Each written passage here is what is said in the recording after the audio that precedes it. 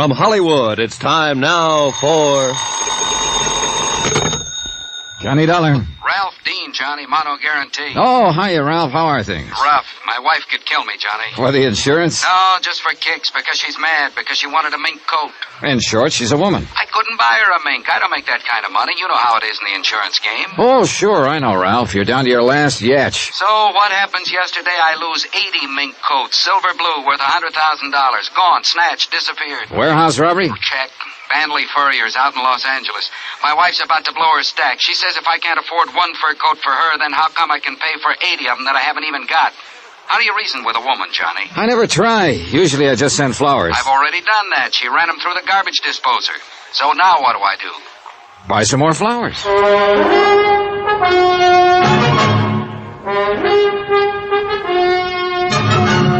Tonight, and every weekday night, Bob Bailey in the transcribed adventures of the man with the action-packed expense account, America's fabulous freelance insurance investigator. Yours truly, Johnny Dollar.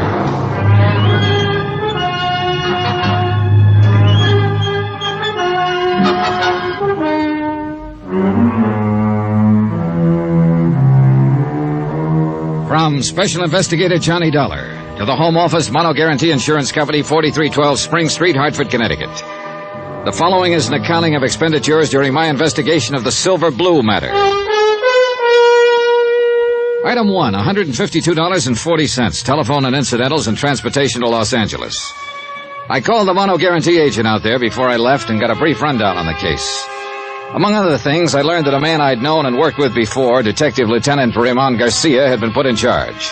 And with Garcia on hand, I knew I could count on cooperation by the police. But I still wasn't expecting quite as much as I got.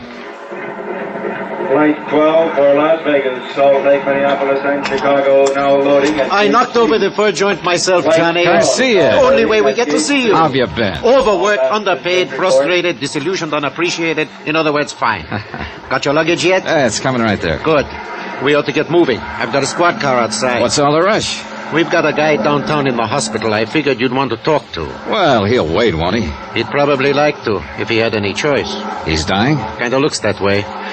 He's one of the 2 night watchmen the gang slugged when they broke into the warehouse. And he's our big one, Johnny. He's all we've got. Has he been able to talk? Couple of sentences during the night. He's got to talk. What do you mean? He's the only one who got a look at them. When he did talk, what did he say? Gibberish, mostly. He did say one thing, though. They were kids. Just a gang of kids. Oh, that's going to make it rougher. Yeah, in a lot of ways. What do you mean? You'll find out later, Johnny. Come on, let's go.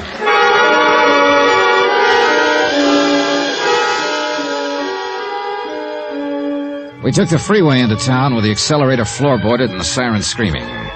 Racing against time and against dying. Weaving in and out through the four-wheel madness that Los Angeles calls traffic. And then the other side of the coin. The solemn quiet of hospital corridors. The calm voices of the nurses. And the blank hardness of sterile white walls. We sat there beside a bed and waited for a man to talk or to die. But the slow minutes passed, and he still did neither. So we waited.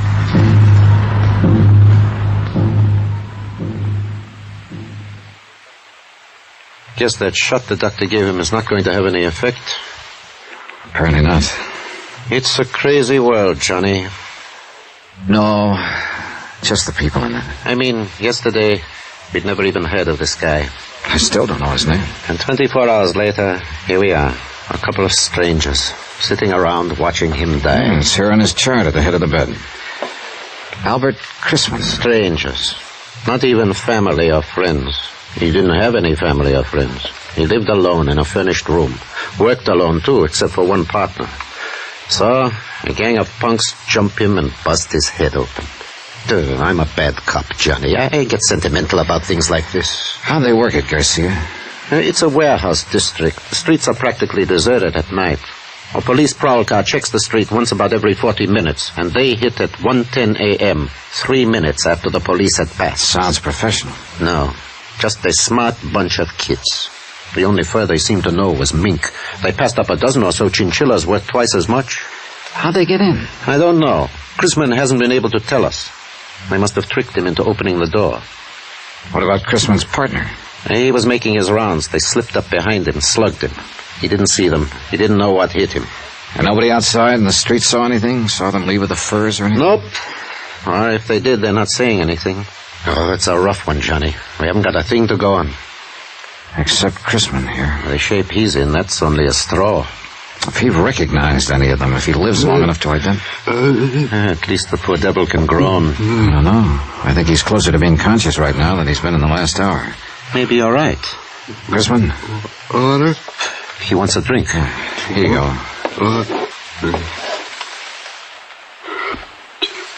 That enough? Do you want some more? Who are you? This is Johnny Dollar, insurance investigator from Hartford. I'm Lieutenant Garcia, L.A. Police. Warehouse. Kids. It's all right now. You're in the hospital now. It's going to be all right.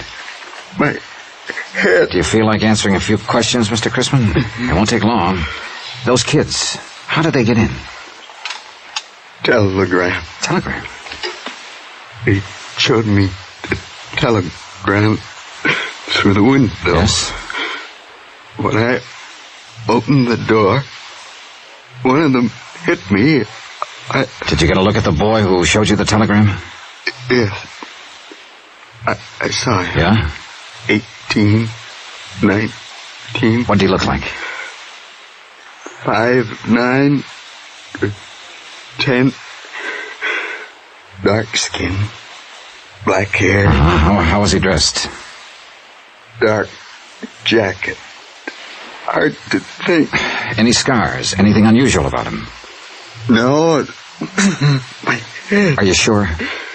Sure. Would you recognize him if you saw him again? Yes. Any of the others? No. Only one. There was a mark on his arm. What kind of a mark? My head. Oh, my head. What kind of a mark on his arm? Hurts too bad.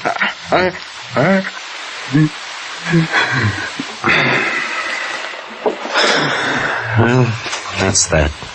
Yeah, he's passed out again. Well, we got a description. Only one thing wrong with it. What? Right in that area, there are about 50,000 kids who fit it.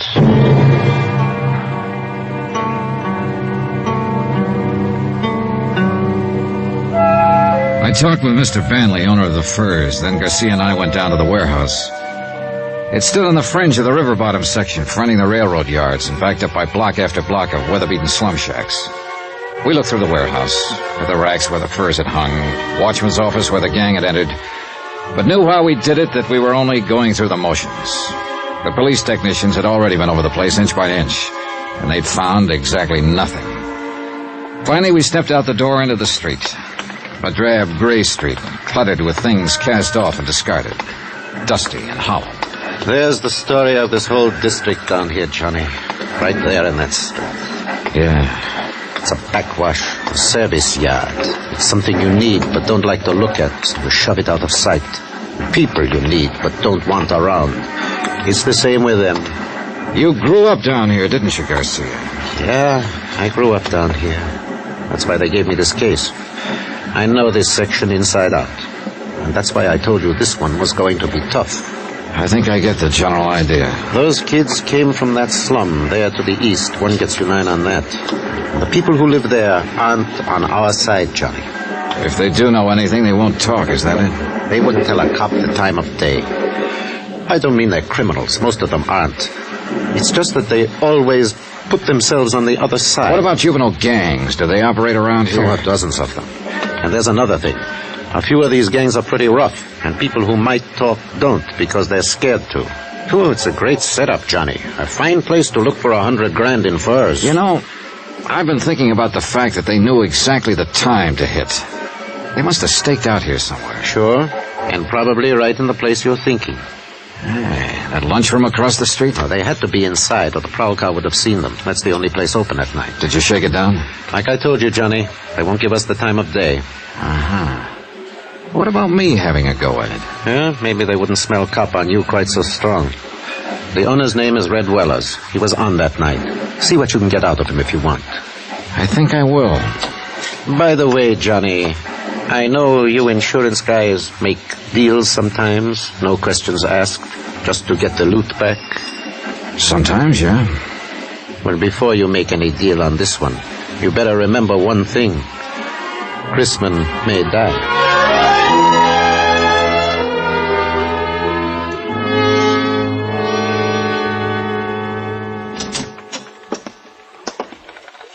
What do you say, Mac? Save your money. What do you want, coffee? Yeah, I guess so.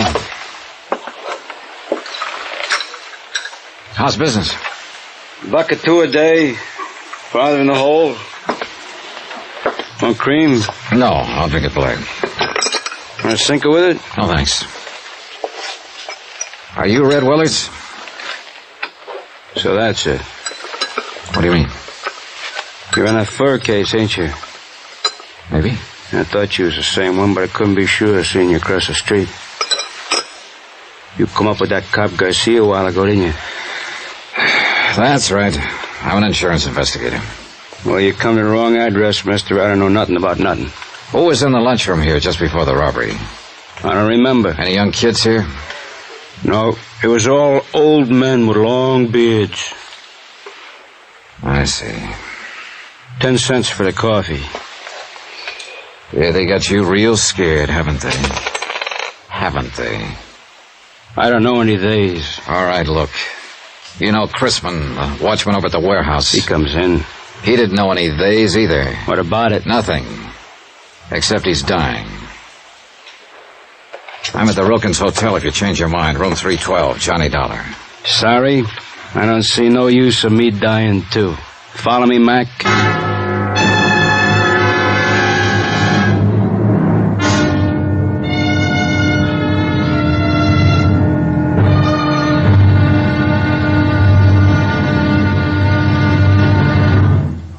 Now, here's our star to tell you about tomorrow's intriguing episode of this week's story. Tomorrow, fear stalks the streets, closing the mouths of a sullen and suspicious people, terrifying a lonely girl, and bringing death in a dusty alley.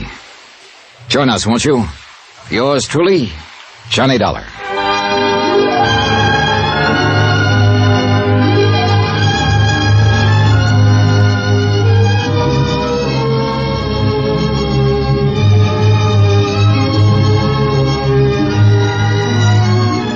Yours truly, Johnny Dollar, starring Bob Bailey, is transcribed in Hollywood. Written by Les Crutchfield, it is produced and directed by Jack Johnstone. Be sure to join us tomorrow night, same time and station, for the next exciting episode of Yours truly, Johnny Dollar. Roy Rowan speaking.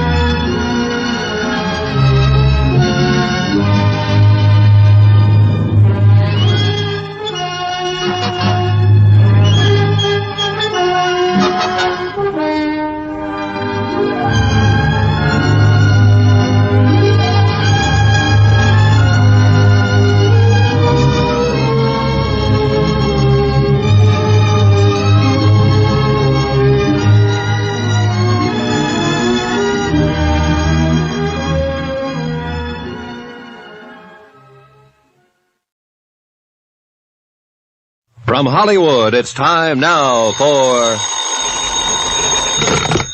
Johnny Dollar. This is Red. Red Wallace, remember? Sure. You run that lunchroom across the street from the warehouse that was robbed last night. Yeah, that's right. Now look, Dollar, supposing I tell you what I know about it, and what's going to happen to me? Nothing. As long as you weren't mixed up in it yourself. No, I mean the papers and the cops. gets out I talk to you, I won't last 24 hours. I think I can take care of that. What do you know about it, Red? That depends on what it's worth to you. I see. I'll have to sell out, get away from this section, so I'll need some dough. You follow me? All right. I'll see you taken care of. Now, just what is it No, it ain't safe. I'm talking from a booth.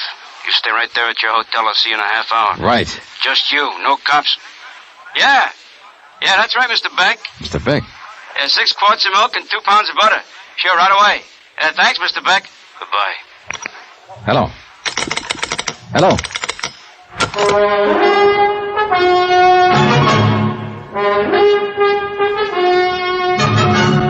Tonight and every weekday night, Bob Bailey in the transcribed adventures of the man with the action-packed expense account, America's fabulous freelance insurance investigator. Yours truly, Johnny Dollar.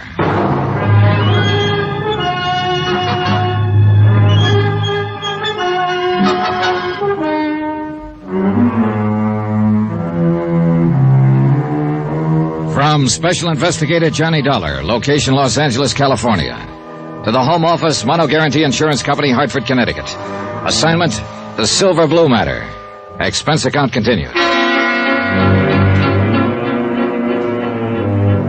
Item 4, 20 cents, a phone call to my friend Lieutenant Garcia of the L.A. Police, and a call to Queen of the Angels Hospital. Albert Chrisman, the night watchman who was slugged by the gang of teenage hoodlums during the warehouse robbery, was still unconscious. And Chrisman, unless Red Weller was ready to talk now, was the only lead I had toward finding $100,000 worth of silver blue mink coats. I waited 2 hours and a half for Red Weller, but he didn't show.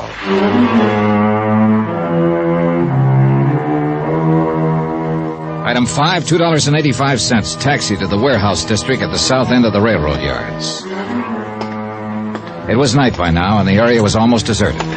A lost, lonely district, shabby and worn even in the softening darkness, and haunted now by fear. The only lights in the block were those shining from the windows of the warehouse office and from Weller's lunchroom across the street. Good evening. Hello. What would you like, sir? Cup of coffee, I guess. Oh, you're lucky. I just made some fresh. Good.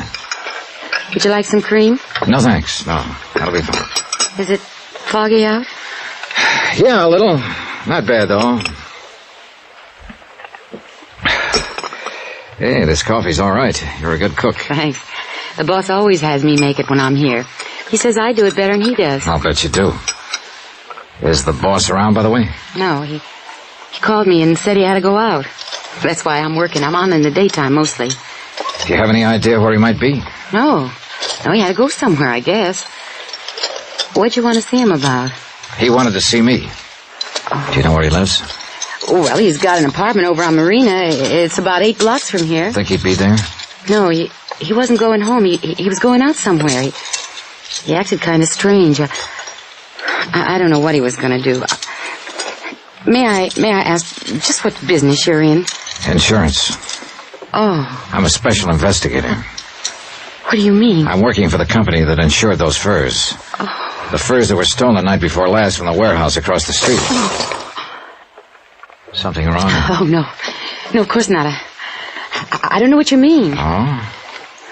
Can I help you gather up that silverware? Oh, no, that's all right. I don't know what happened. Just careless, I guess. Yeah.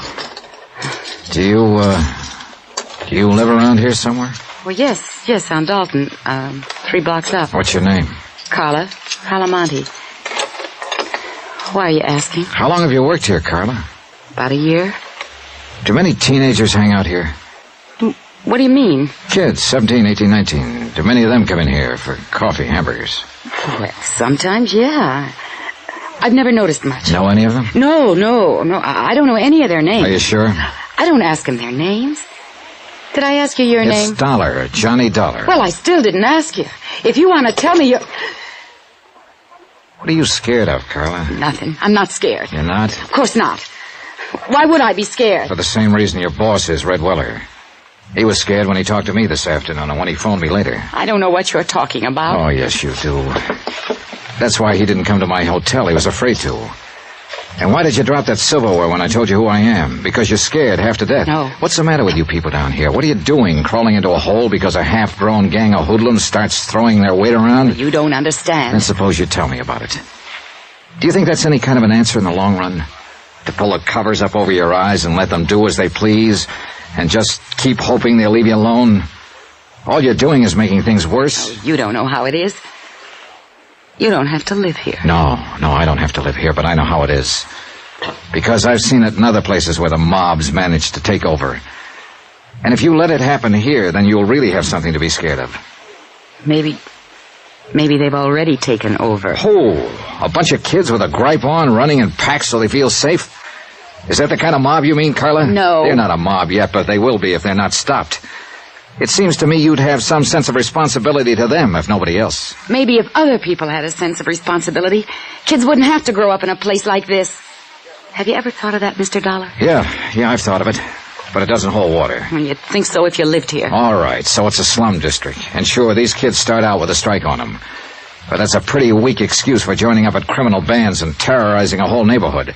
For slugging people and looting warehouses. Yes, I know. Most of them find other answers. It's only a small minority that turns to crime. But if you let them get away with it, others will join them and they'll grow until finally it's too late. Well, Carla? Still nothing to tell me? I can't. I just can't. I see. Well, there's a quarter for the coffee. Keep the change. Good night, Carla. Wait. Yeah? Mr. Dollar, suppose I knew someone who might be able to help you. I mean, who might know something about the robbery. Innocently, of course. If you talk to this person and they agreed to help you, could you keep them out of it? Depends on the circumstances. I do all I could, that much I promise. I don't know. I'm not sure. You're not sure of what? Of you. Oh, I know better when I stop and think, but I've lived in this neighborhood too long. Lived with these people and... I'm bound by the law like any other citizen, and I won't break it to help somebody cover up a criminal act. But I figure it's up to me sometimes to decide whether a thing is a criminal act. And if a person seems to deserve it, well, I can be pretty lenient. You promise? What you just said? Yes, I promise. I've got to trust you. I've got to trust someone. Do you know such a person, Carla? Yes. Do you know where to find them? I think so. Well, I'm sure they'll be at one of 2 or 3 places. Not very far from here. And who is this person? Someone who grew up around here. A boy. 19. What boy? My brother.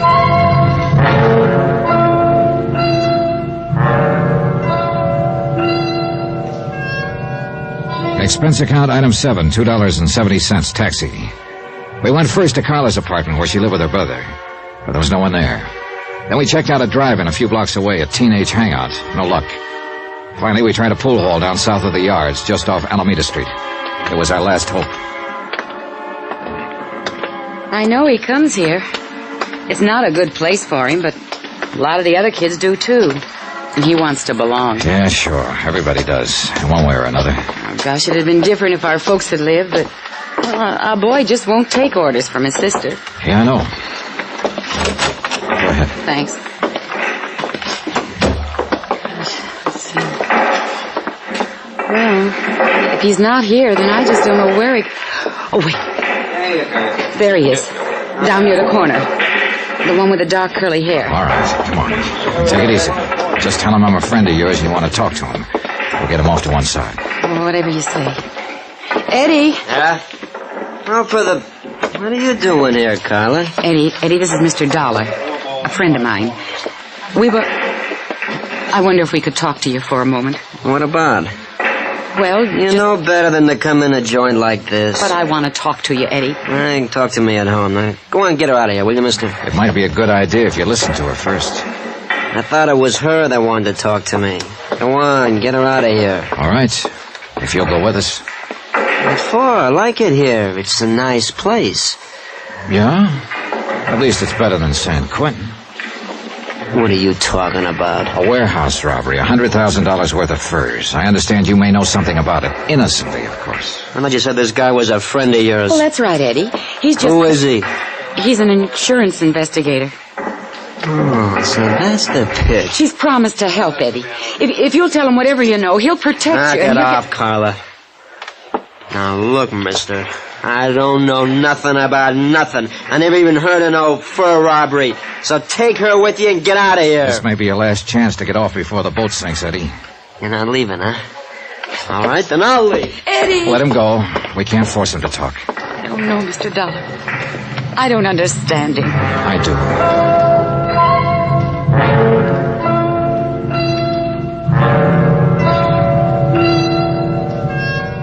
Item 8, 10 cents. Phone call from the pool hall to Lieutenant Garcia at police headquarters. He said there was no change in Albert Chrisman's condition yet. He was still holding on, and he still hadn't talked. But there had been another new development, a big one. And when I joined Carla in the taxi outside, she knew it by the look on my face. What's wrong, Mr. Dollar? Now, look. How sure are you that your brother wasn't mixed up in that robbery? Well, I want the truth. I'm afraid he was mixed up in it. Then brace yourself, Carla. Your boss, Red Weller, who was going to tell me what he knew about it, was found murdered in an alley an hour ago.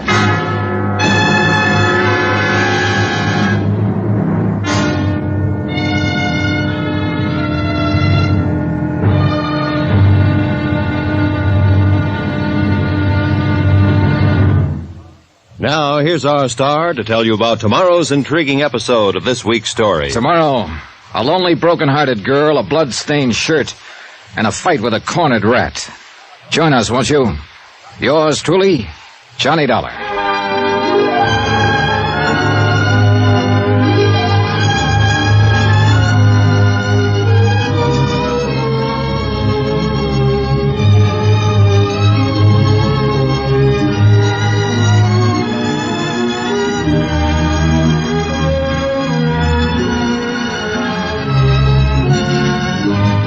Yours truly, Johnny Dollar, starring Bob Bailey, is transcribed in Hollywood. Written by Les Crutchfield, it is produced and directed by Jack Johnstone. Be sure to join us tomorrow night, same time and station, for the next exciting episode of Yours truly, Johnny Dollar. Roy Rowan speaking.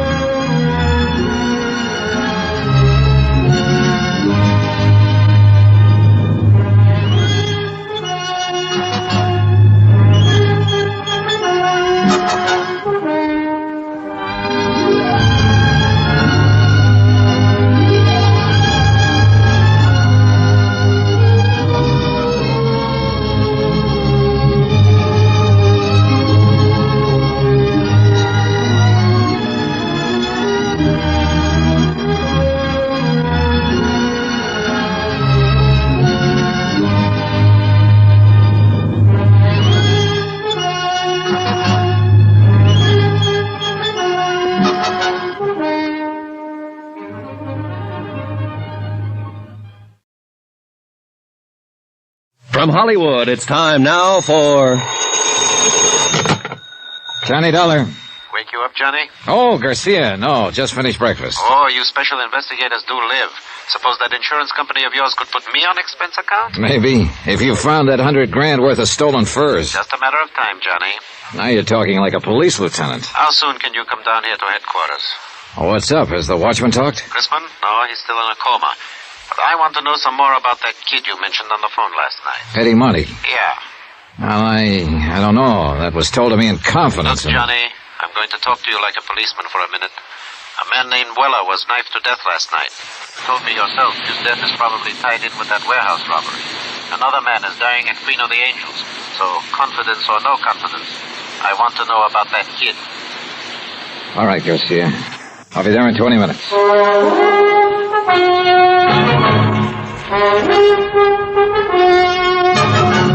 Tonight and every weekday night, Bob Bailey in the transcribed adventures of the man with the action-packed expense account, America's fabulous freelance insurance investigator. Yours truly, Johnny Dollar.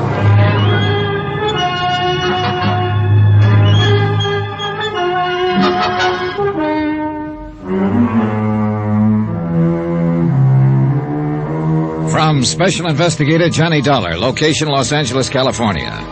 To the Home Office Mono Guarantee Insurance Company, Hartford, Connecticut. Assignment, the Silver Blue Matter. Expense account continued. Item 10, $1.45. Taxi from my hotel to the police headquarters office of Lieutenant Garcia. The early morning fog was starting to lift, and the city sprawled beneath a slate-gray sky. The filtered sun should have softened things, but didn't. Gray sun, gray world, drab and dreary, and a case to match. Teenagers, not a gang of hardened criminals. A bunch of wild kids who'd broken into a warehouse and stolen 80 fur coats, silver blue mink. A night watchman had been slugged and lay dying in the hospital. And a lunchroom owner named Red Weller had been stabbed to death the night before. So it couldn't be called kid stuff. That term doesn't apply to murder. Run those 4 cards through, Joe. See what you can make on them. Thanks. Now, come on into the office, Johnny. This madhouse out here gets you frazzled before you know it. Oh, you police detectives have it pretty soft, Garcia. That's news to me. Teletypes, photo files, record cards, crime labs. How'd you like to try working alone? On your expense account, I could suffer the hardship. Now, let's go in here. Have a seat, Johnny. Thanks. Yeah. Did I put the fear of the Lord in you on the phone? You were real impressive. Well, the chief was breathing down my neck. And then I'll stop trembling. Kidding aside, Johnny, I've got to know just how that Monte boy figures in this. Did I say he even figured in it at all? No. You just wanted some information on him. But he figures all right. You didn't come out here from Hartford to look up the nephew of an old friend. Oh, I've done crazier things at times. He's got a record. You know that? No. Petty stuff. No convictions. Gang brawls, auto pilfering, vandalism, intoxication. Interrogative attitude, sullen, hostile, antisocial. Yeah, that's quite a nephew you've got, Johnny. Black sheep of the family. What's the story? How did you get onto this kid? Look, amigo, I made a promise on this. I hate to break it. It's murder, Johnny. This kid's sister works for Red Weller in that lunchroom across the street from the warehouse. Her name is Carla Monty. She's 5 years older than he is. They live together. Their parents are dead. So? So I put some pressure on her, and she told me she thought her brother Eddie might know something about the robbery. She took me to a pool room to meet him. How was he supposed to have known about it? Hearsay? No. She admitted later that she suspected him of being mixed up in it himself. Things he'd said, the way he acted. She asked me to help her try to keep him out of trouble. I think he's already in trouble, Johnny. Yeah, so do I. And I think she does, too. What did he have to say when you talked to him in the pool hall? Several things, but they added up to 2 words, get out. When I wouldn't, he did. Why do you think Red Weller was killed, Johnny? Well, I think those kids used his lunchroom as a lookout post to spot the prowl car that was patrolling that area. As soon as it passed, they pulled the job. It figures all right. I think Red realized it when he thought back and knew who the kids were. I think that's what he was going to tell me. So they found out what he was up to and knocked him off to shut his mouth. Yeah, it adds up, Garcia. Oh. Now, tell me about her. Carla? What's to tell? She's just a girl, like millions of others.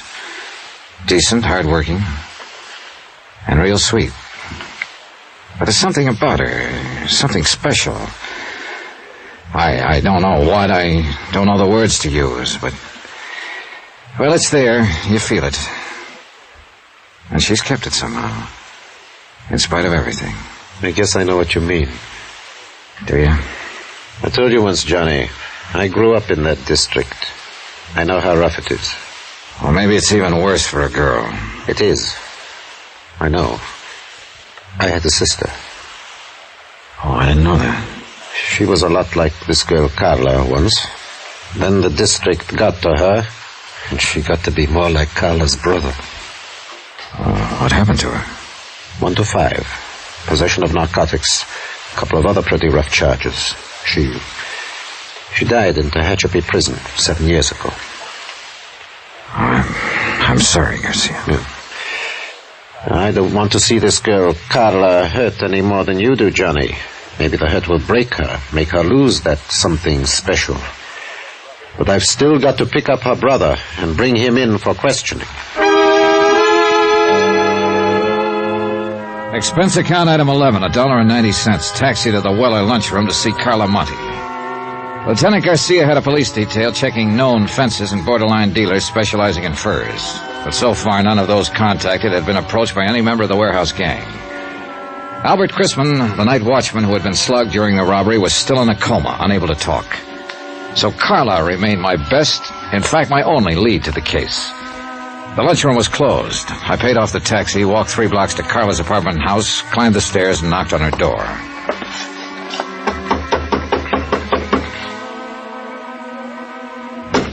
Yes? Who is it? Johnny Dollar, I'd like to talk to you. All right. Just a moment.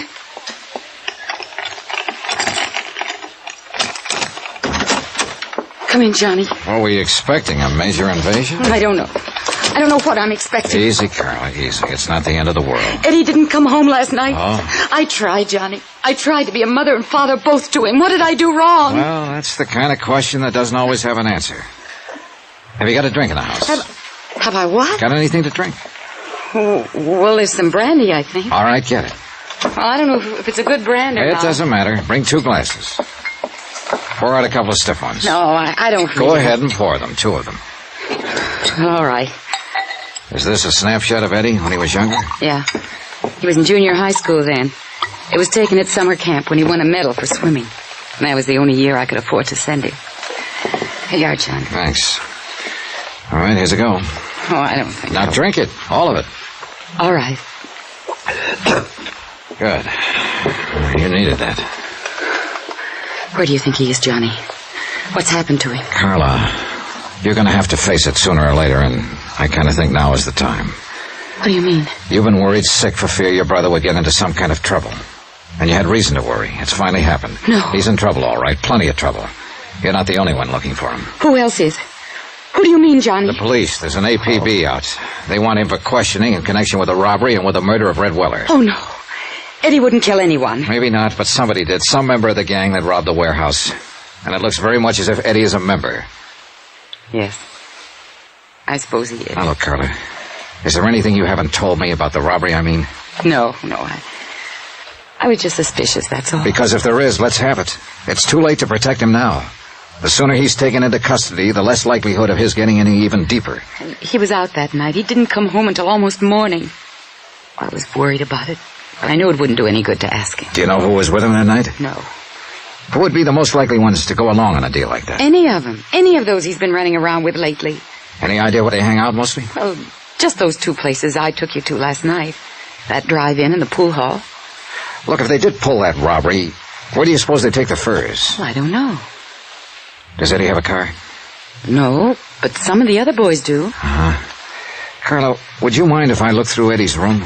No, I don't mind. It doesn't matter. I guess nothing much matters now. It's gone so far that... Wait. It's Eddie. He has his own key. All right, take it easy now. Be careful, Johnny. Sis, you're gonna have... What the devil are you doing here? Looking for you, Eddie. Yeah? What for? I think you know. Eddie, you've got to give yourself up. Shut up. Because I got you to thank for this jam. This insurance dick comes around, romances you up a little, and you sell me right down the river. That's not true. How'd you know you were in a jam, Eddie? I got friends in this neighborhood. They keep me posted. Did the same friends tell you Red Weller was about to make a deal to talk? You're whistling in the dark, Dollar. Maybe. I imagine Garcia will find out, though, when he gets you down to headquarters. Get your hand off that phone. Oh, so you've got a gun. Eddie, don't. Please. Keep out of this. Move back against that wall, Dollar. Put your hands flat against that wall. You keep them there.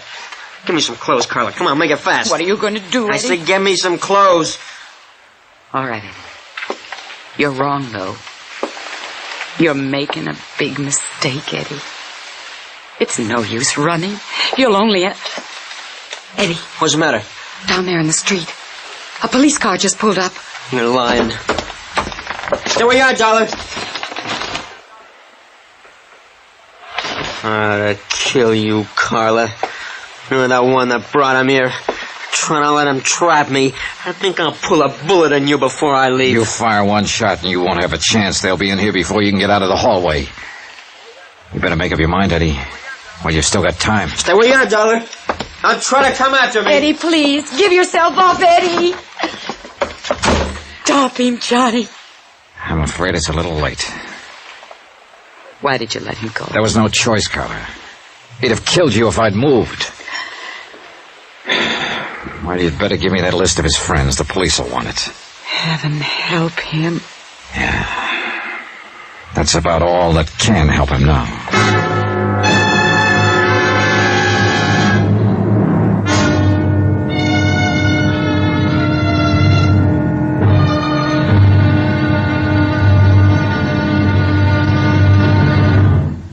Now, here's our star to tell you about tomorrow's intriguing episode of this week's story. Tomorrow, a police net tightens and traps a frightened rat. A boy sobs in a jail cell. And an innocent man dies quietly in his sleep. Join us, won't you? Yours truly, Johnny Dollar.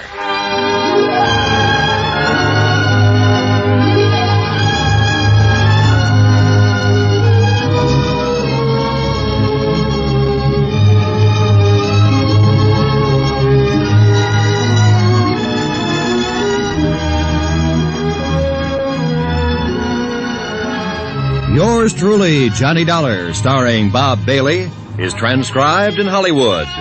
Written by Les Crutchfield, it is produced and directed by Jack Johnstone. Be sure to join us tomorrow night, same time and station, for the next exciting episode of Yours truly, Johnny Dollar. This is Roy Rowan speaking.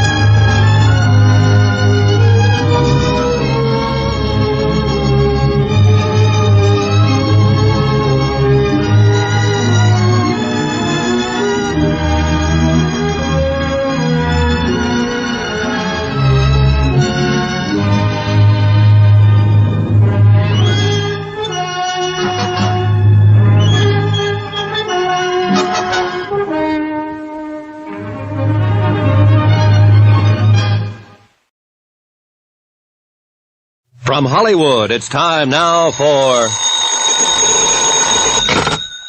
Johnny Dollar. Lieutenant Garcia, Johnny.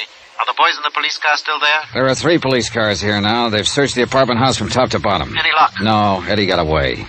I didn't dare make a move to stop him. He was going to shoot his sister. Well, we'll get him, Johnny. Don't worry about it. I don't intend to. My job now is to locate $100,000 worth of stolen furs, not to go after Eddie Monty. It's the same job, isn't it? Probably. Did you see that list of his friends Carla gave me? I just put out an APB to bring them in. Good. They weren't all in on that warehouse robbery, but some of them were. If they were, we'll take them. We've got an interrogation room down here to sort the sheep from the goats. Yeah, I know. But first you gotta catch your goats.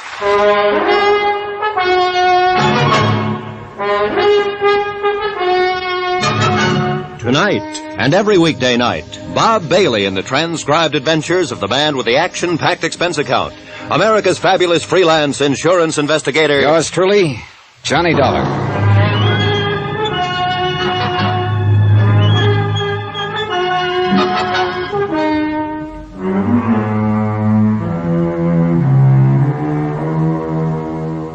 Special Investigator Johnny Dollar, location Los Angeles, California. To the Home Office, Mono Guarantee Insurance Company, Hartford, Connecticut. Assignment, the Silver Blue matter. Expense account continued.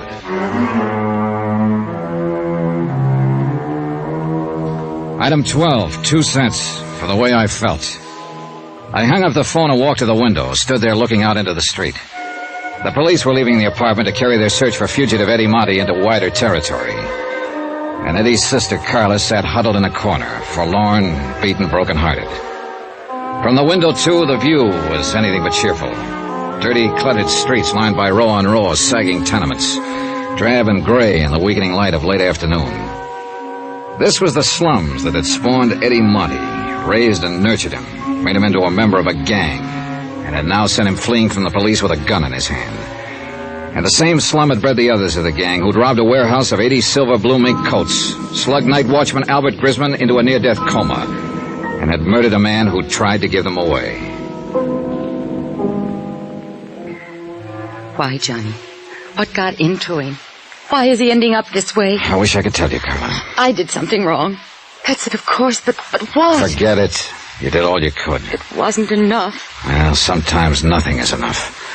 And nobody knows exactly why. I loved him. I never thought of him as just a nuisance of a kid brother, the way a lot of girls do. Now, look. You did more than anybody could expect. You were a pretty young kid when your folks died. Too young to have to take on the responsibility of raising a teenage brother. But I tried. I tried hard. And I thought I was doing all right until lately. But now So it didn't work. And what's happened is breaking your heart. Well, that can't be changed. But just remember this one thing. You did the best you could. And that's all anybody can do. So don't blame yourself. Tell me something, Johnny. Yeah? You're wearing a gun. I don't think Eddie knew it when he ran from here. Maybe you couldn't have used it to disarm him. Not when he was on the verge of killing you. But you could have drawn it and killed him. He was careless. He gave you several chances. Why didn't you? I don't know. Thank you, Johnny. I'd like to look through Eddie's room, if you don't mind. All right. I'll go with you. This way. It's down the hall. Thanks. Well, somehow I still can't believe it. Not the killing, at least.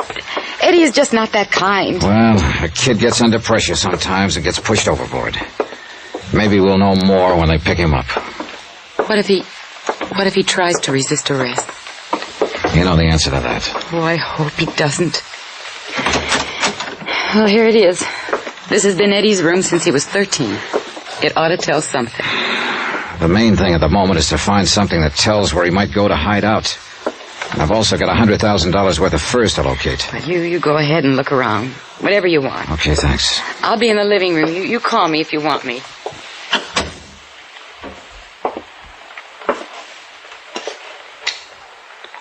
For the sake of company, I switched on a beat-up record player in the corner. And I looked at 6 years of a boy's life, accumulated in one room.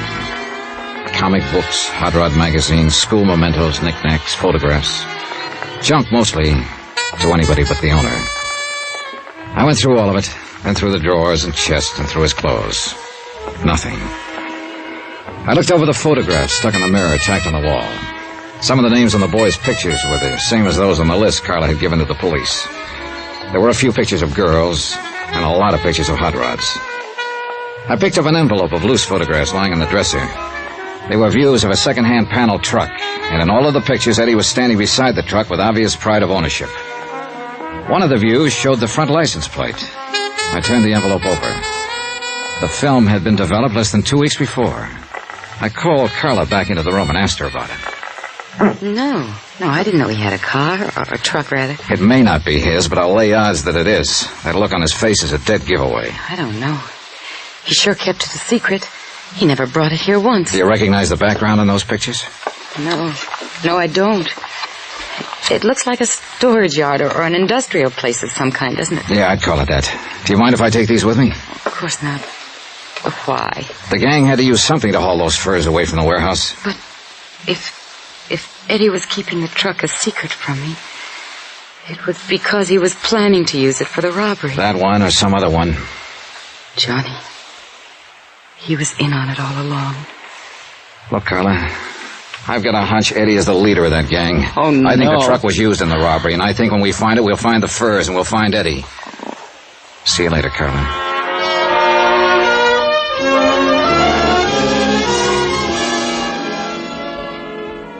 Expense account item 13, $1.85. Taxi fare from Carla's apartment to the police headquarters office of Lieutenant Garcia. Come in.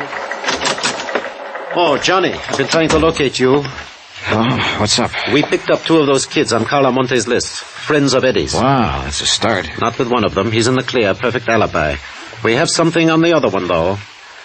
Want to help me talk to him? Yeah, sure. Oh, say, here are some photographs I picked up in Eddie's room a while ago. We should take a look at them, Garcia. All right, let's see them. The pictures were taken about 2 or 3 weeks ago. Now, if this truck is his sister doesn't know about it. Yeah, he sure got that owner look on his face. Yeah, he sure has. That second one there shows the license number, see? Yeah, I see it. You think they might have used this in the robbery, Johnny? It's a possibility. And we're not exactly swamped with angles. I was wondering, too, if you happen to recognize that background behind the truck. No. Oh, but it looks like it might be down in that area somewhere, the warehouse district. Look, why don't you get some copies made, circulate them, and see if any of your boys can tag the place. Oh, you insurance dicks do get ideas sometimes. Oh, you'd be amazed. All right, I'll do it. And now let's go down and talk to that kid.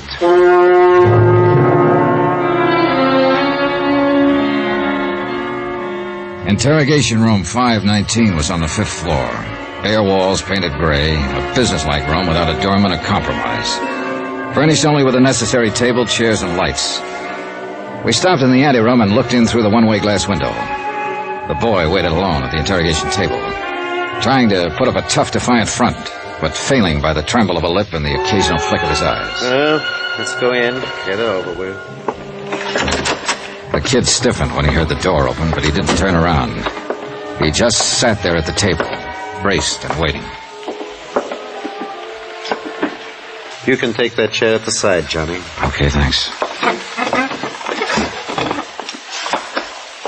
What's your name? You already know it. I said, what's your name?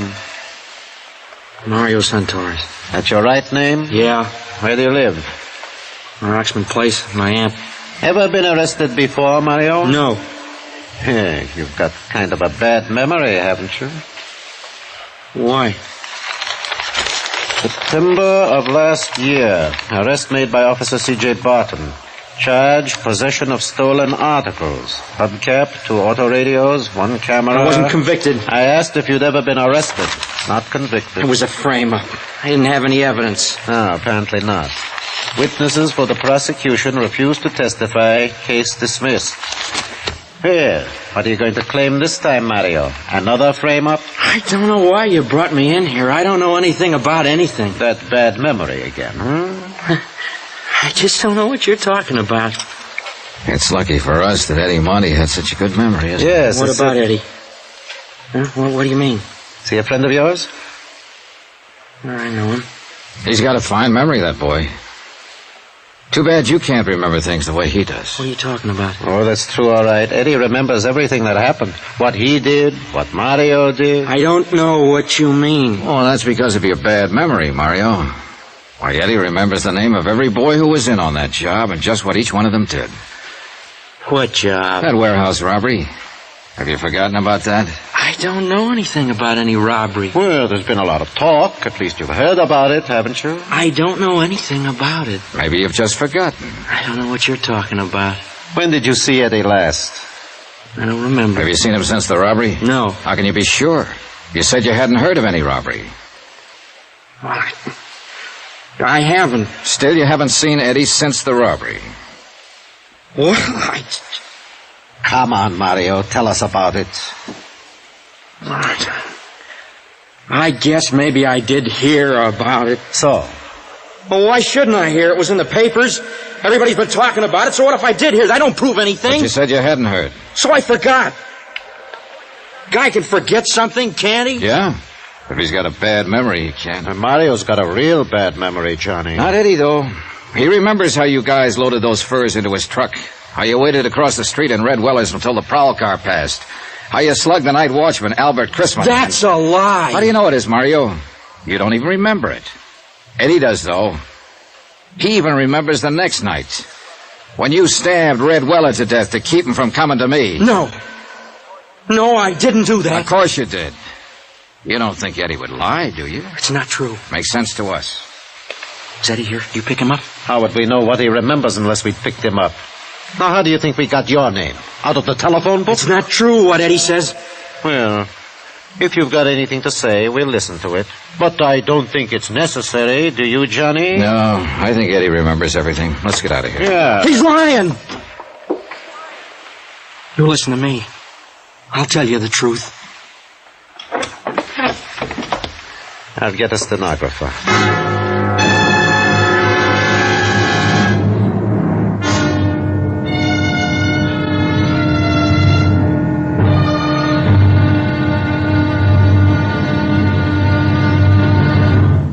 Now, here's our star to tell you about the final intriguing episode of this week's story. Tomorrow, a cautious search, an ambush, bullets and tears.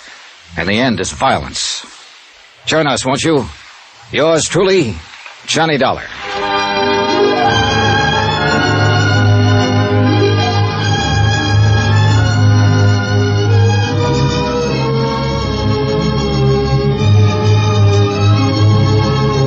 Yours truly, Johnny Dollar, starring Bob Bailey, is transcribed in Hollywood. Written by Les Crutchfield, it is produced and directed by Jack Johnstone. Be sure to join us tomorrow night, same time and station, for the next exciting episode of Yours truly, Johnny Dollar. Roy Rowan speaking.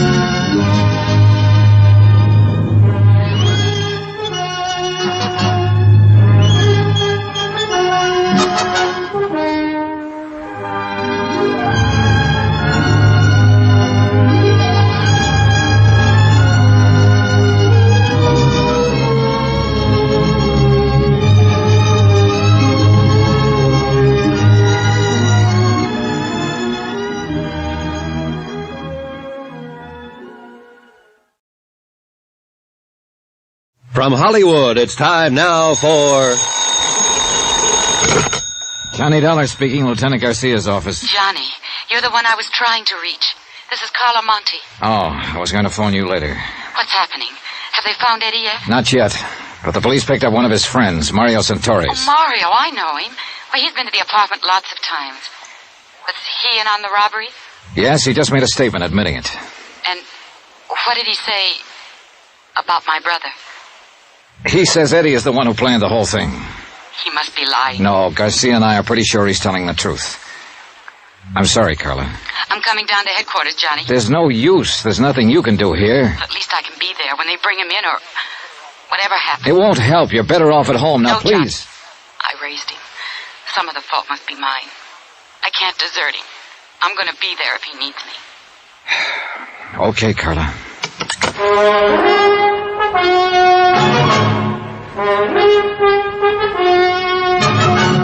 Tonight, and every weekday night, Bob Bailey in the transcribed adventures of the man with the action-packed expense account, America's fabulous freelance insurance investigator. Yours truly, Johnny Dollar.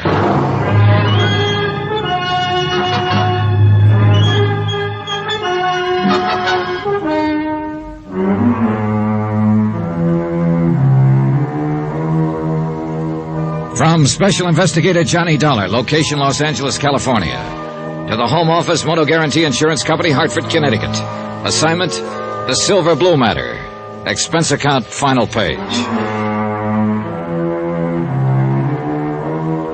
$100,000 worth of fur coats, Silver Blue mink, stolen in a warehouse robbery and still missing. A night watchman slugged during the robbery by one of the teenage gang, still lying in a coma, unable to speak. And Red Weller, a man who tried to speak, lay in the county morgue, stabbed to death in a dark alley. But now one of the gang had been arrested, a 17-year-old named Mario Santoris, and he'd finally talked. Sitting in Garcia's office, I read Mario's statement through for the second time. Well, what do you think, Johnny? I think the kid was telling the truth. Eddie Monte scraped up enough money to buy that second-hand panel truck and then talk the other kids into knocking over the warehouse. That ties in with what Eddie's sister said. But he kept the truck a secret, hadn't told her about it. And also the fact that Eddie seems to be a born leader type. They even mentioned it in one of his former records of arrest. Yeah, I think we can buy it that Eddie Monte is the leader of the gang. Yeah. All right, they picked their night. They cased the place from Red Weller's lunchroom across the street. And as soon as the prowl car passed, they made their move. They got the watchman, Albert Crisman, to open the door by showing him a fake telegram through the window. That's another thing that checks out Mario's story, Johnny. Mario claims he's the one who showed the telegram. That's right. Crisman kept saying, kid with a mark on his arm, and Mario's got a bad scar on his left wrist. That's what I mean. It checks out. Mario didn't know what Crisman had told us. All right, so they got inside, and then, according to Mario's version, it was Eddie Monte who slugged the watchman. Probably true. Then they jumped the other watchman in the dark and started hauling out the furs, loading them into the truck of Eddie's. They knew they had 45 minutes before the prowl car came back through. By that time, they'd finished and split up, Eddie driving the truck away alone and the others disappearing on foot. Yeah, I think that's about the size of it. And I think Mario's telling the truth when he says neither he nor any of the others know where Eddie planned to hide out the truck. And Red Weller, according to Mario, was murdered by another gang member. What was his name? Chuy Morel. Yeah. Well, if that's true, Eddie Monte is at least clean on the murder charge. If it's true. All you can tag him on is robbery and assault on that watchman. I'm kind of glad of it, Johnny. I feel sorry for that sister of his. So do I. She's a good kid, and she's carrying a real load of guilt. Thinks that she's responsible in some way. Oh, she was only 19 herself when their folks died. How could she be expected to hold him in line? And especially in that district. Yeah. She's on her way down here, by the way. Carla Monte? Yeah. I tried to talk her out of it. Oh, maybe she's as well off hanging around here, though, as she is waiting alone in that apartment. It's a rough deal for her, no matter where she waits. Well, at least we can tell her brother's not in quite as deep as we... Excuse me. Yeah, sure. Garcia speaking. Good. Well, who's the other one? Yeah, bring them on in and book them. I'll talk to them later. And now we... What? When? All right. Keep in touch with me. The boys just picked up Chuy Morel and the other two. That leaves us one to go. Yeah, the big one. Eddie Monte. And he's even bigger now, Johnny. What do you mean? That watchman Eddie slugged, Albert Crisman. What about him? He just died. So it was a different thing we had to tell Carla when she arrived at headquarters. Not that her brother would probably get off on a lesser charge, but instead that an APB was out, that every officer in town had been warned, be on the lookout for Eddie Monte, age 19, armed and dangerous, wanted for murder.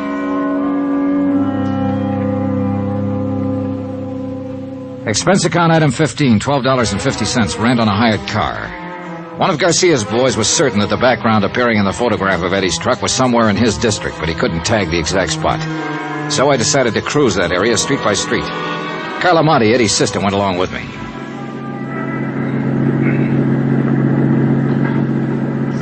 There's an alley off to the right, Johnny. It might be worth a look. Yeah, it runs back toward a lumberyard there. That could be a lumberyard in the background of that photograph. Well, we'll give it a try. This isn't it, Johnny. Sally makes a right-angled turn there before it even gets to the lumberyard. Oh, we may as well check it on through. It seems to run clear on down to the railroad yards. Please let us find him. If it's the police, he'll fight. And he'll kill someone else.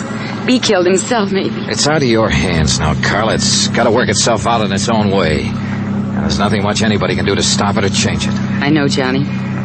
I keep trying to fool myself. All the time I know. Well, all you can do is hope. Look! That fence ahead of us there.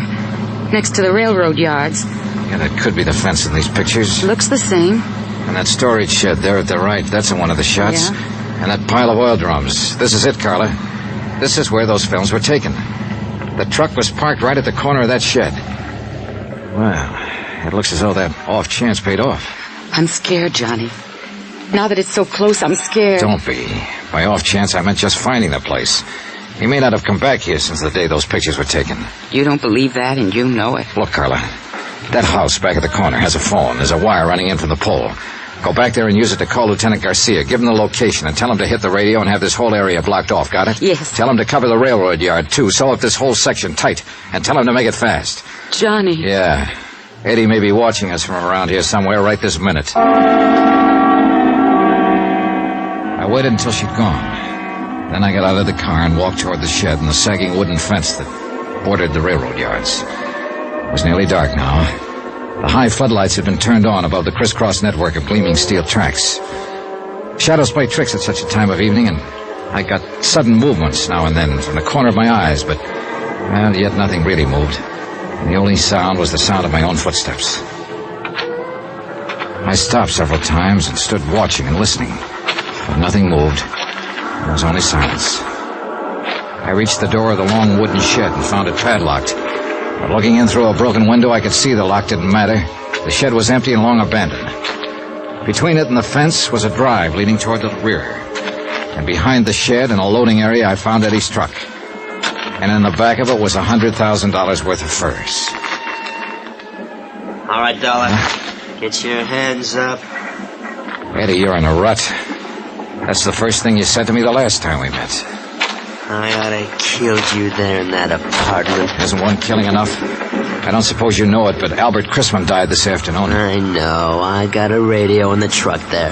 That's where you've been hiding out all the time? Look, if I wanted to answer questions, I'd go turn myself in. You may be better off in the long run if you do. I'll get...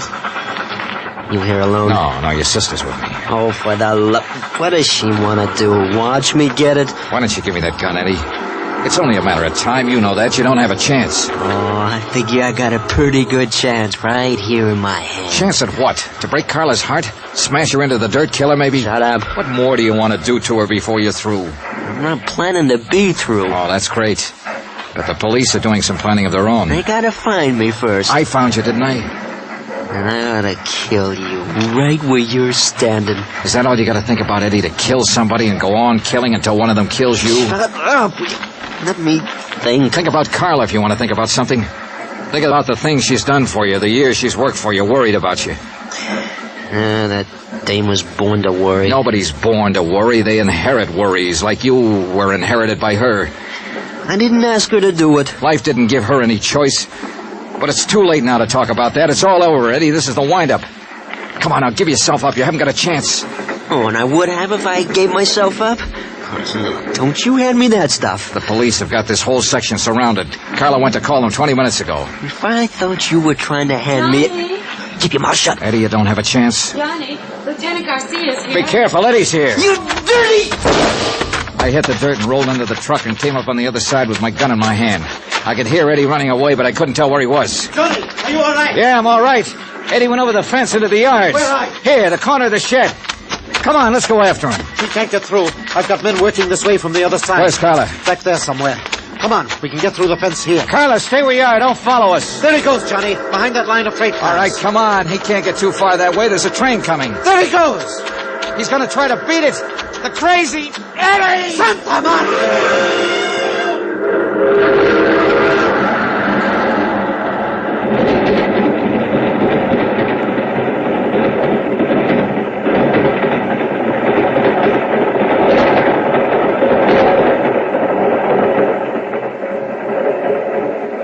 I don't know, Johnny. There must be better ways to die.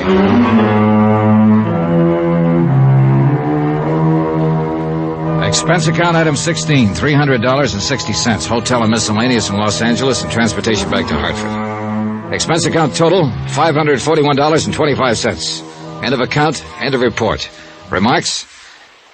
Well, I guess Carla made the remarks for me. I don't know, Johnny. Those 80 fur coats, they'll go back into stock now. They'll be sold to women who will wear them to parties and dances and nightclubs. And they'll be happy in them. And they'll never know about Eddie or about me or what happened here tonight. Yours truly, Johnny Dollar.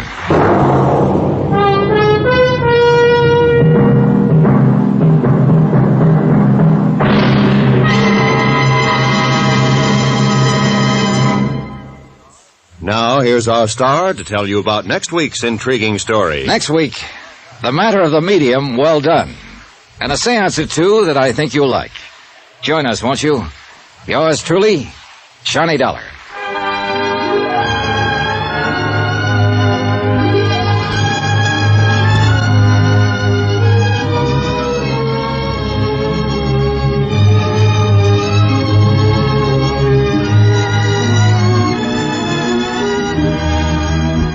Yours truly, Johnny Dollar, starring Bob Bailey, is transcribed in Hollywood. Written by Les Crutchfield, it is produced and directed by Jack Johnstone. Heard in this week's cast were Lucille Meredith, Edgar Barrier, Victor Perrin, Jack Crucian, Tommy Cook, and Richard Crenna. Musical supervision by Amerigo Marino. Be sure to join us on Monday night, same time and station, for another exciting story of yours truly, Johnny Dollar. Roy Rowan speaking.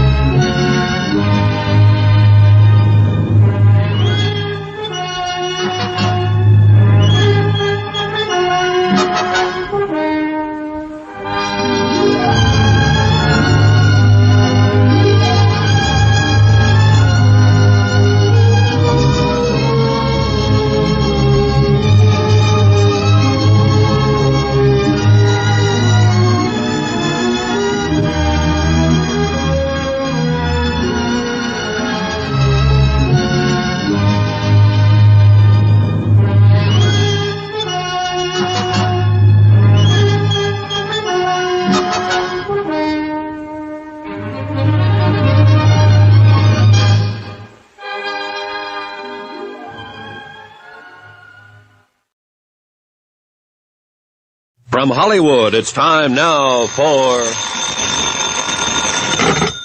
Johnny Dollar. Hi, Johnny. Pat McCracken at Universal Adjustment Bureau. Hiya, Patsy. What's on your mind? Had your fortune told lately? Nope, and I don't think I want to. The last time it came true. Oh, what was it? Well, this Madame Gaga went into a transom or whatever you call it, and... Oh, trance boys, if you didn't know. Yeah, anyhow, she told me I was going to become an insurance investigator, and I've been stuck with it ever since. Sad. But now, how'd you like to try your hand as a psychic investigator? Sure. What do I do? Drop over, will you? I'm on my way.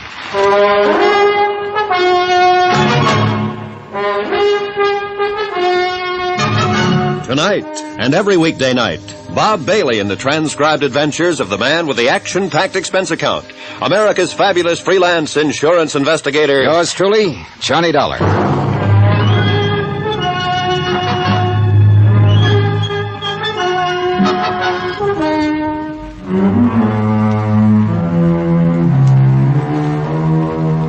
Expense account submitted by Special Investigator Johnny Dollar to the Universal Adjustment Bureau, Hartford, Connecticut.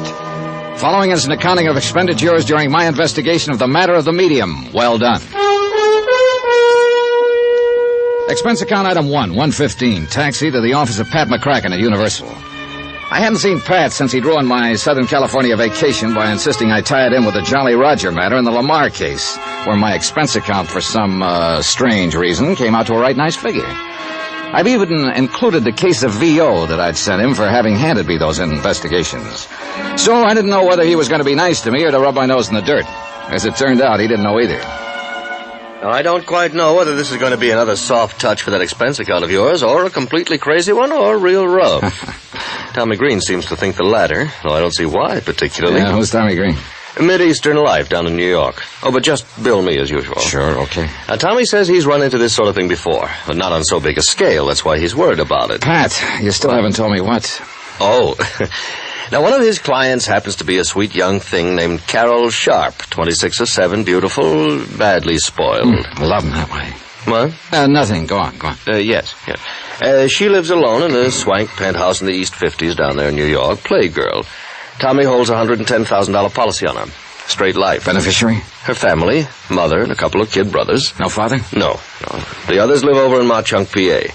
That's where her father made the dough that keeps her in the penthouse and keeps the others living well in the old family manse. So, what's the problem? Somebody threatening her life? I don't know, Johnny. It depends on what you mean by threatening. She's just requested Tommy to change beneficiaries. What's so unusual about that? Well, one of them is to be a man named Tony Ricardo for $30,000. Oh, so she's fallen for the guy and is making the nice gesture. Maybe. We don't know yet. The other is a so-called medium, Madame Celia something. I've heard it before. Turn the family fortune over to me and I'll get in touch with dear departed Papa. That's what it looks like from here. She's being took. But how can it be any of our business? Last time Tommy was requested to change a beneficiary to a medium, his hale and hearty young client suddenly turned up dead. And they pinned it on the medium? Mm-hmm. Apparently this sort of thing goes on quite a bit. So it has Tommy worried, so he asked for you. All right, just what's he want me to do? What do you want to do? Break out the old crystal ball, Pat, and we'll see. Expense account item 2, transportation, Hartford to New York, and the offices of Mid-Eastern, where Tommy Green turned out to be a mild-mannered, thoroughly likable, successful insurance broker. Come in, Mr. Dollar. Glad you could make it. How'd do, Mr. Green? Sit down, won't you? Thanks. I suppose Pat McCracken's told you what's on my mind. Only that you think one of your clients is being taken for the proverbial sleigh ride by some spiritualist. As you no doubt know, Mr. Dollar, spiritualism is a recognized, well-established religion. Sure, of course. However, as in any other, there are charlatans. And some of these mediums, as they call themselves, take literally millions of dollars every year from people by trickery, by producing weird manifestations that appear to be genuinely supernatural. Tommy, I know what you mean. My own mother took a beating from one of those phonies when I was just a kid. You know, promised messages from father after he died, and at $25 a try. Wow. No wonder you're suspicious of them. And especially of one Madame Celia Morgana. Have you seen this, madam? No, but I believe you'd better. Mm-hmm. Have you changed, what's-her-name, Carol Sharp's policy yet? No, but I'm afraid I can't stall her much longer. And you're afraid that once you do change it, Carol ain't going to be long for this world, huh? It's happened before, Dollar. Yeah. Well, I can't just barge in on this Madame Morgana, announce that I'm an insurance investigator, and then another... Hey, wait a minute. What's the name of this other beneficiary? Tony Ricardo. Yeah, who is he? All I know is what Carol's told me. Love affair? Yeah. He sounds like a playboy. They do a lot of nightclubbing together. Money? I don't know. Family? I don't know that either. But he's in for 30 of the 110,000 if anything happens to her. If we change the policy. How are you going to start? Well, if this Carol Sharp is all Pat McCracken says she is, this case could have a very pleasant beginning. I stuck around with Tommy Green long enough to listen to him verify what Pat had said about Carol's family, wealth, etc. Take a look at a snapshot of her and get her address. Item 3180, taxi to the Bell Towers at 614 East 52nd Street. A magnificent modern apartment hotel at the edge of the East River. Real swank. The place even had its own private docks with several well-kept cruisers tied up and even a small seaplane. Pat, I warn you, this expense account ain't going to be small.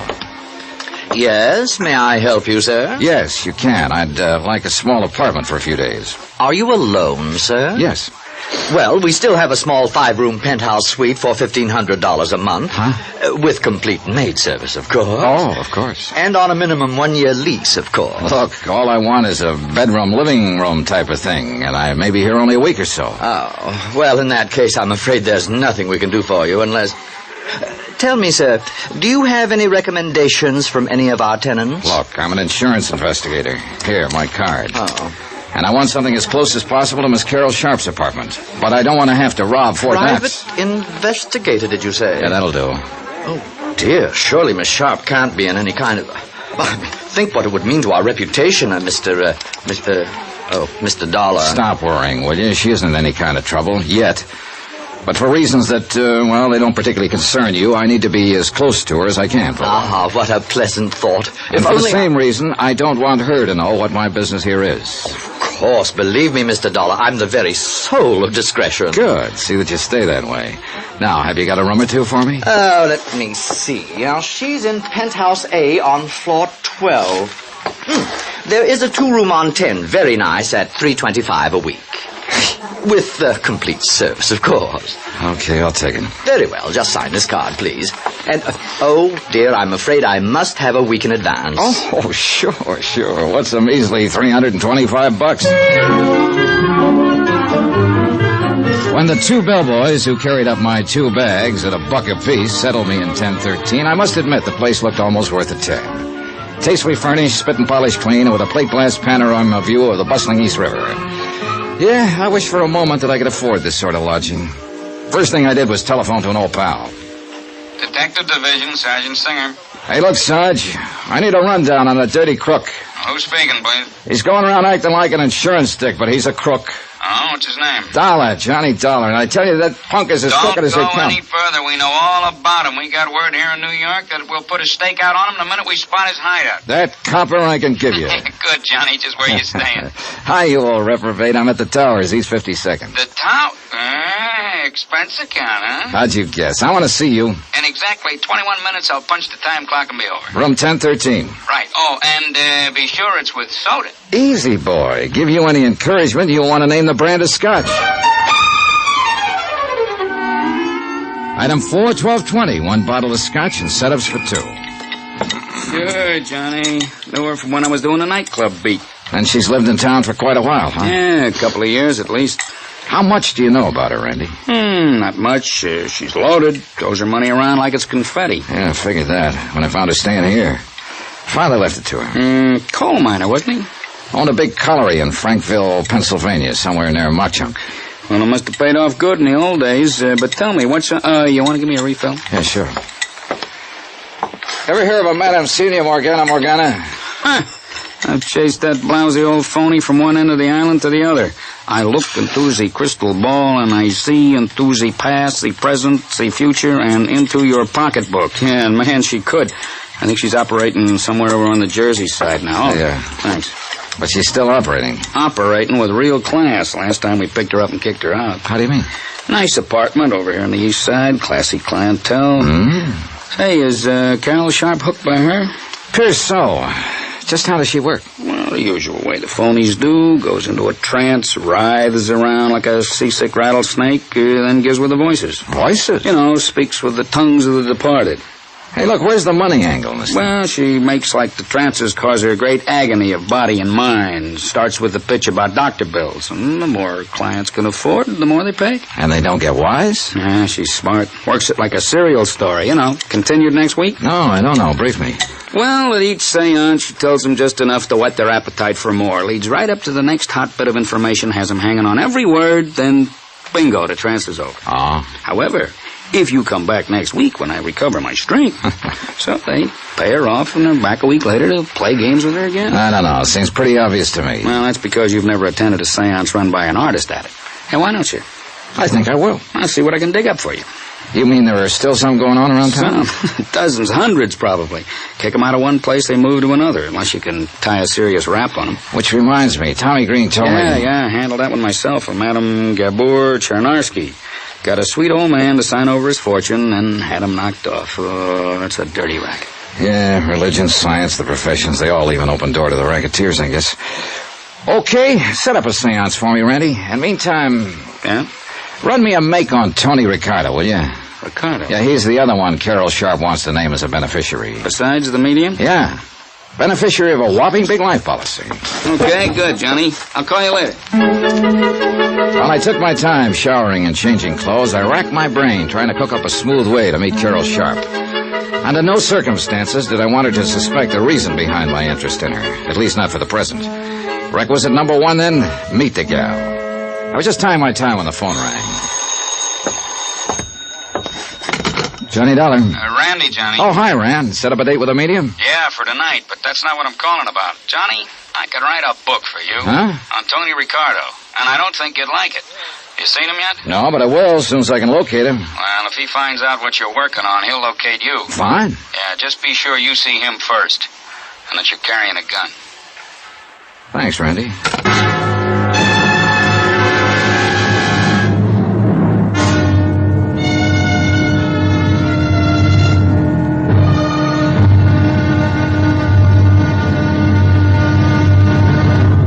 Now, here's our star to tell you about tomorrow's intriguing episode of this week's story. Tomorrow, well, sometimes the best laid plans can take a terrible beating when a lovely girl steps into the picture. Join us, won't you? Yours truly, Johnny Dollar.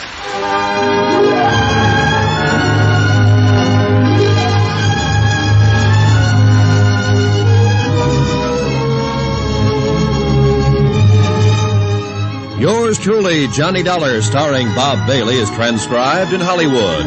It is produced and directed by Jack Johnstone, who also wrote tonight's story. Be sure to join us tomorrow night, same time and station, for the next exciting episode of Yours truly, Johnny Dollar. Roy Rowan speaking.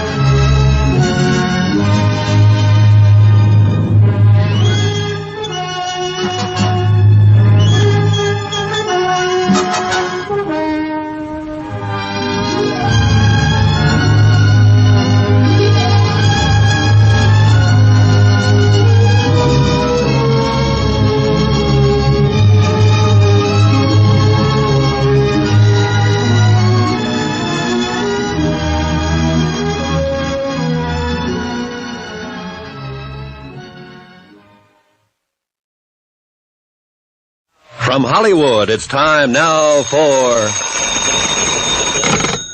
Johnny Dollar. Randy Singer at headquarters, Johnny. Oh, hi. More information on Tony Ricardo? Only what I told you before.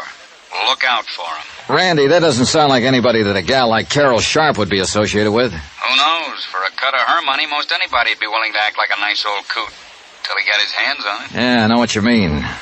But now I thought you were going to set up a seance for me. Or couldn't you find a crystal ball? I'm working on it. I'll call you. Yeah, do that.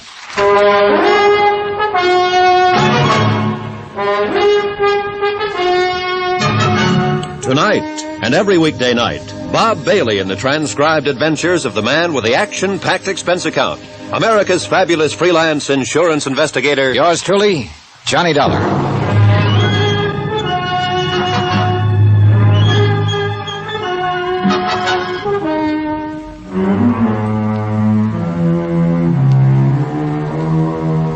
Expense account submitted by Special Investigator Johnny Dollar, location New York City, to the Universal Adjustment Bureau, Hartford, Connecticut.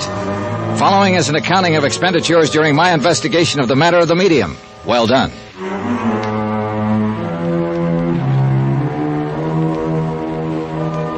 Three people to look up immediately. First, Carol Sharp, wealthy heiress who insisted on a funny change in the beneficiaries of a whopping big life insurance policy. Second, a questionable character named Tony Ricardo, who was scheduled to be one of those beneficiaries. Third, in the same category as Tony, one Madame Celia Morgana, a self-styled psychic medium. Instead, I huddled with Tommy Green, the broker who handled Carol Sharp's policy. But you haven't even seen Carol yet? No. Johnny, I can't stall off changing the beneficiaries of her policy much longer. You've got to do something about this. Because you don't like mediums? This one is a fake. Or you don't like playboys with foreign names? Listen, Johnny, I'm afraid that once she names them in her policy, her body will suddenly turn up floating around somewhere in the East River. But what if I find they're okay? In spite of the opinion of Sergeant Singer of the NYPD. What did he say? Oh, not much. But he hinted that when I meet Ricardo, I'd better be carrying a gun. Well, don't you see? That's exactly what I'm driving at. As for the medium, well, Tommy, you know as well as I do, there are a lot of perfectly legitimate, honest spiritualist churches all over the country. Believe me, Johnny, if this one ever saw the inside of a church, it'd be a miracle. She's a fraud. How do you know? Ever met her? I know how these phonies operate. Ever met her? No, I haven't. I haven't the least idea where to look for her. That's why I sent for you. But you haven't even seen Carol yet. Now, look. Tommy, I've taken a place in her apartment hotel, the Bell Towers. Oh, you expense account boys. And I'll meet her as soon as I can, in my own way. Meanwhile, I want you to do something for me. It'll help to get things moving, anything. Find out some more about the beneficiary she wants to cut off. Her mother and 2 brothers out in Mauchunk, Pennsylvania. Find out how they're doing financially, among other things. How, Johnny? Hire another investigator? Take it that you don't want them to know about it. Well, why don't you cook up some kind of a news item about Carol, the local girl in the big city, and phone it into the local newspaper editor. Those small-town papers love that sort of stuff, and the editor will probably talk his head off about the family if you encourage him a bit. What kind of a news item? Oh, anything that's harmless. Sounds like something you'd be better at than I am. Tommy, I've got other things to do. Plenty. Armed with the snapshot of Carol, I took a cab to the Bell Towers. And I hoped that somehow, and without making it too corny or obvious, I could figure a way to get next to Carol Sharp. As it turned out, it was both corny and successful. You see, the automatic elevator in the towers is a slow one. Will you push the button for 12, please? Oh, surely, miss. I'm only going to the... What's the matter? Oh, I'm sorry. Here, I'll push it. No. I beg your pardon. I'm sorry, but I can't believe this. Unless I'm psychic. Now, look, mister, this city is too big and sophisticated for... Is something wrong with you? You did want to get off on the 10th floor, didn't you? Yes, I did. Well, we're here. Floor 10, so... Mister, did somebody hypnotize you? Yes. No. Oh, please, miss, excuse me. It's just that I can't believe... Oh, I'm terribly sorry. Well, when I was a kid, I used to have a dream over and over again about a beautiful girl, and her name was Carol. What? The same dream over and over, and it startled me just now because you look just like she did. Oh, but it's all nonsense, and I know it, and I apologize. Carol, did you say? Yes, but it was just a dream, and probably I just imagined that you resemble her, and I'm terribly sorry. I know what this must look like to you. Yes. Like a veridical dream. What? A truth dream. It's a psychic phenomenon. Oh, that. Well, I'm sorry, but I don't believe in that sort of stuff. Oh? Well, it just happens that there are thousands of cases on record, and by people of reputation and responsibility. Oh, sure. But now, excuse me, and again, I want to apologize for this, this embarrassing moment. Goodbye. I could see over my shoulder that she left the elevator door open until I'd gone into my suite across the hall. I sat down next to the broad window overlooking the East River, crossed my fingers, and waited. 10 minutes. 15.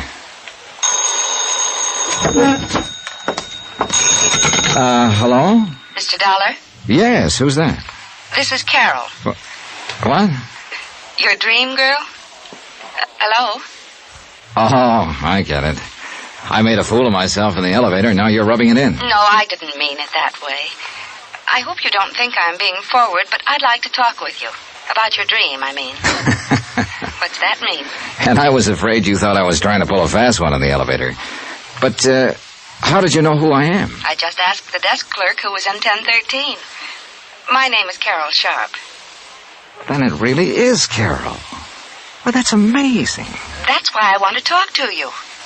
Well, there's a nice cocktail lounge downstairs. In half an hour? In half an hour. Bye. Dollar, you are a fast one. Now, let me see. Johnny Dollar. Randy Singer. Yeah, I want to know. Well, what's the matter? After what I've been talking to, this is a come down. Now, what do you do? Oh, you met Carol Sharp. Sure huh? did. Uh-huh. Oh, look, I've set up the seance I promised you. Still want it now that you've met the girl? Sure. I want to find out what this stuff is all about, how those people operate and so on. Want to pick me up here at the towers? Why don't you meet me here at headquarters, then you can look over the file on Tony Ricardo. Good idea. I'll be clear any time after 6. Better make it around 7. I've got a date for cocktails. Are you in town on a case, or... With Carol Sharp. Lucky dog. See you later.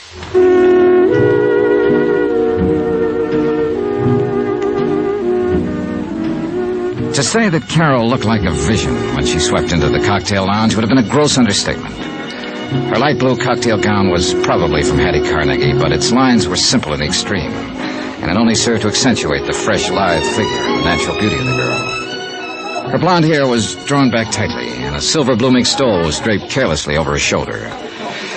If I'd put on an act when I stared at her in the elevator, believe me, this was no act now. I hope you don't think me too brazen for having called you the way I did.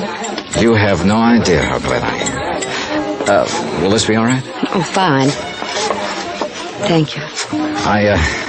I was afraid after that episode in the elevator you might have thought I was just some lonely bachelor trying to find a date.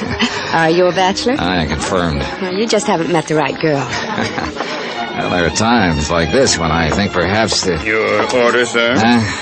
Oh, sure, point killer. Carol? Sherry and bitters, please. Sherry and bitters and VO over ice. Thank you, sir. Be honest with me. Do I really look like the girl you used to dream about when you were a little boy? Or did you dream about a little girl your own age who just happened to bear some resemblance to me? Well, no. No, you see... That's very important. You see, if it really was a veridical dream... Well, you see, the phenomenon of precognition would be involved, too, so to speak. Precognition? Yes, you're now knowing me psychically before you could possibly know about me by any natural means.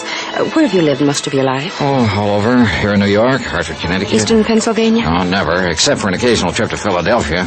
But that wasn't until I was grown up. Well, then you couldn't possibly have ever actually seen me, because all my life I've lived in Pennsylvania, in the coal mining district. Well, So your dreams of me must have been due to some supernatural cause.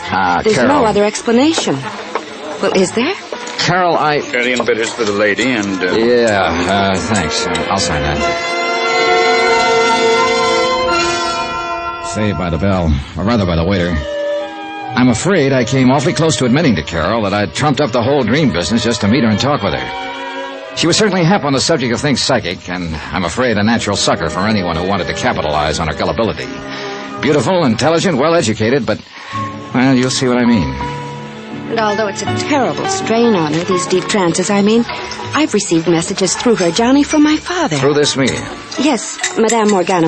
And your father's dead? He died 3 years ago. Carol, are you sure about those messages? Oh, yes, Johnny, I'm sure. That's why I want you to go and see. See these things for yourself, will you? Will you go to her with me? Now, don't swing at me, but at this point I think I'd go anywhere with you. Johnny, I'm serious. I want to tell her about you anyway, and the veridical dreams. Well, all right. When? I'll call her tonight, and perhaps we can see her tomorrow night, all right? Yeah. Carol, I don't want to seem suspicious, but, Yes? don't tell her anything about me, except that you're bringing me along. Oh, no. No, of course not. She wouldn't let me anyway. That's the way the fraudulent mediums work. Oh? There are frauds among them? Oh, plenty of them. You know, they get the information from some mutual friend and pretend they're getting it from a supernatural source. And she doesn't. I'm sure of it.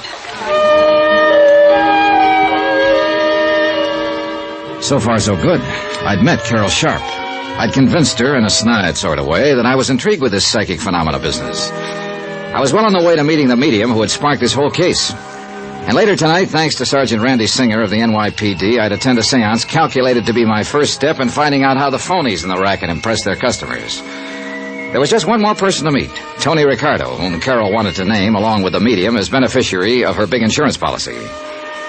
By the time Carol and I finished cocktails, I was sorry I'd made any plans for the evening.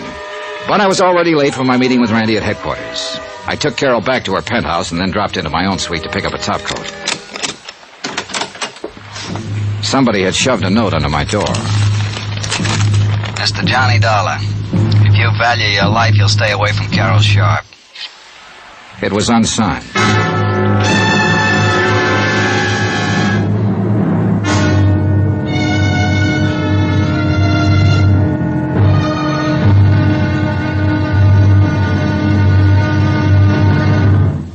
Now, here's our star to tell you about tomorrow's intriguing episode of this week's story. Tomorrow, I find out a thing or two about a killer and about a medium not so well done. Join us, won't you? Yours truly, Johnny Dollar.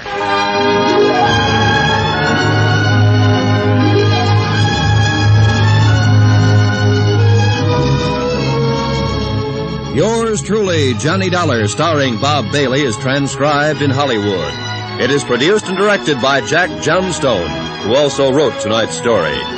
Be sure to join us tomorrow night, same time and station, for the next exciting episode of Yours truly, Johnny Dollar. Roy Rowan speaking.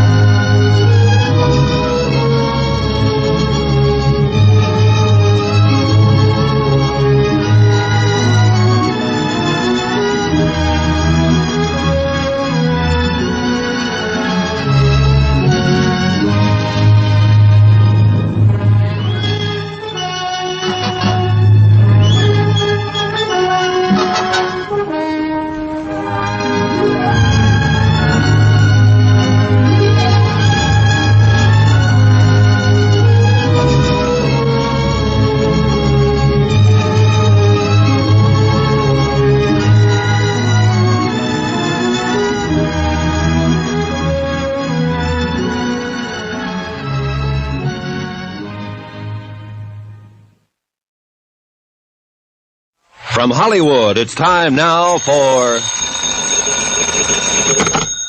Johnny Dollar. This is Tony Ricardo. Oh, I've been hoping to get in touch with you. Did you receive my note? Was that your polite threat to kill me if I don't leave Carol Sharp alone? Yeah, I received it. And I have a sneaking suspicion the police department might be interested in it. Oh, please, I guess I acted a bit hastily. Perhaps you'll let me talk to you. You want to take the threat back? That still stands. Then you don't leave me much choice. Talk to me first. Believe me, you won't be sorry. But I might be dead. Is that it? I want to see you. Can't do it now, but where can I reach you? Sunrise 3, 9970. Okay. Meantime, don't get trigger happy.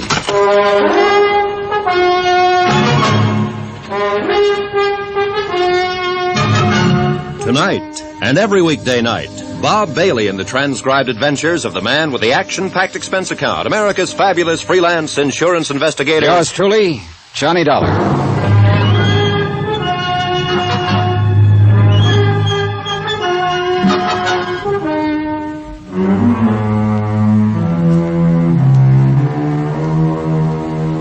Expense account submitted by Special Investigator Johnny Dollar, location New York City, to the Universal Adjustment Bureau, Hartford, Connecticut.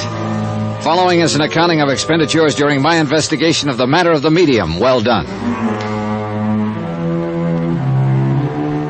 Expense account item 7, 85 cents. Cab fare from the Bell Towers to the 18th Precinct Station and Sergeant Randy Singer. So, you met Carol Sharp, huh? Yep. I put on an act that would have done credit to the Theater Guild. Told her she looked exactly like a girl I dreamed about as a kid, a girl named Carol. Oh, Lord, she swallowed it? Not only that, but she gave me a lecture on veridical dreams and allied psychic phenomena. You deserve an Oscar. Also, she wants me to go with her and see this Madame Morgana. Oh, good. When? Tomorrow night. Well, you're not figuring on skipping tonight's seance, are you? Oh, no, not a bit. I want to find out what this stuff is all about, so I'll be prepared for tomorrow. This dame you have lined up pretty good? She's got a big following. You ready to go? Oh, wait a minute. You said you have the file on Tony Ricardo. Oh, yeah, here it is, waiting for you.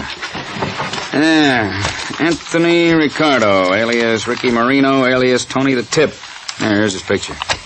Height 5'9", weight 172, eyes brown, hair sparse gray, suspected member of the Dutchy Sperling outfit, 12 arrests, no convictions, started as a rum runner back... Hey, is this Tony Ricardo? It's the guy. I would have sworn the man I talked to over the phone was in his 20s. Late 20s at most. You talked to him?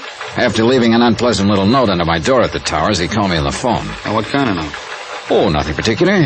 Just a gentle suggestion I lay off Carol Sharp. Threat, huh? Still got it? But I'm sure that voice couldn't have come from this old geezer. Yeah, well, frankly, I kind of wondered about the Sharp girl being interested in him, even though the file does show he's always surrounded himself with a bunch of young ones. He's probably handed out more mink coats. Oh, Johnny, wait a minute. Old Tony's got a couple of kids. Here, Angela goes under the name of Angela Richards. At least she used that name at Bryn Mawr. Bryn Mawr? Yeah, and Sarah Lawrence College at Bronxville. Yeah, the old boy tried to keep the stigma of his past away from her, I guess.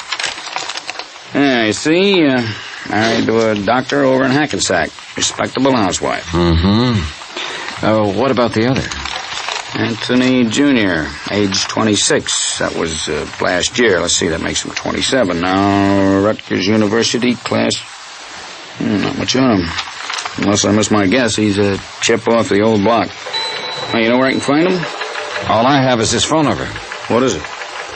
Wait till I see and talk to him. That may be too late. He's what I think he is. Why not ask this medium about him tonight? Yeah, Hey, come on, we're late. Let's go.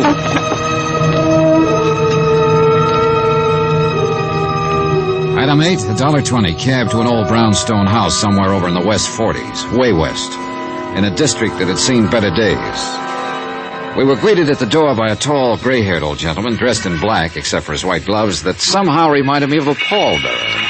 Come in, Mr. Singer and Mr. Dollar. Clarabelle is about to begin. Psychometry is the mood this evening. Follow, please. How do you know our names? Oh, I had to give them to him when I made the appointment. Now, what's this psychometry business? You'll see. Wow. The music gives me the creeps. Yeah, Into the temple, please. And be seated. The temple turned out to be an old dining room. Bare wooden floor, heavy drapes over the windows. And as nearly as I could see, a bunch of chairs around in a circle filled with people. The sockets in the ancient chandelier that hung from the ceiling had red bulbs in them that fairly glowed. We could hardly see a thing, although I'm sure the light went up very slightly when we made our entrance and then down again, as though somebody was controlling it with a rheostat. Our eyes were almost used to the semi-darkness by the time we seated ourselves in the circle. Nobody spoke, and the weird music from that scratchy record was beginning to get on my nerves or put me to sleep or something. I'm not quite sure what. Then, suddenly, there was a flash of light and a puff of smoke, and so help me... What the sand? Brandy. Shh, quiet. This is all part of the act. Shh. Greetings.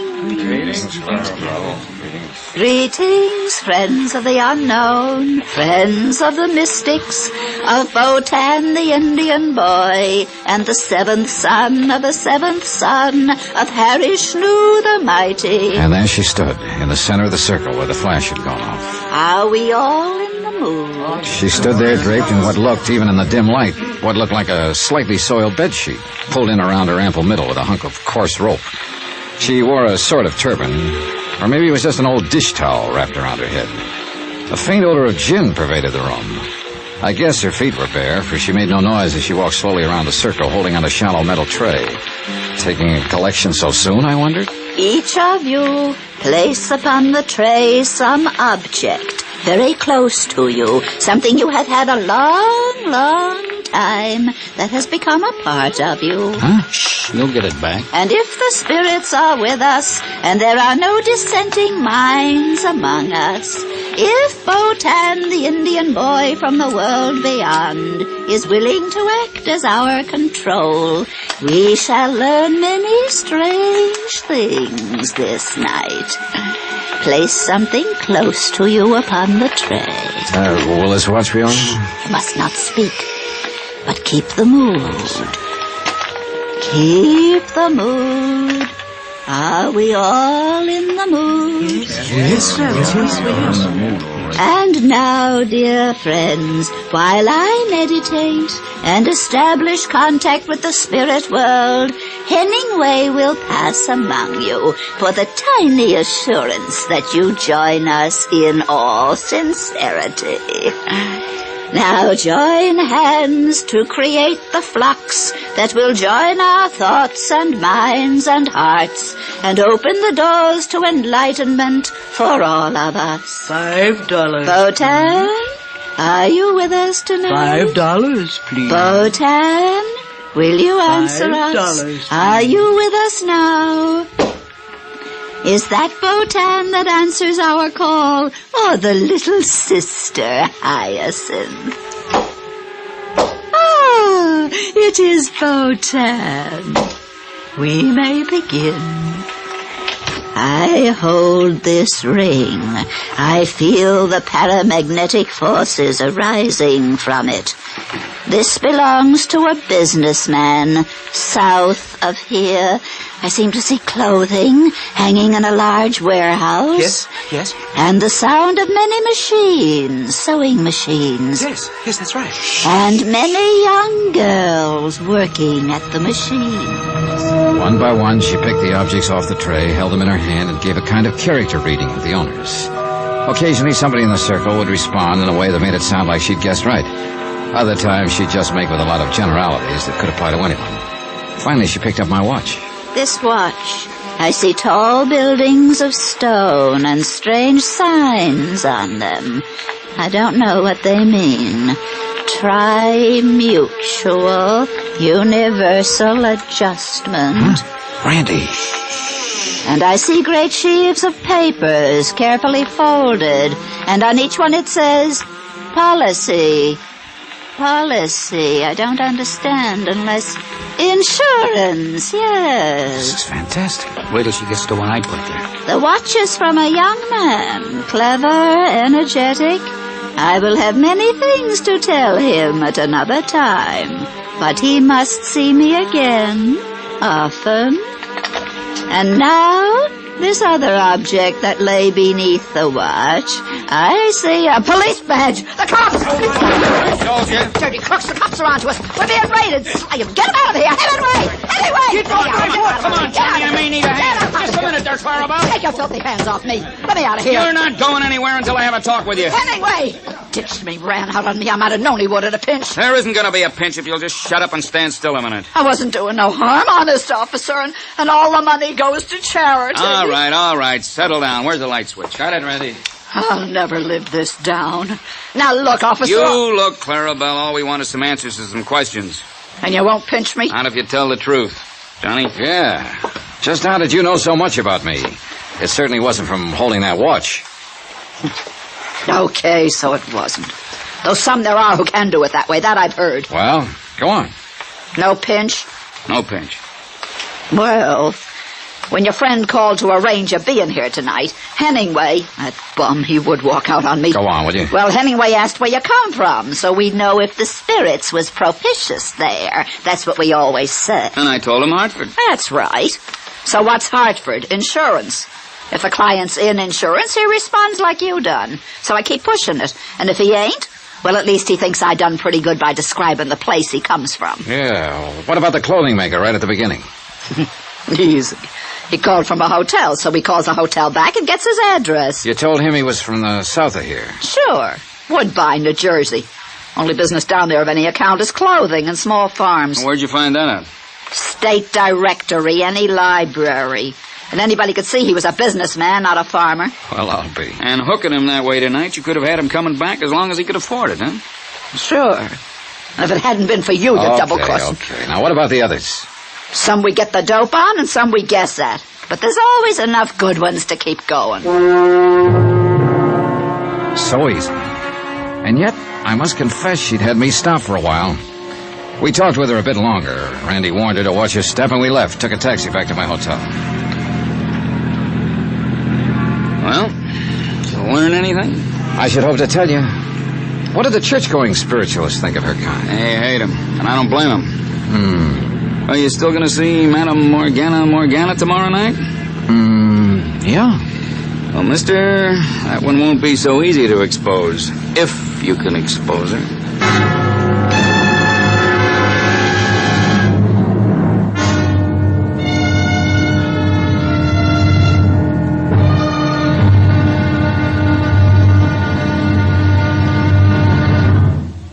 Now, here's our star to tell you about tomorrow's intriguing episode of this week's story. Tomorrow, the medium well done appears. Join us, won't you? Yours truly, Johnny Dollar.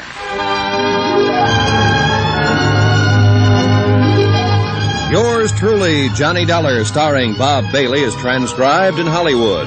It is produced and directed by Jack Johnstone, who also wrote tonight's story. Be sure to join us tomorrow night, same time and station, for the next exciting episode of Yours truly, Johnny Dollar.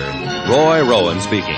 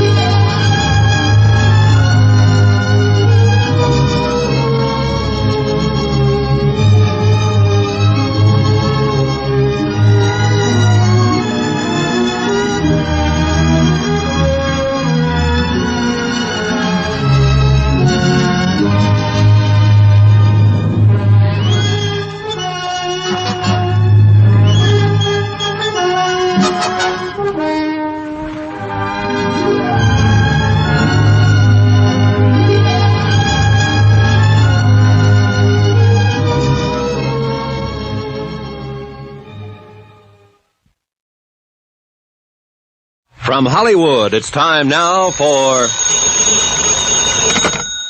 Johnny Dollar. This is Carol, Johnny. Oh, hello, Carol. I've made the arrangements for us to go to the seance tonight with Madame Morgana. Good. What time? 8 o'clock. Only it's across the river in New Jersey. Will you have dinner with me? I'd love to. But we'd better make it pretty early. Pick you up in your penthouse at 6? I'll be waiting, Johnny.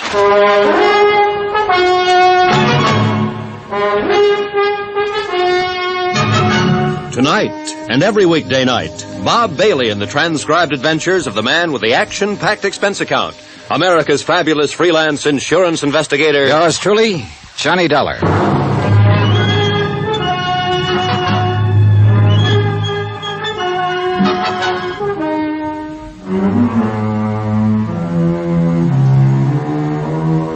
Expense account submitted by Special Investigator Johnny Dollar, location New York City. To the Universal Adjustment Bureau, Hartford, Connecticut. Following is an accounting of expenditures during my investigation of the matter of the medium. Well done. Some pretty strong pressure was being put on Carol Sharp to change the beneficiaries of her $110,000 life policy. And she was very much under the influence of a psychic medium who insisted that she be named as one of the 2 new beneficiaries. The other was to be a Tony Ricardo, whose father made quite a record for himself in the bootlegging gangster days of the Roaring Twenties. I met him at Susan Palmer's Oyster Bar over in Radio City. I must admit I was surprised at the sort of fellow he turned out to be. I guess it was a little, extreme to threaten you that way, Mr. Dollar. That's putting it mildly. But this whole spiritualism business and the hold it has on Carol, it has me terribly concerned. You don't like spiritualism? I didn't say that. You know just as well as I do there are a great many fine, honest spiritualists in the city. But as in any other field, there are frauds, racketeers. So I've heard. It's not only true of religions, but businesses, professions, anything, you know. Sure. But now look here, Tony. Dollar, I will not have you or anyone else leading Carol on. This medium who's already has such a hold on her. Do you understand? Pardon me, Tony. Your background is showing. What? I say come off it. This kind of act won't work. What are you talking about? Do you think I don't know you're one of the 2 Carol wants to name as beneficiaries of her policy? You and that medium? That's not my doing. Whose doing is it? That medium, Morgana. She's been taking Carol's money by the hundreds week after week. Now you've come along to encourage her, and Dollar, I tell you to stop it. Tony. Maybe that story you gave her about dreaming of her over and over when you were a kid and couldn't even have known about it was true, but I don't believe it. Tony, that was made up out of whole cloth. I still... What? This funny decision to switch your policy around is the case I'm assigned to. Wait a minute, you mean that... Yes. I had to meet her somehow, so I used that device, knowing she might fall for it because of her implicit belief in such things. Yes, but now you're encouraging this whole thing. You're even going to see this Morgana with her tonight. Because if she is a phony, it's the only way I can show this to Carol. Well? I hope and pray that you can, Mr. Dollar. Some of the best psychic investigators in the country have been stumped by her. How are you going to go about it? I won't know until I've seen her operate. Even then I may not know. Or maybe this medium isn't a fraud. Oh, come on, of course she is. But you can't prove it. But you or somebody must. Or Carol will change her policy and then turn up dead. Won't be easy, Mr. Dollar. I've attended these seances with Carol, many of them. There have been times when I've almost been convinced myself. Waiter, some more coffee, please. No more for me, thanks. You're going to need it, Tony, because I'm going to keep you here until you've told me every detail you can remember of this Madame Morgana's seance procedure. All right, I'll help you all I can. You'd better. I'm still not forgetting that if I fall down on this job, you'll cut into Carol's insurance for a neat $30,000, in spite of your sweet talk. I'll say this for Tony Ricardo. He was thorough, and I began to believe that he was serious in his concern for Carol. Item 12, 10 cents, one fold call to Tommy Green. No, Johnny, no trouble at all in getting the rundown on Carol's family that you asked for. Keep talking. Apparently they're doing all right there in Mauchunk, PA. Neither the mother or two brothers will ever have to really get out and dig for a living. Their old man left them well set up, huh? Yeah. One of the boys, Harold's, turned out pretty well. Works in some office over there, even though he doesn't really need to. What about the other boy? That'd be Dave, the black sheep of the family. Travels with a fast crowd, tears around the country in a sports car, that sort of thing. Oh. Right now, he's somewhere here in New York, just playing around. But, Johnny, are you getting anywhere on this case? Yeah, Tommy, I think I am. Especially after what you just told me. Huh? Item 13, another phone call, this time to Sergeant Randy Singer at 18th Precinct Headquarters. Yeah, Johnny? Got a real easy one for you. What's that? Find a man. Name is David Sharp. Home address, Mauchunk, Pennsylvania. Chunk, Pennsylvania. Got it. Description? None, though he's probably in his 20s. Well, that's not enough. And he's probably staying at a hotel here in the city. Oh, yeah, but where? What part of the city? Let me know when you find out, will you? Yeah, now, wait a minute, Kate. Expense account item 14, $106.80, and it includes cabs to several camera shops. One miniature camera with an f2 lens, a couple of rolls of special film, some very special flash bulbs, and a tiny flash holder. Item 15, taxi back to the Towers to clean up and dress for my date with Carol. Then the phone rang. Johnny Dollar. We located David Sharp for you, Johnny. Just dumb luck. Now, who knows, Randy? Maybe you're psychic. Leave us not have that stuff. Where is he? Found him staying at the third hotel we called, the Aberran over on East 53rd Street. Not 2 blocks from that palatial joint where you're staying. Is he there now? No, but he always comes in just before dinner time. You still haven't told me why you're interested in him. I'm not sure myself. But do me a favor, will you? Like what? When he shows up, put a tail on him. I want to know where he goes, how long he stays, and when he comes back. But you won't say why? Not until I'm sure I know why. Thanks, Randy. Yeah, but I haven't said Thanks, boy. Dinner with Carol could have been one of the pleasantest things in years. But I'm afraid I was preoccupied with matters at hand, and she with anticipation. She's promised to try to hear from Daddy again tonight. Oh, Johnny, I so want to speak to him again. Finally, I signed the check, we hopped into a taxi and headed across the river to the Jersey side. We ended up at a rather plain but nice home somewhere on the outskirts of, I guess it's Union City.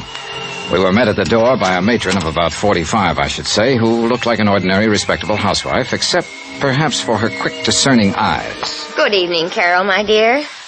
Oh, and you must be Mr. Johnny Dollar. Yes, Madame Morgana? Yes. Do come in and meet the others who are here to form the circle tonight. Thank you. Carol? Thank you. Carol told me nothing about you except your veridical dreams of her. An amazing experience, isn't it? Perhaps you're really psychic. Oh, I doubt that. But all our friends thought my kid brother Richard was, before he died a couple of years ago. Richard. That name has been haunting me ever since Carol telephoned. You don't suppose... What, Madame? Oh, no, of course not. Now, here in the parlor are the others who will be with us tonight. May I present Mr. Johnny Dollar, Mrs. Dorothy Jessup. How do you do? Mr. John Price. Hello. Mr. Samuel Froelich. All right, Froelich. And, of course, you all know Carol Sharp. Good evening.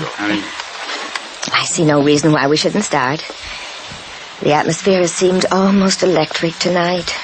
Very conducive to good contact with the, shall we say, the netherworld. And, oh, yes, you may smoke if you like, Mr. Dollar. We're very informal. Oh, I'm sorry. Just sort of a nervous habit, I guess, flicking this lighter.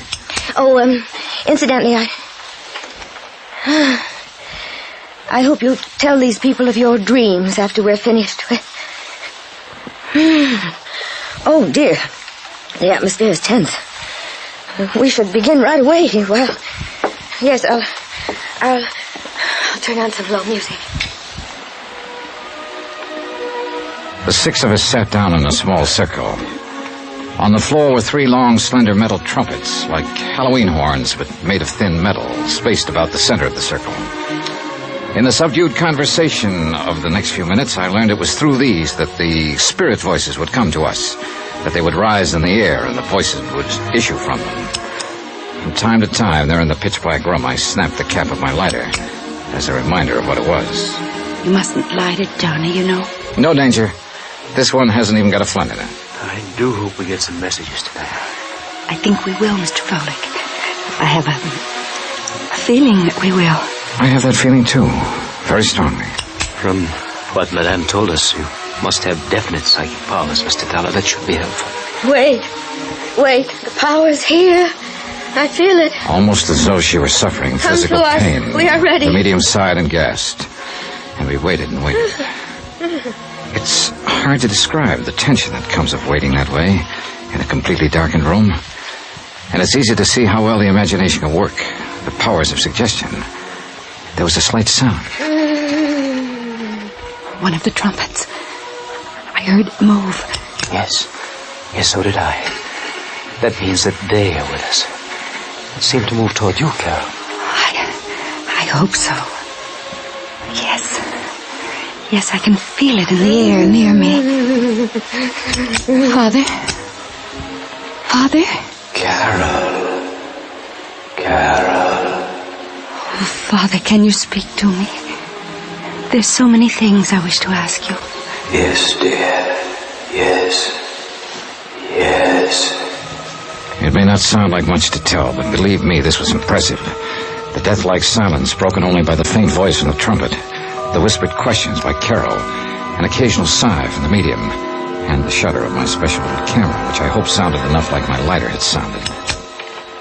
Yes, Carol. Always do the things I tell you to. You're a good girl, my darling. And you give me great happiness in this lonely, Father? Goodbye, goodbye. Oh, Johnny, do you see? Because only he and I know the things we talked about. Wait. I feel the trumpet is still near us and perhaps... John. Mr. Dollar's for you. Yes? Richard? Yes, John. Dick. I've waited so long to speak to you. Dick. My brother. The brief conversation I carried on with my dead brother Richard was amazing. Of things in my childhood that I thought nobody else even knew about. Personal, intimate things that could only be known to a brother or someone equally close. It was fantastic, amazing, awe-inspiring. Except for one thing. I never had a brother. I didn't tell this to anyone. I played it straight and even stayed around and discussed my trumped-up dreams after the seance. But I needed proof, and I couldn't wait to get back to New York to the police lab where I could develop the infrared film in my little camera.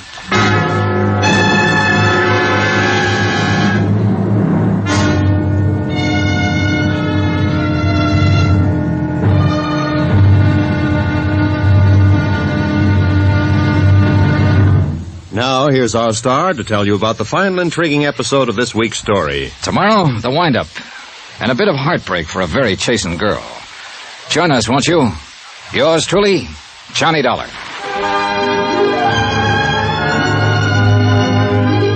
Yours truly, Johnny Dollar, starring Bob Bailey, is transcribed in Hollywood. It is produced and directed by Jack Johnstone, who also wrote tonight's story. Be sure to join us tomorrow night, same time and station, for the next exciting episode of yours truly, Johnny Dollar. Roy Rowan speaking.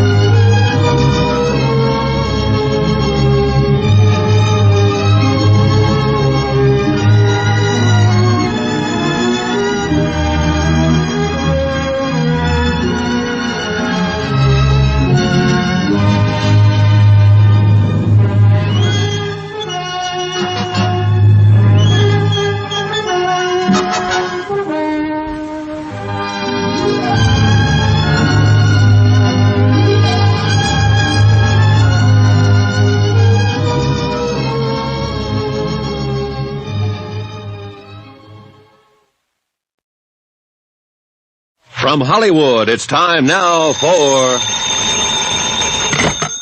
Johnny Dollar. Good morning, Johnny. This is Carol. Oh, hi, Carol. Sleep well?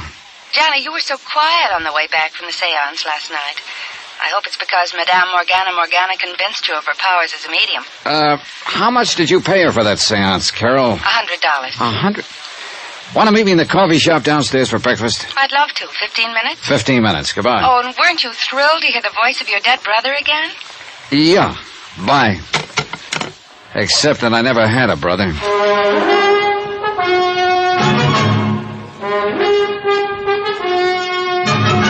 Tonight, and every weekday night, Bob Bailey in the transcribed adventures of the man with the action-packed expense account, America's fabulous freelance insurance investigator. Yours truly, Johnny Dollar.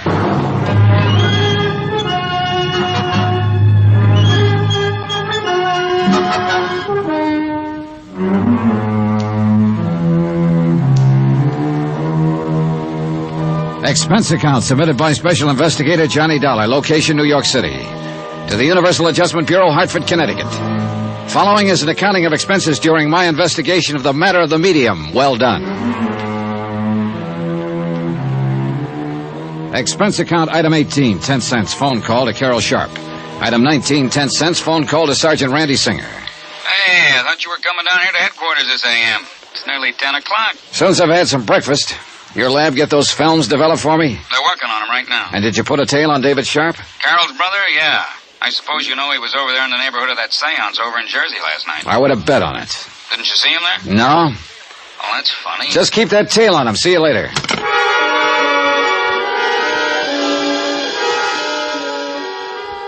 Item 20, 1070, long-distance call to the city editor of the Mock-Chunk, Pennsylvania Herald Express. For a full half hour, I asked him questions about the Sharp family, about one member of the family in particular. Then, item 21, 585, breakfast for Carol and myself in the coffee shop at the Swank Bell Towers. You must have been impressed, Johnny. You're so quiet. Would you like to see Madame Morgana again tonight? Johnny? Carol, I think we'll see her today. Oh, but she couldn't. She always says it takes a full day to recover from the shock and strain of a seance. She goes into a deep trance, you know, in order to make the spirits move those little trumpets about and speak through them. Listen, Carol. Yes? You have a brother, David. Oh, David. Why do you say it that way? He's not really a brother. He was just sort of taken in by Mother when his parents died. I'd rather not speak of him, Johnny. The black sheep of the family, huh? Mother insisted on taking care of him. He was only 12 or 13. I've forgotten. Father didn't want to, but he permitted it. Why didn't he want to? Because David's father had been a criminal, and his father before him. Even David's mother was... And my father was afraid. Yeah, that blood would tell. Yes. Your father left money to him, along with the rest of you. Yes, he did. But not as much. And David has resented that. But no matter how much he had, he wouldn't have enough. His sports cars, the fast company. Johnny, how did you know about Listen, that? Carol, I'm an insurance investigator. What? I came down here to look into this matter of your wanting to change the beneficiaries of your policy, to cut off your mother and brothers in favor of this medium and Tony Ricardo. Johnny, I hate you for this. Why didn't you... I didn't dare let you know until I found out a few things. This is the most... And I think I have. Including the fact that Madame Morgana, who persuaded you to make the change, is nothing but a clever fraud. No, that isn't true. And I'll prove it to you. If you'll call your boyfriend, Tony Ricardo. Tony... Take him down to the 18th Precinct Police Station where I'll be waiting for you. But Tony hasn't.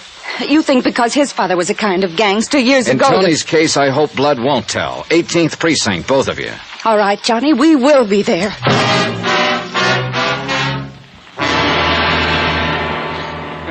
Johnny, the picture took last night. Oh, thanks, Randy. Hey, why'd you ever get the idea of using infrared light and infrared film? Anything else, anything that let them know I was taking pictures would have busted up the seance. Hey, look at this one. Yeah, I'd like to publish those. Scare a lot of those phony psychics out of business and out of town. Oh, here's the one that I'd like. Mr. Dollar, we're here. Hi, Dollar. Oh, hello, Tony. Miss Sharp, Mr. Ricardo, this is Sergeant Singer. How do you do? Hi. And now will you please show us this proof you were talking about? Yes, Dollar. How did you make out? Made out very well, Tony, thanks to a miniature flash camera I had tucked into my pocket last night. I guess you wondered, too, how Madame Morgana worked her racket. He did not. Tony knows as well as I do that she's completely honest. Like any normal person, he may have questioned the almost miraculous powers of this woman in the beginning, but no trumped-up tricks that you... Where did you get this picture? And look at this one. She's moving that trumpet herself, with a long, kind of extended handles. Extension grip, they call it. She probably hid it in the front of her dress. Oh, no. But these pictures in that dark room, Infrared photography. Maybe she did use one trick. But the voices came from trumpets floating about in the air above our head. Then look at this one. Taken when your father was supposed to be speaking to you. Oh, no. That little trumpet has a long tube on it. Yep. Extending into that curtained doorway at the end of the room where somebody could whisper through it. Oh, this is terrible. And the hundreds, the thousands of dollars I gave her, believing in her. Yep. I'm afraid you were really took. Here. Here's where my dead brother, Richard, spoke to me. The hanging trumpet is over your head. Yep. But how could she know? I didn't tell her... Oh, yes, you mentioned your brother. A completely non-existent brother, Carol. Oh. Made up. Like the dream of you I told you about. And I believed you, too. But how could she find out all those things about me? Miss Sharp, a couple of nights ago, I took Mr. Dollar to a medium that was a bum compared to this one. She told him all about himself. Have you forgotten what I found out about you and your brothers just in the last 24 hours? Oh, I don't know what to say. Don't try. We've still got to pin this whole thing down. I'm sure this Madame Morgana wasn't working alone. But who could be... How about it, Tony? No. No, not Tony. Just because his father was... Oh, no, please. Oh, thanks, darling. I got a report here, Johnny. Apparently he's moved again. And you guessed right. Yeah. Then we better get going. Can we use a prowl car? No, but we can get an escort as far as the city line. Then come on, all of you. The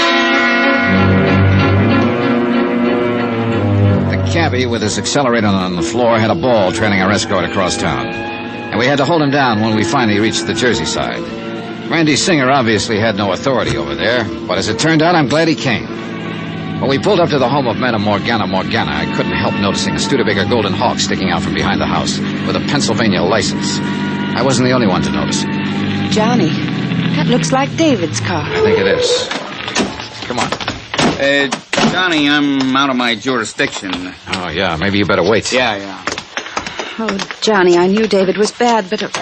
Oh, I still can't believe it. I know how you feel, Carol, and I'm sorry. Mr. Dollar. Wait a minute. Johnny, if you do a thing like this... I'm ready for anything. Look, Mr. Dollar, why don't just you and I go in? If anything happened to Carol, I'd never... Oh, Carol, dear. And Mr. Ricardo and Mr. Dollar. Hello, Madame Morgana. Do you mind if we come in? Why, no. But not for another meeting, of course. The strain of last night's convocation is still with me, I'm afraid. Yeah, maybe you ought to up the price for your next seance. But there ain't going to be no more. Mr. Dollar, I don't understand. Come on, Carol, Tony. We're going to look over that seance room in broad daylight. No, you can't. I won't let you destroy the sanctity of that room. Oh, yes, you will. I'll lay it on the line to you, madam, whatever your name really is. This monkey business of yours has gone far enough. So this is the room. What terrible things you're saying. You take a thing like spiritualism that a lot of honest people believe in and make a dirty racket out of it. Carol, this man is mad. Make him leave this sacred place at once.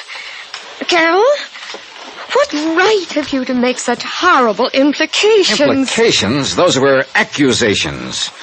Would you like to see how those spirits of yours move trumpets around in the dark? They couldn't be seen. And how those spirit voices suddenly appear out of thin air? Look at these pictures. Oh.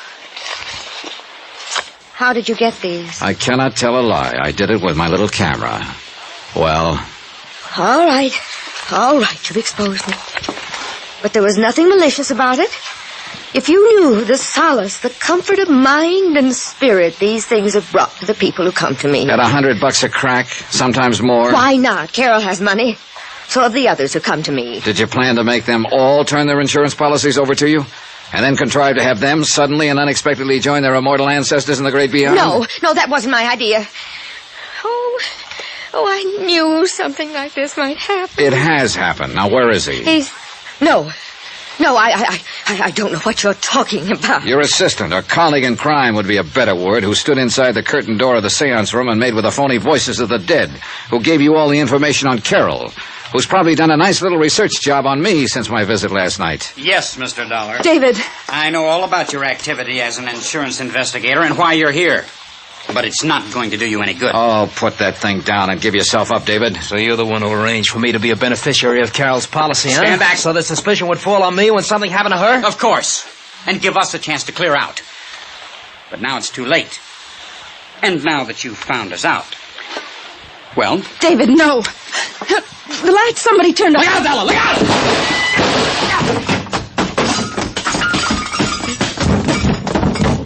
You dirty... Pull a gun on me, will you? Easy, Johnny. Control yourself. I'll knock you... Randy. If you'll just get up off my chair. Here, the lights. But, David... When I flicked off the lights, Tony here made a dive for him. Here he is, wrapped up in the corner there. Yeah, and I've got his gun. Ooh, well, you got a mean left there, Johnny. Oh, I'm sorry, Randy, but... See, I thought this was out of your jurisdiction. I get curious about comparing your lousy photography with the room itself, Johnny, so I sneaked in the back door. When I saw what was going on, I lost my head, I guess. All right, Dave, up on your feet. Oh, Johnny. Easy, Carol. Better get her out of here, Tony. Yeah, sure. And remember that crack about blood will tell? Well, I think you can prove to her that in your case, at least, whoever said it was all wet. Well, what happens to David Sharp and Madame Morgana will be up to the courts. It's a cinch she's out of the ghost racket for a while. A long while. And, of course, Carol did make a change in her policy to cut off David.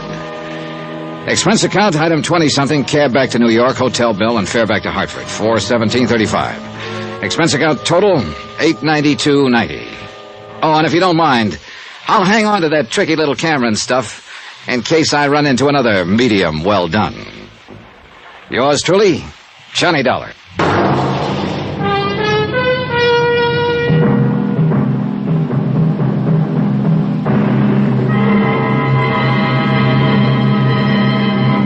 Now, here's our star to tell you about next week's intriguing story. Next week, the tears of night matter.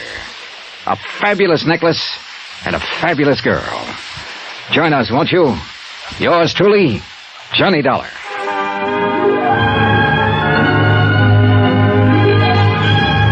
Yours truly, Johnny Dollar, starring Bob Bailey, is transcribed in Hollywood. It is produced and directed by Jack Johnstone, who also wrote this week's story. Heard in our cast were Virginia Gregg, Lawrence Dobkin, Lorene Tuttle, Harry Bartell, Eleanor Audley, Joseph Kearns, Herb Vigran, Junius Matthews, Tony Barrett, and Sam Edwards. Musical supervision by Amerigo Marino. Be sure to join us on Monday night, same time and station, for another exciting story of yours truly, Johnny Dollar. Roy Rowan speaking.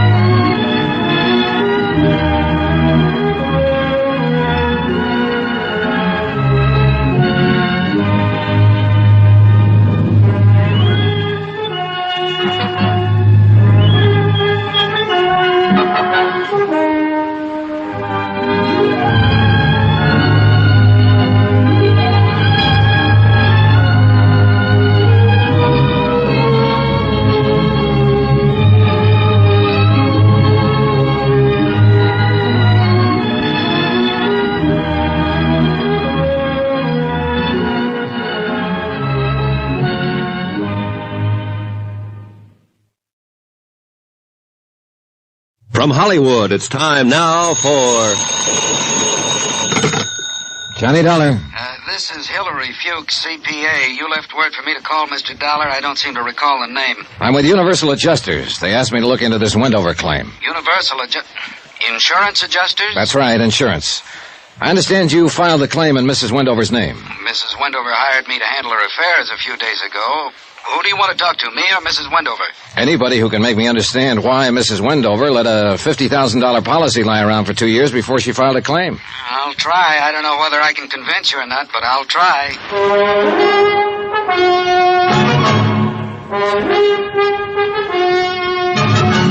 Tonight, and every weekday night, Bob Bailey in the transcribed adventures of the man with the action-packed expense account, America's fabulous freelance insurance investigator. Yours truly, Johnny Dollar.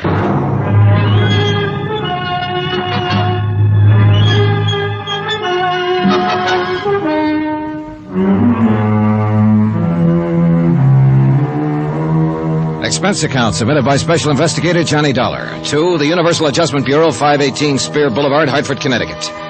The following is an accounting of expenditures during my investigation of the Tears of Night matter. Expense account item 1, $92.50, airfare and incidentals, Hartford to Miami Beach, Florida. My plane got in at 11 p.m., so I went to a hotel and got some sleep. I put in a call to Hillary Fuchs, certified public accountant, as soon as I woke up. Then I had some breakfast and took a cab out to his office. It was a pleasant 4-mile trip along a beautiful white sanded oceanfront, and it cost me, item 2, $3 even. Come on in here, Dollar. The air conditioner's working here. Hillary Fuchs was a big man in his late 40s. He was semi-bald, had a good sunburn, and smelled faintly of Scotch whiskey. The office he led me into was cool and dark and elegantly furnished in bamboo knickknacks. The desk was cluttered with a stack of financial statements and legal papers. This is quite a thing, I guess, Dollar. By the way, I didn't find any universal insurance adjusters in the phone book. We're located in Hartford, Connecticut. Hartford? You're a long way from home, Dollar. They sent you all the way to Miami Beach about this? Yep. Seems like a pretty expensive way to handle it. Pretty expensive claim, $50,000. Would it do any good to tell you it's legitimate? Sure. But I'm hired to check it out just the same. In other words, you don't believe me. Well, look at it our way, Mr. Fuchs. The claim came into the office day before yesterday, and we have 72 hours to act on it. Okay. What can I do? First off, tell me your connection with Mrs. Wendover. She hired me to put her business affairs in order about 10 days ago. First time I ever saw her. She said the Treasury Department had advised her to get some expert help.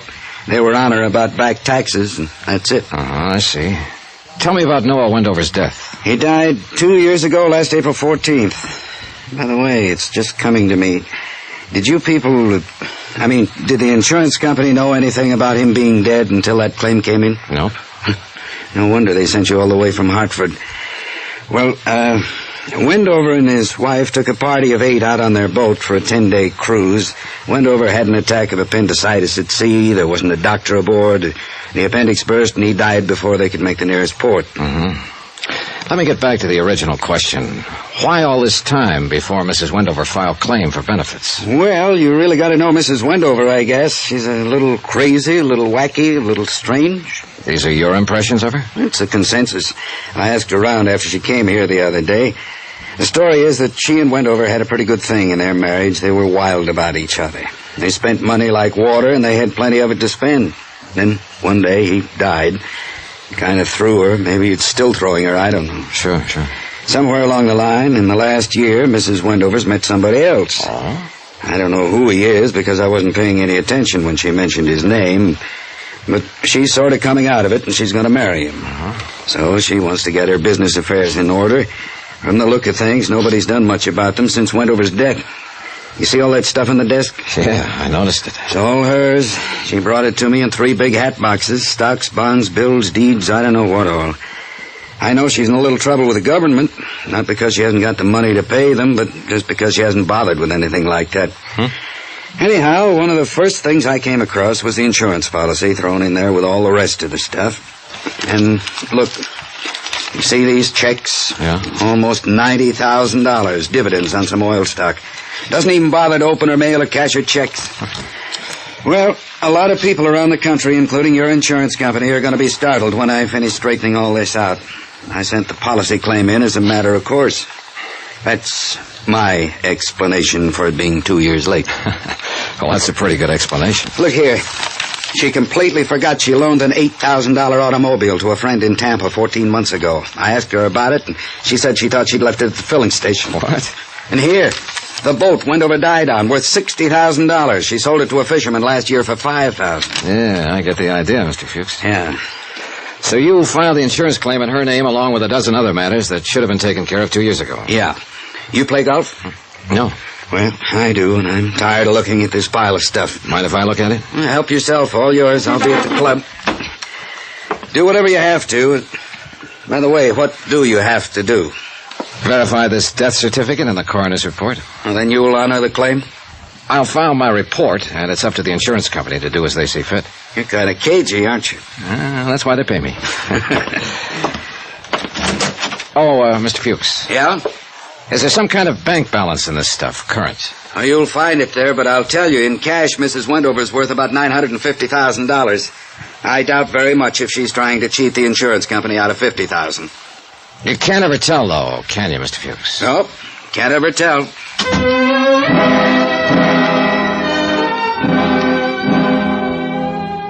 After he left, I got on the telephone and talked to officials about the coroner's autopsy and the death certification on Noah Wendover. They all seem to be in order. Then I went through the papers on Fuchs' desk. They seem to be in enough disorder to verify what he told me about Elise Wendover. I left Fuchs' office about 4:30 and went back to my hotel, carrying a picture of a woman who had existed in a state of limbo for 2 years or more, so far as responsibility and attention to business went. Johnny Dollar. Hillary, Fuchs, can you come over to my office right away? I just left there. What's up? Mrs. Wendover, she's having a fit. Come on over.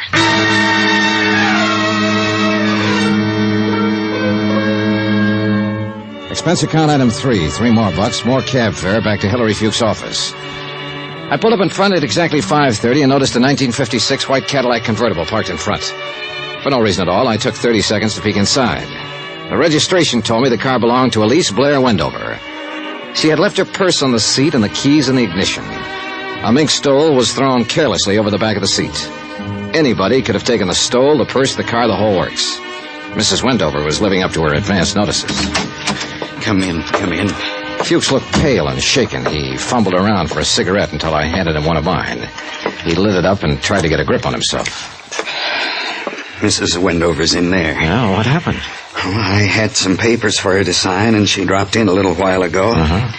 I told her about you. I explained to her it was certainly reasonable the insurance company would want to investigate a claim that had been delayed 25 months. What? She blew up, got kind of hysterical about it, said she wanted to see you right away, that she had something to tell you.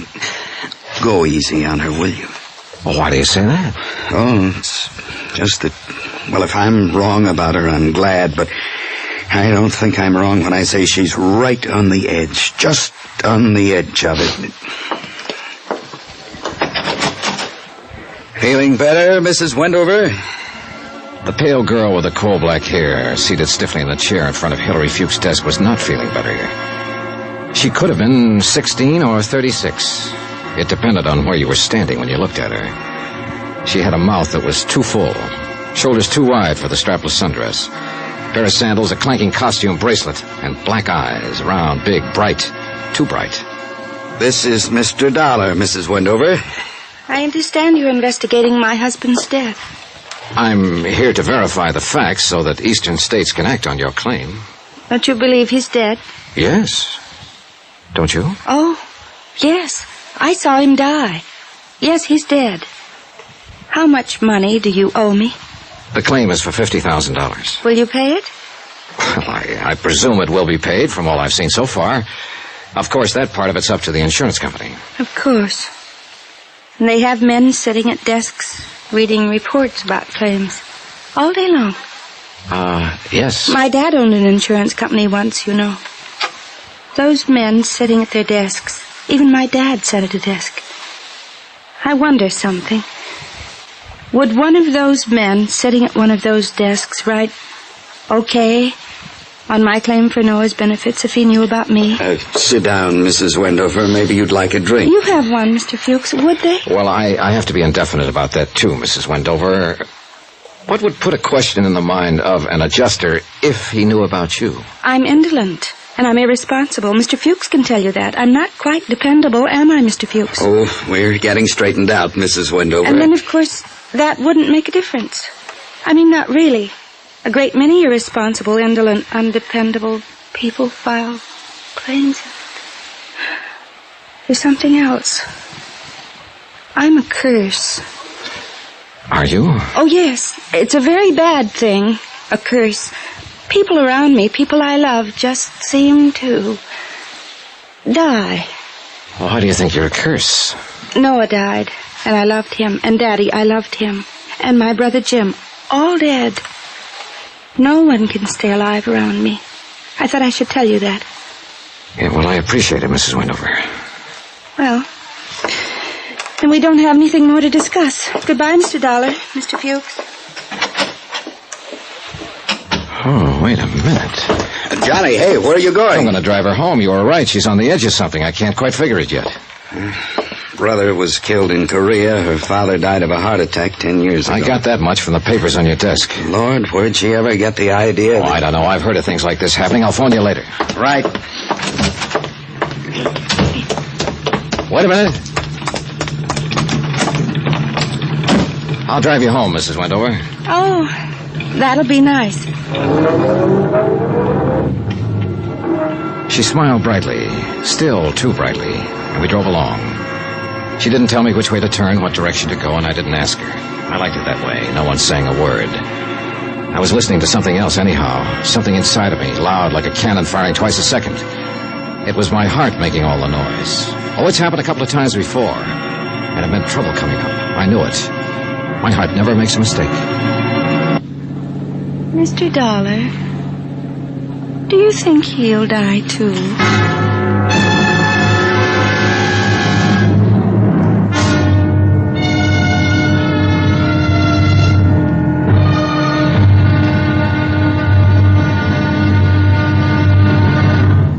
Now, here's our star to tell you about tomorrow's intriguing episode of this week's story. Tomorrow, right out in the broad daylight, I have a look at the tears of night. Join us, won't you? Yours truly, Johnny Dollar.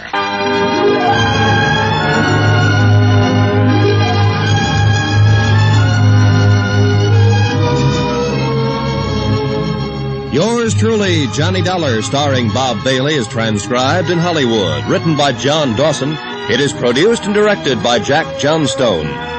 Be sure and join us tomorrow night, same time and station, for the next exciting episode of Yours truly, Johnny Dollar. Roy Rowan speaking.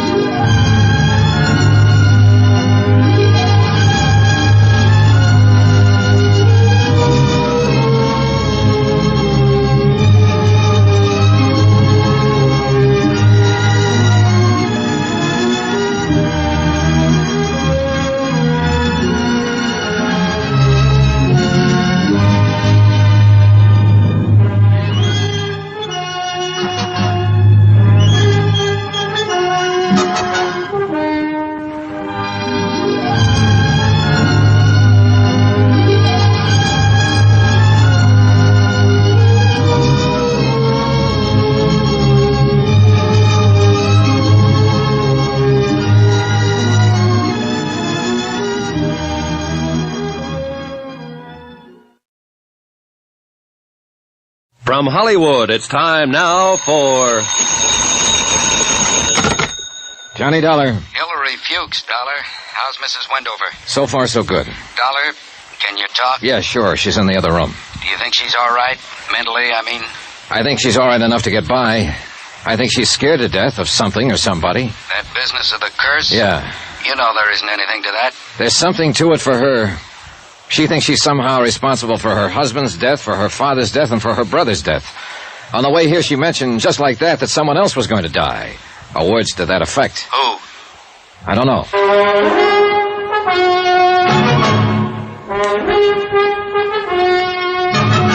Tonight, and every weekday night, Bob Bailey in the transcribed adventures of the man with the action-packed expense account, America's fabulous freelance insurance investigator. Yours truly, Johnny Dollar.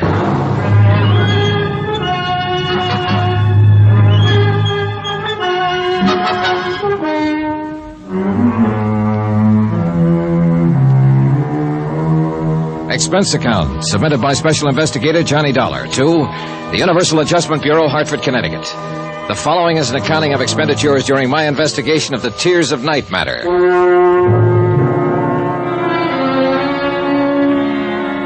It had started as a routine investigation. A claim filed for $50,000 on the death of Noah Wendover, Miami Beach, Florida. The question, why the 2-year delay in making claim? The answer turned out to be interesting. Briefly, it involved a distraught woman who had neglected not only the insurance, but everything else in her life for 2 years. A woman obsessed with the idea she was a curse. Do you like soda or water? Soda, please. Thanks. Cheers. Good luck.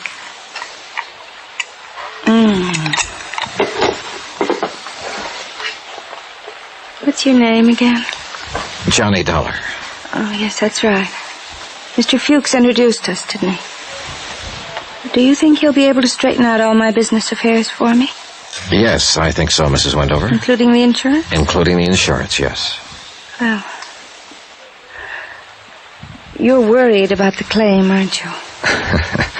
Well, I'm paid to worry about it. I'm not so worried now as when I first came to Miami Beach. I think I understand why it took all this time for the claim to be filed. You mean you've met me and you think I'm kind of, you know, not all there or something? Well, I suppose Mr. Fuchs explained how badly I've managed things for the last 2 years. He showed me how you've let your affairs go to the devil, if that's what you mean.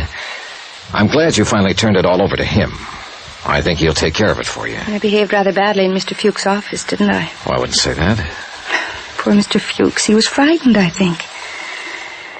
I don't know what it is, really. I mean, he mentioned that you were in town investigating my claim on Noah's death. I felt I should talk to you. That's why I had him call you. I wanted to tell you about the curse. There's no such thing, you know, Mrs. Wendover. I know. I couldn't have been responsible for Dad's death. It was a heart attack many years ago. I was away at school in New York, and Jim, my brother being killed in Korea, I couldn't have had anything to do with that. And Noah, I loved him very much. I'm not cursed, am I? No, you certainly aren't. All of these deaths around you have been tragic, doubly so, because you seem to have been very fond of the people. But you aren't responsible in any way. I like you. You're very nice. If you have any questions you want to ask me about Noah, I'd be glad to answer them. I really would. I'm all right now. Really, I am. Well, when we left Mr. Fuchs' office, you talked a lot about that curse business. Yes, I'm ashamed. Were you still thinking of that when you spoke to me in the car? Did I speak to you in the car? Yes. You know, I can't remember riding in the car at all. I've been standing here talking to you, and I've been wondering all this time how we got here. Do you mind if I help myself? No. We drove over together from Hillary Fuchs' office. I drove you here. Oh. Some things I just blank out. I've talked to a psychiatrist, you know. I've been under treatment for several months. He says I established a strong pattern when Noah died of shutting things out, of just forcing my mind to become blank. He's trying to help me get over it.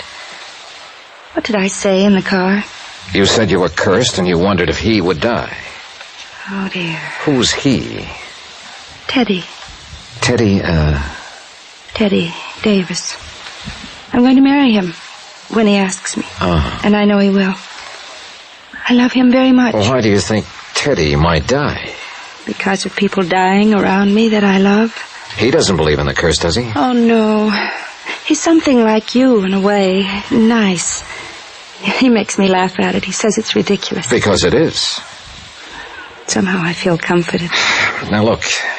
You marry this fella the minute he asks you, and forget about being cursed and everything else. He'll take care of you. Well, I better go now. Mr. Dollar. Yes? Thank you.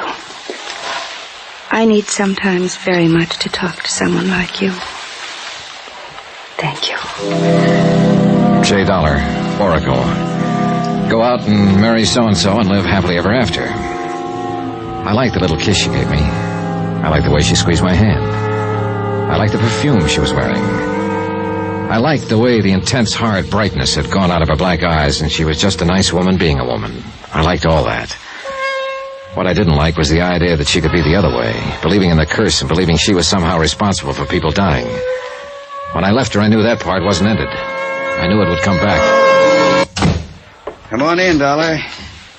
I sort of stuck around wondering if you'd come back here. How is she? She's okay now. Fuchs, I'm sending in my report on this policy tonight. I'm recommending they honor it. I've got enough verification. Okay, that's fine. Sure appreciate your help on this, Dollar. Let me buy you dinner. No, thanks. I'm getting the first plane back to Hartford. Why not wait until tomorrow? You've got a reason, haven't you? Yeah, I guess so. Mrs. Wendover? Oh, I've met people like her before. Don't ask me where or when, but I've seen them. And there isn't anything to a curse, but trouble seems to follow them. Big trouble. My business here is practically finished. I just want to get out and get away. Can I use your office for about an hour? Sure, it's all yours. Dollar, I feel the same way. I spent a half an hour typing up my report on the Wendover claim and another 10 minutes on the phone asking for an airplane back to Hartford. They said they'd call me right back, and I poured myself some of Fuchs' whiskey and sat down to stare out at the night. Lights burned up and down the white beach.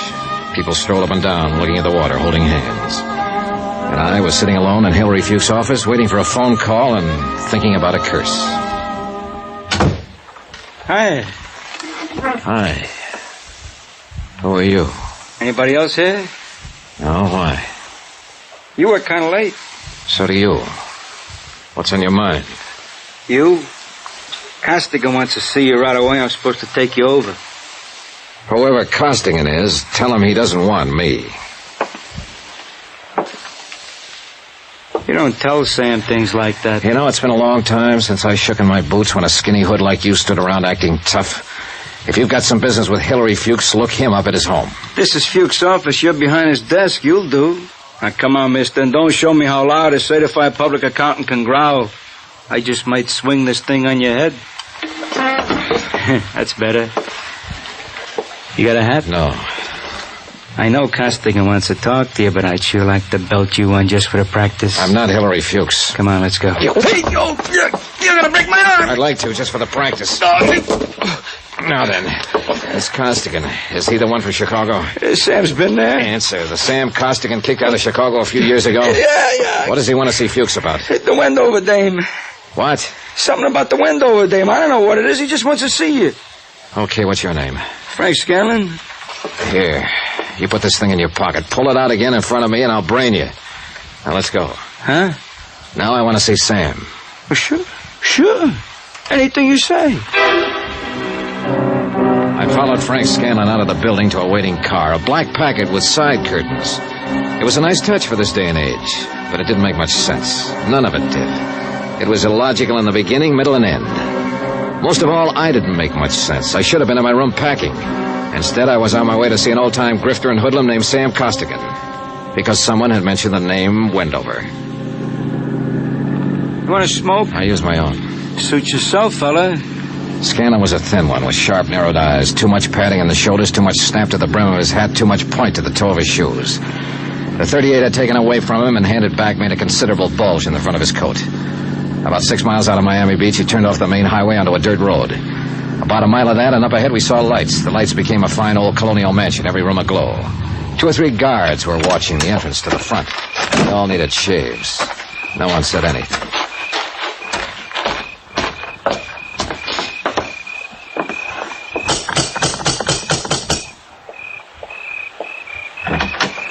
Yeah?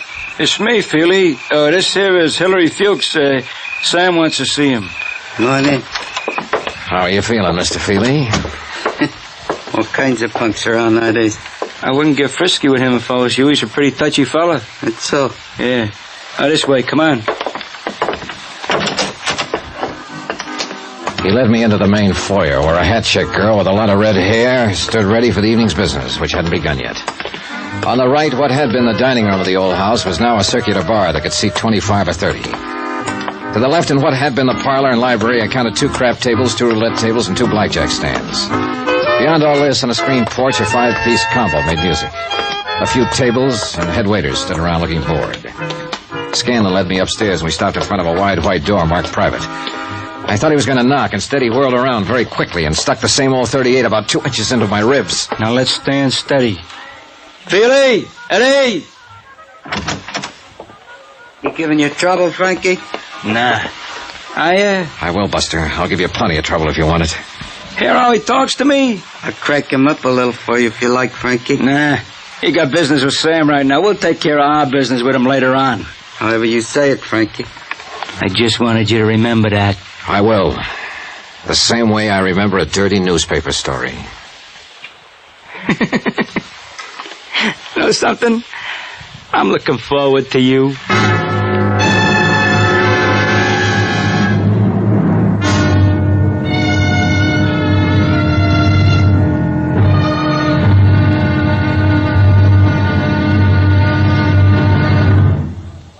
Now, here's our star to tell you about tomorrow's intriguing episode of this week's story. Tomorrow, there is a curse that goes with the Wendover name. Goes wherever it is. Join us, won't you? Yours truly, Johnny Dollar.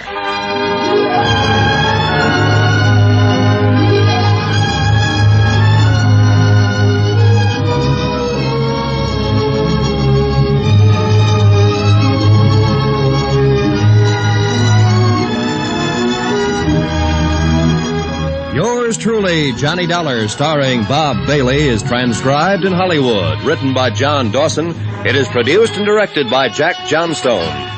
Be sure and join us tomorrow night, same time and station, for the next exciting episode of Yours truly, Johnny Dollar. Roy Rowan speaking.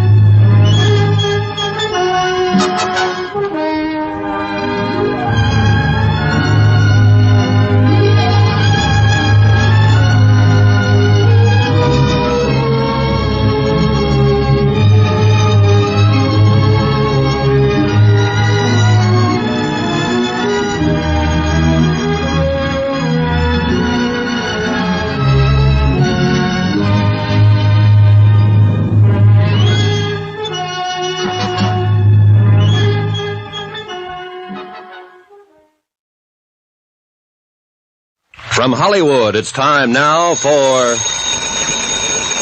Johnny Dollar. I'll take that white guy. Mr. Frankie Scanlon. Yeah, I'll tell him. What was that you yelled on the phone? You heard it. I heard you say Johnny Dollar. I told you a long time back I wasn't Hillary Fuchs. You told me a lot of things. If I'm going to see Costigan, trot him out. Just open the door and walk right in. I'm right behind you, see? Hello, Sam. Johnny Dollar. What's he doing here, Frankie? You mean this isn't Fuchs? Get out of here! Get out of here before I throw something at you! You heard the man, Frankie. Blow. No, sit down, Johnny. I won't bother shaking hands. You tried to put me in jail the last time we met.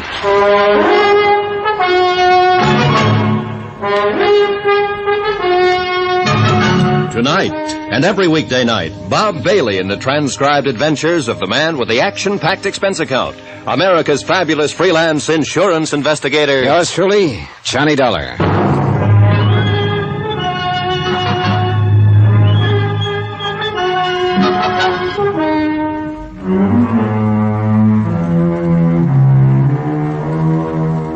Expense account submitted by Special Investigator Johnny Dollar. Location, Miami Beach. 2, the Universal Adjustment Bureau, 518 Spear Boulevard, Hartford, Connecticut. The following is an accounting of expenditures during my investigation of the Tears of Night matter. I'm going to sit down here behind my desk and have a drink, Johnny. And while I'm having it, I'm going to ask you a question. Save your breath. I'll answer it anyhow, Sam.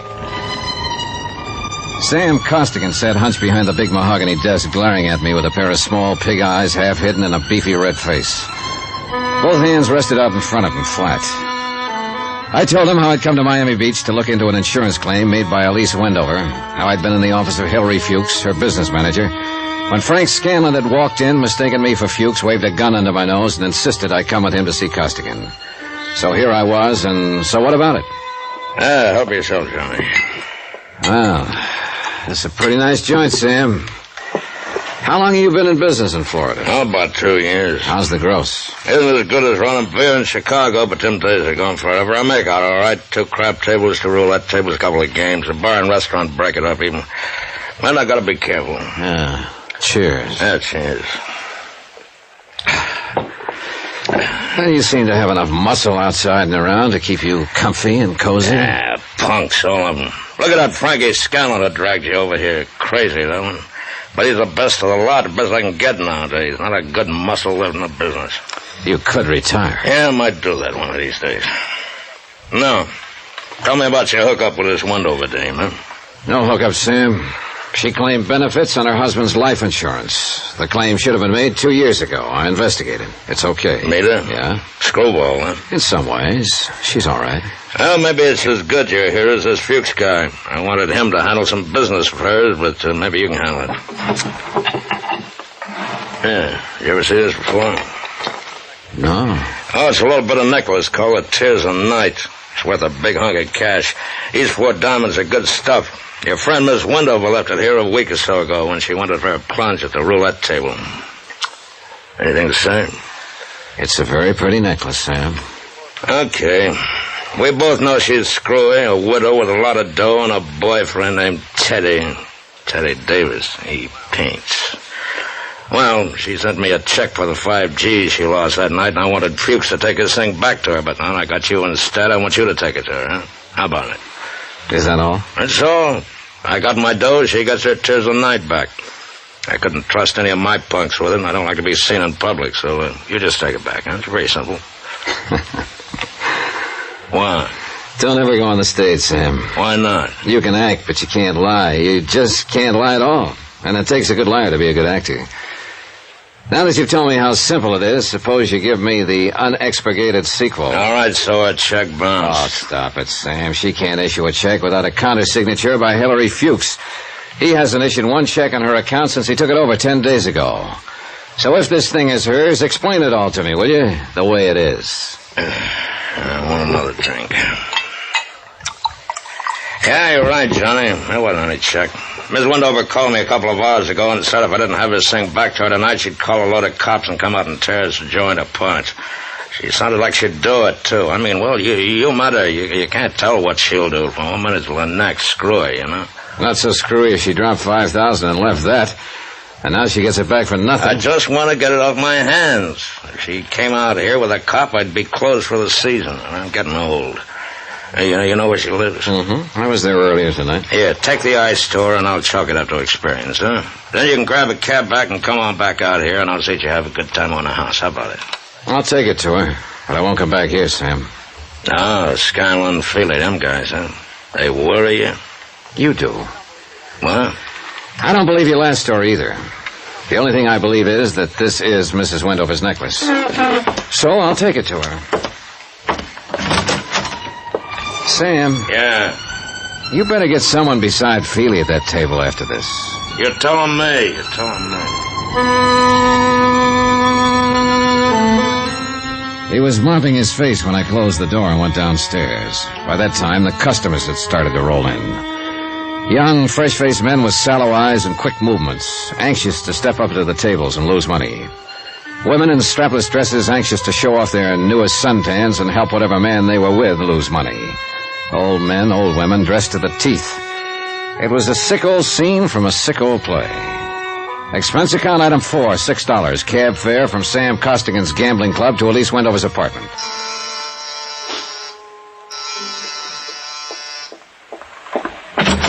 Oh, Teddy, I thought you'd never get here. The performance begins at 10 o'clock, and you know how the traffic is, and if we're going to have a bite to eat... You aren't Teddy at all, are you? I'm afraid not, Mrs. Wendover. Where's Teddy? I don't know. Oh. What are you looking at? Your throat. Oh, really, Mr. Dollar. Johnny Dollar. I met you in Hillary Fuchs' office. We talked here later on. Remember? Of course I remember. Well, really, Mr. Dollar, I'm only waiting for Teddy to come by so we can make the first show at the plaza. I better telephone him, don't you think? Yes, you do that. Good night, Mr. Dollar. The white ermine cape she was wearing and the black strapless thing needed a final touch. She had it. A diamond necklace. In fact, the Tears of Night, the one I had in my pocket, was hanging around her lovely neck. Downstairs in the good light of the lobby, I snapped open the necklace case. Mortuous it read, House of Jewelry. A gloomy word with a gloomy address. The sign on the window of the House of Mortuous gave a phone number in case of emergency. Item 6, 10 cents, one phone call about my emergency. I made it vague to Mr. Mortuous that thousands of people might die before 6 o'clock in the morning unless I could talk to someone about a piece of jewelry. It went over. Item 7, 50 cents, cab fare to the Sandy Beach Hotel on the less expensive side of Miami Beach. You find me a bit indisposed, Mr. Dollar, but on the phone you said it was a matter of jewelry. Therefore, Hannibal Mortuous is at your service. Now then, sir, what is so urgent? I came to ask you about a diamond necklace. I found your name stamped on the inside of the case. House of Mortuous, a most respected name in diamonds as well as all the lapidary arts. Most respected. Fine jewels and the name Mortuous are... Oh, I do beg your pardon. Continue, Mr. Dollar. I want you to take a look at this. And how, sir, do you come in possession of the Tears of Night? A man named Sam Costigan, who runs a gambling club, asked me to deliver it to a lady named Elise Wendover. Do you know her? A lovely body propelled by a ridiculous mind. This matter you have just described bears me out. For shame, such conduct. A gambling house, the Tears of Night a pawn. Blech. Then this is the real thing. It isn't phony. Mr. Dollar, I'm a gemologist. The House of Mortuous. Of course it's real. Take a good look. When an artist creates a dazzling thing of beauty such as this, would he be so unlikely as to forget the time, the patience, the agony of his creation, eh? See here, look here, under the light. 4 weeks, Mr. Dollar, 4 weeks working night and day just to drill that anchor for a simple molding. But see how each stone is carefully mounted to capture every single pinpoint of light. Beautiful, beautiful. An incomparable masterpiece. And for the money. Well, I'm just curious, Mr. Mortuous. How much money? About $10,000 on the wholesale market. What did Noah Wendover pay for it? $25,000. I saw another one just like it tonight. Ridiculous. The finest workman at best would only create a crude resemblance. This kind of artistry demands an artist, Mr. Dollar. And I am that artist. But it could get by, a copy of it. To the unpracticed eye, to the layman perhaps, yes. Latet in anguis herba. Latin. Yeah, well, all I know is agricola. A snake in the grass, eh? Something wrong? Yeah, mildly put. Something wrong, yes. Well, how much do I owe you for your time, Mr. Mortuous? Oh, nothing. It was my pleasure. You know, glancing at that again reassures me of the value and dignity of my work. Anywhere it is magnificent. But I dawdle. You say something is wrong. What? Mrs. Wendover, you say you met her. Several times. She ever mentioned anything to you about a curse? Curse? No, I can't say that she did. May I ask you a question? Yes, sure. Are you a friend of hers? In a way. Off and on. I know what you mean. One is never quite certain with Mrs. Wendover whether one will be recognized or not, is one? Well, It's late. Yeah, well, I'm just leaving. No, you misread me, sir. I wasn't speaking of my own comfort. I noticed the fog has come in. It is dark outside. This is a lonely area. That is a valuable object. Are you armed? No. If you are at all concerned for the safety of that piece, I have a small safe in my rooms. You may have the key if you'd care to leave it overnight. I'll take it with me. Yeah. Just as well, probably. Suggestion only. You leave satisfied, I trust, Mr. Dollar? Oh, yes.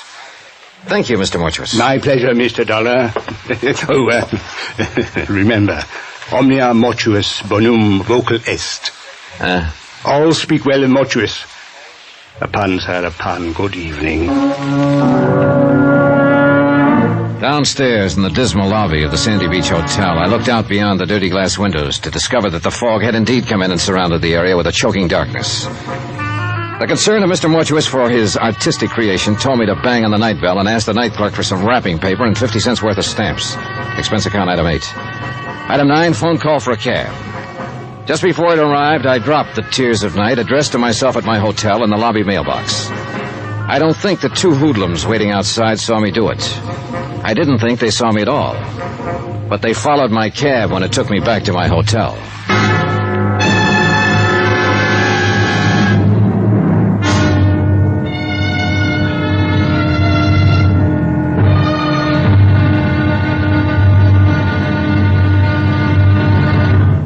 Now, here's our star to tell you about tomorrow's intriguing episode of this week's story. Tomorrow, and the old curse comes up with an old-fashioned flourish. See you then. Yours truly, Johnny Dollar.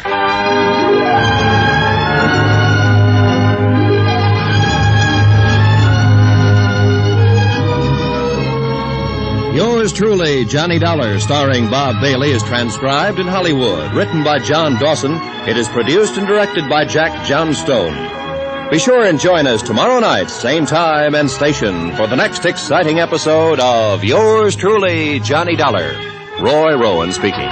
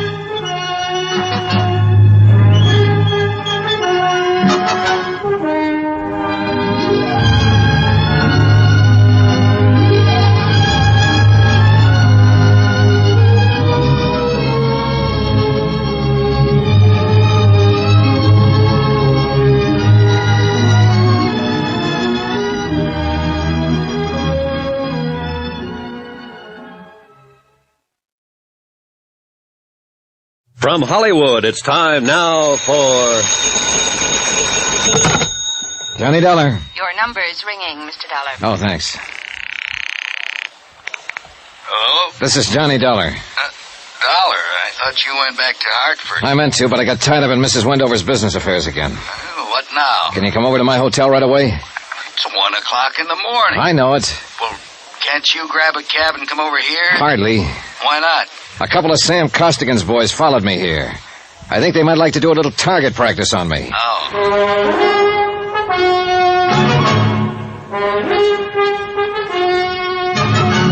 Tonight, and every weekday night, Bob Bailey in the transcribed adventures of the man with the action-packed expense account, America's fabulous freelance insurance investigator. Yours truly, Johnny Dollar.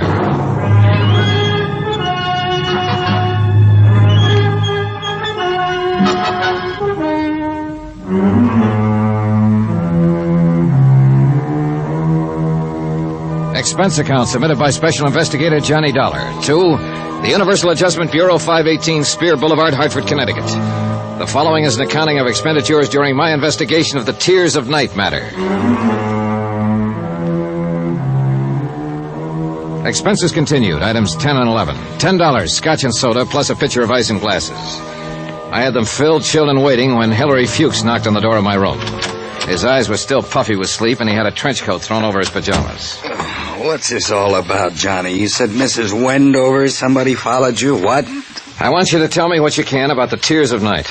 The Tears of what? Tears of Night, a piece of jewelry owned by Mrs. Wendover, a necklace, 4 diamonds on black onyx, silver chain. What the devil would I know about something like that? In her accounts, her bills, her property? You're her business manager. You must know something about it. I never heard of it. You better straighten me out. Try some of that. This is all too fast for me. Okay, I'll bring you up to date. I came here day before yesterday to investigate Mrs. Wendover's claim as beneficiary of the death of her husband. She forgot to file it for 2 years. Now, you explained why. I bought that. It's a legitimate claim. But I didn't buy her story about being cursed, or I didn't buy your idea that she was on the verge of blowing her top. No, I'm not so sure. I'm just along for the ride. Well, you left me in your office last night. A little while after you left, a man named Frank Scanlon came in and stuck a gun at me and said Sam Costigan wanted to see me. Costigan, the gambler? The same. Scanlon thought I was you. He took me over to Costigan's place. What's this got to do with insurance? Nothing. But it has something to do with Mrs. Wendover. Costigan had a necklace, the Tears of Night there. He said Mrs. Wendover left it as a pawn a week or so ago. Oh? He told me Mrs. Wendover called up and threatened to come out with policemen unless Costigan returned it. And as long as I was there, Costigan asked me to take it to her. I went over to her place, and what do you know? She was wearing the Tears of Night. I don't get this. Well, have another drink. Neither do I. By the time I got there to her apartment, Mrs. Wendover hardly remembered my name or that we'd met in your office. She was waiting for her boyfriend to show up. Incidentally, his name's Teddy Davis. Is he after her money or what?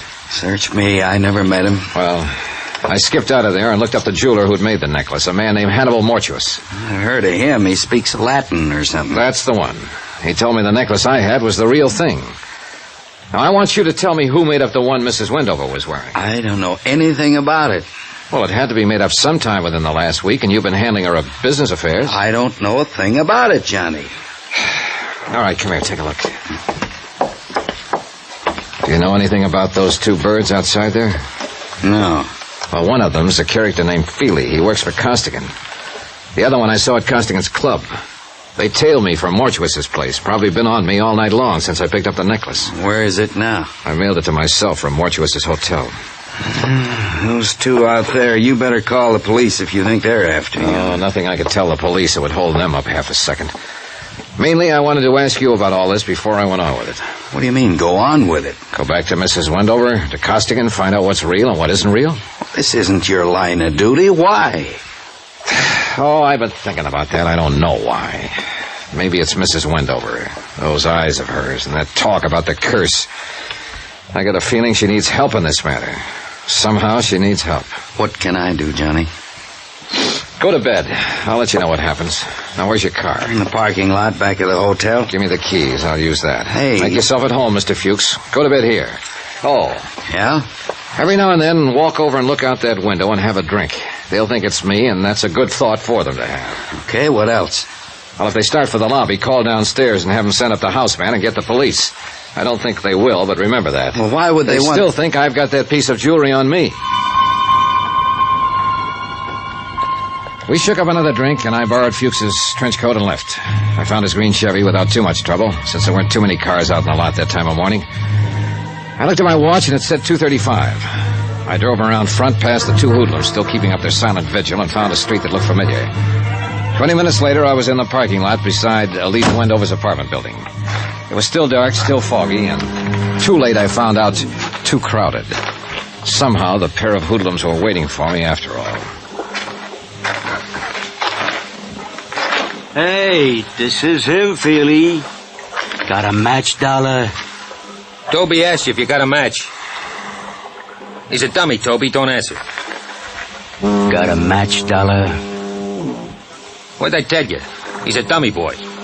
You don't look like no dummy boy. You're nearsighted. Take your hands off. He's a dummy, all right, ain't you, Dollar? See, Toby? I told him about you being nearsighted, and he wouldn't answer. He don't talk.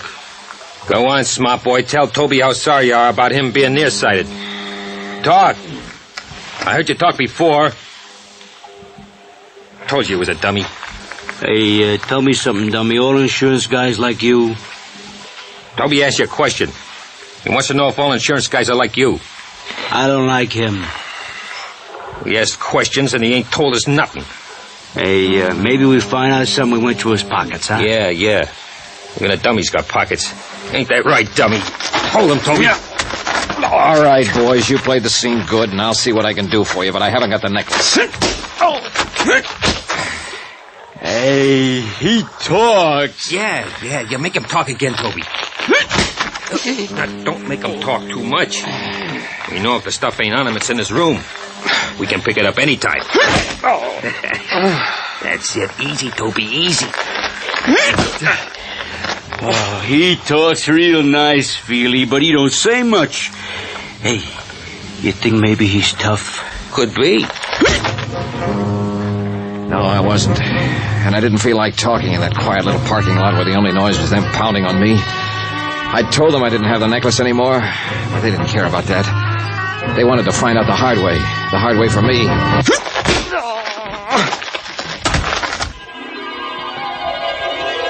I remember trying to wake up a couple of times. I dreamed I was driving along in a big Cadillac. Frank Scanlon was on one side of me, Sam Costigan on the other. Hannibal Mortuus was in the front seat. He had his jeweler's glass out, looking at the tears of night. I tried to see who was behind the steering wheel, and I gave that up because the steering wheel was a roulette wheel. Then we had a blowout, and the whole car vanished with everybody screaming, "Demortuous, Demortuous." Somewhere around 6 in the morning, I began to get a feeling, several feelings, and all of them hurt. It just turned dawn, and I rolled over on my side to watch a man who hadn't seen me step into his car with a fresh shave and a fishing pole, pull out of the lot and disappear. Somewhere, vaguely, I heard the sounds of early morning traffic. Streetcar clanged somewhere. Nothing much happened for a while. Then it came to me it might be a good idea to get on my feet and find a telephone and get hold of a doctor and see how long I had to live. Somehow I managed by holding onto a fence and stumbling against cars to make the front entrance to Elise Wendover's house. I made the elevator, self-serviced my way up to the 9th floor, and staggered toward 913.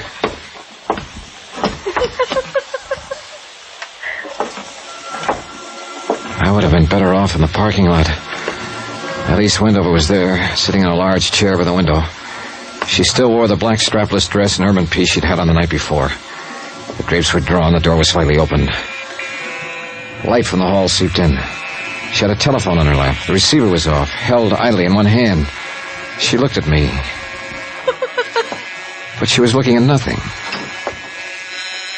Oh. Hello. Oh, Mr. Dollar, it's you. You've been in an accident. You're hurt. I don't think you'll need this. Oh. Well then, Mr. Dollar. Well then. I suppose you've met some people tonight who know a great deal about me. A gambler?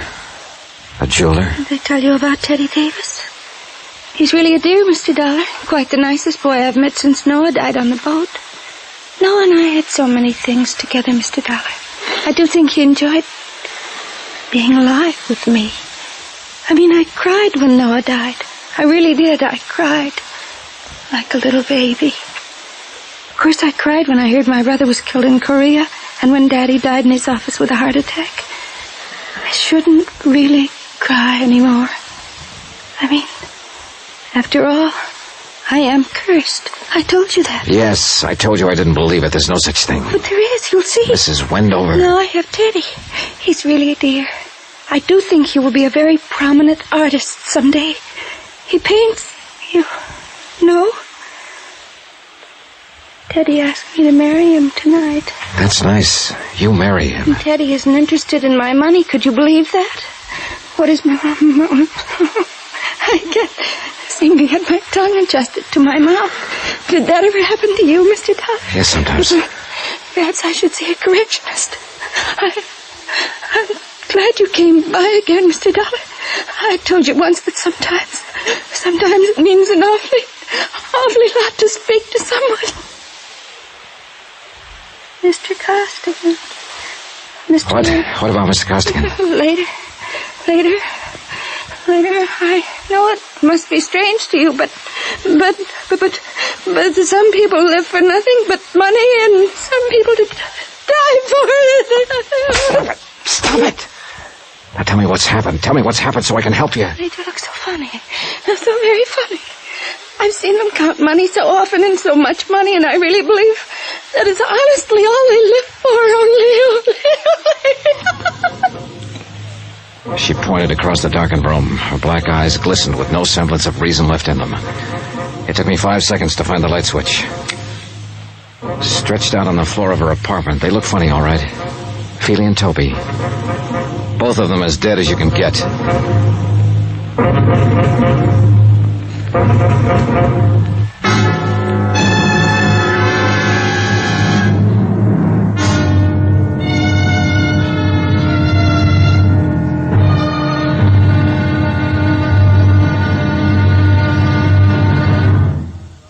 Now, here's our star to tell you about tomorrow's final intriguing episode of this week's story. Tomorrow, the tears of night come home. Join us, won't you? Yours truly, Johnny Dollar.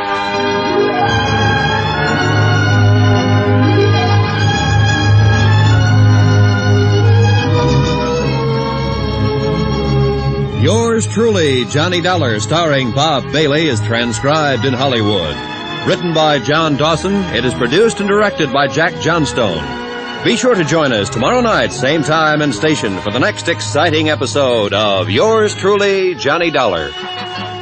Roy Rowan speaking.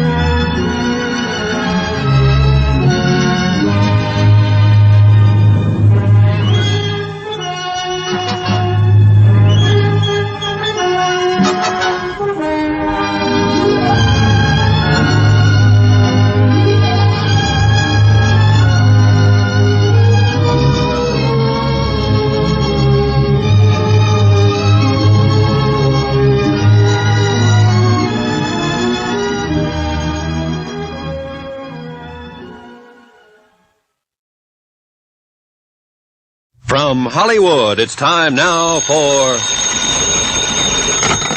Johnny Dollar. Good morning, darling. Hello. We should get married today. Is your name Teddy Davis? What? Who is this? Where's Elise? My name's Johnny Dollar. I'm in her apartment. What? Hey, what? Now listen to me. I'm an insurance investigator, and there've been a couple of murders here. Murders? In Elise's apartment? She's going to need you and all the help she can get to bring her out of it. Mostly you. I've called homicide, and they're on their way, and it might be pretty rough for her. I'll be right over.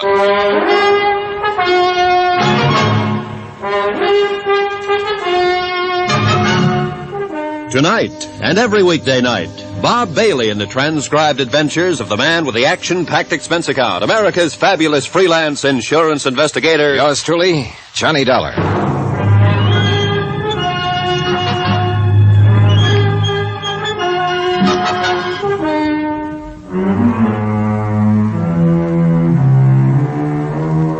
Expense account submitted by Special Investigator Johnny Dollar to the Universal Adjustment Bureau, Hartford, Connecticut. The following is an accounting of expenditures during my investigation of the Tears of Night matter.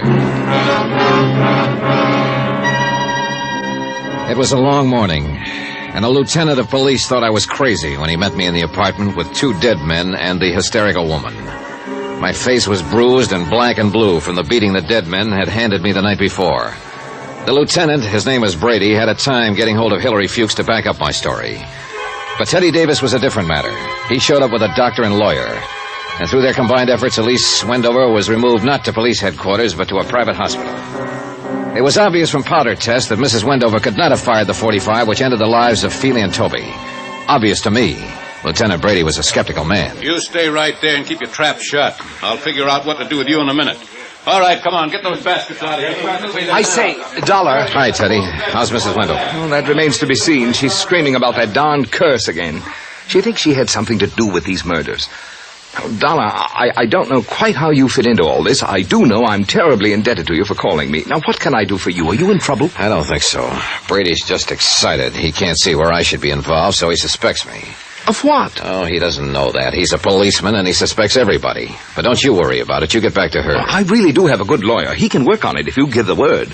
I can't just walk out of here feeling that you're in jeopardy. Now, what can I do? I thought you were over at the hospital, Mr. Davis. I was. I came back to see what I could do for Mr. Dollar. You can scram now. Watch whom you're talking to, Lieutenant. This man is my friend. Hey, are you kidding? Not a bit. Take it easy, fellas. Take it easy. Yeah. You said your name's Dollar. Insurance Dick. Let's see your buzzer. Okay, out of Hartford. What's the job? Mrs. Wendover's husband died 2 years ago. She just got around to filing for benefits last week. We were curious about it. Go on. Well, can't you see, Mrs. Wendover? Let him, huh? As near as I can make out, Mrs. Wendover's overlooked a lot of things since her husband's death. Taxes, bank accounts, whatnot. Hillary Fuchs can tell you that much.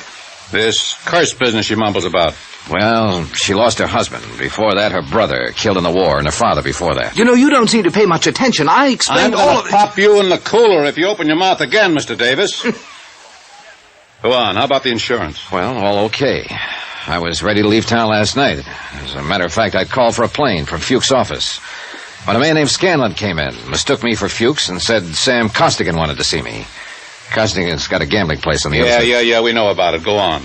Well, Costigan gave me a necklace, the Tears of Night. Said it belonged to Mrs. Wendover. He asked me to bring it back to her. Said she'd pawned it at the roulette table.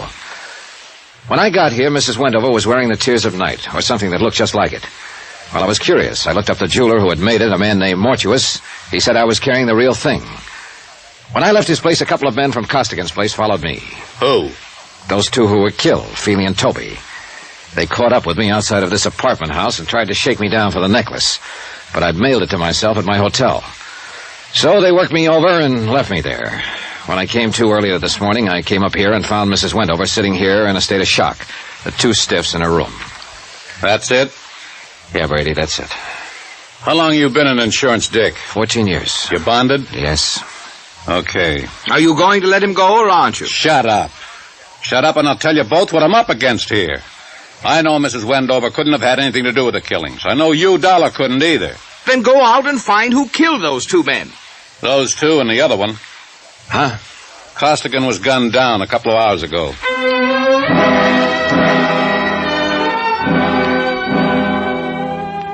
About 3 o'clock in the afternoon, Brady released me, and Teddy Davis drove me back to my hotel. The clerk at the desk looked at my bandaged face and turned 8 shades of white when he handed me my key. I thanked him and told him I'd kept a date with a Barracuda. I was feeling kiddish, also a little dizzy and a little tired. I was looking forward to a hot shower and 10 hours sleep when I walked in my room. Ah, Dollar, I've been expecting you. Come in, sir, come in. Oh, hello, Mr. Mortuus. I've been amusing myself with this pocket chess set of yours. Mexican, eh? Sit down, sit down. You've had a hectic night. Your boys were pretty rough, Mr. Mortuus. Feely and Toby, two men of another world, Mr. Dollar, not of our world. Allow me to apologize for their actions. I want more than an apology. They almost beat me to death. And so unnecessary, too. You know, I underestimated you, Mr. Dollar. Such an ingenious method of protecting the Tears of Night. Why, sir, by the simple expedient of placing it in an envelope and mailing it to yourself from my hotel lobby, you hired as guardians the entire United States Postal Service, not to mention the armed forces. Yeah. Want one of these? No, thanks. I'm one of those faint-hearted persons who cannot abide liquor until after 6 in the afternoon. What happens now? We wait for the mail. We do. Precisely. Then while we're waiting, maybe you'll be kind enough to tell me about the double cross. If you can bear my vanity, Mr. Dollar, I have invented a new word, triple cross. It has a ring to it, eh? That sounds likely.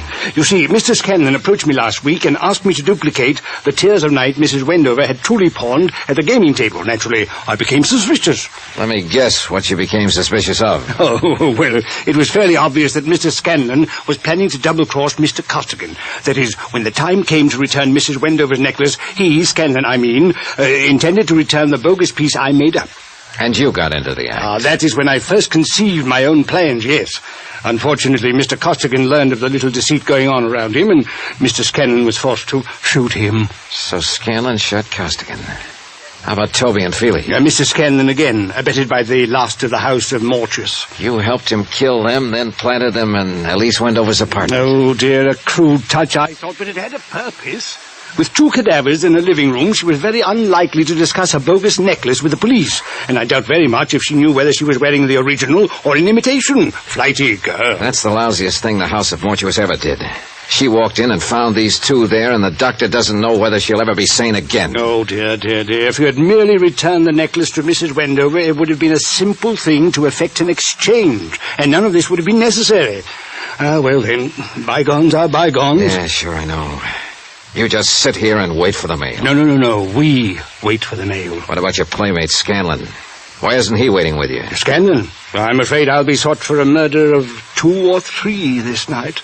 I'm certain the police will find his body before the day is out, but I did need him to help me carry the bodies to Elise Wendover's apartment. Elise. Tell me something, Mr. Dollar.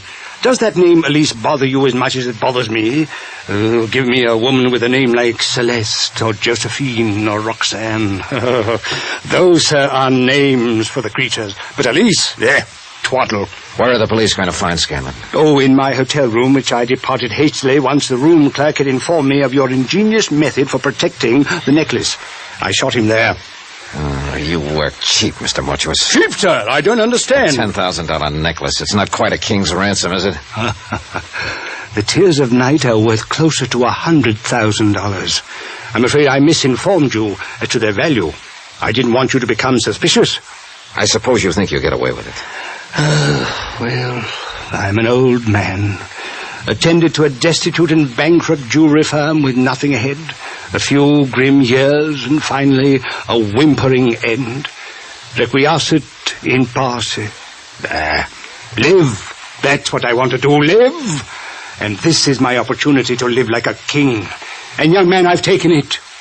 Veni, vidi, vici. You're crazy. You're crazier than a mosquito in December, Mr. Mortuus. They'll grab you before you make the airport. I don't think they will. I shall leave here and turn the Tears of Night into cash.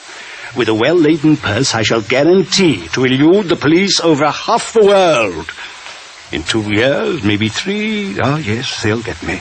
But I will spend the money. And what more could a man ask than a perfect fulfillment of all his wishes, eh? I ask you, sir, as one gentleman to another, what more could a man ask? Cautious, Mr. Dollar. I do shoot well. Answer it. Tell them to go away. I'll be right beside you. All right. Open it. One side, Dollar. I got a gun. Scanlon. I thought I'd find you waiting for the mail. You dirty. You didn't do such a good job on me. Caution, Mr. Scanlon. I have a gun, too. I'll last long enough to let you have it. Your loss of blood has made you groggy, Mr. Scanlon. But still good enough. Scanlon rolled over and lay still. Mortuus kind of grunted and leaned back against the wall. He had a pained look on his face. Mr. Dollar. Mr. Dollar. I do believe I've been shot. I'll need a little assistance. I can't seem to hold my feet, sir. I can't seem to hold my feet. Lie still. It was an awkward plan at best, eh? De mortuis nil nisi bonum, Dollar. Or if your Latin still escapes you, speak well of the dead.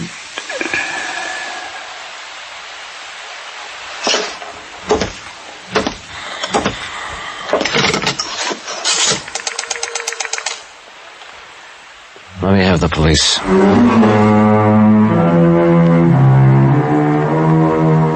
Expense account. Well, expense account total. $405.16. Details? Mrs. Wendover will recover. Remarks? I'll stand for the last 2 days of expense myself. I didn't have any business sticking my nose in the jewelry end of it. But if you make me pay for them, don't ever try to hire me again. Yours truly, Johnny Dollar.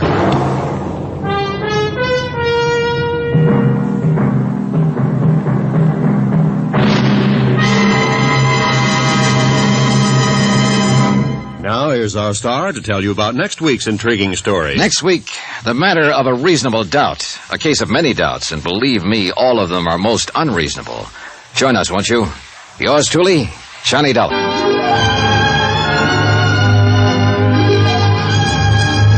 Yours truly, Johnny Dollar, starring Bob Bailey, is transcribed in Hollywood. Written by John Dawson, it is produced and directed by Jack Johnstone. Heard in this week's cast were Virginia Gregg, Victor Perrin, Jack Crucian, Jay Novello, William Conrad, Frank Gerstle, Marvin Miller, and Will Wright. Musical supervision by Amerigo Marino and Carl Fatina. Be sure to join us on Monday night, same time and station, for another exciting story of yours truly, Johnny Dollar. Roy Rowan speaking.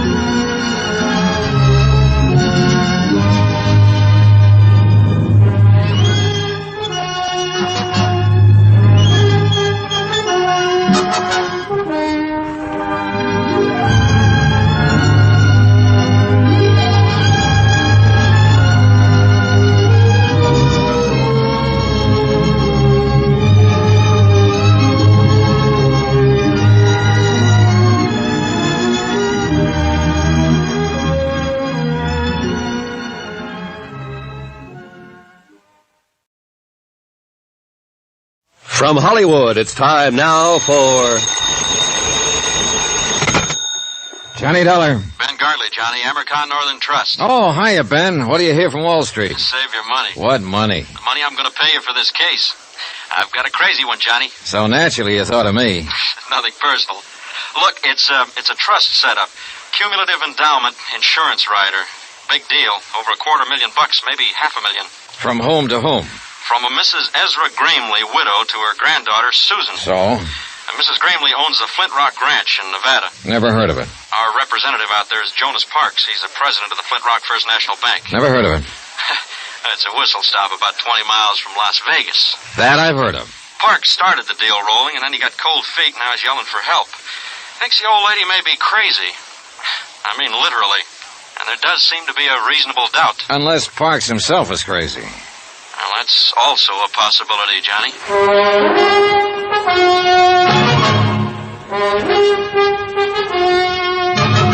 Tonight, and every weekday night, Bob Bailey in the transcribed adventures of the man with the action-packed expense account. America's fabulous freelance insurance investigator. Yours truly, Johnny Dollar.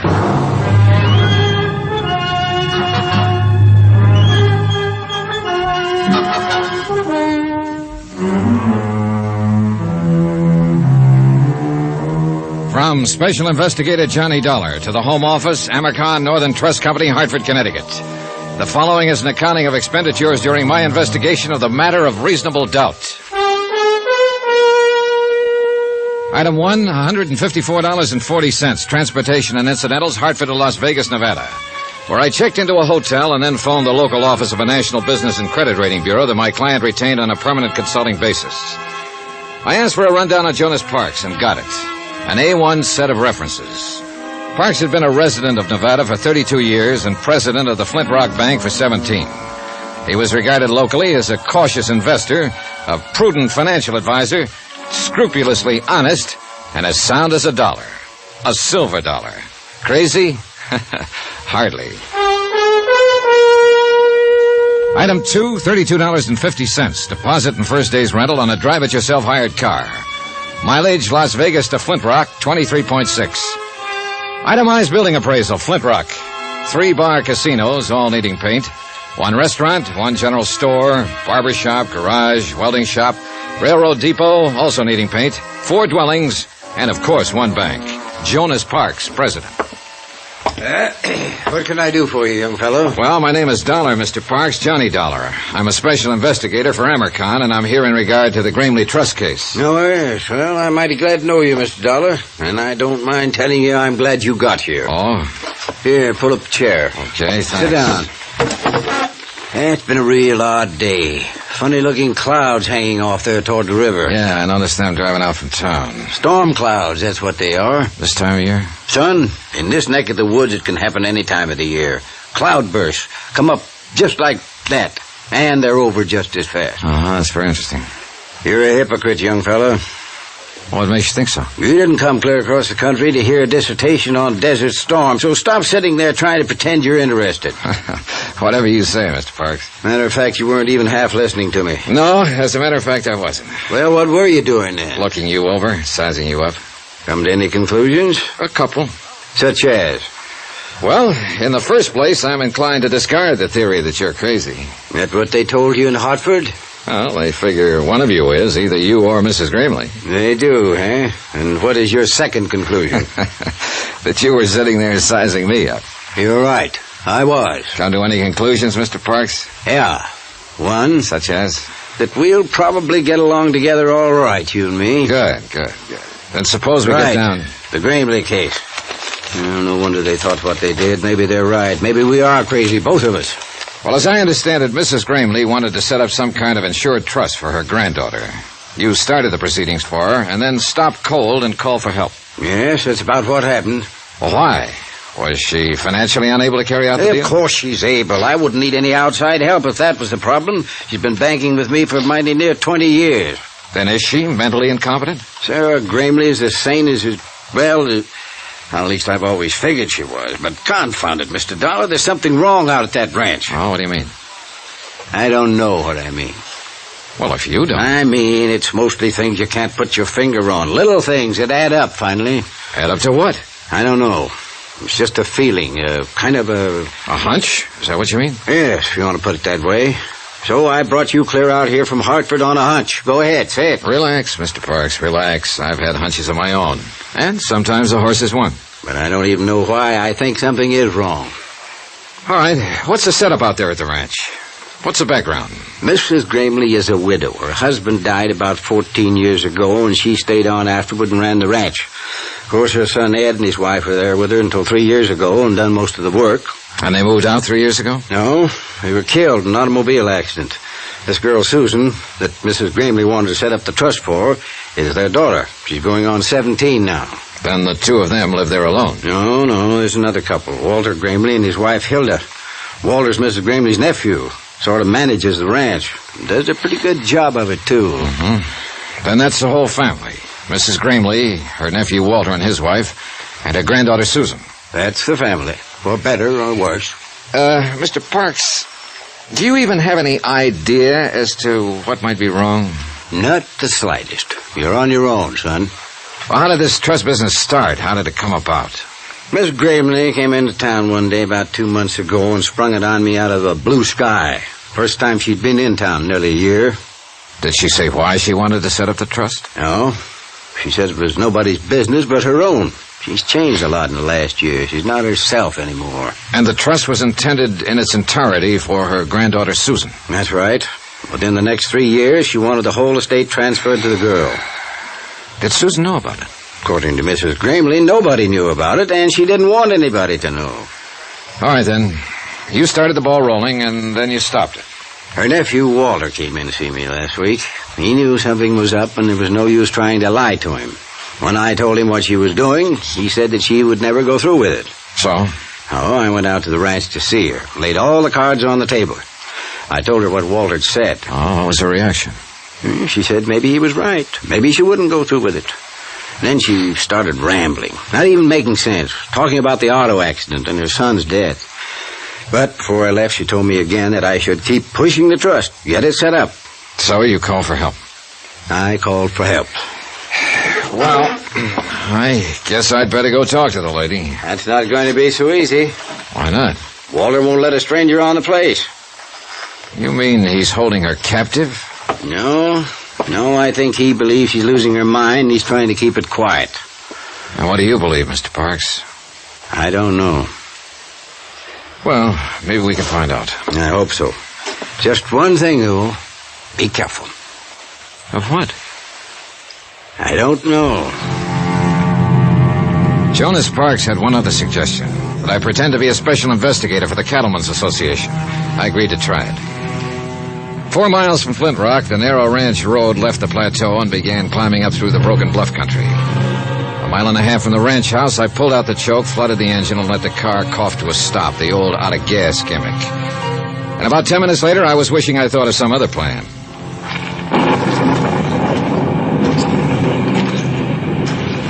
When Parks said cloudburst, he wasn't exaggerating. The rain came down in sheets. In 60 seconds, I was soaked through. And in another 2 minutes, the dry ground was a muddy bog. I kept on walking, or trying to walk, and the footing got worse. By then, I'd had it, or at least I thought I had. I hit the mud, rolled into a pile of boulders, and pulled my gun. A man was riding slowly toward me on a horse, holding a rifle over his arm. I edged down between the rocks, took a sight on him, and waited. Pull. He dismounted and walked toward me, carrying the rifle carelessly. Apparently, he thought he'd dropped me. I let him get within 12 feet. All right, hold it. Drop that rifle. Get your hands up. I said drop it. What's the idea? Well, that's a good question.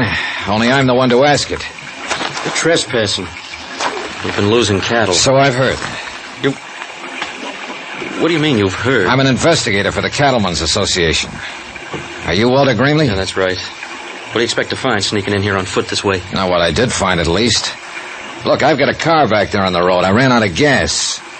I understand the owner of the Flint Rock is a Mrs. Ezra Gramley. Yeah, she's my aunt. Well, I'd like to see her.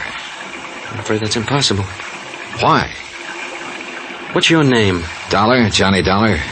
Mr. Dollar, go back to your car and wait. I'll send some gasoline from the house. Huh? When you get it, turn that car around and get off the property. You're working for me, you know. I'm a member of the association.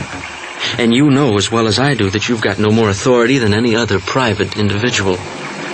So get out and stay out. And if I don't? Well, then you're a trespasser. And I won't miss twice. The next time I'll kill you. Is that clear? It was clear. Perfectly clear. And at this point, I wasn't ready to force the issue. So I conducted an orderly, strategic withdrawal. In short, I went back to the car. The rain stopped before I reached it. And a few minutes later, a station wagon came lumbering down the road from the ranch and braked to a stop a few yards away. The girl who came toward me carrying a 5-gallon gasoline can was a living little doll, a daffodil, as perky and bright as a brand new penny. Hello there. Hi. I'm Susan Gramley, and you're Mr. Dollar, and you're out of gas, and I've got some for you. Well, here, that's pretty heavy. Let me take that. No, just stand back and avoid the splash. I'm an old hand at this. In fact, I'm a chronic empty tanker myself, and what's the matter?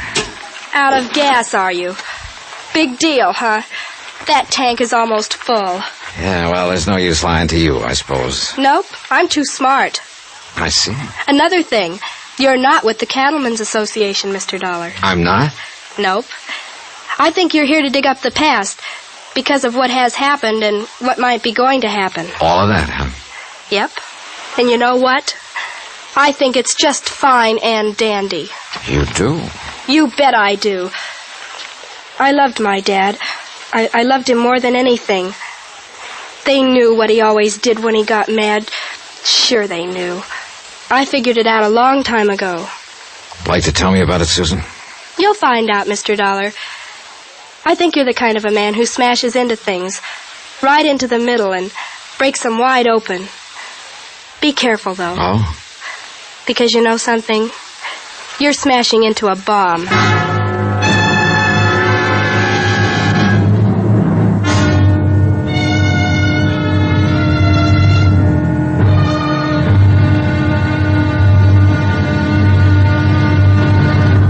Now, here's our star to tell you about tomorrow's intriguing episode of this week's story. Tomorrow, the dead past speaks in a musty morgue, or tries to. And a living lady gets cozy, or tries to. Really tries to. Join us, won't you? Yours truly, Johnny Dollar.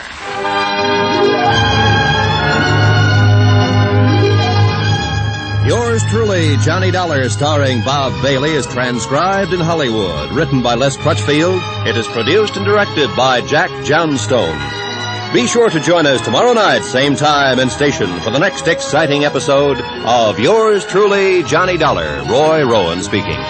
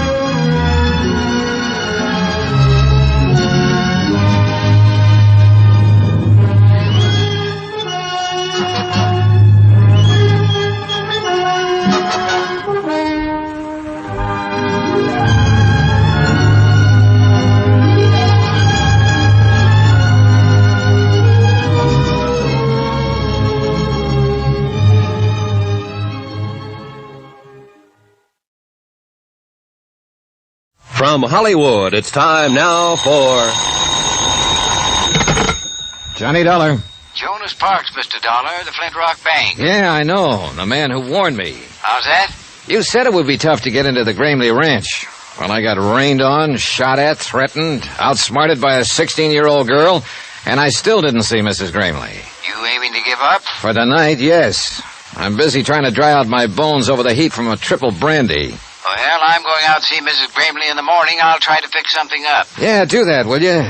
And something else, Mr. Parks. That auto accident 3 years ago when Susan's parents were killed. What about it, Mr. Dollar? You know what about it. The dead past is always with us. You go see Will Connors there in Las Vegas. He runs the Ford County Weekly Tribune. Tell him I sent you. And be careful. Once again, Mr. Parks, careful of what? I still don't know.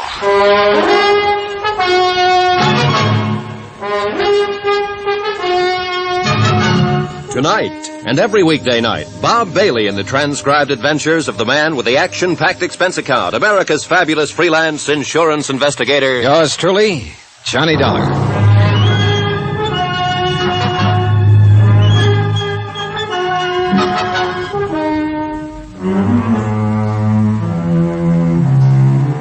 From Special Investigator Johnny Dollar, location Las Vegas, Nevada. To the Home Office, American Northern Trust Company, Hartford, Connecticut. Assignment, the matter of reasonable doubt. Expense account continued. Item 4, $7.25. A triple wasn't enough, so I bought the whole bottle and took it up to my room. I was bushed, and not just from being caught out in a desert cloudburst. Mrs. Gramley, elderly widow, owner of the Flint Rock Ranch, wanted to set up an insurance trust and convey all her holdings over to her 16-year-old granddaughter, Susan. Her only other heirs were her nephew, Walter, who managed the ranch, and his wife, Hilda. Jason Parks, my client's local representative and respected president of the Flint Rock Bank, had started proceedings, then got cold feet and dropped them. Why? He didn't know.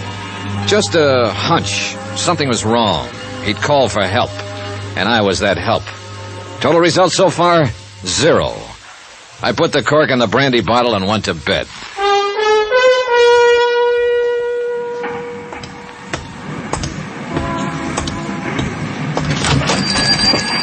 I'll be with you in a minute, young fellow. No hurry. The Weekly Tribune, like 1,000 other Weekly Tribunes across the country. Not competing with the big dailies, not even trying to. Printing the little things, homey things, and hanging on. One-man office, editor, publisher, reporter, proofreader, and at the moment, linotype operator.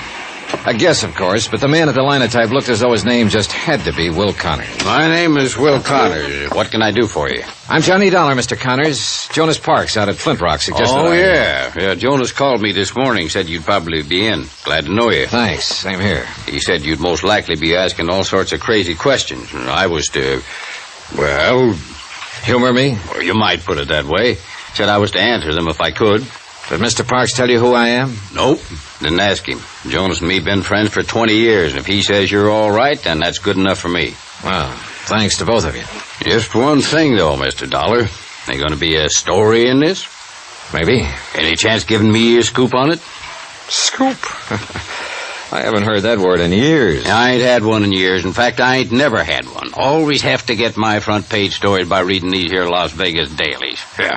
Bunch of smart alecks getting telegraphs from Moscow and Paris and France and all them places.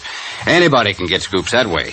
But me, I got to get out and scratch for what I print. Well, Oh, it sure do me good to put one over on them dudes. I'd get me out an extra. A big banner headline on it. Got the type for it, too. Never been used. Exclusive. Right across the top. And I'd knock them back on their byline. All right, Mr. Connors, all right. If there is a story, you get it. That's a promise. A scoop.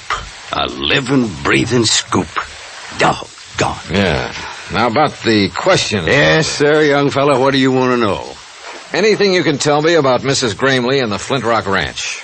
Mrs. Gramley? Oh, now, there is a woman for you, son. They don't make that kind these days. Noticed any change in her lately? Well, I wouldn't want this to go any farther. I understand. And I guess it depends on what you mean by lately. I ain't seen her but twice in the last year. They don't allow no visitors out there anymore. So I found out yesterday her nephew took a shot at me with a rifle. You don't say. My, they are getting clannish. Do you know of any reason for him acting that way? Yeah, there's something funny going on out that ranch. What, for instance? Couldn't say. But like I was telling you, I've only seen her twice, and she was different somehow. It was like she was, well, breaking up, sort of. Scared of something? Maybe. I don't know. Of her nephew by any chance? Walter? Well, I'd say he acts about as scared as she does, or as upset, at least. Maybe they're both scared of something. What about the granddaughter, Susan? Is she scared, too? Not that one. Oh, she's strange enough, all right. But the old Nick himself wouldn't scare her none. What do you mean she's strange enough? You met her, Mr. Dollar? For about 3 minutes yesterday afternoon. That's long enough. How'd she strike you? Well, it was one of the most honest kids I've ever met. Or else the cleverest. Yeah, that's about the size of it. Which do you think? Beats me. I've known her since the day she was born. Yes, sir, it's quite a family, including that fancy wife of Walter's. Hilda? What about her? Well, let's just say she's too much for him. You follow me, son? Yeah, I think so. Well, they're all worried. They're on edge. Either about the same thing or different things. They're pushed. They're driven. You can feel it. There's a pressure out there, and anything can happen. Maybe it already has. Maybe it happened 3 years ago. What do you mean? There was an auto accident 3 years ago, and Mrs. Gramley's son and his wife, Susan's parents, they were killed in it. Well, I've got the morgue files here. I wrote it up pretty complete when it happened. Yeah, I'll want to look through those files later. But right now you want the story behind the story. If there is one. Well, if there is, I don't know it. I think you would, if anybody would, being a newsman. As far as I know, it was just an accident. Well, how did it happen? Well, it was on the road to the ranch, up there where it winds through the bluffs. It was raining, pitch black. There'd been an argument back at the house. Well, they had a lot of arguments, I guess. But anyway, Hilda got mad and left, and took her car and headed for town. And a while afterward, Ed had all he could take, and he run out too and jumped in his car. Susan tells me that was a habit of her father's whenever he lost his temper in an argument. Yeah, he'd always get in his car and drive like a demon till he got over it. She also made a kind of a strange remark. She said they knew about it. Now, what do you mean by that? Well, I guess you'll have to ask Susan what she meant. All right. So Ed jumped in his car that night? Yeah, and Mary went with him, trying to calm him down, I guess. So he come around that curve. He must have been doing 60, skidding, half out of control. And there was Hilda's car parked on the curve right square in his headlights. Just smashed right into it at full speed. Both cars rolled over the bank, caught fire, and burned up. Him and Mary were dead before the car stopped. How did Hilda get out of it? She wasn't there. She had a flat, left her car parked, and started back on foot. I see. She was lucky, that's all. She sure was, Mr. Connors. Real lucky. I took a back file of the Tribune into the outer office and went over the news stories on the desks of Ed Grimley and his wife. I found nothing that Will Connors hadn't already told me. Shocking loss, fine people, sudden accident. I kept hanging up on that word, accident. I kept wanting to put a question mark after it. I was so absorbed I didn't even notice her come in until she spoke to me. Hello, Mr. Dollar. Well, are you following me, Susan? Nope. Got some copy for Mr. Connors. I write articles for him sometimes. You know, clever kid and all that sort of. I see you took me seriously. How do you figure? You didn't close that paper fast enough. Now, why would an investigator from the Cattlemen's Association be interested in an auto accident 3 years back? Suppose you tell me. Because you're not an investigator for the Cattlemen's Association. Who are you, Mr. Dollar? I've got half a notion to level with you, Susan. Then I'll go the other half by leveling with you. Aunt Hilda called the association office in Reno this morning. They said they never heard of you. Imagine that. Mr. Parks was out at the ranch just before I left. She asked him about you, too. He said he'd never seen or heard of you. I see. He was lying, though. I can always tell when people are lying, and they know it, too. That's why they're uncomfortable around me. Yeah, I know what you mean. Hey, look, Susan, did Mr. Parks talk to your grandmother? No. He was supposed to arrange for me to see her. About the accident?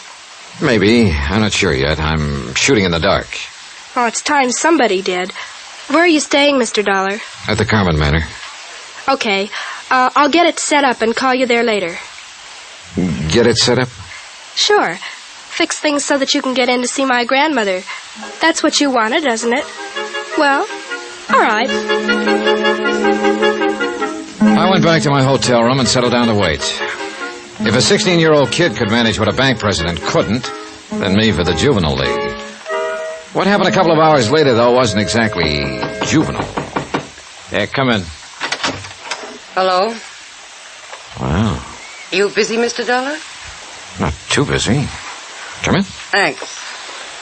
I don't believe I'm Hilda Grimley. I imagine you've heard of me during your cattle investigations. Well, somehow you don't seem to fit with cattle.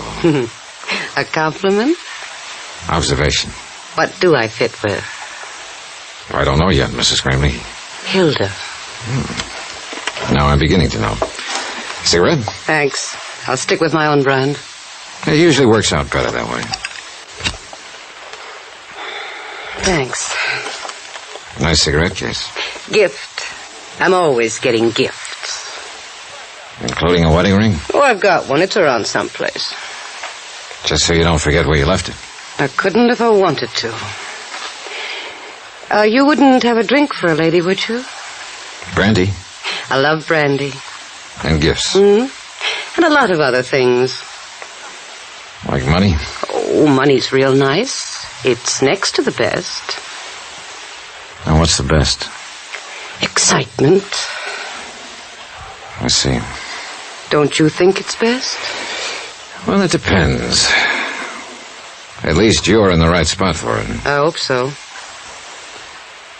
Look, I haven't got any money, and I never give gifts. You've got brandy, though.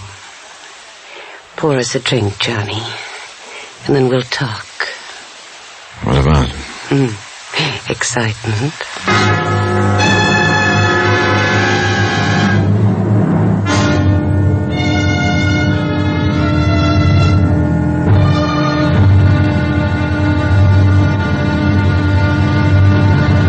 Now, here's our star to tell you about tomorrow's intriguing episode of this week's story. Tomorrow, a worried old lady shows her mettle, a gambler shows his hand, and the game gets tense, tight, and a little bit frightening.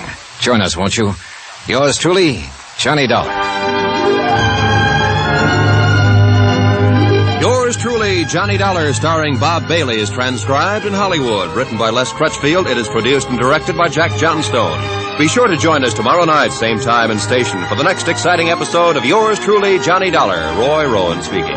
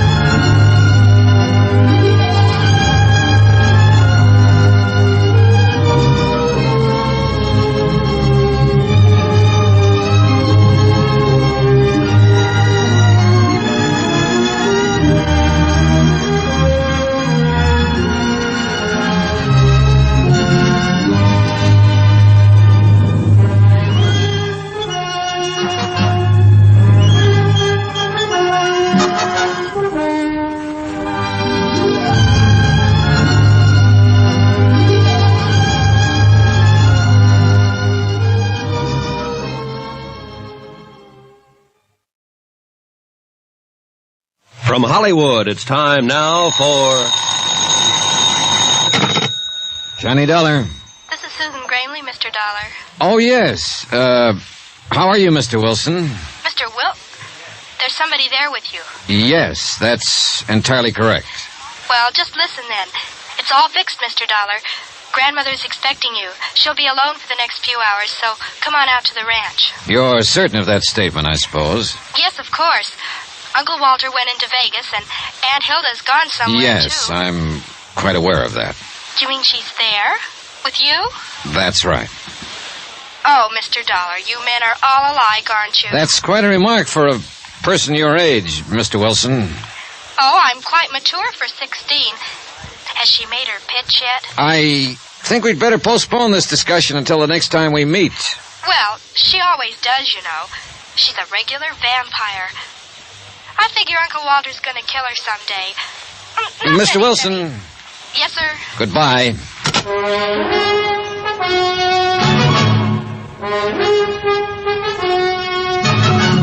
Tonight, and every weekday night, Bob Bailey in the transcribed adventures of the man with the action-packed expense account, America's fabulous freelance insurance investigator. Yours truly, Johnny Dollar.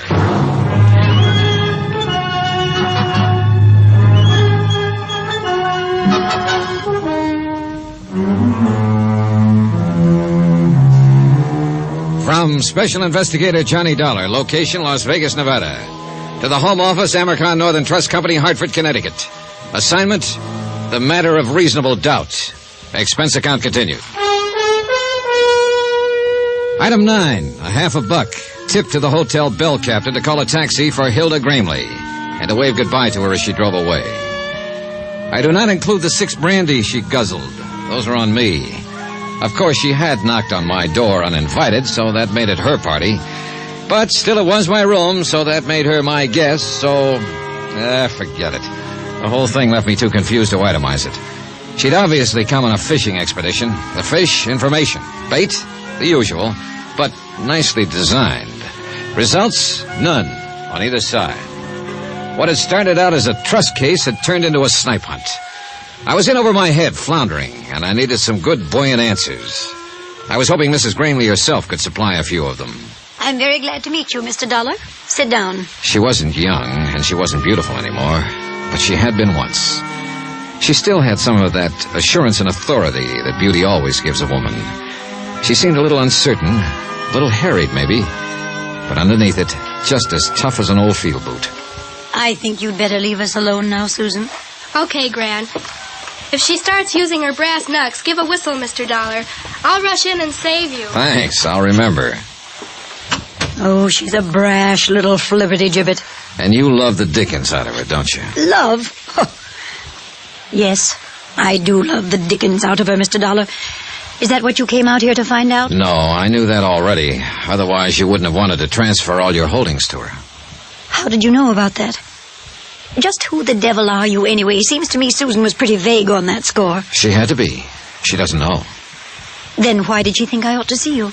Oh, she decided I looked honest. Claims she's got a knack for that sort of thing. As a matter of fact, she has. And also, she loved her father and mother. What do you mean by that? Mrs. Granley, I'm here because your friend, Jonas Parks of the Flint Rock Bank, sent for me. What? I'm a special investigator for the Amicron Northern Trust Company of Hartford, Connecticut. Why, Jonas didn't say anything to me. He hasn't had a chance. He intended to when he was here this afternoon, but you were too ill to see him. Ill? I didn't even know he was here. Your nephew and his wife did. He talked to them. Tell me, Mr. Dollar, just why did Jonas send for you? Because he thought you might be losing your mind. Oh, he did he? Huh. Are you? Well, if you thought so, you wouldn't have said it so bluntly. Right. I don't think so. Well, what made Jonas think it? You asked him to set up an insurance trust for the benefit of your granddaughter, Susan. Apparently, the intent was to convey your entire estate to her over a period of 2 to 3 years. What's so crazy about that? Nothing at all, so far as that part of it was concerned. But it didn't stop there. After he got the proceedings started, you turned skittish on him, started to flutter. Well, Jonas is a fool. He is not a fool, and you know it. He's been your friend for 20 years. He's completely trustworthy, conscientious, and he has your best interests at heart. Huh. How much is he paying you to say things like that? Nobody is paying me but the Amicron Trust Company, and furthermore, you know it. All you're doing is trying to dodge the issue. Young man, I'm not accustomed to being talked to this way. Then you can look at it as a refreshingly novel experience. You sound like Susan. And an experience you don't entirely dislike. Presumptuous whelp. Maybe. Are you married, Mr. Dollar? No. What a pity I'm not 30 years younger. What a pity I'm not 30 years older. Oh, thank you, sir. And now let's stop scratching each other's backs and get to the point. All right. Jonas is a fine man. No doubt he did have reason to get upset. These past months have been... Well, I suppose I haven't seemed like myself at all. Why is that? Oh, you're like a bulldog with a bone, Mr. Dollar. Careful how you talk about your might-have-been lover. What has been wrong these past months? Maybe I am losing my mind. Because actually, nothing has been wrong. I don't agree. I think something is wrong right now. Then why don't you tell me about it? All right, I will. Apparently I'll have to if we ever expect to get anywhere. All right, some months ago you stopped going into town, stopped having visitors. Then you decided to get rid of your estate, turned it over to Susan. When your nephew, Walter, heard about it, he implied to Jonas Parks that you were losing your mind. Then you yourself started to back down on the idea. Why? Was Walter putting pressure on you? Not exactly. What were you scared of, Mrs. Gramley? It's got something to do with Walter and Hilda, right? Sit down. Almost a year ago, I discovered that the two of them were stealing me blind. Tampering with the ranch accounts, forging signatures, all sorts of ways. Why didn't you take it to Jonas or to the police? Because I didn't believe it at first. By the time I was absolutely sure, they'd cut the ground out from under me. So you tried to convey the property to Susan secretly? Yes, until Walter learned what I was doing. Who's the push in that pair? Who's got the brains? Why, she has. Walter doesn't even have the gumption to get in out of the rain on his own. Then she must have been the one who planned the auto accident. And he went along with it, of course. What auto accident? 3 years ago, when your son and his wife were killed on the road to...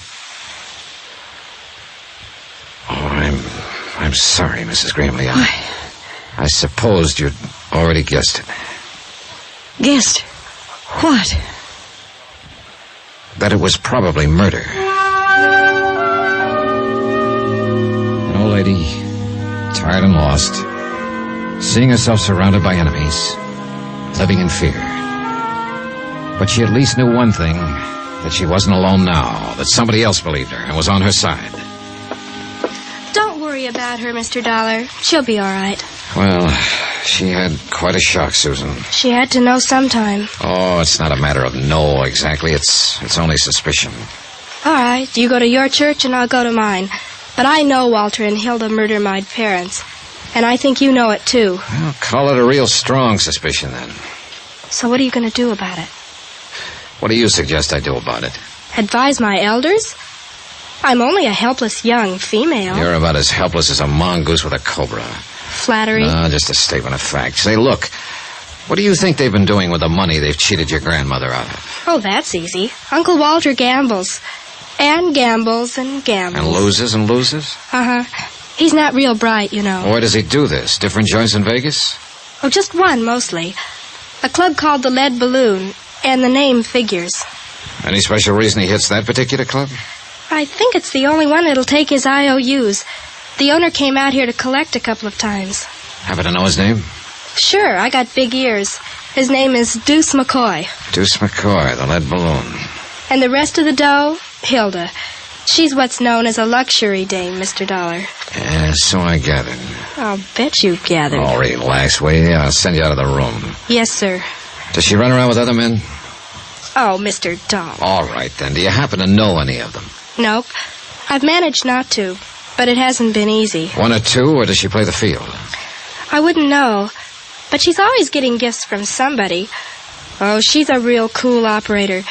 But of course, you know that, since you've been one of her victims. How would you like to get spanked? I don't know. I've never been. But I can quote you all kinds of psychology about it. Take, for instance... Never mind. Good night.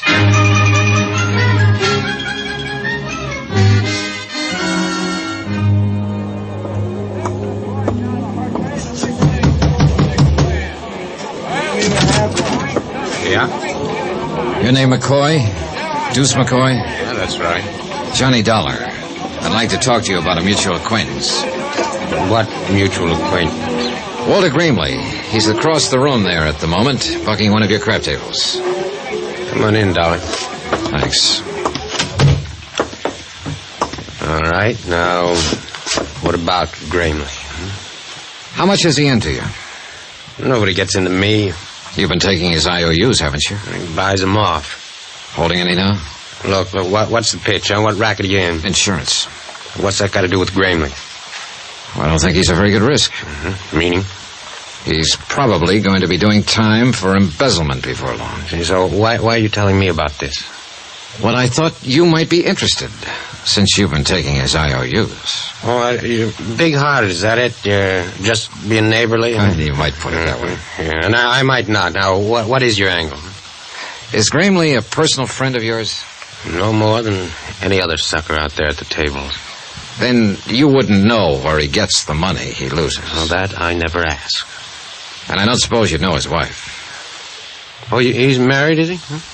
Her name is Hilda. She likes gifts, and brandy, and money, and excitement. Then I hope she manages to find him. Whoever she is. Oh, she does, one way or another. Well, we all got our problems, Dollar. Yeah, but some of us more than the others, right, McCoy? You through speaking your piece now, then? Not another word to say. Well, then I don't want to rush you, but... Hey, that's a nice cigarette case. Platinum, isn't it? Well, I wouldn't know. It's not yours? Somebody left it at the table. Somebody, huh? Then you don't know who it belongs to. If I did, I'd give it back. Then I'll save you some trouble, Mr. McCoy. I do know who it belongs to. What makes you think so? Because I saw it earlier today. It belongs to Hilda Gramley.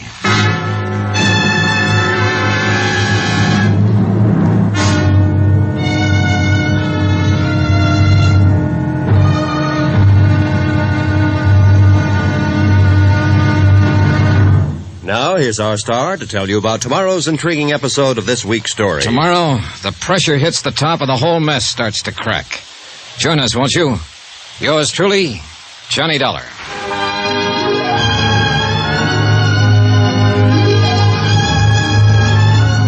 Yours truly, Johnny Dollar, starring Bob Bailey, is transcribed in Hollywood. Written by Les Crutchfield, it is produced and directed by Jack Johnstone. Be sure to join us tomorrow night, same time and station, for the next exciting episode of Yours truly, Johnny Dollar. Roy Rowan speaking.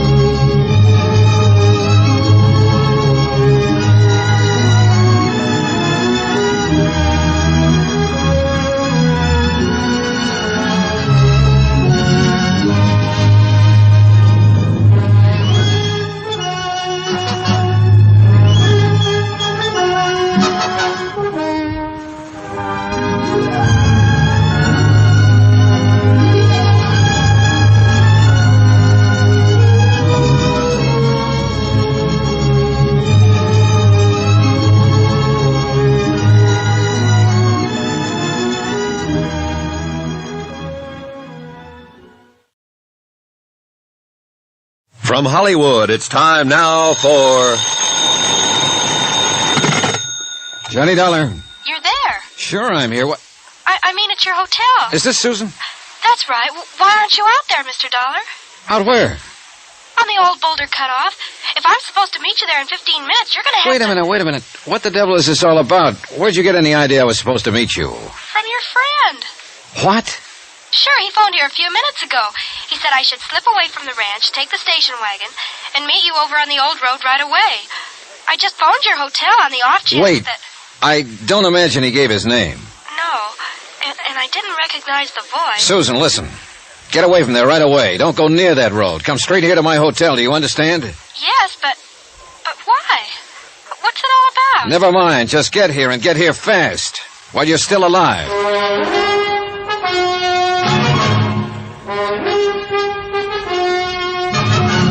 Tonight, and every weekday night, Bob Bailey in the transcribed adventures of the man with the action-packed expense account, America's fabulous freelance insurance investigator. Yours truly, Johnny Dollar.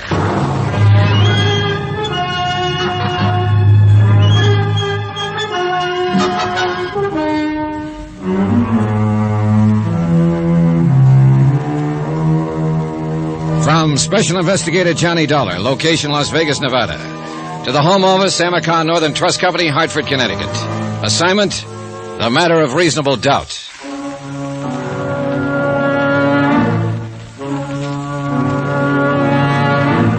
It was only 9:30 p.m., less than 2 hours since I'd thrown my rock into the pool to stir up the fish. I'd expected results, sure, but not this fast, and not this deadly. I'd picked a gambling casino owner named Deuce McCoy as my broadcaster. And I'd let him know who I was, why I was here, and what I was going to do. Apparently, the news had gone out fast. But I couldn't figure this move. Even with young Susan out of the way, they still couldn't get their hands on her grandmother's estate. It didn't make sense. At least, not right then. One thing, though, that I was sure of. If Susan Gramley had driven out that deserted road alone, she'd have never come back. Not alive. Who is it? It's me, Mr. Dollar. All right, just a second. Well, come on in, Susan. Thanks. I guess it's I, though. I mean to be correct. I don't care whether it's I or me, just as long as it's you. Say that again? Oh, skip it. You have any trouble? I missed the green light at Fremont and 5th. Anybody follow you from the ranch? Nope. Who was there when you left? All of them. Uncle Walter and Hilda had just come in. Together. Can you beat it? Well, then it wouldn't have been Walter who phoned you. Oh, not him. He's got a kind of a sneaky undertone. I'd have recognized him right away. And you didn't recognize the voice on the phone? No. He didn't say much, just that he was a friend of yours, and you wanted me to meet you right away, so I said okay, and he hung up. I see. Well, maybe you do, but I don't. Oh, what did you mean when you said, get here while you're still alive? I wish I knew. Look, Susan, that phone call wasn't just a practical joke. Then you do know. I know somebody was trying to get you out on that desert alone tonight, and they weren't trying it just for laughs. You mean they... I mean the luckiest thing you ever did was to pick up that phone and call this hotel. But why, Mr. Dollar? Why would anybody want... That's what I don't know. I don't see what they'd hope to gain by it. They know the trust hasn't been set up yet. Your grandmother's still in control of the property, not you. Look, excuse my ignorance, but I don't think I know what you're talking about. Well, maybe it's time you did, since you seem to be right in the middle of it now. Look, your grandmother decided to set up an insurance trust and convey all her holdings over to you. To me? Gran was going to do that. Jonas Parks at the Flint Rock Bank started proceedings, then got cold feet. He got the idea there was something screwy behind the whole thing. So he wired Hartford, and the trust company sent me out here to investigate. But Gran never said a word. She didn't even mention it. She was scared to death. Afraid Walter and Hilda would find out and block her off, have her declared incompetent, get control of the estate, and leave you clear out in the cold. She thinks a lot of you, Susan. Gran's the most, isn't she? How did she seem when you left? Back on her feet? Oh, better than she's been in months. More relaxed. I guess she's counting on you, Mr. Dollar. Yeah, well, I wish I could be sure she could. Look, that phone call I got, if Uncle Walter and Hilda weren't behind it, then who was? Oh, I don't know. I'm pretty certain that by now they know who I am and why I'm here. And they know I'm out to get them. I dropped the word a couple of hours ago. I figured they'd react all right, but I didn't expect this move against you. But there has to be somebody else in on it, Mr. Dollar. Neither of them made the phone call. Yeah, I know. But nobody else even knew about the trust. Jonas Parks did, and Will Connors of the Weekly Tribune. But they've been friends of Gran's for years and years. They wouldn't do anything to harm her. I didn't say they would. And they couldn't have had anything to do with the accident that killed my parents. Nobody could have, except Hilda and Uncle Walter. Unless, of course, it was just an accident. Oh, you know better than that, Mr. Dollar. Oh, I'm beginning to wonder if I actually know very much about any of this. Susan, listen, how scared are you? Oh, I'm not scared at all. I'm just bewildered, I guess. Good, then you won't be afraid to stay here alone for a while. Of course not. Sounds kind of grown up, in fact. Yeah, well, all right then. Don't leave the room. Keep the door locked and don't let anybody in. If someone should try, call the manager and have him call the police. Don't answer the phone unless it rings twice. That'll be me. Got it? Got it. Good. Hey, there are a couple of magazines there on the nightstand. Can I ask you what you're going to do, Mr. Dollar? Sure, you can ask. See you later, Susan. Stinker.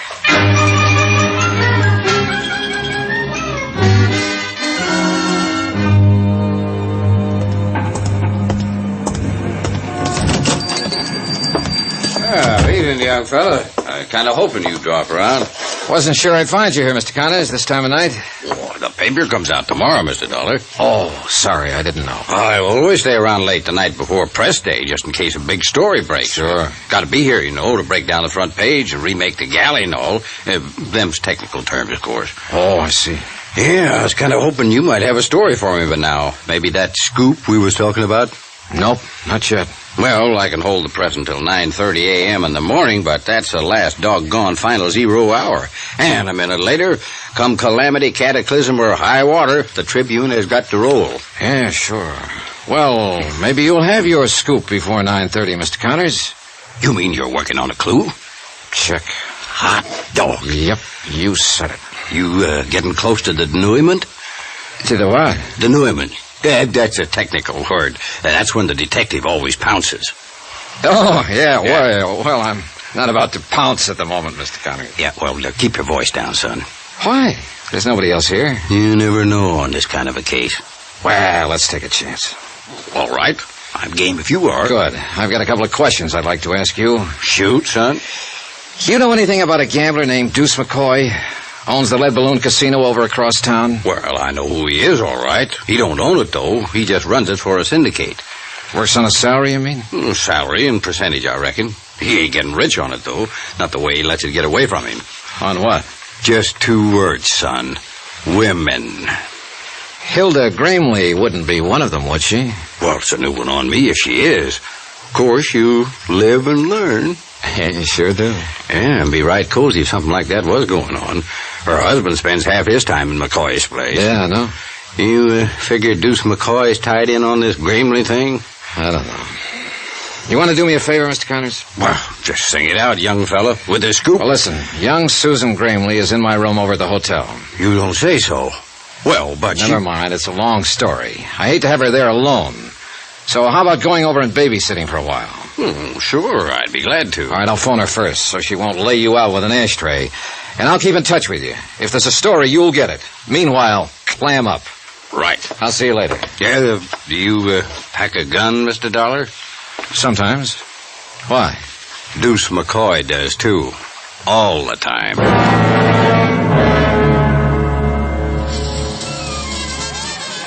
The evening was just starting in the Lead Balloon, with 2 crab tables already in action, 2 more standing by, and a roulette wheel warming up. No one paid any attention when I walked back through the casino to the office. I waited what I considered a reasonable length of time, then tried the knob. The door was unlocked. Go on, Buster. Beat it. The girl was alone in the office, sprawled back on the sofa, a drink in her hand. And it was pretty obvious it wasn't her first one, nor her second or third. She'd have been a real knockout, sober. Smiller, don't you understand English? I said get out. Where's McCoy? What's it to you? Feeling no pain, huh? Oh, cut it, Buster. Must have been a pretty big pain, though, earlier, if it's taken this much to kill it. Go on and get out of here. What do you think you are to talk like that? Johnny Dollar, who are you? Get away from that desk.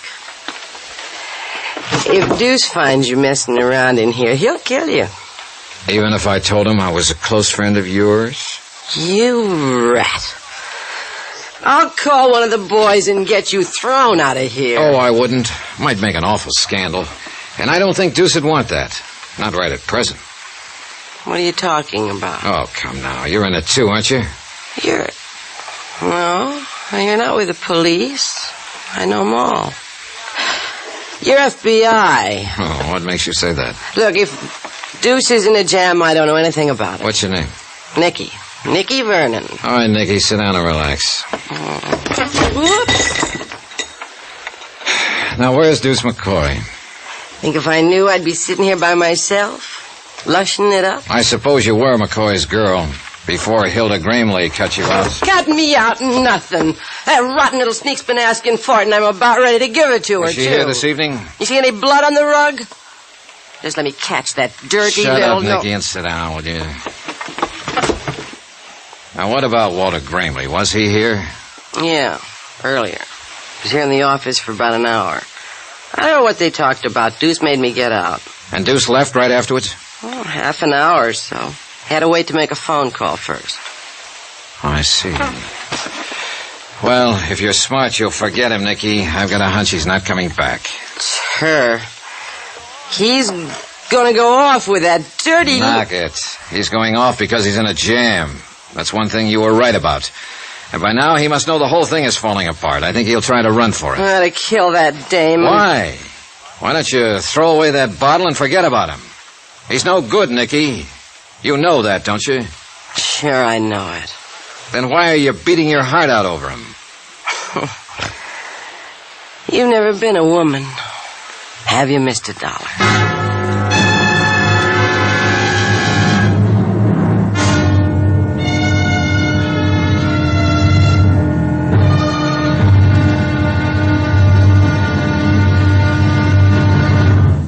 Now, here's our star to tell you about the final intriguing episode of this week's story. Tomorrow, I tag the pitch too late, and a runner gets home. The score? 1-0 in favor of death. Join us, won't you? Yours truly, Johnny Dollar.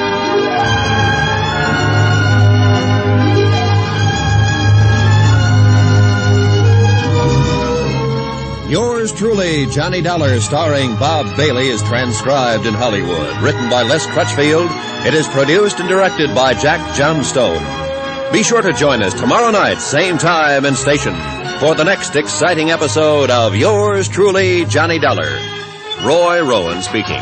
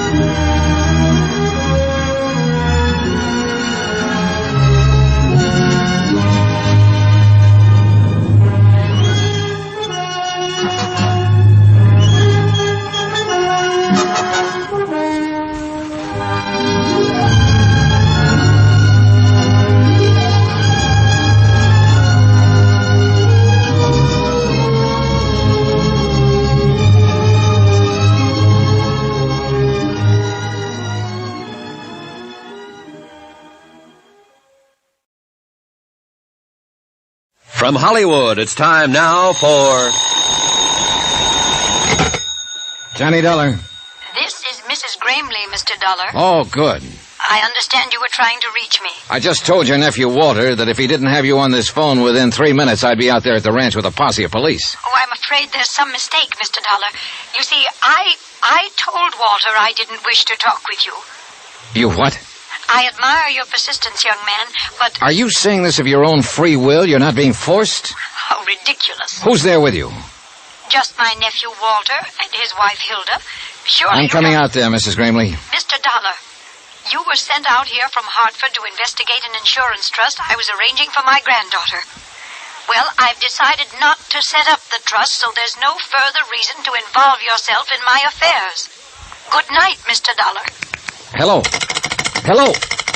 What have you got cooking with the Gramleys anyway, Mr. Shut up, Nicky. Let me think.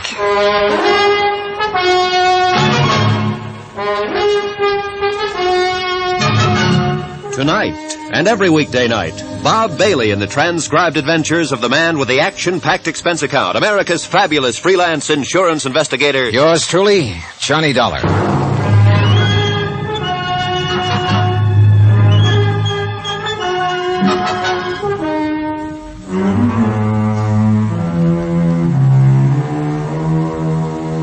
From Special Investigator Johnny Dollar, location Las Vegas, Nevada, to the Home Office, Amercon Northern Trust Company, Hartford, Connecticut. Assignment, the matter of reasonable doubt. Expense account, final page. Item 12, 75 cents. I had a pint of black coffee sent in for Nikki Vernon, girlfriend of missing casino operator Deuce McCoy. She'd been overworking a bottle of scotch, and I figured the coffee would help clear the fumes. And it might have, if she'd drunk it. No, take it away. I don't want any coffee. I couldn't figure that phone call from Mrs. Gramley. She knew her nephew and his wife had been stealing from her. That's why she'd started to set up the trust to save the estate from them and turn it over to a young granddaughter, Susan. And she knew also, App told her, that Walter and his wife had probably contrived the auto accident that had killed Susan's parents. And yet now she seemed to have reversed her whole attitude. Maybe Jonas Parks had been right. Maybe there was a reasonable doubt as to her sanity. Maybe a lot of things. But all of the answers were out there at that ranch. She's to blame for it. Things were all right with Deuce and me till she came messing around. If it hadn't been Hilda, it would have been somebody else. A whole lot you know about it. Oh, why don't you drink some of that coffee, Nicky? I don't want any coffee. Okay, suit yourself. Go ahead and enjoy your broken heart, then. Kill the rest of that bottle if that's what you want. Cry up a storm. Live it up. Wallow in it. I'll get that dame. It's the last thing I ever do. For what? You ought to thank her for getting that rat off your neck. What'd you have to turn him in for? Deuce never did anything to you. He never had the chance. Oh, what's he supposed to have done that's so horrible? It's more what he tried to do. Oh, sure. You happen to know young Susan Gramley? Yeah, I've seen the kid. Why? Well, your lover boy phoned her out at the ranch earlier this evening, disguised his voice, said he was a friend of mine. He tried to get her to meet him on the old Boulder Cutoff out in the middle of the desert. If you think Deuce would try to date up a 16-year-old kid, you're crazy. Nicky, I think he was going to kill a 16-year-old kid. It's her fault. Hilda Gramley.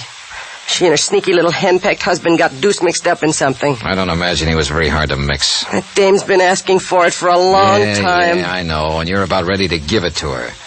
Well, forget it. Sober up, find the nearest exit, and then run like the devil. I want Deuce. So do the police. And they're the ones who are going to get him. They're covering the airport now, the depot, all the highways. Vegas is a tough town to get away from. He hasn't got a chance. It's just as much your husband's fault. Why didn't you keep her at home? Why did he... Oh, for the love of... You keep on playing that same old record, you're going to wear a groove right through your brain. Maybe so. Now, look, I got things to do. Are you going to be all right here alone? Well, I'm just fine. I never felt better in my life. Then you've already got it halfway made. So why don't you double up and get even? Try some of that coffee. You're a real busy guy, Mr. Dollar. You put the finger on a man with one hand, and at the same time you try to sober up his girl with the other. Sure. And if I had a broom, I'd sweep the office. Well, then why don't you go be busy someplace else? That's exactly the idea. All right, kid, you're on your own. Good luck, Nicky. Good luck? Huh. What do you care what kind of luck I have? Oh, I don't know. I picked up my car and drove out across the desert toward the Flint Rock Ranch. I couldn't quite imagine Mrs. Gramley being intimidated. The idea of Walter and Hilda standing over her, holding a gun at her head and making her say things against her will was pretty unbelievable. Faced with a threat like that, she'd probably say, shoot and be blasted. It just didn't make sense. Apparently, she really had reversed her field. But I had to hear it from her face to face.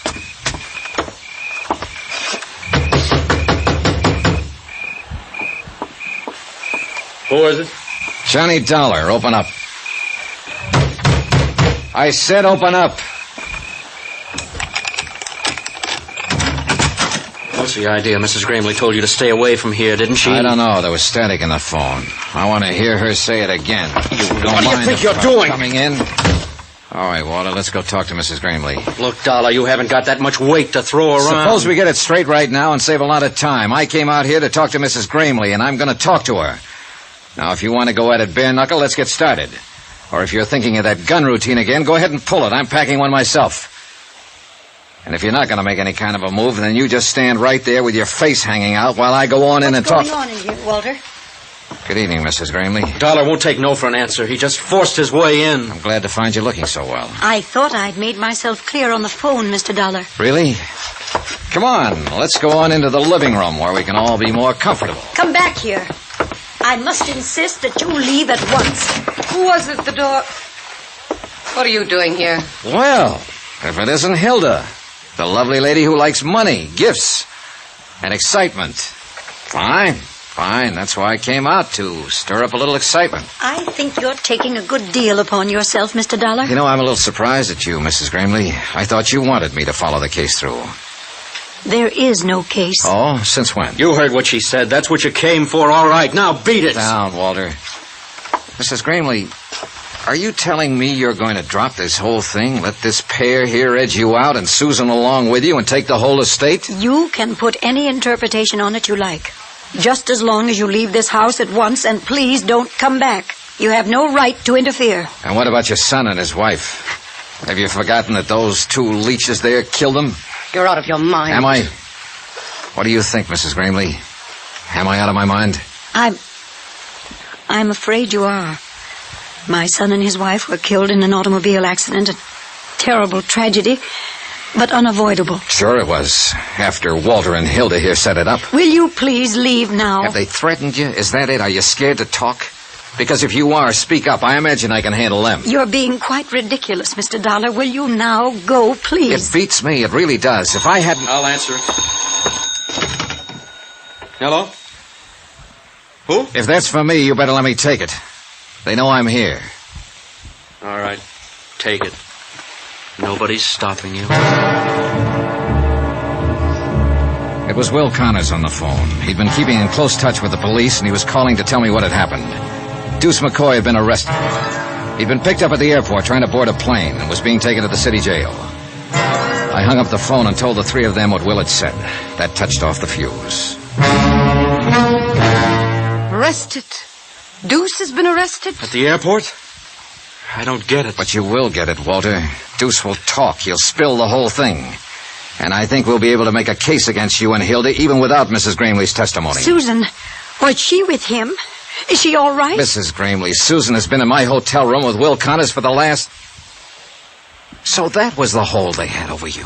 They told me this man Deuce had phoned her and tricked her into meeting him. Susan doesn't trick so easy. She called me Get and your hands up, Dollar. Oh, now it's a little late for a gun, Walter.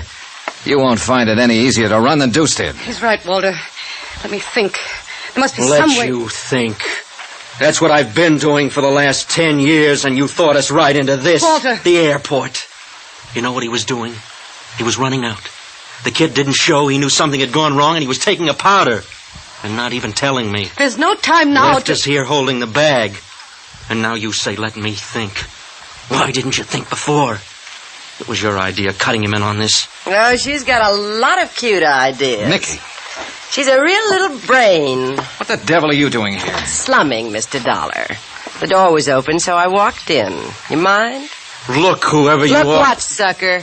I've seen guns before. Why didn't you use it on them? When they were playing you for their number one patsy. What are you talking about? Deuce McCoy. And that little sneak you're married to there. You mean you still don't know? She's lying, Walter. Don't you wish I was? They had you right in the middle, sucker. Deuce was taking it away from you on the tables, and little Hildy was getting it back from him after hours. I bet they got a lot of laughs out of it. Better hand over that gun, Walter. It's true, isn't it, Hilda? Of course not. Take a gun to him, huh?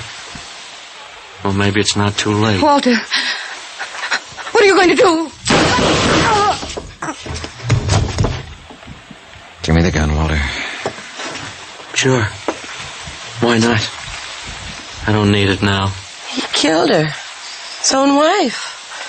Stood right there and shot her down in cold blood. Did you call the police, Mrs. Gramley? Yeah, tell them to hurry right out. They can take me in on a real charge now. I didn't mean for her to get killed. You know something, Dollar? No. Suppose you tell me. That's the first big move I've made in the last 10 years. That Hilda didn't plan.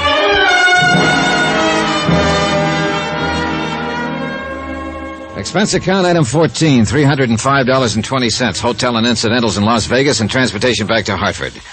Expense account total, $596.45. End of account. Remarks? Well... I can't figure out why she had to go messing around that way when she already had a man of her own, her husband. Of course, he didn't amount to much, but not many men do. What'd you expect to find in this world? Pearls in all her oysters? A turkey in her soup? Well, that was Nicky, and that's the report. And that's life. Come to think of it, though, what isn't? Yours truly, Johnny Dollar.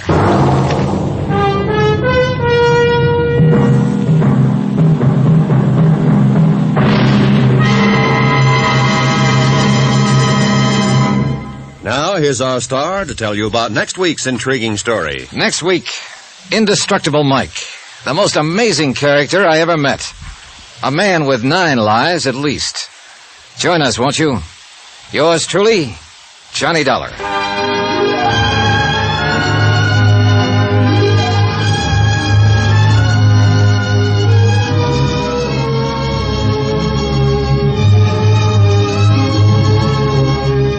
truly, Johnny Dollar, starring Bob Bailey, is transcribed in Hollywood. Written by Les Crutchfield, it is produced and directed by Jack Johnstone. Heard in our cast were Susan Whitney, Richard Crenna, Jeanette Nolan, Forrest Lewis, Inga Adams, Paul Richards, and Gene Tatum. Musical supervision by Amerigo Marino and Carl Fortina. Be sure to join us on Monday night, same time and station, for another exciting story of yours truly, Johnny Dollar. Roy Rowan speaking.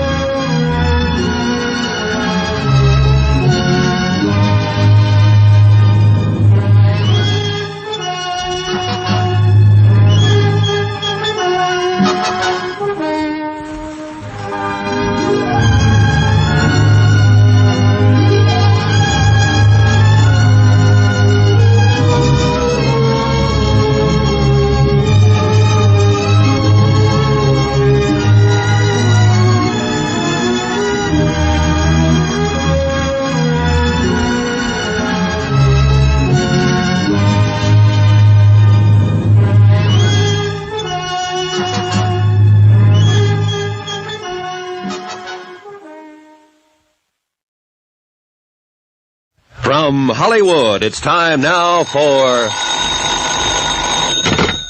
Johnny Dollar. Pat McCracken, Johnny, Universal Adjustment Bureau. Oh, no. How are you, boy? Terrible. Goodbye. Johnny, what's the matter? Well, the last one you handed me was that phony spiritualist case, and it's still haunting me. Before that, it was Laird Douglas of Heatherscope. Oh, you made money on him, didn't you? Yeah, I nearly lost my mind. Well, all right, I've got one for you now that'll surely make you lose your mind. Johnny, come on over, huh? Okay.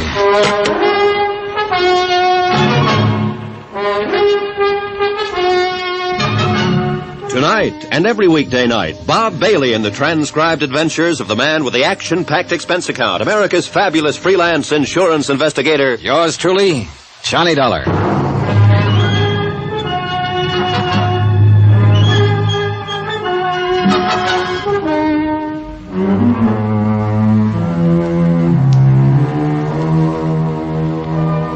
Expense account submitted by Special Investigator Johnny Dollar to the Lakeside Life and Casualty Insurance Company.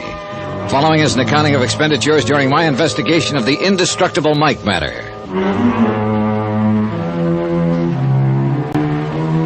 Expense account item 1, 80 cents, cab fare from my apartment to the office of Pat McCracken at Universal Adjustment Bureau.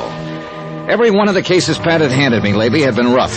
And if it weren't for the loot involved, which is to say Pat never really cracked down on my expense accounts, well, after all, I didn't have any other cases pending, so... Hi, Johnny. Hey, you're looking great. Sit down, huh? Cigarette? Or would you like a drink? Well, how are you, boy? Okay, Pat, let's have it. This one must really be bad. Why, Johnny, what makes you say a thing like that? You sure you wouldn't like just one little one? No, thanks. Right. Now, come on, let's get to the point. What are you trying to get out of paying off on this time? You want the truth, Johnny? Nothing. Nothing at all. Just a favor for a friend of mine down in New York. Yeah, who? I want you to go down and see Peter Branson. Branson? Any relation to that worrywart Harry Branson of Philly Mutual? Well, his brother. Whoops. Get yourself another boy, Pat. No, Johnny, he's as different from Harry as day is from night. Well, he better be. That literal-minded stick-in-the-mud Harry nearly drove me crazy on those two cases I handled for him. Pete is different as day is from night, honest. Now, will you see him? Expense account item 2, 21 even, train fare and all the incidentals I could think of, Hartford to New York. Item 3, 55 cents, taxi from Grand Central to Peter Branson's Lakeside Life and Casualty offices at 500 Fifth Avenue, where my worst fears were justified. That is correct, Mr. Dollar. I am not only Harry's brother. Don't tell me. You're his twin. Why, yes. How could you have guessed it? Oh, but now, wait a minute. Did you say you took a taxi for the 3 blocks over from the station? Yep. At least that's what goes on the expense account. Oh, dear, my brother was right. You are expensive, and yet he seems to have the utmost confidence in your abilities. Yeah, but now the amazing way in which you settled that Harry, case... Pete. Yes? What's the case that's bothering you? Isn't that interesting? I don't know yet. Tell me about it. I mean, you're starting to call me Harry because of my twin. Oh, yeah. Better tell me about the case. You know, a great many of our mutual friends... What? Oh, yes, of course. Michael Jeremiah Flynn, a terribly serious matter. If this sort of thing ever gets out of hand... Who's Flynn? John, he is a bum. Aren't we all? A regular, typical, movie-type version of a Bowery bum. So? And unfortunately, he holds a $50,000 policy. Well, he must have seen better days to carry that much insurance. Never, I'm sure of it. No human being could degenerate to such a state in a mere 47 years. And he looks and sounds like 67. Also, by the way, his policy is only 2 months old. Well, what's happened? Somebody knocked him off? No, but I am sure somebody is going to. Well, then why did you insure him? It was Martha who was really responsible. Who's she? Martha Ingersoll, the girl I had working for me here in the office at the time he applied for the policy. I was out sick for a couple of weeks, and I'm afraid that when I came back, I did not pay sufficient attention to the application she'd accepted. At least so far as Flynn's policy is concerned. You better tell me about him. Oh, of course, he passed his medical all right, though heaven knows how. And his cash payment of the premium was all right. Cash? Yes, cash. But I still should have investigated myself before allowing the policy to be issued. Look, you still haven't told me what's wrong. Now, of course, it's too late. Pete. Oh, of course. Well, it's simply this. The home address that we have for him has turned out to be the Glad Hand Rescue Mission, just off Fulton Street, near the Fulton Market. Yeah, biggest fish market in the world, isn't it? Well, yes. A fascinating place. Ships loaded with fish from all the 7 seas, colorful characters speaking a dozen different tongues. Yeah, well, I'm sorry I interrupted what you were saying about that's Michael. That's all right. I'm quite a connoisseur of seafood, you know. Real epicure, if I do say so. Have you ever tasted Boston scrod? Yeah, sure. Now, let's get back to the case. Oh, yes, Michael Flynn. Michael Flynn, that's right. Well, Mr. Dollar, John, it's simply because of what's happened before that I'm so worried about this one. After all, $50,000 is a sizable policy. And what has happened before? The same thing, so you can see. Harry, Pete, I can't see a thing. John, it's like the Angus Cormack matter back in 47, like the old Mother McCrary affair that happened. Trying to tie Peter Branson down to the facts of the case was exactly like trying to tie his brother Harry down, only more so. I had to keep reminding myself that all of Harry's assignments had paid off handsomely for me, and keep hoping the same would be true of his brother. 3 separate times in the next 15 minutes, Pete launched forth on the Epicurean delights of seafood. And 3 times I vainly tried to steer him back to port. Finally, I threatened to walk out on him unless he got down to business. All right, John, I'll give it to you in black and white. Oh, not literally, of course. I mean, I'll tell you from the beginning. Attaboy. Now, 4 times within the past few years, this very same sort of policy has been issued. To some penniless, worthless bum. Yes, and everything has indicated fraud. How do you mean? In only one case were the police able to prove anything, the case of Maggie Dolly Varden Smith. Oh, yeah. Seems to me I remember that. Some racketeer, ex-bootlegger. Correct. Candy Kid Schultz. Yeah, he insured the old derelict for $20,000, $30,000, had himself named beneficiary. That is correct, and then he had old Maggie murdered. Of course you remember. And you think you've got the same sort of a situation here? Yes, John, I'm afraid so. And you can't cancel the policy unless there's proof of an attempt at fraud. Correct. So you can see why I'm so deeply concerned over this. Oh, if only I hadn't left Martha Ingersoll in charge while I was sick. Who's named as beneficiary in the policy? Of course, she did sell some good policies. What? Beneficiary. Oh, yes, here it is. John Wesley Cosgrave, 621 East 49th Street here in Manhattan. Mm-hmm. What do you know about him? Nothing, really. And frankly, I'm afraid to find out. John? Yeah, I'll look into it. And what's the address of this rescue mission where old Michael hangs out? It's down near the big Fulton Fish Market. Let me see. Here, why don't you give me that whole folder so I can get what I want from it? Of course, John. But I am sorely afraid there isn't much to get. I'm sorely afraid Peter was right. Well, I had to start somewhere. Item 4, 280, taxi back to Grand Central to pick up the bags I'd parked there, and the same taxi to a slightly dingy little hotel a couple of blocks off Chambers Street on the Lower East Side. Item 5, $9.83 to a second-hand clothing store where I outfitted myself in hat, coat, pants, shirt, shoes, and socks that I hope would make me eligible for a spot on a bench at the Glad Hand Rescue cheap flop house than a mission. I felt somewhat like a kid playing tramp at Halloween. Welcome, brother. Welcome to the mission. I'm Daddy Bill. Hi. The entrance to the soup kitchen is over at the side, you know. Yeah, well, I just want to sit down for a spell, rest my feet. And have you a bed for the night, brother? Who knows? I'll make out. Well, there's always room for one more, you know. Will you be here for our meeting tonight? Well, I don't know. You have an excellent singing voice, I can tell. Are you sure you don't want something to eat, my boy? No, I'm all right. Well, then, just sit and be comfortable and we can talk. I kind of hope maybe I might run into Mike. Mike? Flynn. Oh, yes, of course. Michael lives here.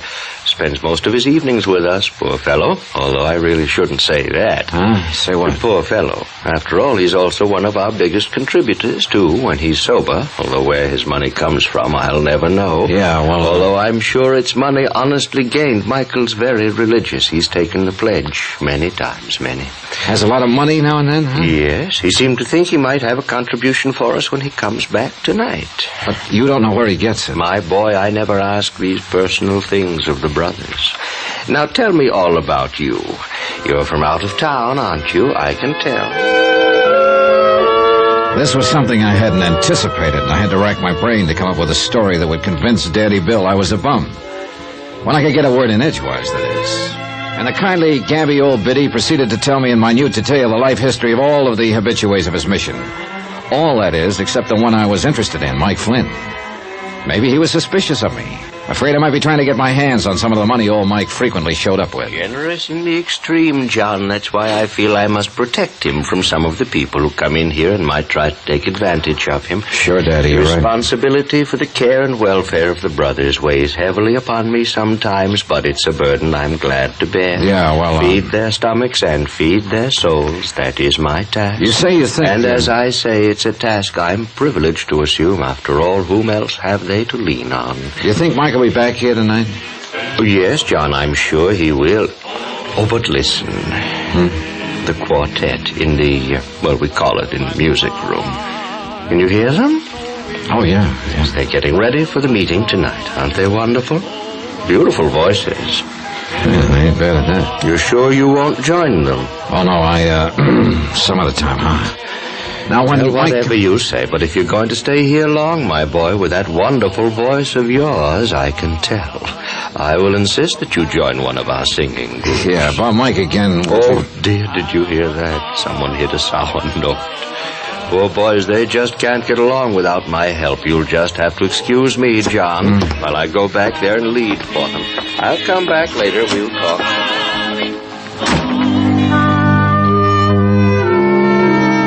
I don't know whether it was the overuse of steam heat in the battered old assembly hall of the mission, or having listened to 2 solid hours of Daddy Bill's talk about his boys. Whatever it was, I was tired.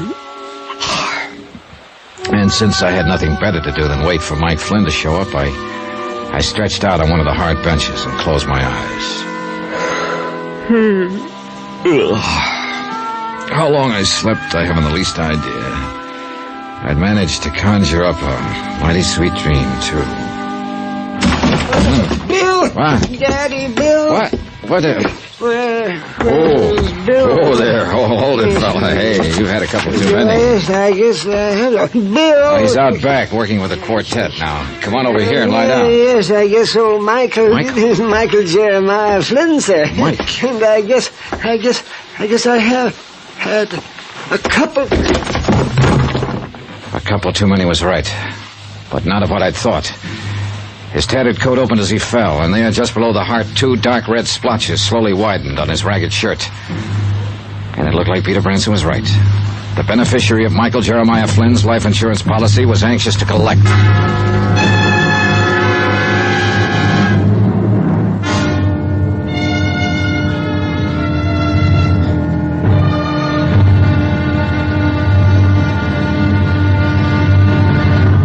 Now, here's our star to tell you about tomorrow's intriguing episode of this week's story. Tomorrow there's proof that life is a very tenacious thing, even in the broken body of a Bowery bum. Join us, won't you? Yours truly, Johnny Dollar.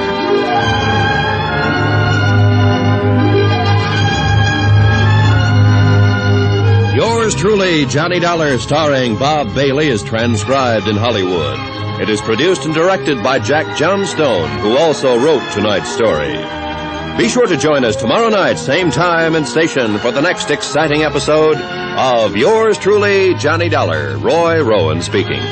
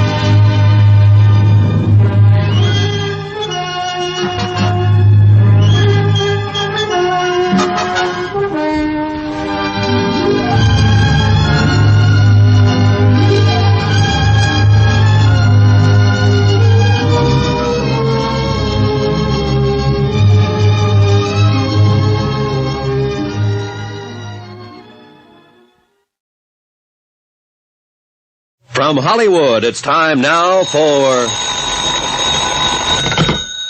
Johnny Dollar. John, this message I found when I came in. Yeah, Pete. Somebody took a couple of shots at your $50,000 client, Mike Flynn. Well, will he die? From the looks of things last night, he may pull through, in spite of the 2 slugs in him. I hope so. Do you know who did it? No idea, but I'm going to try to talk to him. Have you talked to the beneficiary? Not yet. First, I want whatever information I can get from Mike, if he's still alive.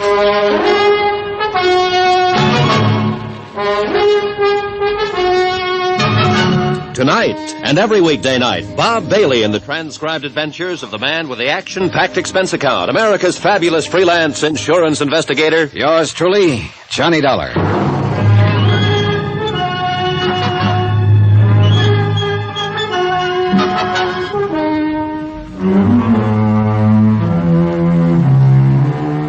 Expense account submitted by Special Investigator Johnny Dollar, location New York, New York.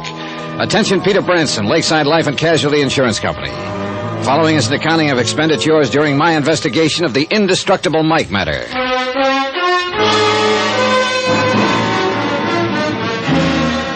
Expense account item 6, 55 cents. Taxi to the neighborhood of the Glad Hand Rescue Mission, where Daddy Bill, the general factotum, had promised to take the best of care of Michael Jeremiah Flynn. He'd given Mike a room to himself on the second floor, and what a room. What wallpaper was left hung in shreds from the cracked plaster. The shades on the dirty windows were tattered and torn. A single bare fly-speck light bulb hung on a cord from the ceiling. The floor was bare, and the only furniture was a battered chest of drawers, an ancient washstand with a cracked pitcher and bowl, and a sagging iron bed on which old Mike Flynn lay. Come in. Come in here. Hi. Well, you must be the man who helped me into the mission last night. Yeah. My name's Johnny Dollar. Come up to see how you're making out. Well, I'm much obliged to you, Johnny. I'm real obliged to you. Well, how are you feeling this morning? Me? Oh, I'm fine. Never felt better. Sit down. Well, what did the doctor that Daddy Bill got for you have to say? The doctor for me? Oh, now, Johnny, you must be joking. Joking? After you had a couple of slugs tear through you? Here, let me help you. Oh, you want to see him? Sure. Now, wait a minute. Now, just look for yourself here. You see? They just went through my side here, in the front and out the back. Holy. Oh, see, aren't they healing up nicely? Why, that one couldn't have missed your heart by more than 3 inches. But it did. Yes, it did. Not nearly so close as this scar, though. Want to see this scar? Look at it right here. Hey, was that a bullet wound, too? No, Johnny. That was just an old ice pick or something. Huh? Somebody in the crowd during that fire down at the battery line. Oh, wasn't that a beautiful fire, Johnny? Did you see that? Oh, but what did these slugs do to you inside? You must be... To me? Oh, not a thing. Well, I'm so durable. Wait a minute. Did you say there was another attempt on your life last week? No, of course not. Just an accident like those shots last night. You think that was an accident? Why, don't you? Do you know who fired them? Oh, Johnny, I haven't the least idea. Well, where did it happen? I was right here in the Mission, and I didn't hear any shots. Oh, dear, no. I was down near my private place. Where's that? Where's that, Mike? Well, I'll tell you, Johnny. It's this way. Daddy Bill and the others here at the Mission are real nice to me. Oh, they're real nice. You can see by this lovely private room that they fixed up for me. Yeah, and they'd like for me to stay here all the time. I guess Daddy Bill thinks that if I'm here most of the time, I might not drink so much and keep getting into those kind of... Say, do you ever enjoy a little drink, Johnny? Well, on occasion. But you were going to tell me... Sure. Oh, here. Now, I've got a little bottle tucked under the mattress here. See, here it is. What under the sun is that? That color, that pink? Yes, that's my favorite, that pink. Straight whiskey costs so much. Even when I have the money now and then. You know something? I like a little bit more kick in mine. I guess it's kind of a hangover from Prohibition days. So I mix a little kick into it. Here, Johnny, I want you to try this. Well, go ahead. Oh, you like this. Oh, what a wallop. Well... What the Sabelle? Yes, what that sterno. That's what I add to it, just a little bit of sterno. Mike, this stuff will kill you. Oh, I've been drinking that for years. Look at me, the picture of health. Oh, Mike, just listen take a little to me. sip. I'm going to get you a doctor. No, you're not. I won't stand for it. But you've been shot. Oh, no. Just gave me a little twinge or two last night, but now I feel fine. Well, you fell flat on your face when you came in here. Oh, now listen, Johnny.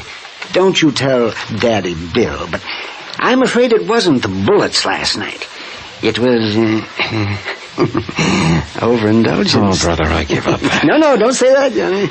Oh, all right, then how did it happen? Well, I was on my way back here when the car drove by. Oh? It sounded to me like a couple of backfires or two, but then I felt this little sting on my side.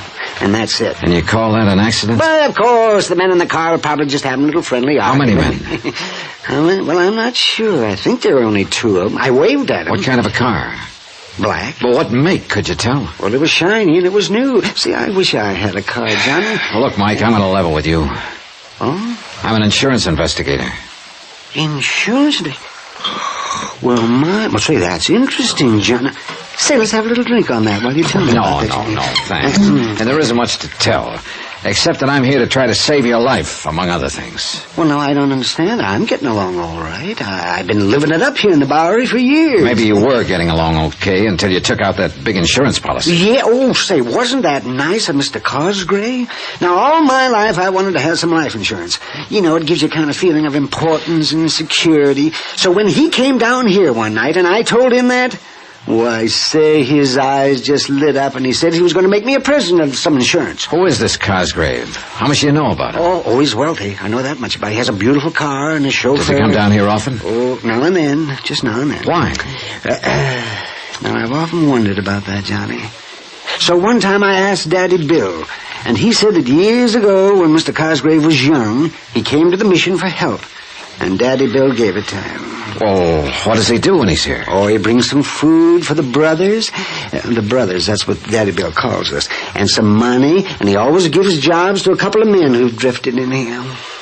What kind of jobs, Mike? You know, that's something I don't know. You see, they never come back here again. Maybe it's because they can't. What's that? What'd you say, Johnny? Mike, I'm going to give it to you straight. To me, the whole thing smells to high heaven. To me, this Cosgrave sounds like a racketeer. Oh, no, I may be wrong. I'll know better when I meet him. And I intend to do that as soon as possible. But right this minute, I bet that he comes down here for only one purpose. To recruit help for some sort of illegal job. Oh, that's a terrible thought, John. When he heard you say you'd like insurance, he jumped at the chance. And why not? Let you name him as beneficiary and then have you knocked off. Oh, no, John. That ice pick in your side was no accident, Mike. No more than the shots at you last night. But he's been so nice. Sure, of course he has. He can afford to. After all, your body's worth $50,000 to him. And that's what you're going to be, Mike, just a body. Unless I can do something about it. He's such a nice man, too, really. How has he been getting this money to you? In an envelope. By mail? Usually it's just left here at the mission. By whom? Well, nobody ever seems to know. It's just a plain envelope. It's dropped in the mail. No return address? No. But I'm sure it comes from Mr. Cosgrave. Say, come to think about it. So there was one due yesterday. Every Monday, you know. But Daddy Bill said it didn't arrive. Well, maybe it'll be here today. And you know something? I'd like to see it delivered. No, you can't kid me, Johnny. You'd like to see who delivers it. Oh, say, why don't we go downstairs and wait and see? No, easy there, Mike. You're a sick man. Oh, stop talking that way, sick. Up we go. Oh, no, you can't. All right. Here, let me give you a hand. No. I'm all right. Oh, say, look at that. Daddy Bill left my shoes here by the bed for me. Oh, brother, now I've seen everything. I put my shoe in. That's kind of there. There. Now, there we are, all dressed. I don't know how you do it, Mike. Shall we go downstairs? Sure. Lead the way. All right. Now, the envelope should be there, because it always comes in the morning when there's nobody here. You know, when Daddy Bill's out shopping and just the door to the assembly room is open for any poor lost soul who wants to come in and wait for the chow line to open. Well, we'll see. And then we'll go to my private place. You see, there are two things I like, Johnny. Yeah? Solitude and crowds of people. Oh, look at there, Johnny. Look at there. There's mail there by the door. You see? Here's my envelope. And my name's on it, too. Wait, Mike. It's all right. You see there, Johnny? A $20 bill. Whee! Let me have that envelope for possible proof. Oh, yes. Here you are, Johnny. Now we can go out, you and I. We can have a real... Well, now, Johnny, look at that. A package for me, too. Hey, easy, Mike. Let me have that. No. I know what you're thinking. An infernal machine or something. That's exactly what I'm thinking. But you didn't hear it gurgle. Oh. Well, look at there, Johnny. Well, joyous be. One for you and one for me. Easy, Mike. I want to carry this one in the wrapping paper. Oh, fingerprints, huh? That's right, Mike. I'm going to take you back upstairs and lock you in your room. You're to stay there. Let nobody in, not even Daddy Bill, until I get back here. But do Johnny... what I say. And just remember that I'm trying to save your life.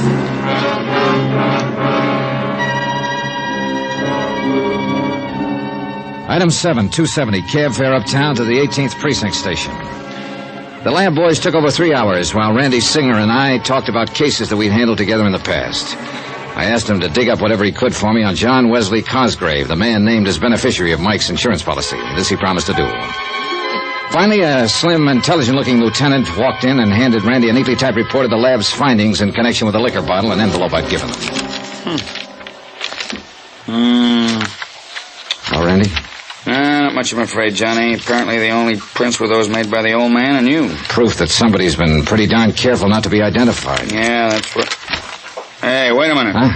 Seal on the bottle had been tampered with, so the lab boys opened it. That bottle contained enough wood alcohol to kill an army. Now, if that old boy drinks the way you said... Good Lord, Randy, see you later. Item 8, $10 even. Taxi fare and tip back to the Glad Hand rescue mission. I don't know how the driver did it, but he skinned through practically every red light on the route. And I soundly cursed myself for having left Mike with the other bottle.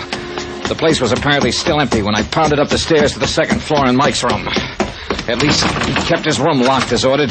Mike, are you all right? Mike!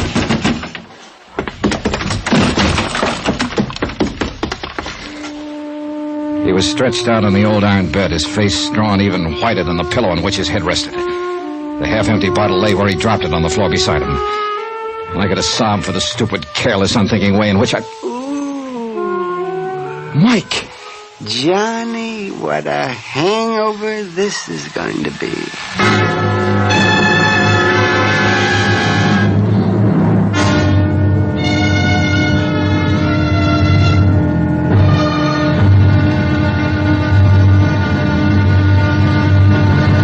Now, here's our star to tell you about tomorrow's intriguing episode of this week's story. Tomorrow, the would-be beneficiary of indestructible Mike turns out to be a very interesting and dangerous man. Join us, won't you? Yours truly, Johnny Dollar.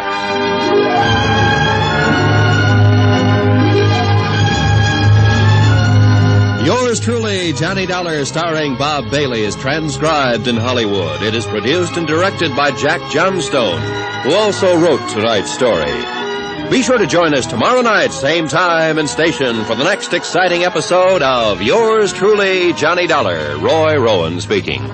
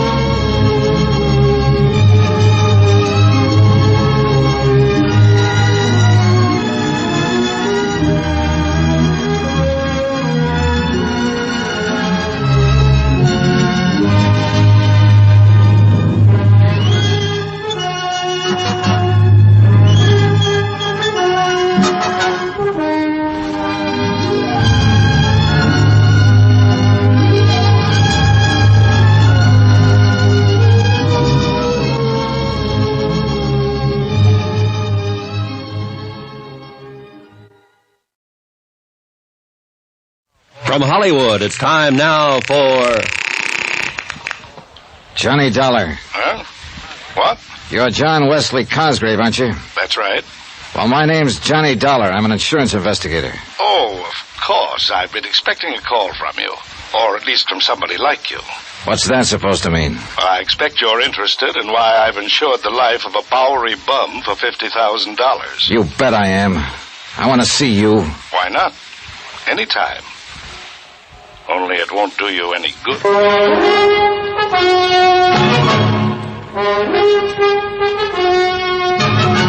Tonight, and every weekday night, Bob Bailey in the transcribed adventures of the man with the action-packed expense account, America's fabulous freelance insurance investigator. Yours truly, Johnny Dollar.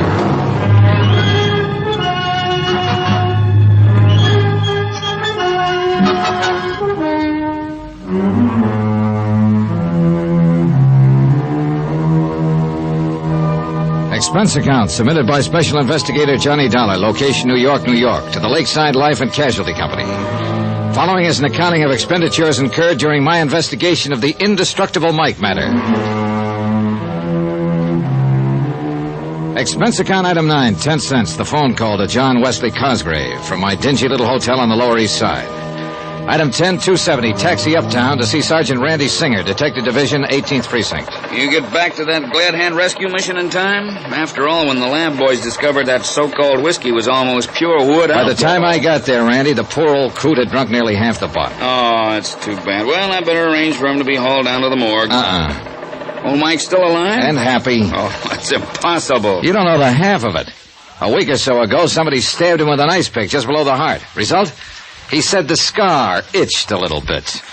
2 days ago, somebody drove a couple of .38 slugs through him. He said it gave him a slight twitch in his side for a few hours. Johnny, come on now. Now he goes and drinks nearly half a bottle of wood alcohol. Poison. Result? A bit of a headache. Indestructible Mike. Indestructible Mike. Where is he now? Locked up in my room at the Brakely Hotel, with orders to eat the groceries I picked up for him and to let nobody in. Good, good. But whoever's trying to get him isn't going to give up. Hey, did you dig up anything on the beneficiary of his $50,000 life policy, Cosgrave? Only enough to scare you to death. Listen to this. John Wesley Cosgrave, formerly known as John W. Gordon, John Dutchy Gordon. What? Alias Skippy Grant, alias Dutchy Smith. Wait a minute. 18 arrests, was only one conviction. Back in 1938 for possession of narcotics. Randy. Ever hear of Murder Incorporated? Well, sure, but this... Apparently they had a subsidiary. Apparently your friend Gordon, or Cosgrave, or whatever you like to call him, was one of the big shots in it. But outside of the narcotics bit, the department was never able to really pin anything on him. But this guy's address is... Here, let me see. 621 East 49th Street. Yeah, that's not only a respectable neighborhood, but pretty plush. That's right. Well, How recent is his record? What's he doing now? Last pickup was in 1944. Numbers game and bookmaking. Charges dropped for lack of evidence. Then, apart from the record, is he still in the rackets? He is. Nobody can prove it. Like in the old days, he masterminded and let somebody else do the dirty work. It's listed here as a, quote, retired, unquote. Well, my money says he's still in business. Well, if you can prove it, the department and the DA's office will love you dearly, but I don't think you will. Every time we dragged in a stoolie who could give us what we wanted, something happened to him. Like what? Jump bail. Well, you should have known better than to let him have bail. One of them poisoned in his cell in the Tombs, one breakout, and his body was found in the East River, even one suicide. Like to bet I can't tie him in with these attempts on Mike Flynn's life? Well, now, that's something else again. Maybe it's something we should have. No, hands off, and I mean it. All right, don't get testy about it, John. I like the old guy, and anybody who tries to hurt him has to answer to me. And somebody's tried. Expense account item 11, 165. Cab fare to the Smart Modern apartment building at 621 East 49th, where the doorman announced that Mr. J. Wesley Cosgrave was expecting me and to take the elevator to apartment 11B. Come in, Mr. Dollar. The apartment was expensively but tastefully furnished with overall carpeting that fell 1.5 inches thick. Several original oils by famous contemporary artists hung on the walls. But it was the man himself who really seemed out of character with the rundown Randy had given me. He was 6'1" or 2, built like a man who spends his odd hours in the gym. Quick, gray eyes, his hair slightly gray at the temples, and his tailor was a master. Do you like it, Mr. Dollar? What? That is a genuine Picasso you're looking at. And I consider myself very fortunate to possess this original by Salvatore Dali. Oh, and I'm sure you'll appreciate the excellent view of the city from these corner windows. Yeah. I must have the best, Mr. Dollar. Only the best. Oh, sit down, please. May I pour you a drink? No. No, thanks. I suppose you're wondering why I decided to buy old Michael Flynn the life insurance policy of which he's so proud. I am. Well, it's really very easy to explain. You see, I was born and brought up in the Lower East Side, Mr. Dollar, in deplorably poor circumstances. My early life was a never-ending struggle for survival and for whatever questionable sort of education I could glean from those about me, many of them criminals, who were my only companions.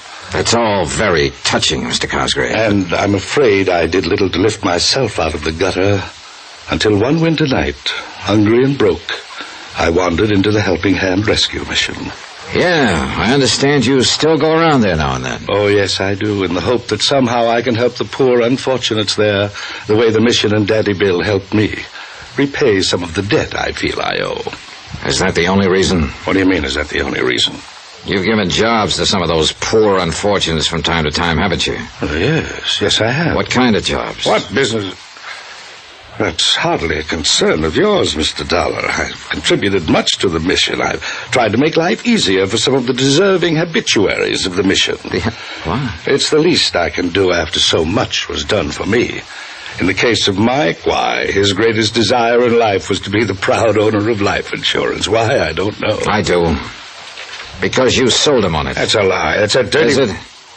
Then why make him name you as beneficiary instead of the mission or some other deserving cause? That, Mr. Dollar, was his own idea. And since it made him happy, I didn't protest. I suppose the real reason for this particular desire was his feeling that it might give him dignity. Yeah. Now tell me something. Where does all your money come from, Dutchie? Dutch? Who told you that? Nobody calls me Dutchie no more, not you or nobody else. Them days are over. I'm respectable, even educated. I wonder. Look at my record. I hadn't been on the blotter since 44, and that was a bum. Mr. Dollar, I make no pretensions about not having a past. During Prohibition and later I made millions. Yes, millions in rum running and the policy racket as a betting commissioner. How about narcotics? Sure, there was hardly a caper in this town I didn't have a finger into, and I was smart. I pocketed the profits, not my boys. That's why I can afford to be retired and live decent. And I'm going to keep on living this way. You were lucky some of those boys, that mob of yours, didn't rat on you. Yeah, but thanks to a couple of convenient rub-outs that I had nothing to do with, you understand, I managed to stay clean with the law. And now you're as pure as the driven snow. Dollar, if this was the old days, you wouldn't even live long enough to regret what you're implicating, you think? Which makes me dead sure I'm thinking right. I don't know how much money you've got socked away from those old days. I don't care. But from what you've just admitted... To you, Dollar, not to any judge or DA. Right. And I'll never believe that a clever mind like yours, smart enough to keep you out of the pen... Oh, flattery won't get you nowhere. I refuse to believe you could turn down a chance to make a crooked buck. I don't know what kind of jobs you sent out those poor suckers from the mission on, but the fact they never came back makes that look pretty bad. You can't... And along came Mike Flynn, poor old alcoholic Mike. Where the talk of insurance came from, I don't know. But it was too good to pass up. Insure his life for $50,000, have him name you as beneficiary, give him a few dollars so he could spend his last days in a happy alcoholic haze, then rub him out and collect the 50 G's. Listen, Dollar, if Mike gets knocked off, neither you nor anybody else is going to be able to tab me with it. And one other thing. Yeah, what's that? As a friendly piece of advice, if I was you, I wouldn't even try. Is that a threat? Oh, Mr. Dollar, you've made a miserable host of me. Come, let me pour you a drink, the finest 25-year-old Scotch. And we can talk of pleasant things. For some reason or other, I did have the drink with him. But he knew what was in the back of my mind, and I'm afraid I knew what was in the back of his. Something along the same line as a couple of convenient rub-outs. Once or twice his veneer of education slipped, but all in all, he made a fair conversationalist. Finally, I left. And all the way down to the street, I kept wanting to look back to see if I was being followed. Somehow, somewhere, there was a way to get this Cosgrave. But I could see it would have to be through someone else, someone working for him. And whoever that might be could very well be out to get me first. Or Mike. Item 12295, taxi back to the Brakely Hotel, where I hoped the old boy was still locked up in my room. He was. Oh, well, Johnny. My, I was beginning to wonder what had happened to you. Oh, hey. What was the matter with that food I left with you? You hardly touched it. Oh, I had enough. It was kind of dry, though. Kind of dry? There's a container of coffee there. Yes, but coffee just doesn't seem to quench my thirst. Oh. I wish you'd let me bring the rest of that bottle along. That wood alcohol? Any more of that would have killed you. Oh, yeah, I did have a kick, though, didn't it? Oh, I don't know how you lived through it. Well, look, now I want some lunch. And, Mike, I'm going to take you along with me. Oh, that'll be if I could have had maybe a little drink, too. Oh, sure, you can have one. Oh, that's nice. Good. Of course, the size of the drinks they serve nowadays. Oh, just one now. Come on. Oh, that's fine. One will be...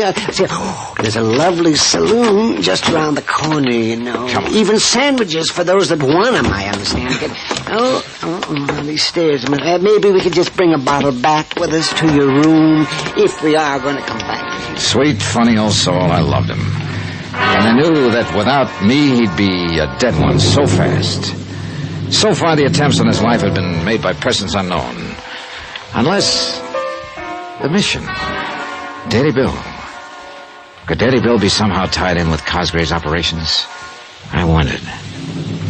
I paid the check. That's item 13285, and we started walking to the Glad Hand Rescue Mission along some of the back streets. I wanted time to think it out, if I could think, over the incessant, pleasant chatter of I'm Mike. really enjoying life now that I have money now and then. Sometimes I get on the subway and I just ride all over town all day long. Yeah, you told me. See, why don't you try that sometime, John? It was really Say, there's a bar there on the corner. Why don't we just pop in? No, let's pass that one. John, why do you feel that you have to look after me this way? You know darn well why I... Hey, watch the curve. Why I'm looking after you. It's because somebody's on... Mike, look out! Mike, listen to me. Hey, can you hear me, Mike? What happened to the... Hey, mister, get a cop, an ambulance. You mean for him or what's left of him? Yes, hurry. Well, what's the matter with you? Use your eyes, buddy. It's too late.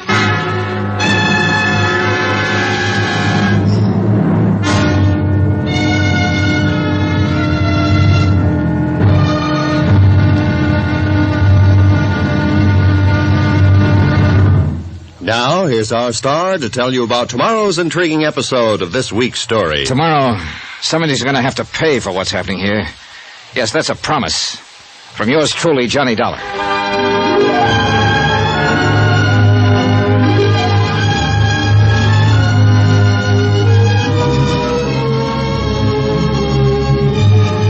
Yours truly, Johnny Dollar, starring Bob Bailey, is transcribed in Hollywood. It is produced and directed by Jack Johnstone, who also wrote tonight's story. Be sure to join us tomorrow night, same time and station, for the next exciting episode of Yours truly, Johnny Dollar. Roy Rowan speaking.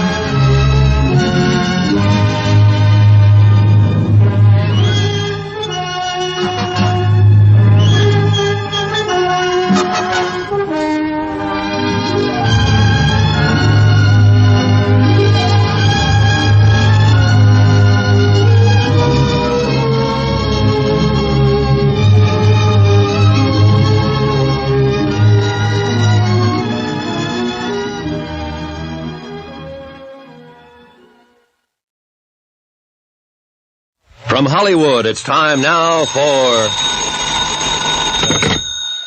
Johnny Dollar. Johnny, this phone number you left for me to call. Are you at Bellevue Hospital? Yeah, Randy. What's wrong? Are you at headquarters? Yeah. A truck ran over Mike Flynn, and I'm sure it was deliberate. But he's alive, I hope. He was 4 hours ago when I dragged him in here. Indestructible Mike. I'm not so sure this time. What about that truck? Did you get the license? Yeah, the boys at the 1st Precinct are working on it. Check with them, will you, while I stay here at the hospital? Sure, Johnny. And one other thing. Yeah? Find out how long that Glad Hand rescue mission has been in existence. Place where old Mike's been living? Yeah. Why? I don't know, yet. But do it, will you? Sure, and you let me know when Mike's out of danger, huh? Johnny? Better pray a little bit, Randy.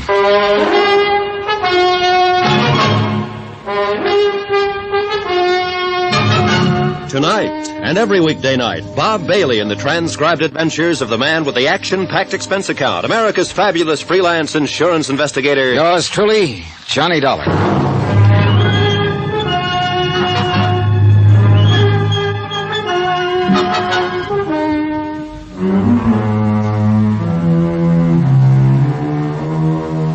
Expense account submitted by Special Investigator Johnny Dollar, location New York, New York, to the Lakeside Life and Casualty Company. Following is an accounting of expenditures incurred during my investigation of the indestructible Mike matter. The veneer of class and education assumed by J. Wesley Cosgrave just wasn't thick enough to hide the fact that he was better known a few years ago as Dutchy Gordon. And to the old-time racketeer, it looked like a cinch. Pick up a Bowery bum like Mike Flynn. Insure his life for $50,000, give him a few weeks of high living. Then knock him off and collect the insurance. Yeah, real cinch. Especially for Cosgrave, who'd learned as far back as the early days of Prohibition how to employ hired thugs to do the dirty work, while he sat back and collected the profits. I knew as surely as I'm sitting here that Cosgrave was behind the knifing, the shooting, and now this accident to old Mike. But how to prove it? Yeah, sitting here in the waiting room of the hospital, waiting for some word of Mike's condition. Mr. Dollar? Oh, yes, Doc. Can I see him now? Very shortly, I believe. Oh, how is he? Is he There's a phone call for you at the floor desk. Oh. This way, please. Thanks. But how is Mike? Doc, how is he? You'll be able to see him shortly. Here you are. Oh, thanks. Johnny Dollar. Ah, Mr. Dollar, I was quite sure that you would be there at the hospital. This is J. Wesley Cosgrave. What made you think that? Why, because of the accident to Michael Jeremiah Flynn. How did you know about it? I kept it out of the papers. I find it helpful to know about a lot of things that don't get into the papers. Well, your boy goofed, Cosgrave. Mike is still alive. My boy? You know as well as I do, Dutchy, that one of your mob was at the wheel of that truck that ran him down. You better keep your yap shut, Dollar. I thought I made it plain to you earlier that I no longer have any connection with the doings of the, shall we say, underworld. Oh, sure. As for poor old Mike, I understand it was an accident, very unfortunate. Knock it off, Cosgrave. I was there when it happened. Oh? Yeah. Pretty stupid of a would-be killer to try that with an investigator right next to Mike, wasn't it? Did you see the driver of the truck? Suppose I did. You say he wasn't one of your boys, so what difference would it make to you? Why, none at all. Did you see him? Why don't you worry about that for a while? Again I waited. Sat and waited. And paced the corridor of the hospital. Outside, the sun sank slowly behind the horizon of skyscrapers, and the busy clamor of the day's traffic segued to the softer, muffled, but still busy traffic hum of night. And I waited. And smoked. And waited. Finally, it must have been close to midnight. The nurse led me quietly down the hall and indicated the private room that I'd had set aside for Mike.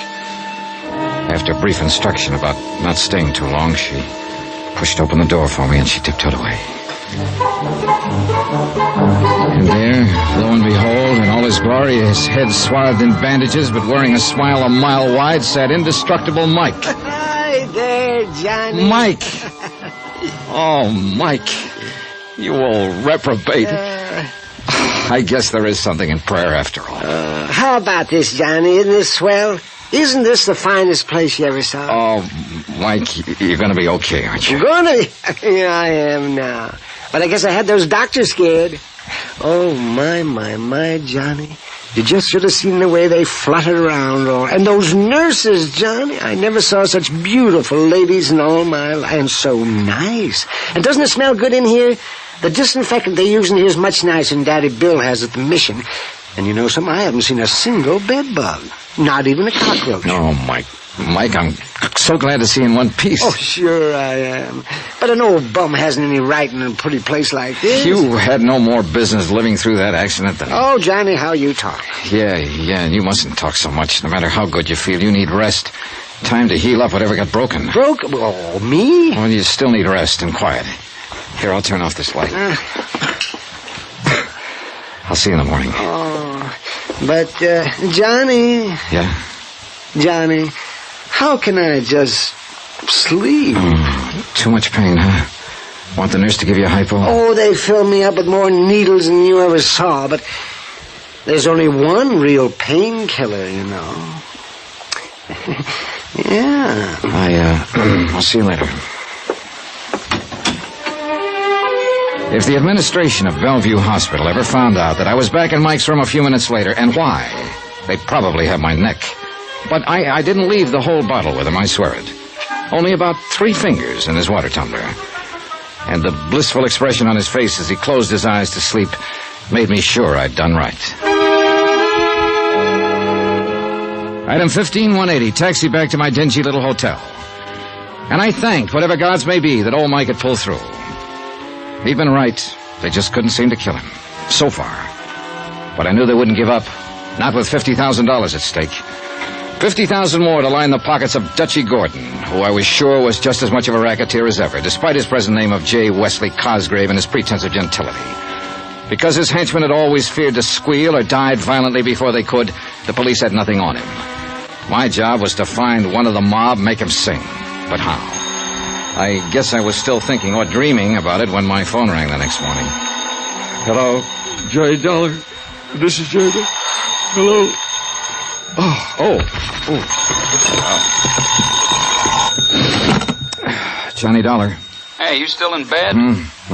Oh, Randy. Yeah, I thought you were going to call me. Is he still alive? He sure was when I last saw him at about midnight. Oh, that's a miracle after what that truck did to him. And say, Yeah?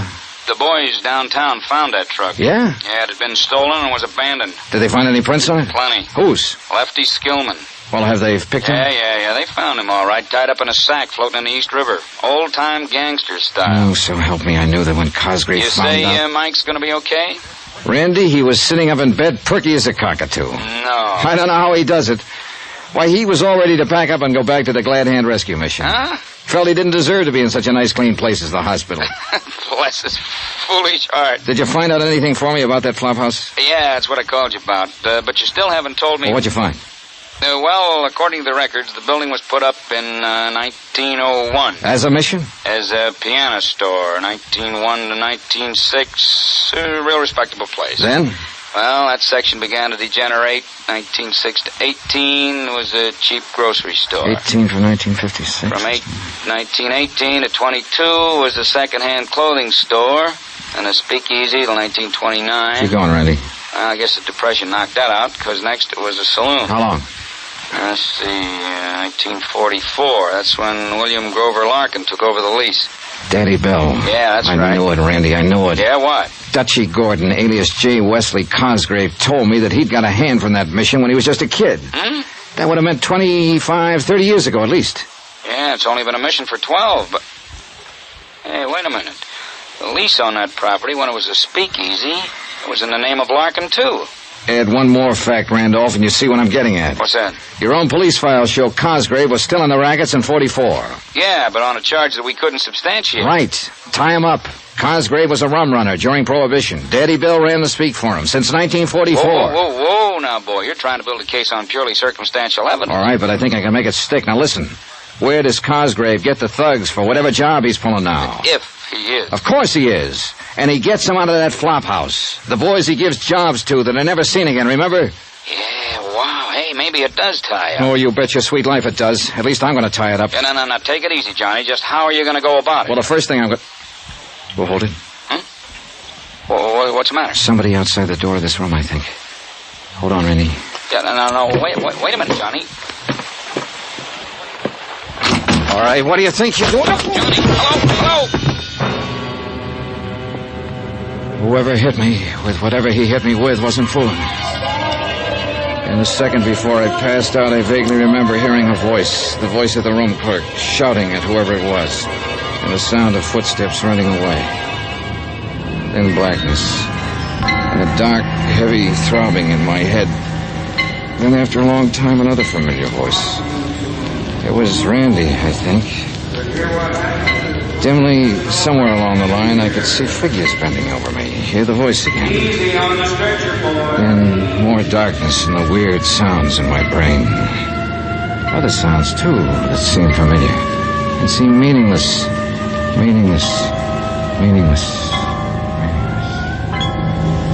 Finally, after an eternity of jumbled sounds and shadows, a cold, bright light pierced into my slowly returning consciousness. And momentarily, I could see a man in white and women in... Yeah, a hospital. These were the doctor and the nurses. I tried to speak to them. I couldn't. But slowly a realization of what had happened came to my muddled mind. Randy on the telephone had heard the attack on me and had brought help. An ambulance had brought me here. For a brief moment, I saw the glint of a needle poised above my arm. Then blackness again. But a soft, quiet, peaceful blackness.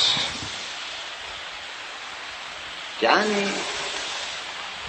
Johnny. Oh, wow. Well, what is... Johnny!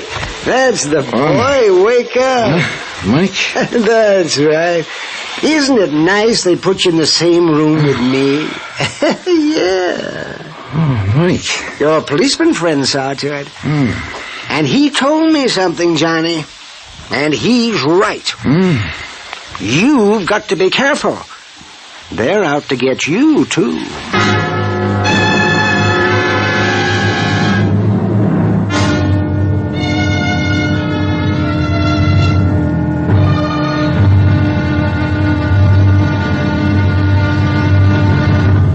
Now, here's our star to tell you about the final intriguing episode of this week's story. Tomorrow? Well, old Mike may have been indestructible, but I knew by now that I wasn't. So tomorrow the wind-up. It had to be while I was still alive. Join us, won't you? Yours truly, Johnny Dollar.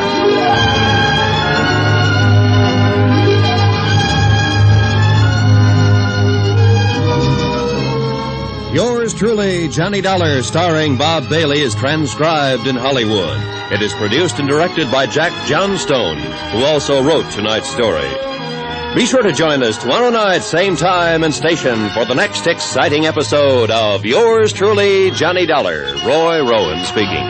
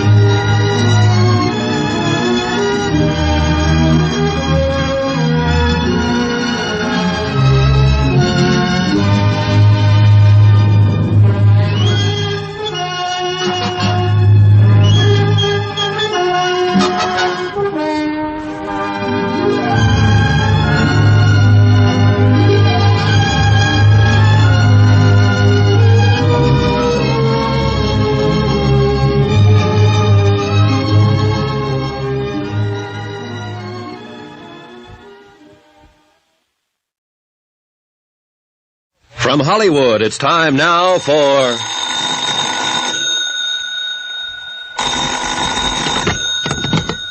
Johnny Dollar.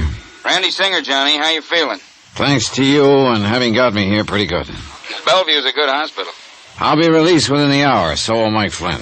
And? I'm going down to the Glad Hand Rescue Mission to straighten out a few things with Daddy Bill. Sounds to me like it ought to be police business, Johnny. I'll be right over. No, let me handle this alone. You got your gun? You bet your sweet life I have. Johnny? I'll report to you later.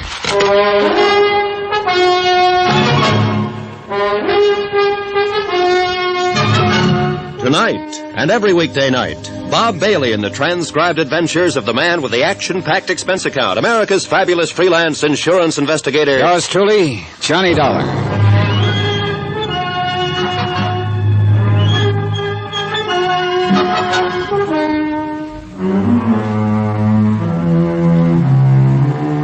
Expense account submitted by Special Investigator Johnny Dollar, location New York City, to the Lakeside Life and Casualty Company.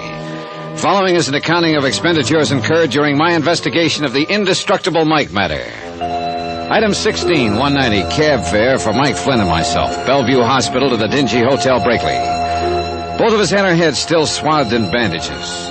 With the help of the room clerk, I installed Mike in a small room on the 5th floor, with instructions to keep his door locked. In my own room, room 203, I picked up my .38 and donned the old clothes I'd bought. Item 17, 55 cents, taxi to the neighborhood of the Glad Hand Rescue Mission. For obvious reasons, I walked the last couple of blocks. When I got there, the big front assembly room was empty. So was the soup kitchen in the back of the place. I called Daddy Bill's name a couple of times and got no answer. And finally decided to wait for him in the little room back of the assembly hall that he used for an office. I still felt a little shaky from the blow on the head, so I didn't mind just sitting a while. But I left the door open a crack, and a few minutes later heard the street door open. It wasn't Daddy Bill, but I recognized him as a newcomer to the mission whom I'd seen on my first visit. He made directly for the little office. All ready, Daddy. Why, you ain't Daddy Bill, sir. No. Do you know where he is? Yeah, out shopping. At least that's where he said he was going. Didn't I see you in here the other day? Why, yes, sir. I guess you did. My name's Emery. I just read the rods in from Ohio. Boy, I got myself in a jam back there. Yeah, I guess I just got me too much muscle. But they won't catch up with me here. Daddy Bill promised me that. Say, I should have known you wasn't him in here. Oh? Sure, he said he wouldn't be back for another hour. You plan to wait for him? Sure do. He promised me a job, and with money on it. Enough money, he said, to get clear out of the country, and he'd help me do it. Doesn't it strike you funny, Bud, that a guy running a place like this would help you skip the country? Man, when you're like me and you get a helping hand, you just don't ask no questions. You see Mike? Mike Flynn? Yeah, he come back? No, why? Daddy Bill left me a package for him. For him or Johnny if they come back here. Well, I'm Johnny. Well, here, I'll get it. It's right outside the door here. Yes, sir. Liquor, he said. And maybe you let me have some. Here, see? I'll take it. Liquor, did you say? That's what he said. Let's open, huh? No, hands off. Well, look here, man. Old Mike always shares his stuff with Lefty Skillman. Lefty Skillman. It was Lefty who'd run us down with a truck whose body was found in the river. Lefty, one of Daddy Bill's poor unfortunates here at the mission. Things were beginning to add up, and this package left for Mike and me. Liquor, he said, but it didn't gurgle. Emery, listen to me. Sure, Johnny, but forget this package. I'm taking it with me, back to the Waldorf. Waldorf? Yeah, that's right. That's where I'm staying. Don't let these clothes fool you. I thought there was something funny about you, the way you talk so fine. You a dick? Never mind. If Daddy Bill wants me, that's where I'll be. Old Mikey won't find, because I got him in room 203 at the Brakely Hotel. Room 203? Forget it. He's still recovering from that accident. Shouldn't be disturbed. He's all doped up anyway. That's why I took him to the Brakely, where nobody will find him. Room I said forget about that room 203. If Daddy Bill wants me, tell him to call me at the Waldorf. Item 18, 10 cents. Phone call from a booth in the street to Sergeant Randy Singer. Item 19, $5 even for a fast but gentle taxi ride to the 18th precinct, where Randy had promised to have the lab boys alerted for me. Is this it, Johnny? Yeah, handle it softly, please. Okay. You gonna stick around? No, I'm going back to the Brakely to To make sure Mike is all right. Yeah, now look here, Johnny. Call the Waldorf for me. Get me registered there. Instruct the desk that if there are any calls for me, I'm eating lunch or something, and I'll be back in my room in, say, an hour. What? Do it. I'll see you later. Item 19, taxi back to the Brakely Hotel, to the service entrance in the alley.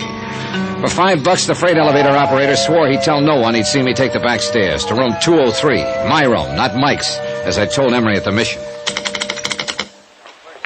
Office? Room clerk?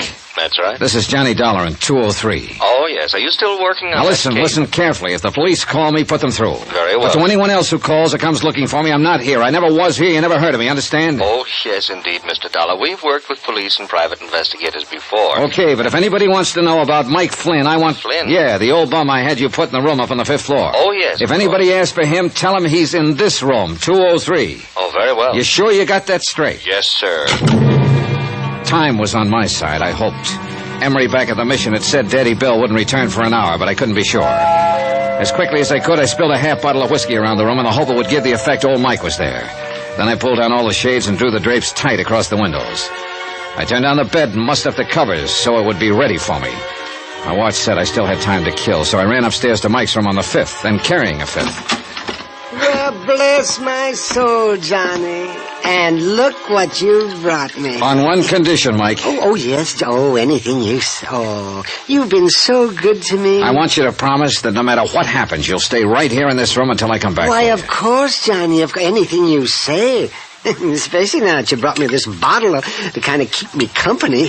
Say, wouldn't you like a little nip before you go? No, thanks. Oh, and keep this door locked. Oh, now you sure you wouldn't like just one little bit? No. Oh, I hate to think of me having it all alone when you probably need it as much as I do now. Oh, say, Johnny. Yeah? When are you and I going to be able to take these awful-looking bandages off our heads? We'll talk about that later. I got to get back to my room. Yeah, now you sure I can't tempt I'm you to sure. Now lock this door. All right, Johnny. But if you decide you want a little nip with me... Quickly and quietly, I went back downstairs to 203 and cautiously let myself in, leaving the door unlocked. Nobody been there. I'd made it in time. But now all I could do was wait.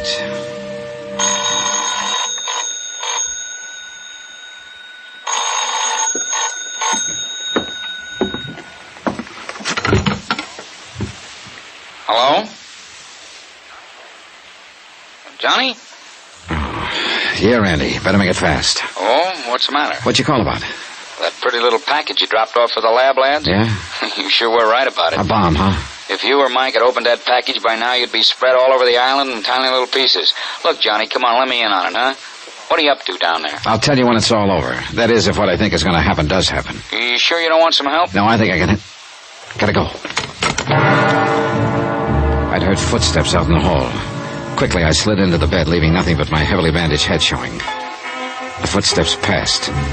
And then, far down the corridor, I heard a door open and close. I lay still and waited. And lying there thinking, I began to wonder if I'd been right in turning down Randy's offer of help. Yet how could he help without... Footsteps again. And this time they stopped outside my door.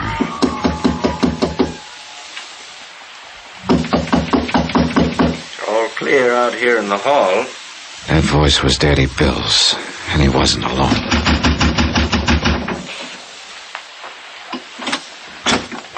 Mike?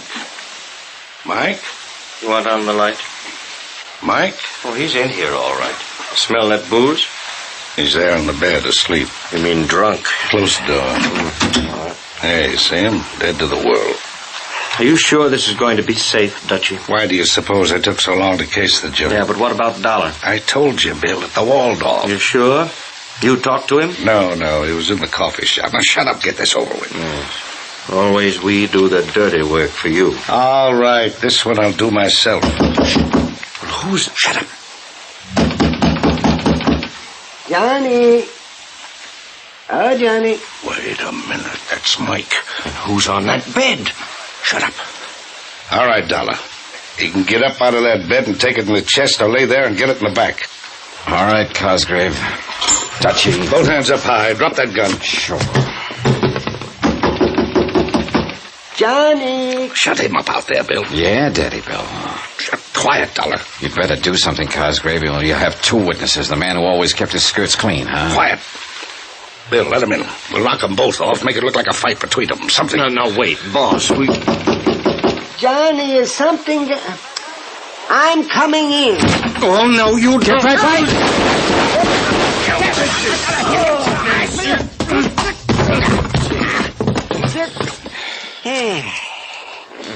Randy. Hey, you're real rough, aren't you? Now, wait a minute there, Mike. Get up off his chest. I want to see what your dear friend Daddy Bill looks like. What'd you hit him with, anyway? Oh, dear. The poor bottle's all broken. Best thing could happen to you, Mike. So this is Dutchy Gordon, alias J. Wesley Cosgrave. He won't be for long. What? Well, what's that, Daddy Bill? You feeling better? He always hung it on somebody else. What are you talking about? Lefty, shorty, all of them. This one he'd have hung on me. Well, not this time. That gun! Look out! Put it down! Randy? Cosgrave, dead as a doornail. And when Daddy Bill comes to after that sock on the chin, you can tell him he's cooked his own goose. My.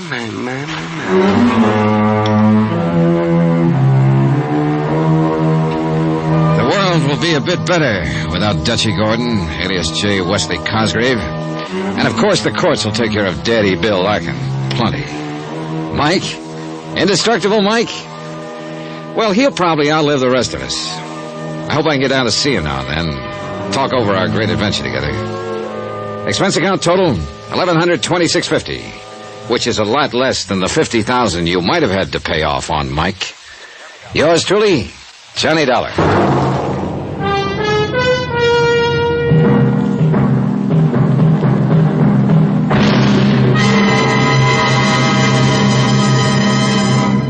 Now, here's our star to tell you about next week's intriguing story. Next week, the heady romance of moonlight on a lonely beach in Mexico. Moonlight from a killer's moon. Join us, won't you? Yours truly, Johnny Dollar.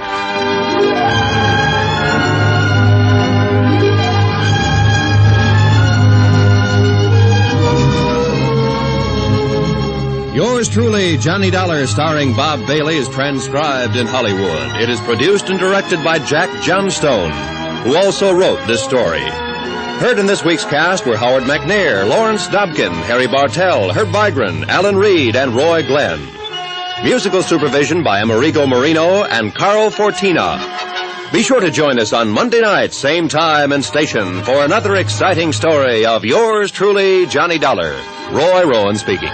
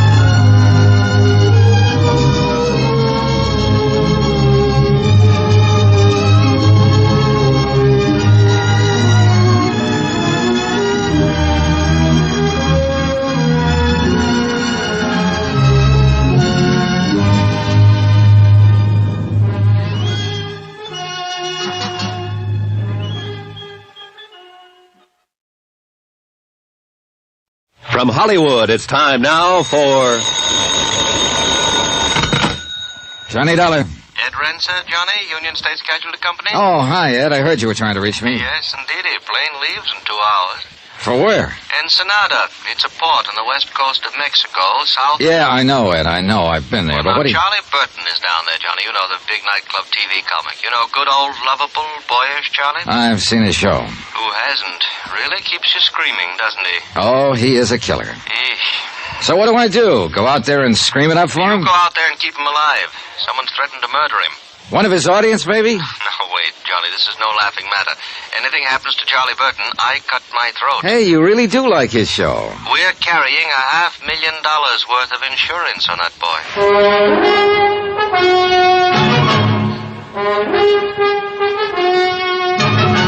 Tonight, and every weekday night, Bob Bailey in the transcribed adventures of the man with the action-packed expense account, America's fabulous freelance insurance investigator. Yours truly, Johnny Dollar.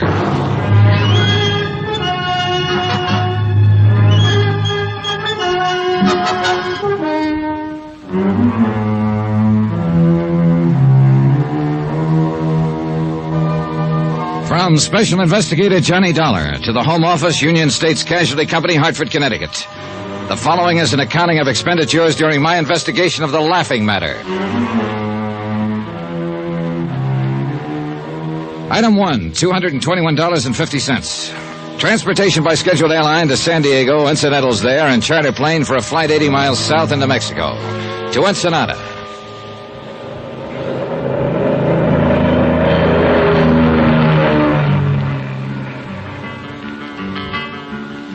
Item 2, $1.90. Taxi from the plowed ground airstrip to the Carrara marble foyer of the plush Balboa Beach Hotel.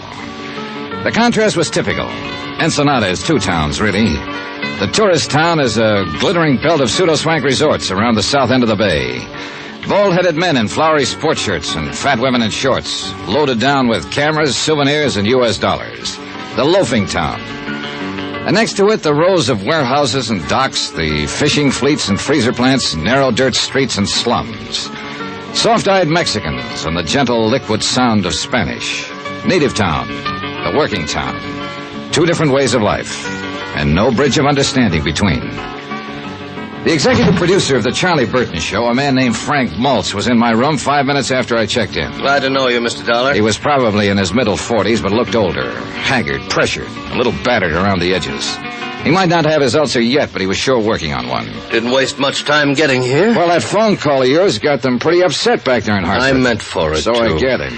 Have you called in the local authorities, Mr. Maltz? No. Why not? It wouldn't have done any good. Charlie'd have blown his top and had him thrown out. Good old lovable Charlie? Yes. He doesn't know you phoned Hartford. No, he'd have stopped me if he'd known. Why?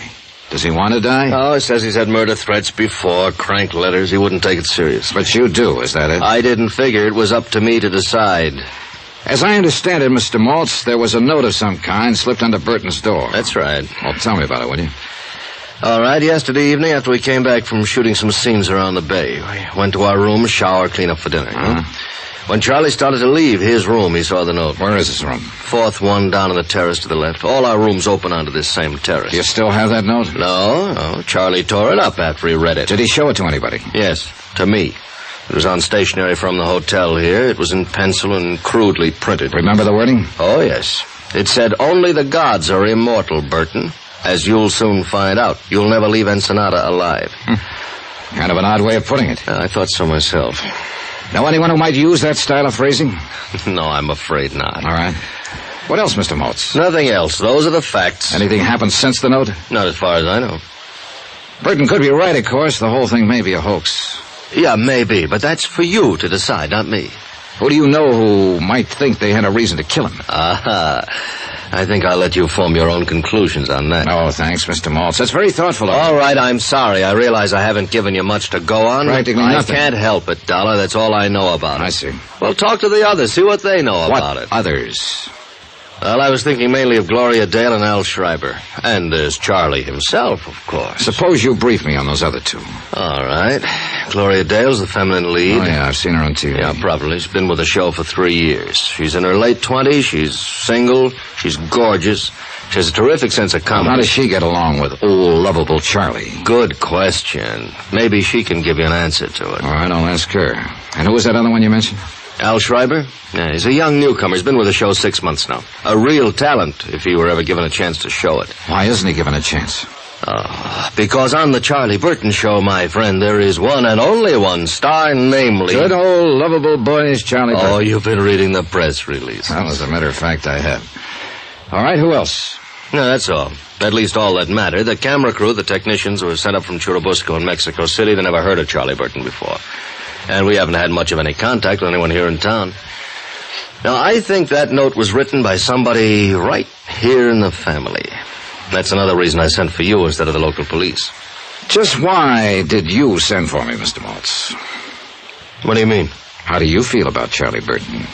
Haven't you guessed? More or less, I think. Well, I'll spell it right out for you, Mr. Dollar. I hate his guts. And what do you care whether he's murdered or not? Care? I'd get roaring drunk to celebrate it. And yet you're the one who phoned an SOS to Hartford. Well, sure. If Burton does get it, I want an expert around. Somebody will tag the right party for the crime. A matter of justice. Is that it? Why not? Oh, because it's usually just a word people talk about. What they really want is to win. Is that what you want, Mr. Maltz? Very funny. You ought to go on television. No, I'm waiting till they perfect it. I feel the same way about murder.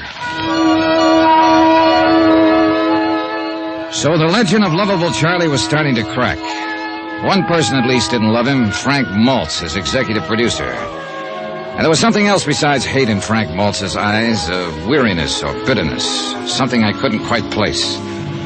I filed the thought for the moment, took time to shower and change, and went looking for another pair of eyes, a prettier pair. And I found them, alone on the terrace with their owner. They were turned toward the west, toward the last golden edge of the sun as it sank into the Pacific. They were big and blue, and very lovely. Hello there. How are you, Miss Dale? I'm Johnny Dollar. I just got in from Hartford, and I've been talking with Frank Maltz. Oh, you must be with the advertising sponsor. No, I'm an insurance investigator. Huh? Yes, I'm here in regard to that threatening note that Mr. Burton received. Oh, that. You've heard about it, then? Oh, we all heard about it. Interminably. From Burton, you mean? Who else?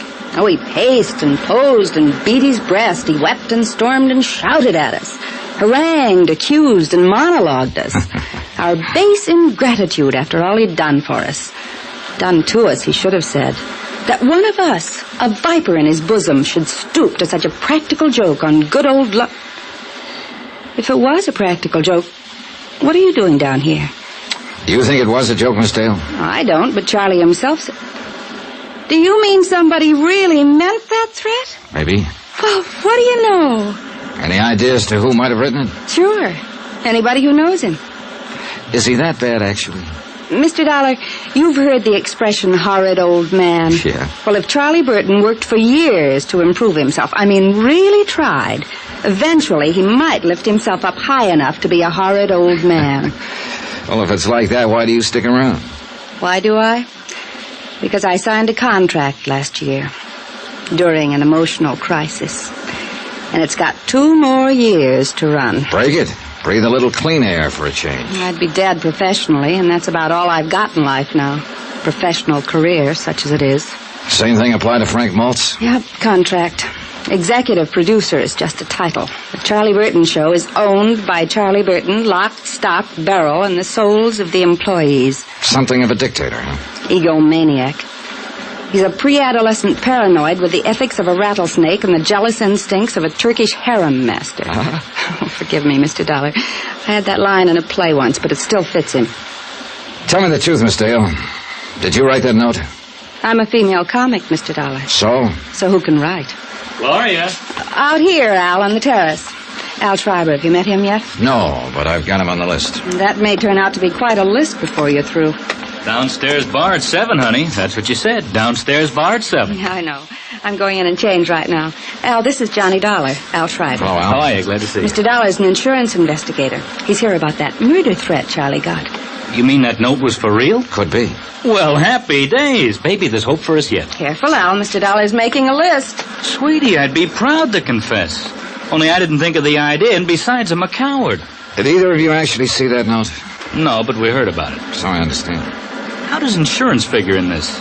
You mean some company actually wrote a policy on that earthworm? To the tune of $500,000. Holy Hannah, who's he worth that much to? His sponsor, the advertising client. I doubt if it's personal, really. They're just protecting their investment in the show. 500,000 fish. For a phony old fake who weighs in at a fast 30 cents. Say, maybe they're out to kill him and make a profit for themselves. Yeah, I'll put them on the list. And I take it you're in the club too, Al. Club? At least you're not wearing a Love Charlie Burton button. Oh, sir.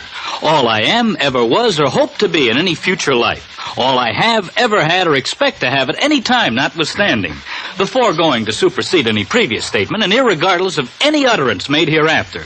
I owe in its entirety, and without any reservation whatsoever, to my one and only benefactor. That sterling, magnanimous, warm-hearted, genial. I'll bet you think I'm only saying that because it's in my contract. Did you write the note, Al? I don't know what to say until I check with my writers. Yeah, I have the same problem with my underwriters. Say, that's not bad, Mr. Dollar. You know, you ought to try television. I'm waiting till they perfect it. Item 3, 80 cents, one drink. I had it sent from the bar and sat on the terrace alone and drank it. I watched the sun die in the west and let the soft night creep out of the hills of Mexico and sink down over me in gentle folds. Then I saw a man slip from the shadowed shrubbery and move cautiously up the terrace, a pale ghost dressed in the white cotton of a peon worker. As I came quietly to my feet, a girl ran from inside somewhere, clung to him, and stopped him. They argued fiercely for a moment and guarded Spanish. Then the man turned and saw me and vanished into the darkness of the hotel gardens. The girl faced me for an instant, with eyes like frightened doves. Then she, too, turned and fled. But I'd recognize her. She was the hotel maid who'd brought ice to my room when I first arrived. So it was a lover's meeting, most likely. And yet, the man, before she stopped him, had been heading across the terrace toward Charlie Burton's room.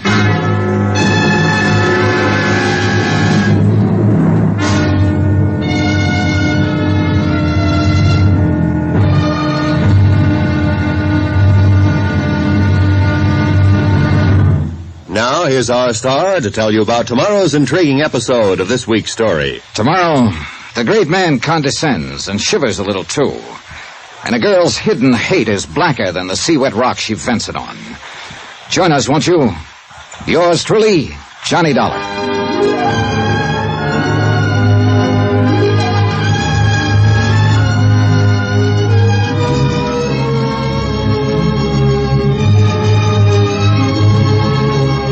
Yours truly, Johnny Dollar, starring Bob Bailey, is transcribed in Hollywood. Written by Les Crutchfield, it is produced and directed by Jack Johnstone.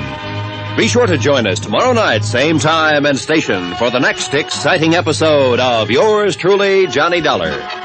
Roy Rowan speaking.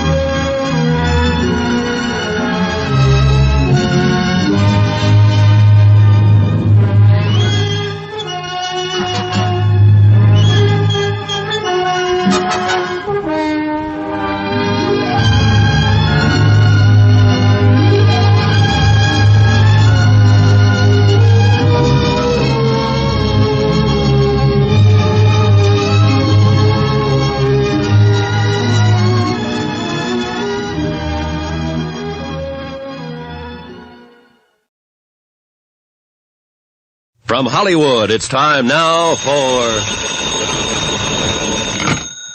Johnny Dollar. This is Charlie Burton, Mr. Dollar. Oh, yes. Was hoping you'd come out of seclusion. Seclusion? I arrived in Ensenada at 4 o'clock this afternoon. It's now 10 p.m., and I still haven't been able to see the man I'm supposed to protect. I did not invite you here, Mr. Dollar. I do not need any protection. Well, my insurance company doesn't agree with you, and they've got $500,000 riding on your life. Look, my life has not been threatened. That note was a mere bit of buffoonery perpetrated by one of those nearest and dearest to me. One of those to whom I have unstintingly devoted my Oh, entire... knock it off, Burton. I know the good old lovable Charlie legend, and I've seen your TV show. Well, naturally. Look, are you going to talk to me, or do I wire my company to cancel your policy and notify your sponsor that you've refused to cooperate with us? Mr. Dollar, you may come down to my room in 10 minutes. I'll be there in an hour, Burton. You wait on me for a change.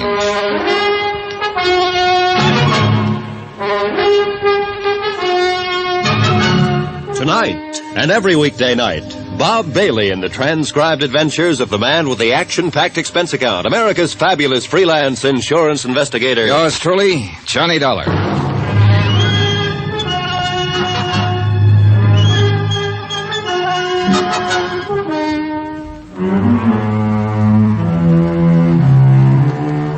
From Special Investigator Johnny Dollar, location Ensenada, Mexico.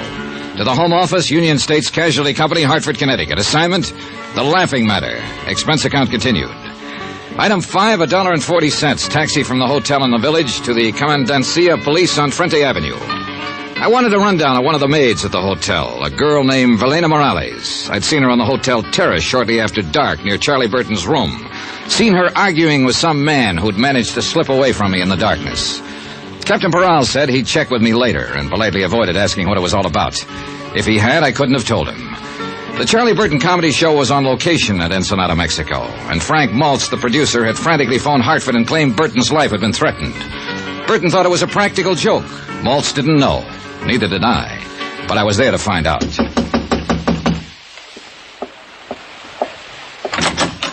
Hiya. You are Mr. John Dollar, I assume. You couldn't assume any corrector. Mind if I come in? By all means, do. Thanks. I am Charles Burton, Mr. Dollar. Yeah, I know. I've seen your face in a number of saloons. I beg your pardon? Oh, on their television sets. Oh, yes, of course. Well, sit down, Mr. Dollar. I just did. Yes, so I noticed. Well, I don't imagine you'll be here long enough for me to have something sent up from the... Oh, I'm sure I will. I'll have scotch on the rocks. Double. I see. Room service, please. There's Mr. Burton in Suite D. Please send up one scotch on the rocks. Double. Make it double. Oh, just a moment, please. By the way, Mr. Dollar, what is your room number? I can't seem to remember it at the moment. Why don't you just charge it to yours and then bill me for it later? If you think you're... Room service, cancel that order. Yes, I said cancel it. I will not tolerate this high-handed attitude from a hireling, sir. But not your hireling, Burton. Now, let's get a few things straight right now. From what I've heard about you up to now, I don't like you. And when I get to know you better, you like it or not. And I certainly do not. And there's nothing you can do about it. Oh. Try throwing your weight around with the insurance company and they'll cancel your policy. And if that happens, you'll have sponsor trouble right up to your neck. If you think you can... I think you're not going to let it happen, Burton. You can't afford to. So cut out the kidding and let's get on with it. You know, I like you, Dollar. You're so uninhibited. I'm going to buy you that... Nope, sorry. Why not? I didn't want it in the first place. It was only a way to get your goat break down that phony guard. But have one yourself, though. Now, drinking is not one of my vices. Oh, so that explains it. Explains what? It wasn't one of Hitler's vices, either. You're so delightfully insulting, you know. One can hardly take offense. Too bad. I'd hope for better results. Would you mind telling me just who exactly is responsible for this prejudiced opinion you have of me? Well, as I remember, it was fairly unanimous. As I know, you talked to Frank Maltz. Maltz, of course, is bitter because he hasn't been given complete control of my show. Or any control, the way I hear it. As long as it's the Charlie Burton show, Mr. Dollar, Charlie Burton intends to run it. Only the gods are immortal. Isn't that what the murder threat said? I'll get to that. Then there's Gloria Dale, my leading lady. Dear Gloria. I suppose she told you I've treated her very badly. Practically forced her to sign a contract that pays her several $1,000s a week. A hideous fate, actually. It could be. And Al Schreiber? Did he mention the fact that I took him out of a 40-a-week burlesque house and taught him the subtleties of high-class, big-time comedy? Things that I had spent a lifetime perfecting. Look, Burton, if you're trying to convince me of your fine, sterling character, forget it. It's irrelevant. I'm here because... You're here because of that note, and that's exactly what I'm getting at. You think it was written by one of those three people, don't you? Right. Well, I agree with you. But you also take the threat seriously. I don't. Why not? Because not one of them has any reason to kill me. Yes, I know how they talk. They're underpaid, overworked. The boss is a tyrant. They hate him, the same old patter. And that kind of talk never leads to murder, Mr. Dollar. Yeah, you've got a point there, I guess. That note was pushed under my door yesterday as a crude attempt at a joke. Nothing else. Then Maltz lost his head and had you sent down here from Hartford. And the whole thing has become ridiculous. You may be right. Well... You sure you won't have that drink? No, thanks. Oh, by the way, there's a maid at the hotel here. I believe she works all the rooms along the terrace here. A small girl, very pretty, with her short curly hair. Yes, Valina. Well, you've noticed her then? Oh, quite. I find her utterly charming. Would you happen to know whether she's married? I really didn't bother to ask. Does it matter? Not to me, but it might to her husband. You are determined, aren't you? There must be some reason why you're so scared. Scared? You do have a preposterous imagination. Good night, Mr. Dollar. It wasn't my imagination. Burton was scared, or worried, or upset. At any rate, something was bothering him. But at the moment, he was covering up for some reason, and there was nothing more I could do to push him. So I gave up for the time being and went back to my room. But I wasn't ready for sleep, and the terrace outside my windows lying empty in the moonlight seemed inviting. And even more so, the sound of breakers 100 yards beyond. I followed a winding path through the hotel gardens and came out into Sandy Cove. And there I found her, Gloria Dale, sitting on the sea-worn rocks by the water's edge, with a bottle beside her, getting quietly drunk. You've discovered my guilty secret, Mr. Dollar, and I've only got one glass. It's that or the bottle. I'll share the glass with you, if it's all right. Sure. There you are. Thanks. Here's to the moon, people. They seem real close tonight, don't they? Yeah, they'll be dancing out there in the water by midnight. I think you're as crazy as I am. Crazier. You're not even in the same league. I'm glad you came. I go sort of nuts on moonlit nights by myself. Hey, what happened to Al? Weren't you two together? I sent him off to bed. He gets a little wearing sometimes. He's real gone on you, isn't he? I guess so. And you? He's a good guy. I like him a lot. He's fine, but...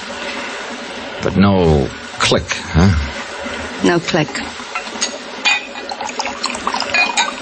Here's to better clicks. Hey, easy, kid. You're drinking it straight, you know. Help yourself. What are you trying to do to yourself, Gloria? Learn to forget. Forget the emptiness, the hollowness. There's nothing in me anymore. Except the hate, of course. There's plenty of hate. For Charlie Burton? For Charlie Burton. Do you hate him enough to kill him? You've always got your eye on the ball, haven't you, Mr. Dollar? More or less. Would you like to tell me about this emptiness? No, I don't think so. All right. Why not, though? It's the edge of the land and the edge of the sea. And you're from the moon, and you'll go back there at dawn. So why not? Here's to the moon. It makes people crazy. Hey, save half of that one for me. Oh, sure.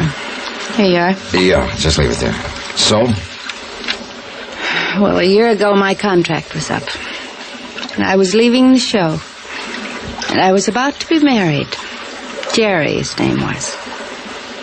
And he's the only man I ever really loved. Uh-huh. Burton was furious. Said I was letting him down. I was ungrateful. But he couldn't stop me because my contract was up. And one morning I got a note from Jerry. Special delivery. We were through, it said. Why? No explanation. Just a cold, vicious note. That same morning, Jerry left town with a friend. Chartered a plane and went to Canada on a hunting trip. And you didn't find out the reason for it? Later, yes. At the time, I was hurt. I was terribly hurt. I signed a new contract and went on working. And months later, I got the story roundabout. What was it? A private detective, one of the crooked ones, had gone to Jerry with a complete report about me, supposedly. My private life, field reports, affidavits, statements, even photographs. A fake, the whole thing. But it convinced Jerry. You know who was behind it? I can guess. Sure. Good old, lovable Charlie Burton. I wanted to make sure I'd sign that contract. But when you did find out, why didn't you go to Jerry? I wish I could have.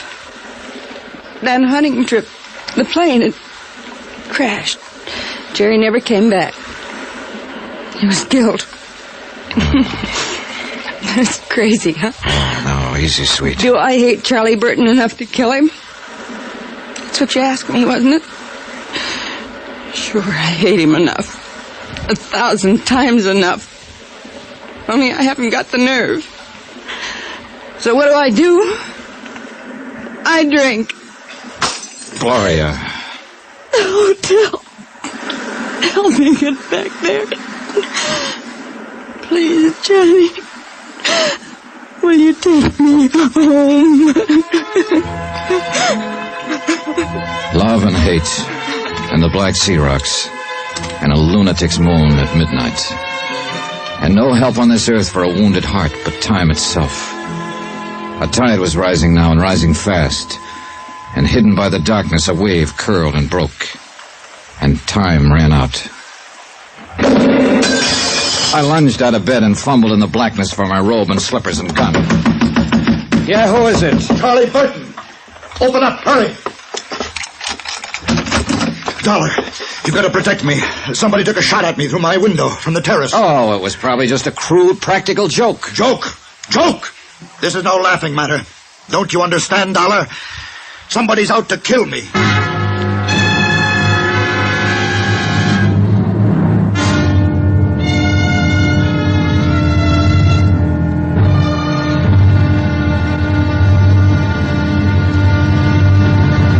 Now, here's our star to tell you about tomorrow's intriguing episode of this week's story. Tomorrow, a thickening web, clinging and sticky. But one of the flies pulls free by using a gun. Join us, won't you? Yours truly, Johnny Dollar. Yours truly, Johnny Dollar, starring Bob Bailey, is transcribed in Hollywood. Written by Les Crutchfield, it is produced and directed by Jack Johnstone. Be sure to join us tomorrow night, same time and station, for the next exciting episode of Yours truly, Johnny Dollar. Roy Rowan speaking.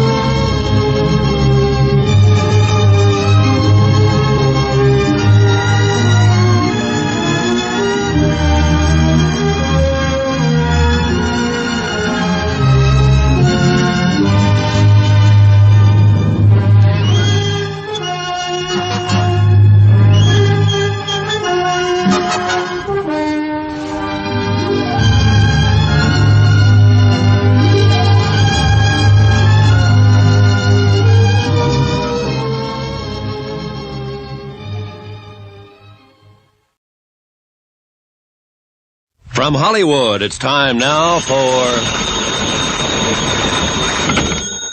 Johnny Dollar. Capitan de Vitro Parral, senor, of the Ensenada Police. Oh, hi, Parral. I tried to call you a few minutes ago. We've had a shooting out here at the hotel. And somebody, she's dead, No, nobody's dead. The bullet missed. Somebody fired a shot from the terrace into one of the rooms. I am flush with the red light, senor. I make the siren. I'm gone like the wind. Good. But will you do me one thing before you blow up a storm? Mande usted? There's a man missing from his room here, a friend of the man who was shot at. He must be around town somewhere. Pues sí. He's an Americano, about 45, name's Frank Maltz. Frank Maltz. Bueno, we'll find him. I'm going to make one APC-T. B, you mean, APB. Sí, APB, like on radio in Los Estados. All right, hop to it, Pearl. Si, senor. Senor, what it is, this APB?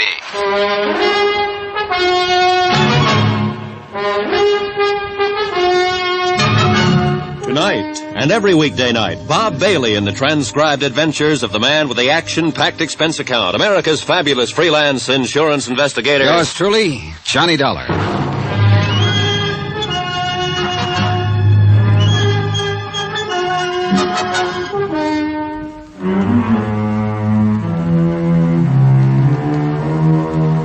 From Special Investigator Johnny Dollar, location Ensenada, Mexico. To the Home Office, Union States Casualty Company, Hartford, Connecticut. Assignment, The Laughing Matter. Expense account continued. Item 6, $1, a pot of coffee from the hotel kitchen, special. It was 1 a.m. I'd been half asleep when the shot was fired, and I hoped the coffee would help get me at least half awake. I hadn't expected it to happen that way, and neither had good old lovable Charlie Burton, America's favorite TV comic, according to his press agents. Charlie had called it a joke, but he wasn't laughing now, and neither was I. Charlie's life was insured for $500,000, payable to his sponsor. Where he is, senor, this man who was get shot? He didn't get shot, Peral. He got shot at. Pues sí, is what I wish to say, but the tongue is not make English too good. Well, you're doing fine. The manager gave Bert another room, inside, away from the terrace here. He's probably got the door locked and the furniture piled in front of it. Mande? I mean, he's scared. Very scared. Comprende? Oh, sí. Él tiene mucho miedo. Yeah, I guess so. Now, according to his story, he was asleep, here on this side of the bed. Someone fired the shot from outside on the terrace. It broke the window there. And the bullet lodged here in the bed, about 6 inches above Burton's head, where he was lying on the pillow. Sí, yo puedo verlo. And then he is wake up quick. He is no see nobody, senor? Is no hears nobody? No, he was too scared to know. He jumped out of bed, ran down the inside corridor, and banged on my door. I searched the terrace right away and didn't find a thing. And these other people which are work for him to make the television, they are also having room which are close to this? Peral, your tongue may not make the English too good, but there's nothing wrong with your head. Mande usted? I mean, you're okay, amigo. You're a good cop. Gracias, senor. Yes, any one of them could have fired that shot. And they are big which ones, these people? Well, there's Frank Maltz. He's the producer of the Charlie Burton show. He's the one who was missing from his room, the one I asked you to locate. See, you say. Then there's Gloria Dale. She's the feminine star of the show. She's in the third room down. She is in the room of her when the shoot was fired? Yeah, she'd gone to bed. I had to beat on the door to wake her. She hadn't even heard the shot. She'd been pretty upset. She'd been drinking earlier. See? It's always the same. These Americanas ladies which have come to Ensenada, always they drink too much. You may be right. Anyway, the third member of the group is Al Schreiber, second room down. He's an actor, too. And where he is when these things happen? In bed, so he says. The shot woke him up, and he came out into the corridor while Burton was banging on my door. And these are all, senor? Yep, that's the bunch. Which one you think is not like this, Charlie? Every single one of them hates him. Then there's another possibility, too. That girl I asked you to check on earlier, the maid who works here at the hotel. You see, la señora Evelina Morales. Pues we're looking, but we are not find her yet. Oh? Ella no está en casa. She are no at her house, señor. Oh, I see. Ni el marido tampoco es. Also, the, how you say, her husband is gone. Oh, then she is married. Oh, sí, señor. You're still looking for her, aren't you? Pues sí, señor. No tenga cuidado. It's no big town, Ensenada. We are find her too soon now. I think es por mí, yo creo.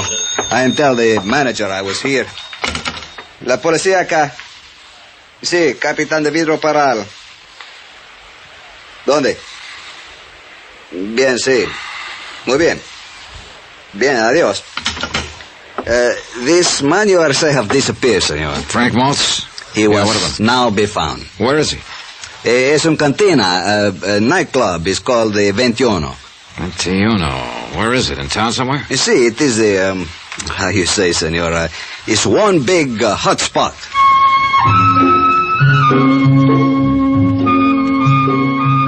Item 7, $1, taxi into town. Peral stayed at the hotel to talk to Charlie Burton and the others. I thought it might do some good, at least by keeping them off balance. Regardless of his knowledge of English, Peral was a smart lad, and his eyes never missed a thing. The Ventayuna may have been a hot spot earlier, but at this time of night it was almost deserted.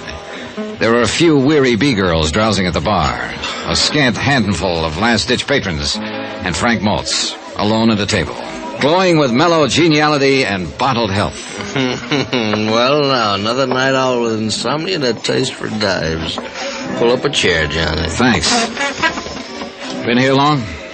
Forever. Oh? At least for years and years. I am part of the place, my boy. These worm-eaten rafters, the crumbling walls, this musty aroma of ancient tequila that was spilt on these tiles long before you were even born. I see. You see, the place was built by the conquistadores, and I dropped in the very next day. I've been here ever since. Maltz, look, chum. Now, speak softly, softly, friend. This is hallowed ground. This is the meeting place. This is the crossroads, you see, for two separate worlds. The tourists come traipsing down from Beach Boulevard up there. They call it slumming. And the townsfolk come up from Gastelum and Balboa, and they all meet here. And they drink tequila, and then they dance the fandango. Hey, amigo, how about playing a fandango? No, he can't hear you, because he is dead. We are all dead here, Johnny. You know something, Maltz? You're not nearly as plastered as you're pretending to be. I know that, Johnny. Have you been here all evening? Here in the Ventayuna? How do you like that name, Ventayuna? It means a 21, you know. Yeah, I know. Have you been here in the 21 all evening? Oh, no. I've been in all of them. I just ended up here. Ever see a better place to end up, Johnny? Where were you around 12:40 tonight? What? What are you driving at? Somebody took a shot at Charlie Burton tonight. Ooh, I got my fingers crossed, did they? No, they didn't hit him. Well, maybe they'll have another chance. Not if I can prevent it. Now, that's why you were checking times on me, huh? You think I maybe made a clay pigeon out of that rat. Did you? Johnny, I left the hotel at 10 o'clock. I've been a lot of places since, but not back there. I don't know where I was at 12:40. Maybe some bartender around town will know. I have seen them all tonight, one time or another. This lush stuff seems to be a habit with all of you, including Gloria. Well, stick around Burton a month. You'll know why. So, why do you stick around him? Me, personally, there's a couple of reasons, I guess. I'm trying to help somebody else, for one thing. Well, myself at the same time, of course. Meaning? Al Schreiber. The kid is great, Johnny. He really is. And it'll be his show next year, if we can hang on. And for the same sponsor. With you producing? Well, that's right. They're fed up with Charlie Burton, and they've got reason to be. He's a phony name, Johnny, nothing else. It's a fake. It's a build-up. They got to spend more on press relations now than it costs to produce the show. Then with Charlie out of it, you and Al would be in. Is that the way it stacks up? That's right. You said you had a couple of reasons for staying on. No, forget it. The second one is not important. It's a sob story. Well, it won't be the first one I've heard tonight. I'm married, you see, Johnny. 23 years now.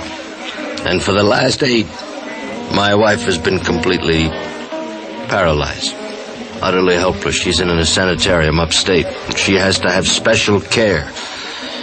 Special treatments. And it costs $350 a week, 52 weeks a year. So I stay on with Burton and I go on hating him.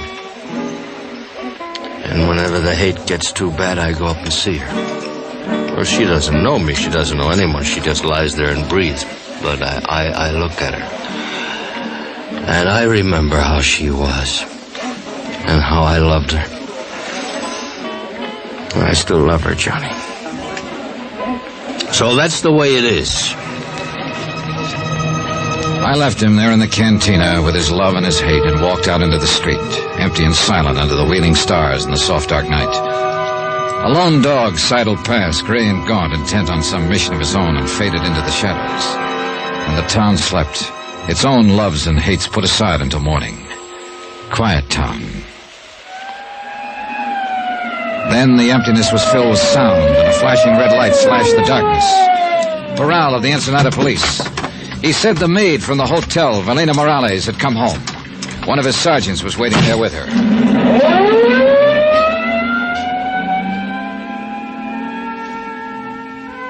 Buenas noches, senora. Buenas noches. The tiny room was lit by a flickering oil lamp, and a candle burned beneath a crucifix on the wall above the bed. Cement floor and adobe walls, bare and clean, like the cell of a nun in a convent. ¿Y su hombre? ¿En dónde está él? Yo no sé. She was young, pretty, ¿Qué le importa? and at the moment very ¿Dónde estabas frightened. tú más temprano? En la casa de una amiga. ¿Por qué me preguntas? Espérate, señora. Hace poco me trató a matarle a un señor. Allá en el Hotel Balboa. ¿Qué dices? ¿Cuál señor? Un americano. El señor Carlos Burton. Ay, de mí. ¿Qué tengo yo que hacer? She talked, Ya no hay half remedio. crying, ¿Quién and sabe Burrell qué vamos a hacer translated. ahorita? Charlie Burton, Y ahora no old hay lovable remedio. Charlie, had been bothering her, annoying her at the hotel. Que no más hablaba, She tried to avoid him, creía que but had made the mistake of telling her husband. He'd been furious and had come to the hotel earlier in the evening. That's when I'd seen the two of them arguing on the terrace. She hadn't seen him since. So, Senor Dollar, what is it you think? I think you'd better find a husband, and find him quick.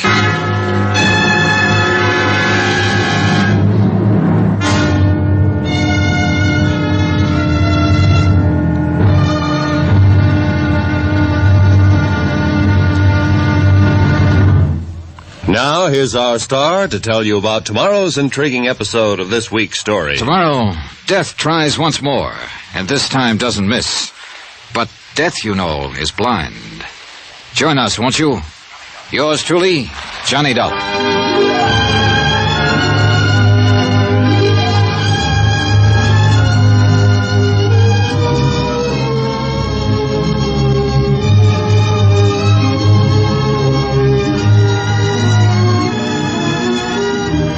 Yours truly, Johnny Dollar, starring Bob Bailey, is transcribed in Hollywood. Written by Les Crutchfield, it is produced and directed by Jack Johnstone. Be sure to join us tomorrow night, same time and station, for the next exciting episode of Yours truly, Johnny Dollar. Roy Rowan speaking.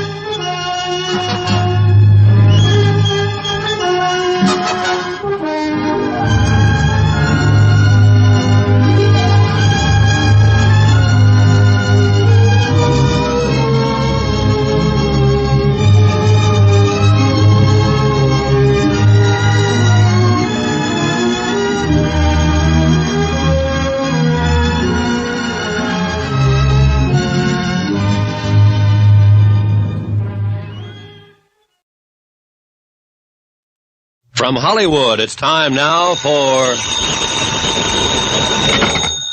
Johnny Dollar. This is Charlie Burton speaking. Oh, morning, Burton. So you're still alive, huh? If that was an attempt at humor, it was entirely out of place. Well, it's early yet. I'm the comedian, and I'll make the jokes. Your job is to protect my life. Don't tell me you've been shot at again, this time of morning? Boy, whoever it is really must hate you, Burton. Dollar, so help me. So help you nothing. You may be good old lovable Charlie to 40 million television viewers, but to me you're just a pain in the neck. I'll remind you. To my client, you're worth $500,000 because he was fool enough to write an insurance policy on your life, but not to me.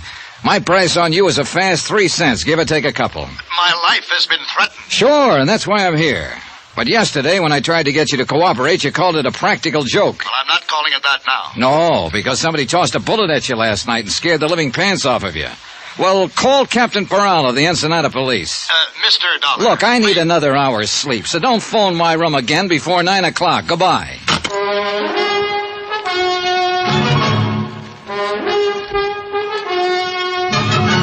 Tonight, and every weekday night, Bob Bailey in the transcribed adventures of the man with the action-packed expense account, America's fabulous freelance insurance investigator. Yours truly, Johnny Dollar.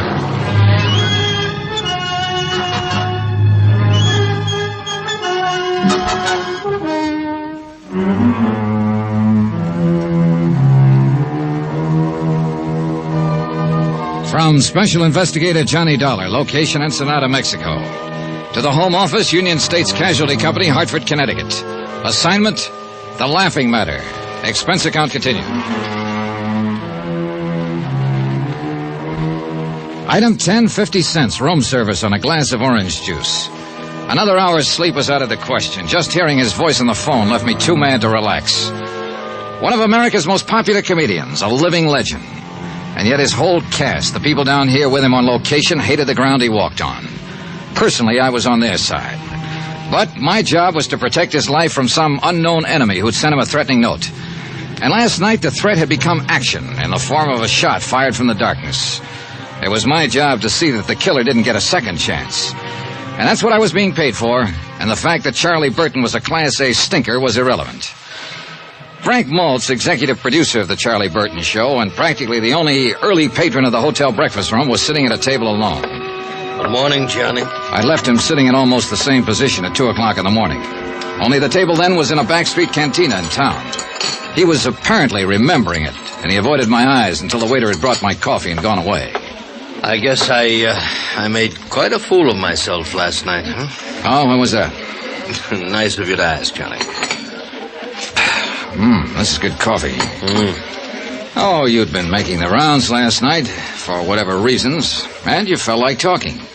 But I wouldn't call that making a fool of yourself. All right. Thanks. You were sober enough when I left you. Oh, sure. You just sat there and let me talk it out. Where'd you go, anyway? I came out of the cantina a few minutes later, you disappeared. Captain Peral, Ensenada Police, picked me up in a prowl car. He'd located that maid from the hotel here. We went to her home and talked to her. So? Well, for the moment at least, you and Al and Gloria Dale are apparently off the hook. Oh? The maid says Burton was always annoying her whenever she was on duty here. He was. I told him to lay off. Well, her husband found out and came out here to the hotel yesterday evening. I saw him and his wife arguing out there on the terrace just after dusk. But I didn't know what it was all about at that time. Anyway, that's the last she saw him. He didn't come home last night, and he's still missing. I just talked to Peral on the phone. They've got half the police force looking for him. And you figure he's the one who took a shot at Charlie last night? Kind of adds up, doesn't it? Well, I guess so.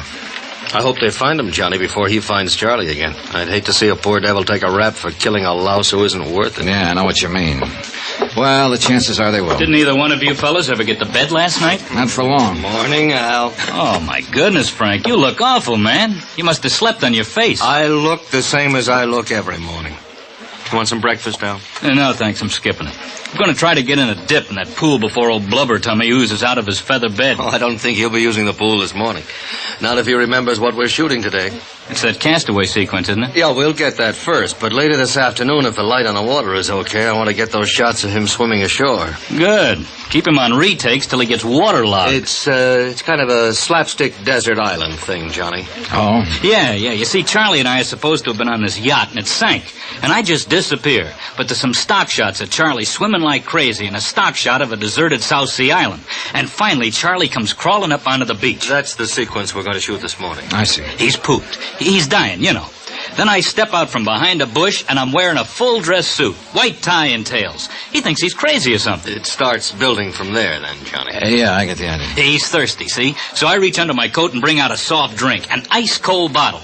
And I open it and give it to him. It says Cott Quality Beverages on the bottle, C-O-T-T. Yeah. So Charlie asks, is it any good? And I say, it's Cott, man. And he says, so what? And I say, so it's Cott to be good. You see, Johnny, it's out-and-out slapstick, but it works pretty well on camera. Yeah, it keeps building, you see. I keep producing things out of the bushes. A table and chair, tablecloth, dishes and silver, caviar, bottle of wine, roast turkey, then a string quartet, and finally a line of dancing girls. And the payoff's a shaggy dog. He says, look, we were shipwrecked together. How you doing all of this? And I say, it's easy. I got a cousin in Congress. It's a lot better on film, Johnny. A lot better than it sounds, stripped down this way. Yeah, well, I'm not exactly a fan of Burton's. Oh, he's got some good stuff in this one, Mr. Dollar. In fact, he's got all the good stuff. Only thing I'm in there for is to feed him the lines. As usual, of course. If I ever get a decent role in his show, I'll drop dead. Oh, really? Attention! That's not funny, Al. At ease. I said it's not funny. You thought it was when you did it on the show last month. May I remind you that your services can be easily dispensed with? Good. Fire me. Al. If I could get out of this lousy contract with you, I could start on the PCT tomorrow, and at 5 times what you're paying me. Take it easy, Al. No, by all means. They'll set me up in my own show, and they'll put it in a time slot right opposite yours. In 3 months, Charlie, I could bump you clear off the screen. You don't say so. Al, beat it, will you? Okay, Frank. Sorry you had to get caught in the crossfire, Mr. Dollar. Nothing personal. Forget it. See you later, gentlemen. You'll be on that set in a half hour, not a minute later. Yes, sir. You certainly are one big happy family, aren't you? Dollar, that kid was a nobody when I picked him up. You're wrong, Charlie. That kid is a real talent, and you know it. You see? You see what I have to deal with? He's done as much for this show in the past year as you have. You see, Dollar, I'm forced to live in the very presence of my enemy. Who made them your enemies, Burton? Look, my only concern has always been the welfare of those less fortunate than myself, those who depend on me for their professional careers and their livelihood. I understand there's some difference of opinion about that. Well, it's envy, nothing but envy. Would you like some more coffee, Johnny? No, thanks. I've had about all I can stand. Yeah, so have I. May I ask what you're doing to protect my life, Mr. Dollar, if anything at all? Oh, I've taken the usual routine precautions. Routine? I demand more than routine. Not from me. You don't demand anything. I'm working for the insurance company. Then I'll complain to them. Good. Why don't you cancel your policy at the same time? Then I can get off this assignment. Couldn't cancel it if I wanted to. My sponsors wouldn't allow it. It's for their protection, not mine. I know that. I think you'd like to see me murdered. Oh, no, you're wrong there. That would mean I'd loused up an assignment, and I take pride in my work. But you wouldn't care personally. No comments. I'll demand protection from the local police. You've already got it. Captain Peral had 2 men on duty there last night after that shot was fired, watching your room. I didn't see them. They didn't intend for you to see them. Relax, Burton. If the worst does happen, ballistics can probably identify the killer after we get the slug out of your body. Dollar, this is no laughing matter. Then why did you treat it like one? Why did you tear up that threatening letter? Why didn't you call the police in right then? Why didn't you cooperate with me yesterday when I got here? And why the devil did you make a pass at an 18-year-old girl in the first place and get her husband out gunning for you? You mean you know who's trying to kill me? If it's any satisfaction to you, Burton, just in case he gets past us, you probably have been killed by a man named Nacho Morales. His wife is a maid here at the hotel, as you no doubt know. That little native girl? Yeah. That little native girl. Oh, now, look, both of you. No, I was wrong. I admit it. I just lost my head, I guess. When a man's under pressure all this time, as I am, he doesn't always think straight. Now, I didn't mean any harm toward her. Maybe you'll be able to convince Nacho of that, if he waits long enough to listen. No, don't, please. I know you hate me. All of you do, but I'm not as bad as you think. You just don't know the load a star has to carry. Then why don't you tell us about it? You, Frank. You don't think I'm being fair with Al. You think I'm holding him back, not giving him a chance. Well, you're wrong. I'm actually carrying him, teaching him things I've learned over the years. Oh, he knows quite a bit now, Charlie. So you don't believe me? You don't think I know what I'm talking about? Well, let's... All right, I'll show you. Al said he was written down in today's sequence. He said that I had the great role. You heard him say it. Well, yes, Then Charlie, let him have it. I'll What? trade with him. You mean that? Yes, I mean it. Let him change any line he wants. To fit his style, he can play it any way he likes. I'll take that role he says is so bad, and I'll still come out the star. All right. Charlie, we'll have a go at it. Fine. I'll see you on the set, unless somebody manages to kill me first. Good morning, gentlemen. Oh, I never thought I'd live to see the day. Yeah, that shot last night must have really shaken him up. Oh, that kid will make him look sick, Johnny. He doesn't know what he's in for. Well, there's one way to find out. Oh, wait a minute, Johnny. I've been thinking about something you said. Oh? That maid, Morales' wife, does she speak English? No, just Spanish. Well, what about her husband? Same deal, only Spanish. Well, but the note, Johnny, the murder threat Charlie got, that was written in English. Yeah, I know. The South Sea Island set was built on the beach at the far end of the bay. The technicians and the rest of the cast were already there when Maltz and I arrived, and they started shooting 15 minutes later. Gloria Dale wasn't in the sequence, so she slept in at the hotel. Some of Captain Peral's men were on hand, on the lookout for Nacho Morales, but he didn't show. By 3 in the afternoon, they were nearly finished. They'd shot the last scene once, but Maltz decided on a retake. So Hal sat down again at the fully laid table on the beach, and they started to roll.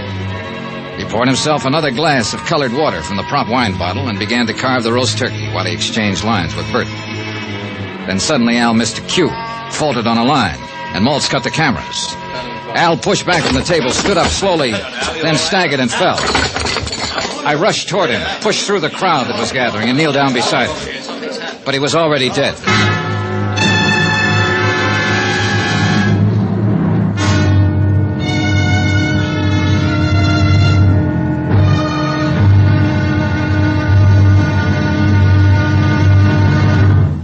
And now, here's our star to tell you about the final intriguing episode of this week's story. Tomorrow, a frantic game of musical chairs with every player desperate.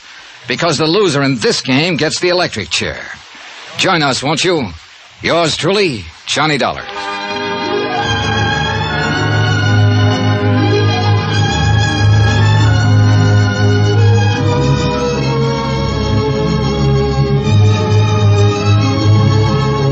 Yours truly, Johnny Dollar, starring Bob Bailey, is transcribed in Hollywood. Written by Les Crutchfield, it is produced and directed by Jack Johnstone.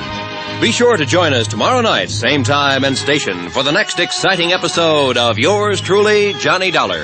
Roy Rowan speaking.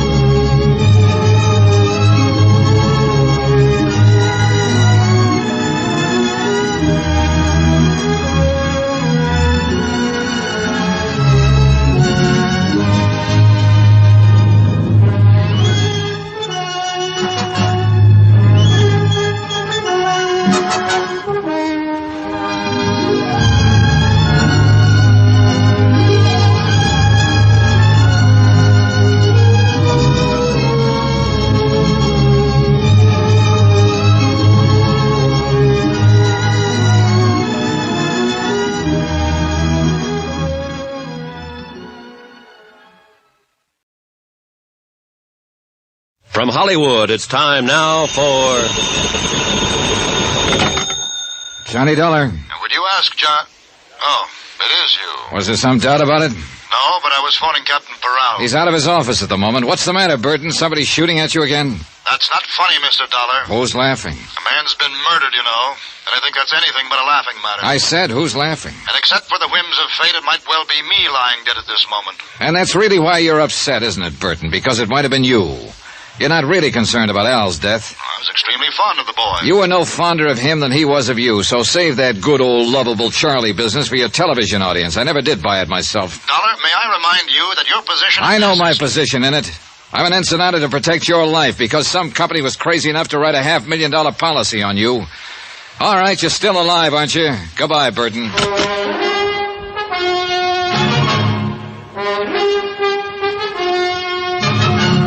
Tonight, and every weekday night, Bob Bailey in the transcribed adventures of the man with the action-packed expense account, America's fabulous freelance insurance investigator. Yours truly, Johnny Dollar.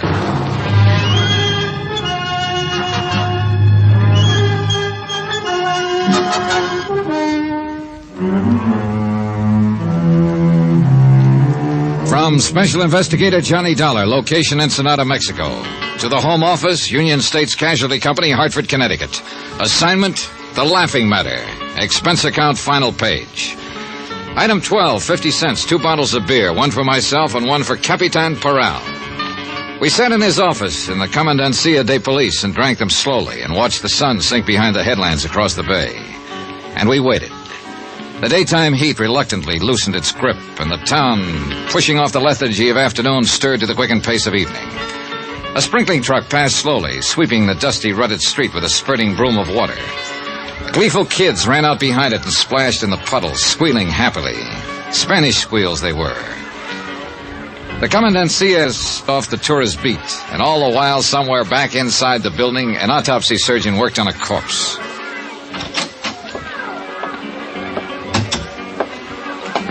Bueno, señor. Ya está listo. The medical is all finished now. Well, what's the verdict, Parral? It's what we are thinking. Él se mató por veneno. He was, how you say, poison. What kind of poison? Él dice cianura. How you call it? Cyanide? Si, senor, cyanide. And he say also are very much cyanide in this bottle which you has give to me. Yeah, I thought it smelled like it. Al drank a glass and a half out of it and then dropped dead right in front of the camera. And you are said the wrong man has drunk it, the wrong one is get killed, no? That's right. Charlie Burton was supposed to play that role himself. But this morning at breakfast, he agreed to let Al have the part. I was there, I heard it. So if he was not do that, he is one who will be dead now. Sure, Charlie Burton himself. And it figures, Parral. He's been the target all along. That threatening note that was slipped under his door, somebody firing a shot at him last night. Si, seguro. Then when they finally got their punch in, they tagged the wrong guy.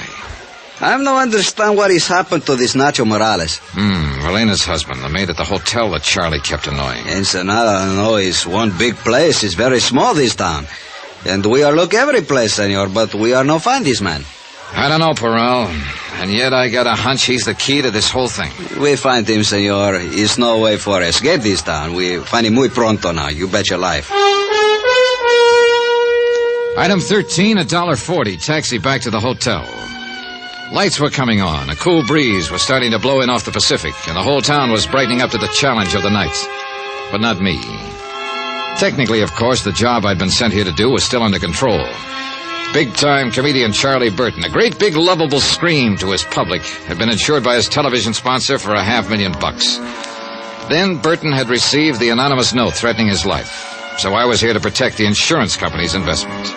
I didn't care personally what happened to Burton. It was just a job. But I did care about Al. Johnny? Oh, hello, Gloria. What is it, Johnny? What happened? No one seems to know anything definite about it. Al Shriver's dead. Poisoned. That's all I know about it. Come on in the lounge. I'll buy you a drink. All right, Johnny. Have they found that man who was missing? What's his name? Nacho Morales. No, he's still missing. This table all right? Sure, anywhere. Waiter. Si, senor. 2 margaritas, please. Muy bien. Frank Maltz said something about Charlie and Al changing parts. Yeah. Maltz got Charlie mad, and he made the switch to prove a point. What point? That Al wasn't ready for a starring role. Oh, that's right. You didn't come down for breakfast this morning. No, I wasn't in today's scenes, so I just slept in. It's just as well. It wasn't a very pretty sight. Oh, it's a rotten shame. Al was a real swell guy. Con permiso, señora. Oh, here you are. Gracias, senor. Oh, boy, the irony in this world, Johnny. What do you mean? Charlie Burton, who's been a rat all his life, makes his usual crude play for the maid here in the hotel, and what happens? Her husband hits back at the wrong man. Al gets killed.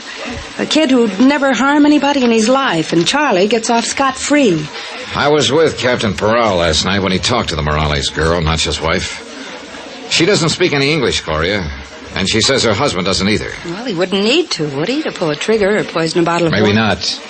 But he would, in order to write a threatening note in English. Oh, yeah, I'd forgotten about that.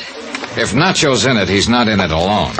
And I've got a hunch he's... El teléfono, senor. Oh, thanks. Johnny Dollar. This is Capitan Parral, senor. What is it, Parral? We have just found this man, Nacho Morales. Good. I'll be right down.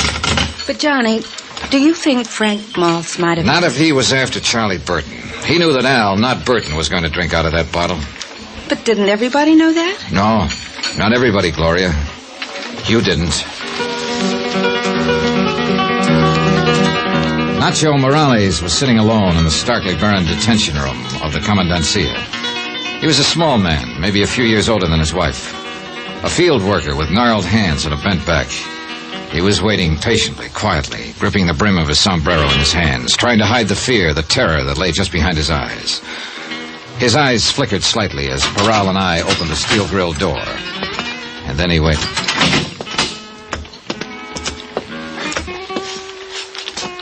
Buenos días, hombre.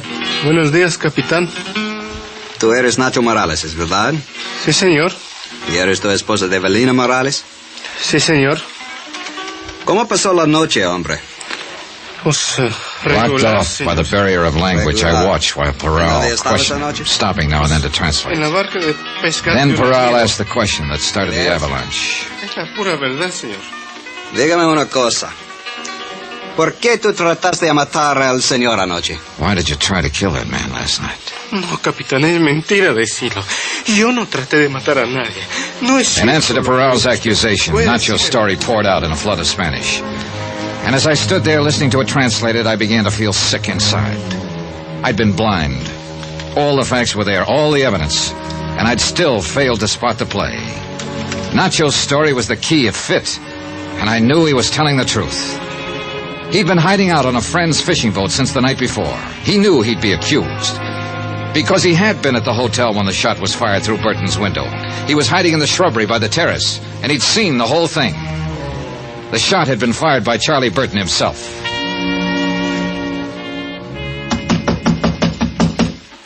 Who is it? Johnny Dollar. I want to talk to you, Burton. All right. Just a minute.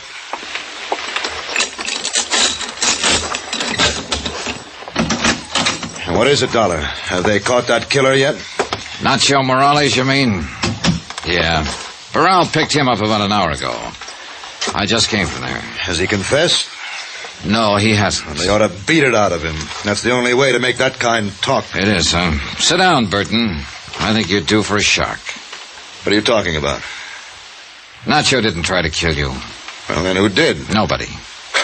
Are you crazy? What about Al Schreiber? I suppose he's not even dead. Oh, he's dead, all right. You ought to know. You killed him. That was your whole plan, wasn't it, Burton? To kill Al Schreiber and get away with it. Everything else was a preliminary build-up. Oh, that's very funny. You ought to be on television. Well, there's going to be an opening soon. You wrote that threatening letter yourself. What? And then tore it up after Maltz had seen it so it couldn't be traced back to you. You get better all the time. You fired that shot through your window from the terrace there. More build-up. Then you made your play, that phony argument this morning. Oh, really? Switching parts with Al, putting him on the spot, making it look as though somebody had tried to poison you and missed. It was fairly clever, Burton, but you're still going to be tagged for it. Does Peral know all this? Why don't you ask him? I'll be glad to step... All right, Dollar. Don't move. Get your hands up now. Real slow. Is that the same gun you used last night? You're wrong, you know. I'm not going to be tagged. Relax, Burton. There's no capital punishment in Mexico. You can star in all the prison shows. You're too smart, Dollar. You're like Al. And you know what happened when he got too smart. You will drop this gun, senor. Peral. I started to tell you I'd be glad to call him that he was listening out there on the terrace. He's gone. You drop quick. No. Look out, Peral.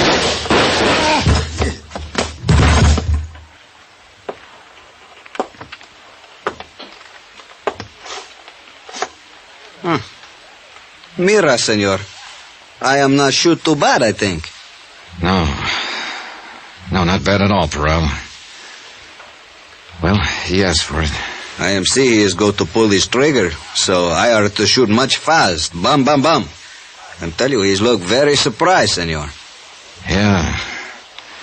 It's too bad he couldn't have seen the look on his face. A comedian would have really appreciated it. Why, he'd have died laughing.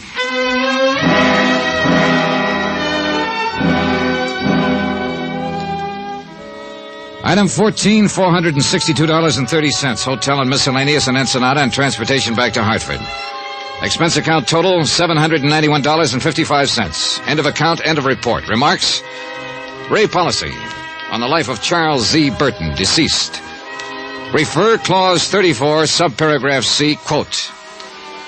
If the insured dies while committing a felony, this policy is null and void, unquote. The Superior Court of Baja California rules that Burton was shot while resisting arrest and committing an assault with a deadly weapon. So you can keep your $500,000. Yours truly, Johnny Dollar.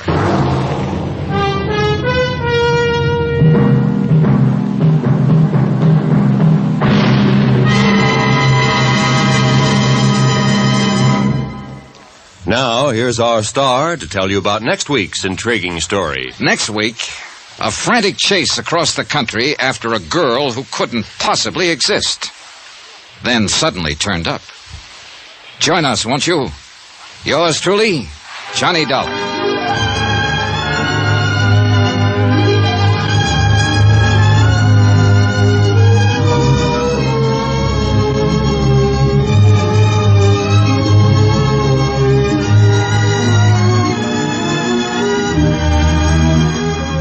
Yours truly, Johnny Dollar, starring Bob Bailey, is transcribed in Hollywood. Written by Les Crutchfield, it is produced and directed by Jack Johnstone. Heard in this week's cast were Virginia Gregg, John Daner, Lucille Meredith, Lawrence Dobkin, Gil Stratton, Harry Bartell, and Don Diamond. Musical supervision by Amerigo Marino and Carl Fortina. Be sure to join us on Monday nights, same time and station, for another exciting story of yours truly, Johnny Dollar. This is Roy Rowan speaking.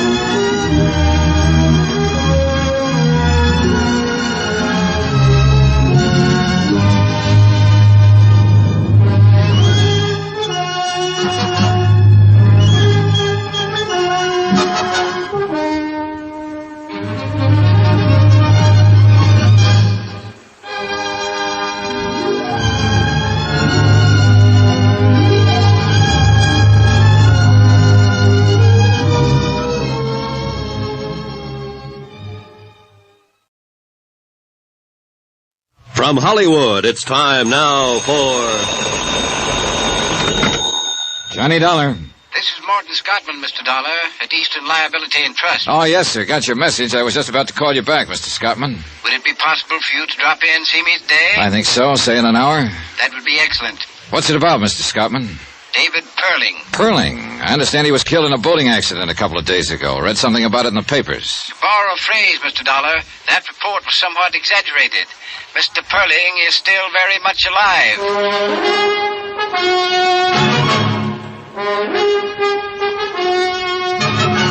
Tonight and every weekday night, Bob Bailey in the transcribed adventures of the man with the action-packed expense account, America's fabulous freelance insurance investigator. Yours truly, Johnny Dollar.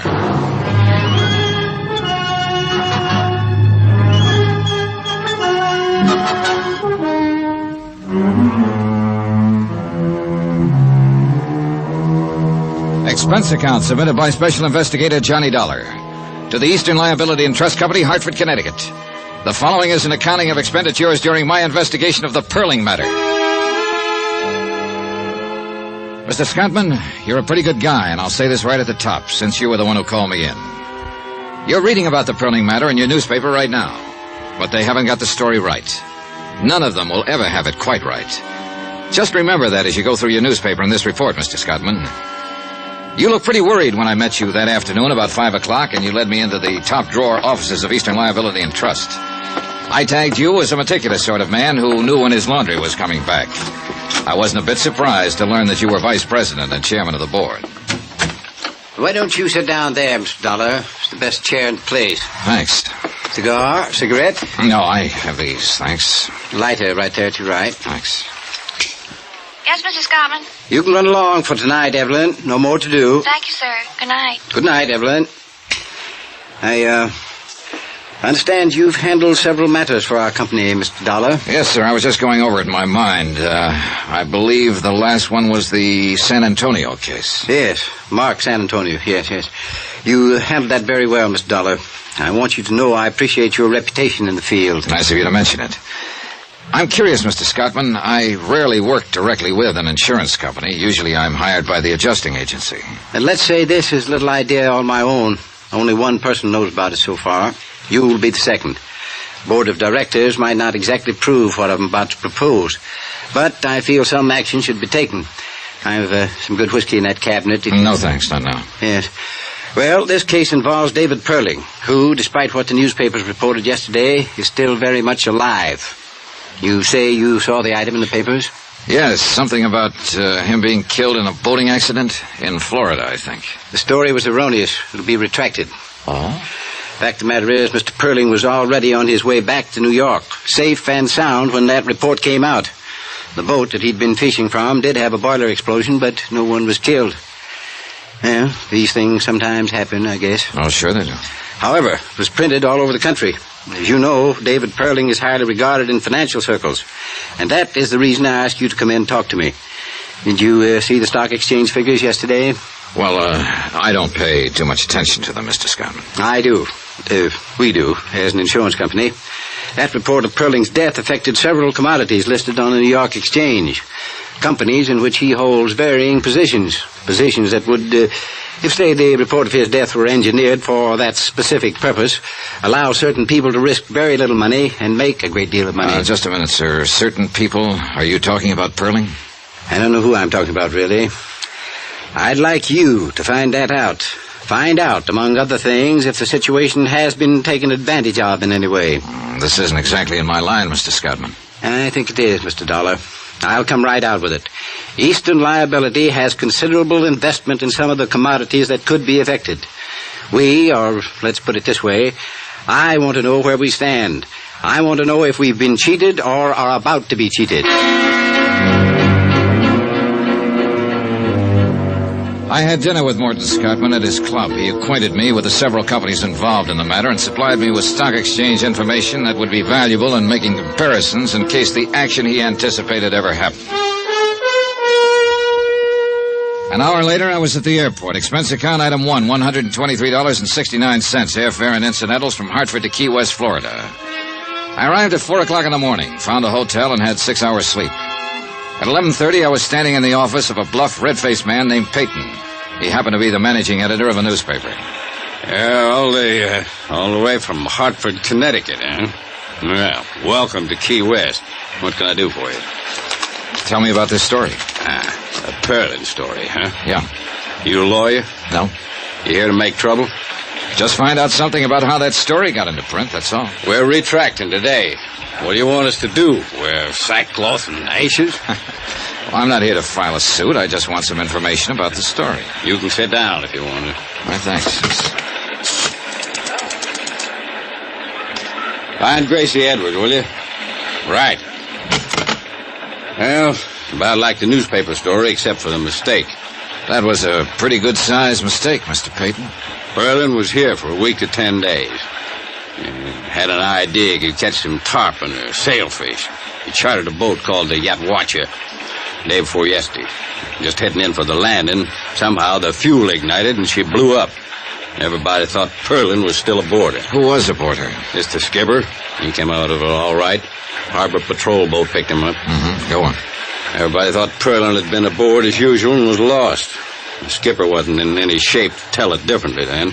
After all, Perling had been going out on her every day. We all knew that. Where was Perling? He was sleeping in his room when all of this happened. Got up about 3 o'clock, checked out, took a train back to New York. Story come out in the evening edition. Your reporter, the one who wrote it up, I'd like to see him. It's a her. Well, how did she get the story? It was right there. Right where? What do you mean? Down at the sailfish landing when the Yatwacha come in. That a regular beat? Well, town this size, we don't have beats. But your reporter was there when the boat caught fire? Yeah. What's her name? Gracie Edwards. How long has she been a reporter? A couple of years, give or take a month. Hope you didn't come down here to run her over the coals. Oh, she's had enough of it, Dollar. For me, it's my job, not yours. Okay. Where do you eat lunch around here?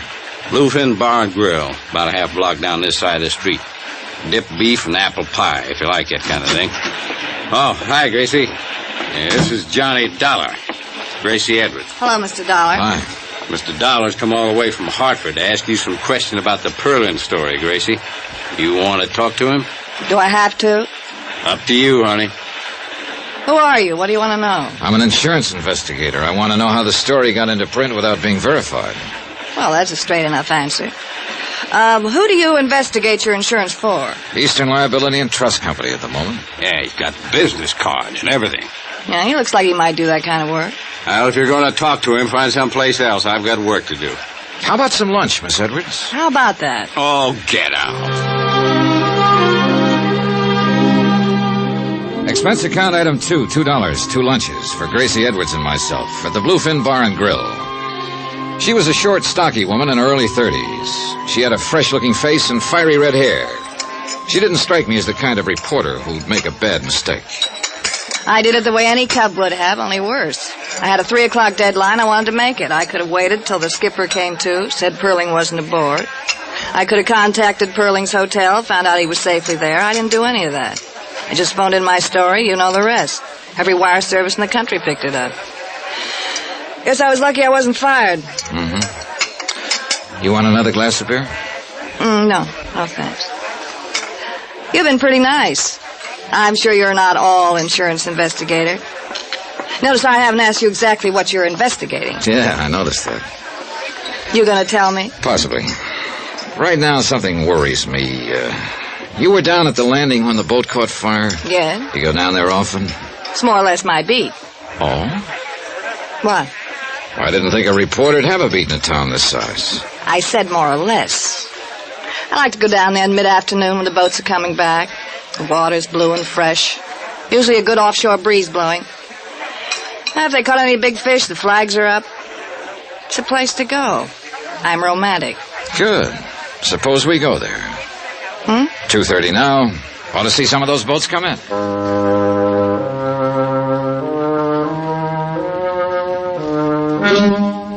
Expense account item 3, $1, 1 cab, transporting myself and Gracie Edwards, reporter, to Sailfish Landing, or as near as we could get. The last 500 yards, we had to walk on the planking between the slips. Now, tell me, where was the outwatcher when she blew up? Over there. About there. Uh-huh. Where were you? Right here. I was sitting right there. Looking out to sea? Uh-huh. How long had you been here? Oh, an hour or so. That was day before yesterday? Yeah. She blew up there. You phoned in your story before 3 o'clock? Yeah, right before 3. Where's the outwatcher now? They raised her this morning, towed her over the repair docks. That's around the point. That's kind of funny. What's funny? Well, I guess I didn't hear it right. You saw her get in trouble. You were right here. Then you went and phoned in your story. That's right. Where'd you phone it in? What? Last phone I saw was at the tavern before we came on the docks. High heels running over these slips. Take quite a while to get to it. I used a phone in town. How'd you get there? Cab. You had one waiting?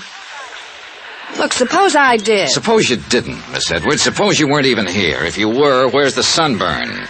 Every redhead on earth burns up in an hour when the sun's like this, unless you're an exception. I don't think I like this. I don't like it much myself. But I have to find out something. I'd like to find out from you. I hope I can. If I can't, I'll have to find out from someone else. Maybe the man who owned the boat, the man who ran it, someone around here. I'm going. Wait a minute. I'm not just throwing words around. The boat was probably insured, and it'll probably have a claim on it, and I'll probably know the adjuster who was sent to work the claim. I'll talk to him and tell him what I'm thinking. I'll find out about this one way or another, Miss Edwards, but I think you can help me. Now, you're a good reporter. You would have waited to see if Perling was aboard. You would have checked his hotel. You would have, in spite of a 3 o'clock deadline, you would have made sure he was or wasn't aboard that boat. All right, Miss Edwards. Did somebody pay you to file that story? I just want to know that. Somebody paid me. Yes. Okay. I'll take you back now. We don't have to mention this again. Yeah, okay. In case it comes up, though. Yeah? Mr. Perling paid me.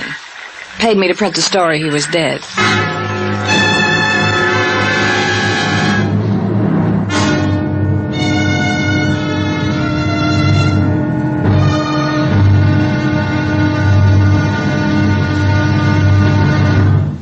Now, here's our star to tell you about tomorrow's intriguing episode of this week's story. Tomorrow, the affairs of Wall Street follow the current trend in cheating and mayhem. Join us, won't you? Yours truly, Johnny Dollar.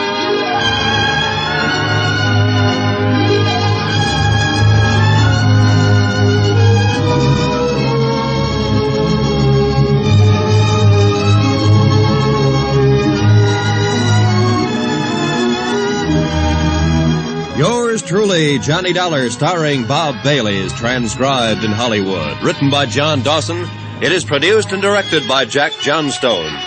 Be sure to join us tomorrow night, same time and station, for another exciting episode of Yours truly, Johnny Dollar. Roy Rowan speaking.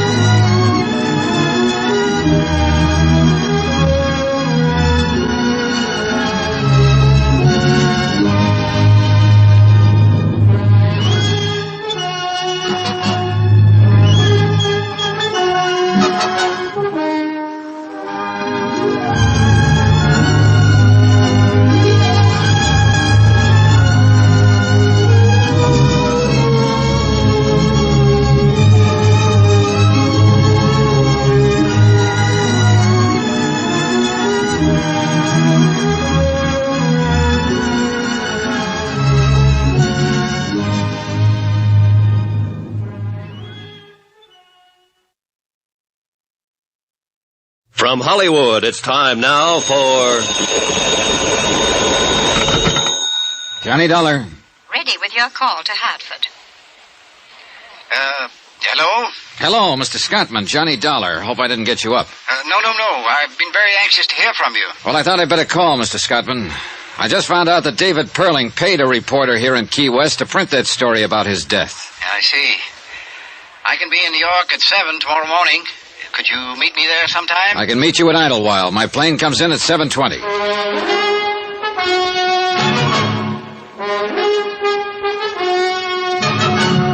Tonight and every weekday night, Bob Bailey in the transcribed adventures of the man with the action-packed expense account, America's fabulous freelance insurance investigator. Yours truly, Johnny Dollar.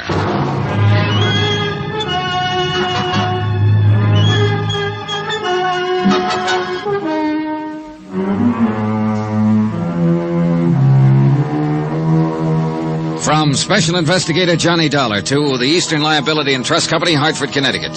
The following is an accounting of expenditures during my investigation of the Perling matter.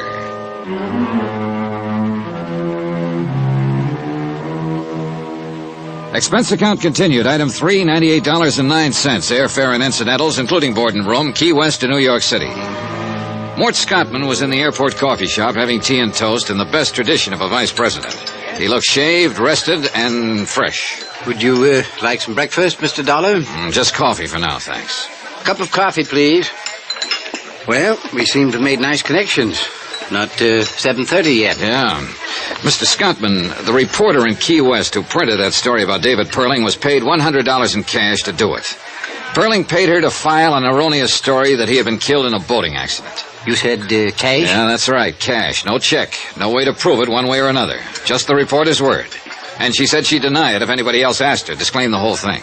Well, where does that put us? Well, look, Perling had to pay somebody to fire that boat. Probably the skipper, I don't know. But it's an angle if you're thinking about legal lines. It's very good. Of course, the boat would demand explanation. Oh, let's let it go for the moment. I noticed a retraction disclaiming the story of Perling's death is in every paper this morning. It was in all of last night's papers, too. Now, if the story could affect the stock market, when would it show up? Today, at the latest. There was no action yesterday? Not on the exchange, no. How do you feel about this whole thing now? In view of the fact you've ascertained that Perling himself arranged for his own death report to be published, I can only assume that he did it for one reason: to take advantage of some brisk trading that would occur because of such a report. But there's been nothing of that so far. Tell me, Mr. Scottman, in the event this does happen, what would you do? I don't know exactly. Possibly report the matter to the exchange and see if Perling could be prosecuted for manipulation. Well, let's go over there and see what's what. Item 4, $5. Cab fare for myself and Morton Scottman to Wall Street and the New York Stock Exchange. Since I didn't understand too much about the board, I simply sat and kept an eye on Scottman. The pinstripe suit, the Homburg, the tie, the shirt, the glasses. Somehow he tickled me. I was beginning to like the guy. About 15 minutes before the place closed, he cleared his throat and touched my arm. I suspicioned wrong, Mr. Dollar. There's been no manipulation on the exchange. I thought certainly if there had been any, it would appear in that Alabama company. I was wrong, and I apologize for taking up your time. You're paying for it. Besides, I'm glad you did. Shall we go? Sure. Where? Well, we know he didn't have the story printed to cheat on the market, but we still have the same old question. What's that? Why did Perling pay that reporter to say he was dead? The reporter lied to you. You've been lied to before, I'm sure. Oh, sure, and by experts. But she wasn't a good one, not even halfway good. So I still believe her story. You believe that board up there? I believe that, too. Well, then? Perling had a reason for getting such a story printed. I want to find out about it.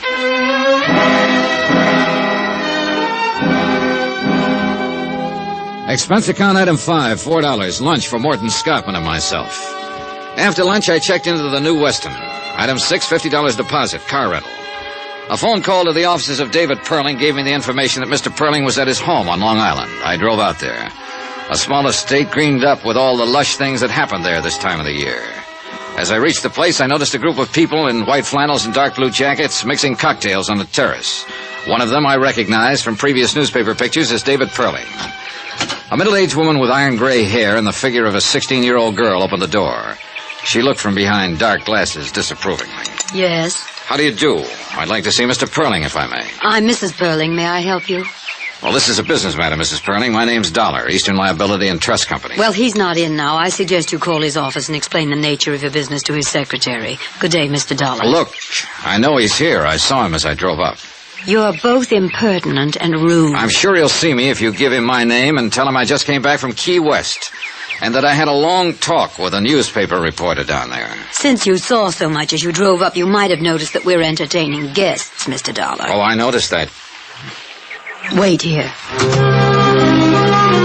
I stood there a moment on the wide colonial porch and wondered what made me such a social outcast. A man who was tending the grounds walked by and turned on the sprinkling system. He waved at me, and I waved back. I felt better. On the terrace, I could hear the tinkle of glasses and a little laughter now and then. Finally, David Perling showed up. He was a tall man with a hairline that started about an inch above the heaviest eyebrows I've ever seen. Two-tone shoes, white flannels, and a Mexican sports shirt fitted in with the broad shoulders and wide-mouthed grin that came off just briefly when he looked at me. My wife told me to throw you out. Can you think of any reason why I shouldn't? I'm about 10 pounds lighter than you, but I might be a good 15 years younger. Tell me what you want, kiddo, and then get out of here. I want you to tell me why you paid Gracie Edwards $100 to print a story about you being dead. Who are you, anyway? Johnny Dollar, insurance investigator. What's all this to you? An investigation. There's no way you can prove I paid that girl to print that story. I know that. I was telling a friend of mine today that something probably could be proved about the boat, if it had to be. Then the reporter thing had come out. I don't know. You see, Eastern Liability had an idea that you might have had that story printed to cause a little action on the stock market. Who at Eastern Liability?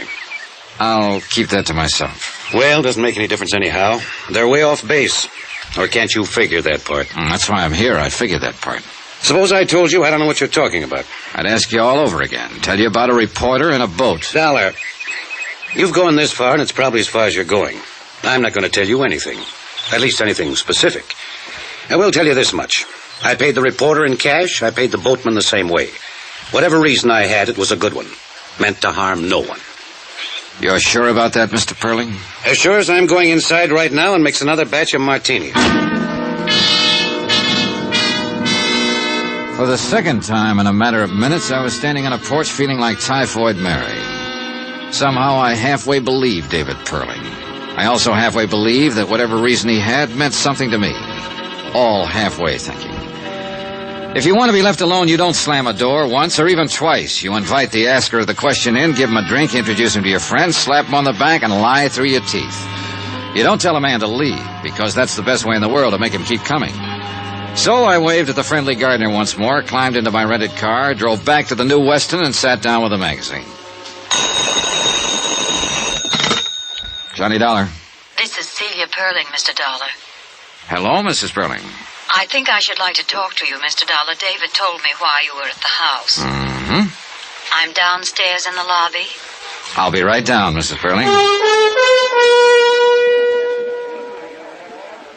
I had to drive some friends in tonight, and I thought I'd stop and have this chat with you. I'm glad you did. Somewhat embarrassing, after the way I acted at the house. Oh, well, suppose we forget that part, Mrs. Perling. Does Mr. Perling know that you're here? No, I'll tell him when I get home. There's something I must know. What's that? You aren't just a sensation seeker or something like that, are you? Mrs. Perling, let me answer you this way. You came to me. How you found me, I don't know, but you did. You also found out I'm a legitimate investigator interested in facts, am I right? David called a friend of his with the Allied Bureau, and they told him you were an insurance investigator. And they also told you that when I work a case in New York, I generally stay at the New Weston. Is that about it? I'd like to ask you a question. Are you going to continue with this matter, the one you discussed with my husband this afternoon? I suppose I am. You mean you believe there was something ulterior in David having that story printed? Well, let's say I believe his answers about it were unsatisfactory. I'm the fellow who's supposed to find out why. Why? It's my job. I can assure you there wasn't anything wrong about it at all. It was a rather personal matter and certainly could harm no one. I'm glad to hear that. I heard it once before, though. Your husband said it to me today in practically the same words. Would you like to buy me a drink? Sure, come on. We walked through the lobby to the cocktail lounge without a word. We sat down without a word, and I ordered a couple of bourbons and water. Still no word. All around us, people poured drinks, laughed, and talked. I glanced at Mrs. Perling from time to time and wore the blankest expression I knew how. Finally, it worked. She began in a small voice. We have a daughter, Mr. Dollar. Her name's Eugenia. Jeannie, we call her. Mm-hmm. She's the reason for that story in the papers. Tell me about it. It's not easy, you know. It's admitting a prominent defeat to explain it. David and myself are considered quite capable people. Capable at most everything. Business, home. Capable of everything except raising a child into a woman. I'd rather not go into the faults that we have, Mr. Dollar. No need to. Are they that obvious? Oh, I didn't mean that. I just mean it seems painful for you to even discuss this. I'll say it this way. We've had too much money and too little time to put it on Jeannie. Now we're suffering for it. How do you mean? Jeannie got sick and tired of being alone and unattended and not understood. She left home a year ago, and we haven't seen her or heard from her since. She left a note saying that we never would. I suppose we deserve it. Well, I wouldn't try to judge that. We have no idea where she is, what she's doing, even if she's with someone. We just know she's gone. It's really quite ridiculous. Now that Jeannie's gone, we know how much we wanted her around. What about the police? Well, we didn't go to the police. I think you can understand why. I mean the publicity. Who did you go to? The Aimwell agency. They've been working on it. Oh, yeah, I've heard of them. Any luck? Not a sign of her. Do you understand now? Well, I don't understand everything. I'm sorry she's missing. But about the story in the paper... Well, Davy arranged that. I mean that his death would be reported. It was a crazy thing to do, I suppose, but we've tried everything else. He thought that if he were reported dead, Jeannie, wherever she was, would see the story and possibly contact me. You see, it's unbearable knowing she's alive somewhere, hating us this way. We wanted another chance. No luck? No luck. Not a word. Not a word.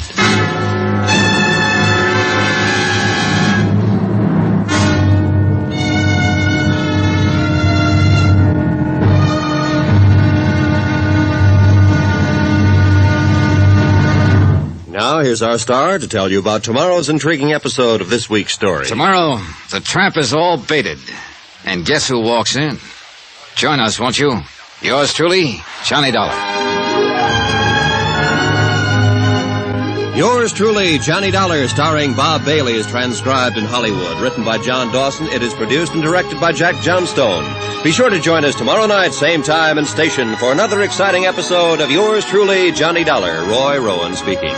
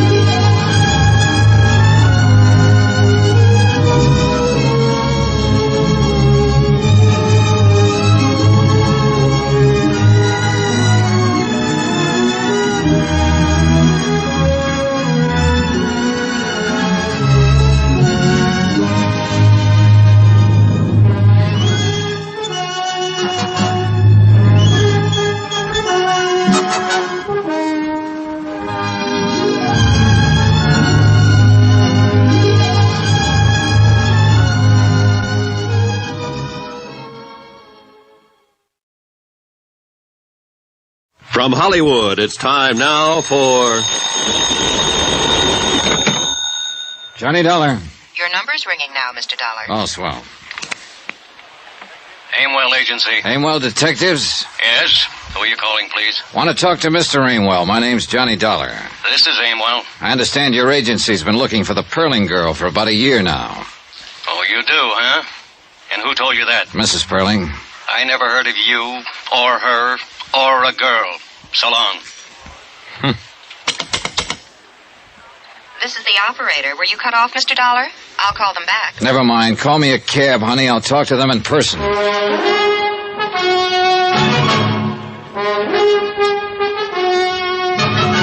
Tonight and every weekday night, Bob Bailey in the transcribed adventures of the man with the action-packed expense account, America's fabulous freelance insurance investigator. Yours truly, Johnny Dollar.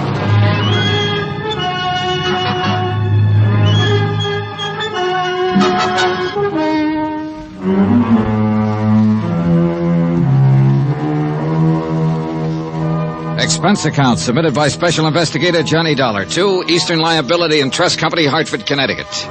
The following is an accounting of expenditures during my investigation of the Perling matter.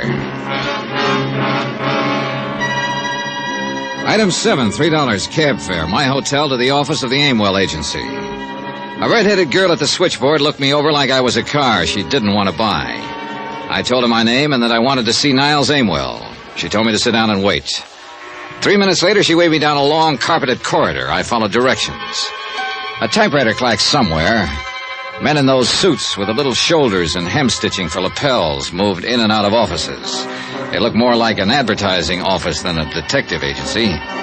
Finally, I opened a door and stepped into a small room that was decorated in gray. Gray walls, gray carpeting, gray draperies.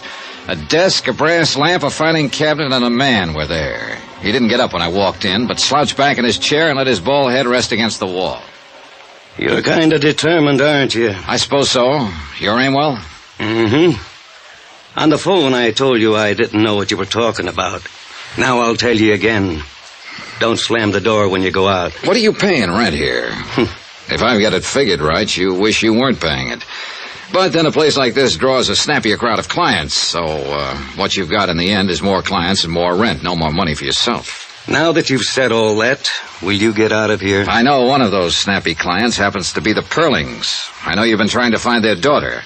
This is my ID. This is my license, bond, letter of authority from Eastern Liability. Now, 2 days ago, the papers carried a story that David Perling was killed in a boating accident in Key West. That was a lot of baloney. It was retracted. I know that, but I talked to a reporter down in Key West who told me Perling paid to have that story about himself printed. My client had an idea Perling might have done it to set up the stock market for a killing. Mrs. Perling told me he did it in the hope his missing daughter would see the story in the papers and contact home. Now, what have you got to say? Here's your stuff. One other thing. Perling the kind of man who'd pull a trick like that? Ask him. You got a way about you I don't like. Well, that's too bad. But in between the time I called and the time I got here, you had time to call the Perlings on the phone and ask about me. They said it was all right to tell me what I wanted to know. If there was a daughter, if you'd been hired to look for her, if you don't tell me, you might jeopardize the part of the rent the Perlings pay for you. Now, look, Dollar. I've got something else you aren't going to like. I might just want to see your operatives report on the case. I might have the idea that if you've been looking for her this long, you might just be dragging it out a little bit. You know, the rent money, it's due every month. Get Mr. or Mrs. Perling on the phone right away. I hope they tell me to throw you out on your ear. Well, while we're waiting, let's get back to the questions. Where have you looked? What have you done? We pulled the case 11 months ago, almost to the day. The girl's 5'5", 114 pounds, no visible scars, no glasses. Black hair, brown eyes. She's 24, will be 25 next month. We thought we had her located in Muncie, Toledo, Detroit, Fort Worth, and Pueblo. We think she's traveling alone. We think she's a little girl who was fed up to here with Mama and Daddy and just struck out for herself. But you haven't found her. 5 men have been looking on 8-hour shifts, 7 days a week for 11 months to the day. 5 men, 11 months, 7 days a week, and I'm one of the 5. My feet hurt, my head aches most of the time. My wife's thinking about divorcing me. And then you walk in here and plant yourself in my office. You're suggesting maybe I can go out and find her just like that. Well, I can't. Nobody can. So I want you to know I kind of resent that remark about how I'm laying down on the job. And if you don't take it back, I'll have to cave in the side of the wall with you. What do you got to say, Dollar? I take it back, Mr. Ringwell. Sit down and have yourself a smoke. Hello? Well, hello, Mrs. Perling. Mr. Dollar's in my office now. Yes, I'll cooperate with him. Yes, Mrs. Perling, I understand. He explained it all to me. Yes, ma'am.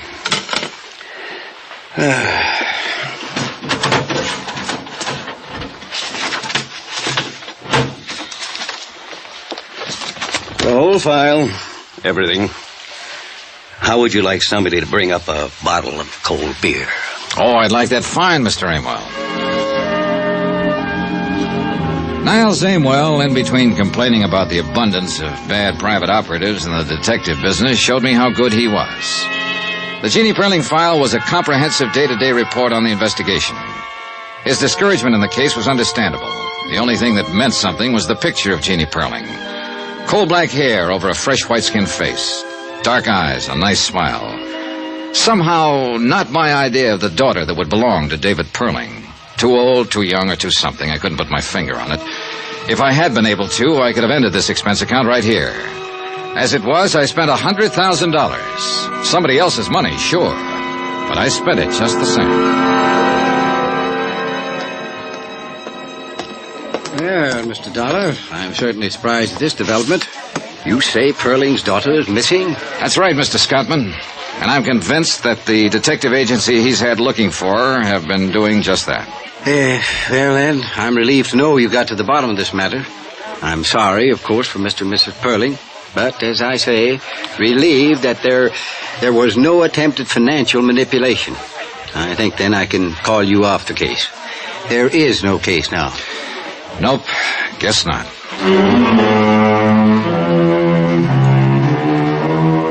And that's the way it stood at 4 o'clock in the afternoon. I told Mr. Scottman I'd send him a bill. We shook hands, and he wandered off to see if he could get a night flight back to Hartford. I went up to my room to pack and was folding a shirt all wrong when it struck me that I suddenly didn't believe anything or anybody. The idea that there was money in it somewhere still kept coming back to me. I couldn't shake it. I finished packing and left my bags at the desk. I wandered out and found a bar and sat down to think. After a couple of hours, nothing much occurred to me. But I did something anyhow.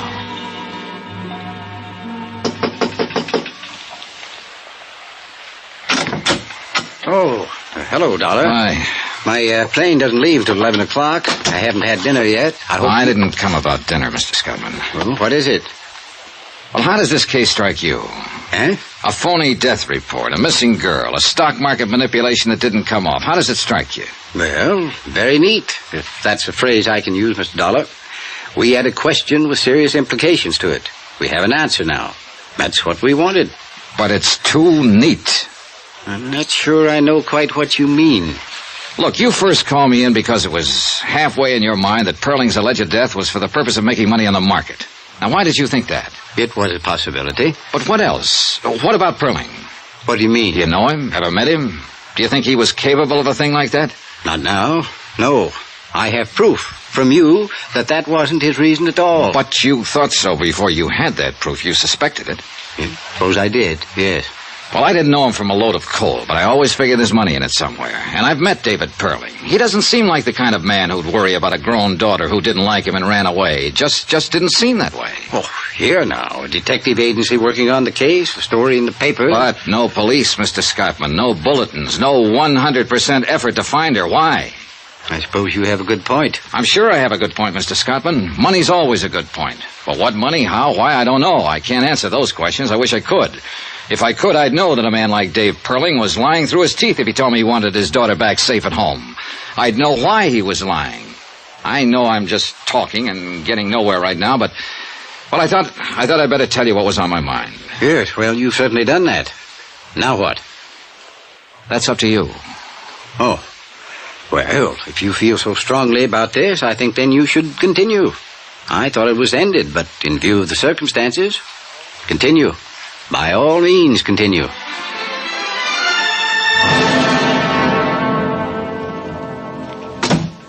Well, Dollar?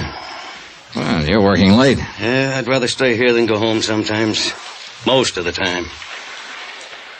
Hey, well, we might be seeing quite a bit of each other. How did you know? Perling told me to contact you. You're pretty cute, Dollar. Tell me why. You hardly ever run across a picture of a girl you'd like to look at as much as this Perling dame. Oh, I might have. You know, you kid me most of the time, and I'm an old slob who stands around with hardly any fast answers.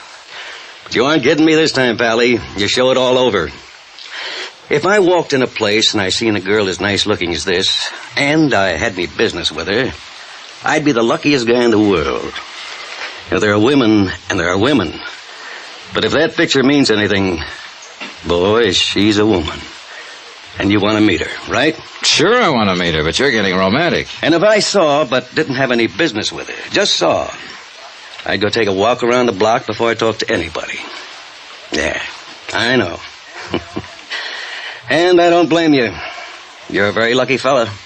You're going to see her. That's why Perling asked me to contact you. Huh? Here. Came in about an hour ago. One of our men located her. Where? She's in New Orleans. He handed me the wire and I read it over. Then I looked at him, he looked at me. I didn't ask any questions. He didn't say a word. It was a wonderful make-believe world, but it really didn't exist. Too neat and too tidy. And we all know the world's full of bumps. Ever hear of Mount Everest?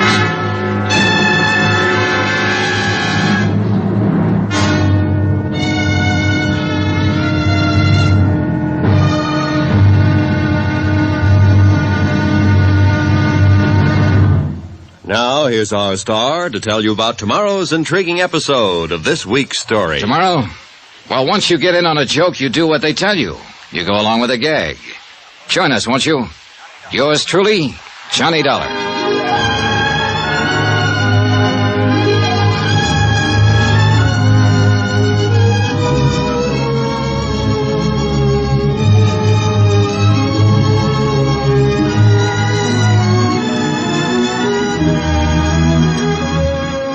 Yours truly, Johnny Dollar, starring Bob Bailey, is transcribed in Hollywood. Written by John Dawson, it is produced and directed by Jack Johnstone. Be sure to join us tomorrow night, same time and station, for another exciting episode of Yours truly, Johnny Dollar.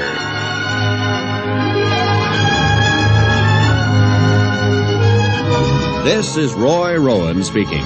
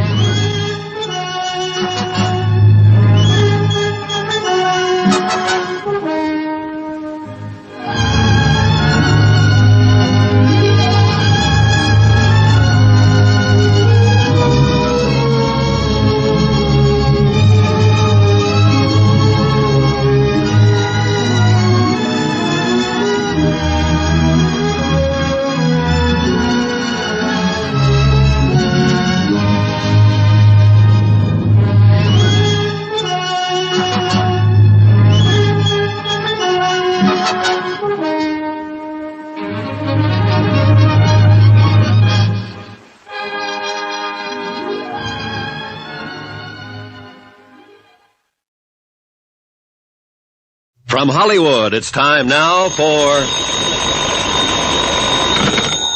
Johnny Dollar. Dave Perling, Mr. Dollar.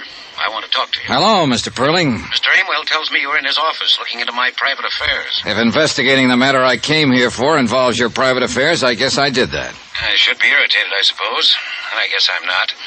When can I see you? Most any time. How about today? I'll be at my house all day long.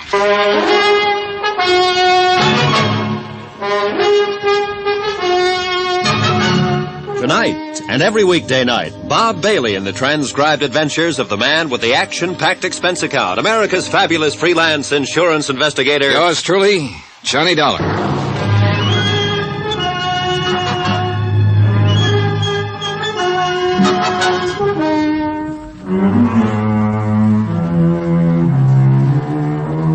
Expense account submitted by Special Investigator Johnny Dollar to Eastern Liability and Trust Company, Hartford, Connecticut. The following is an accounting of expenditures during my investigation of the Perling matter.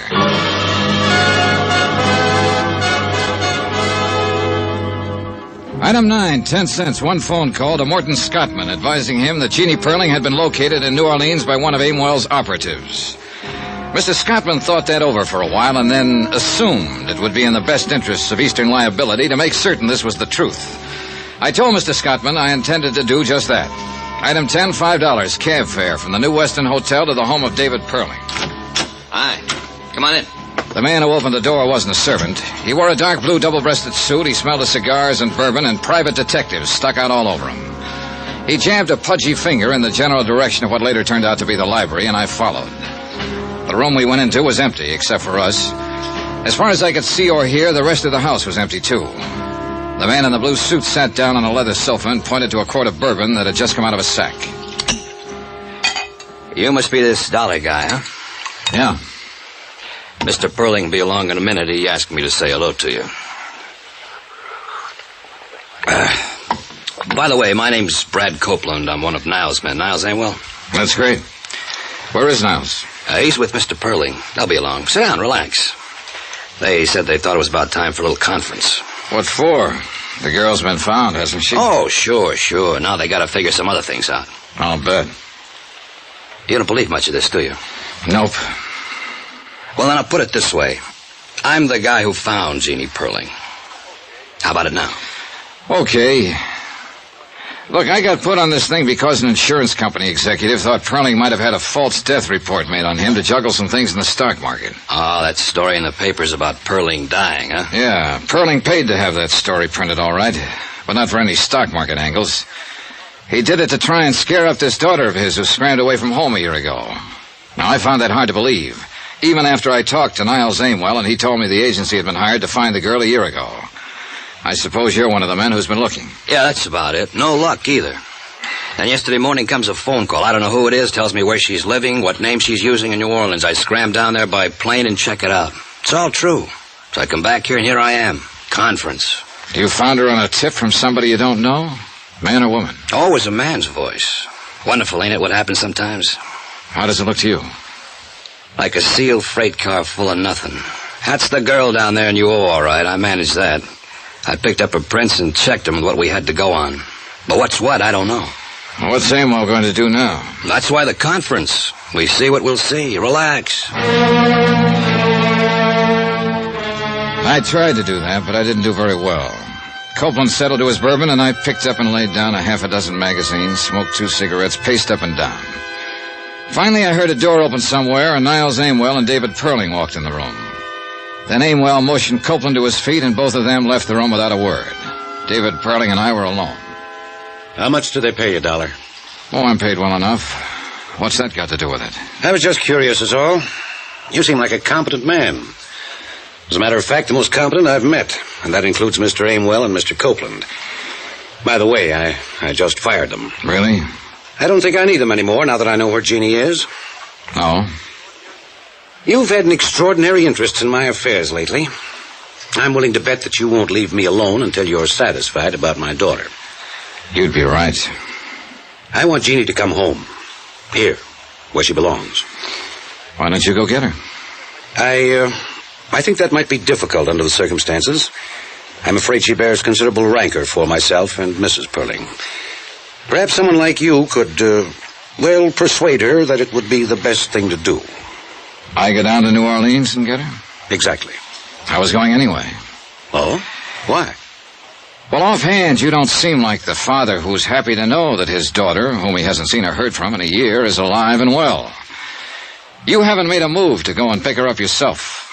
Also, she was found too soon and too fast after I got in on the picture.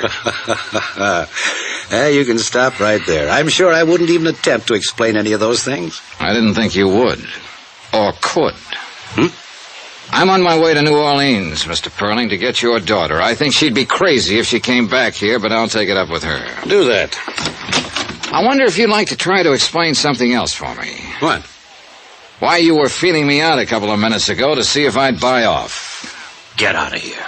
Get out. Why not? Expense account item 11, $113.15. Airfare, incidentals, New York to New Orleans, Louisiana. The temperature was exactly 28 degrees hotter when I landed. In the cab from the field, I peeled off my coat and loosened my tie and took off my hat.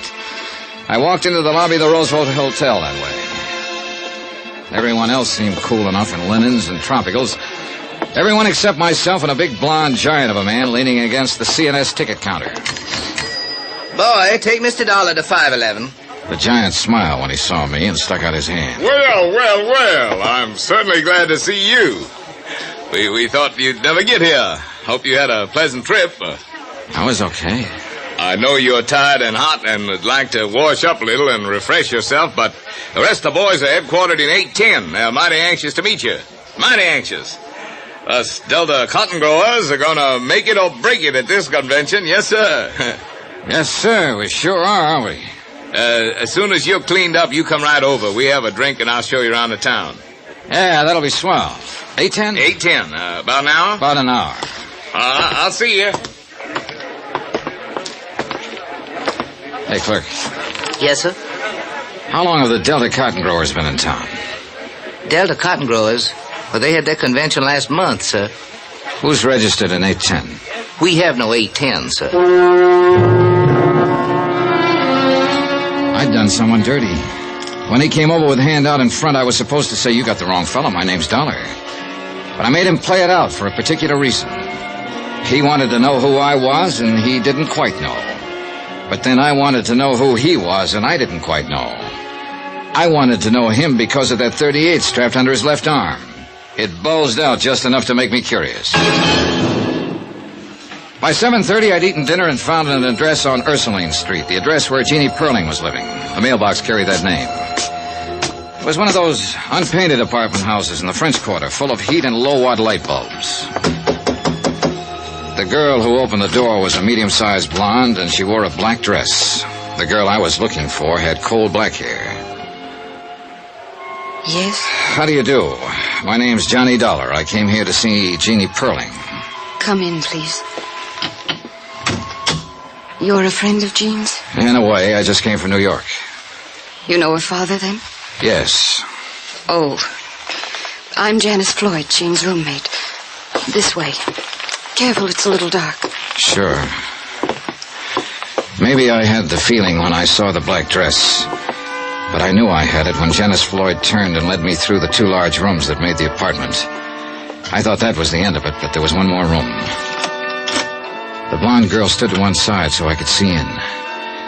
The perspiration began to trickle down my face. I knew what was coming. Here she is, Mr. Dollar. She was there, all right. As lovely and as young and beautiful as the picture. There was a candle burning at her head and feet. And she was dead. I don't know how long I stood there in that dark room staring down at her. I think there were other people in there, too. Dark people, heads bowed, hands folded in front of them, all looking at her. How did it happen? Leukemia. You know, didn't you know her very long?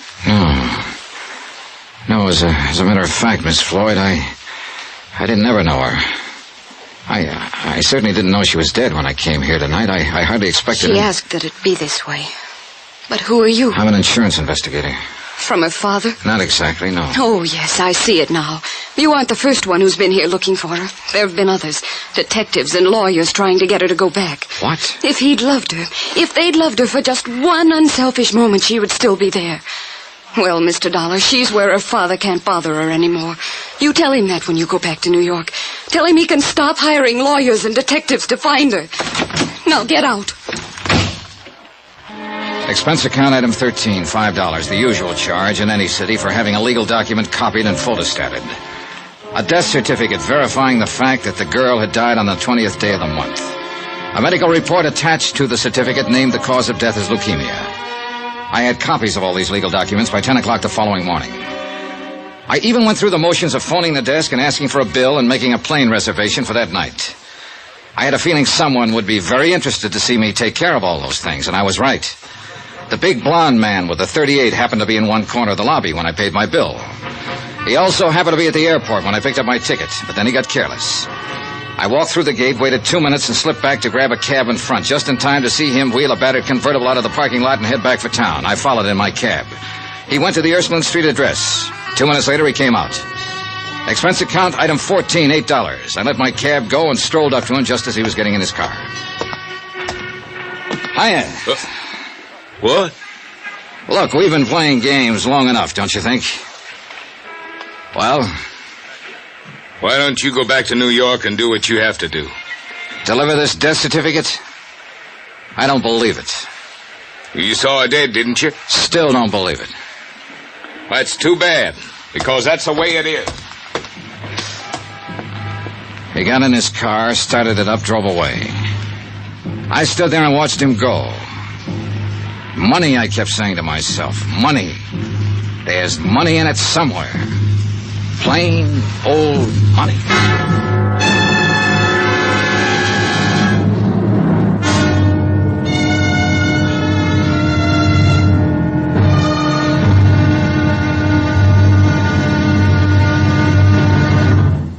Now, here's our star to tell you about the final intriguing episode of this week's story. Tomorrow, there's still money in it. More money than it takes to save a life. Join us, won't you? Yours truly, Johnny Dollar.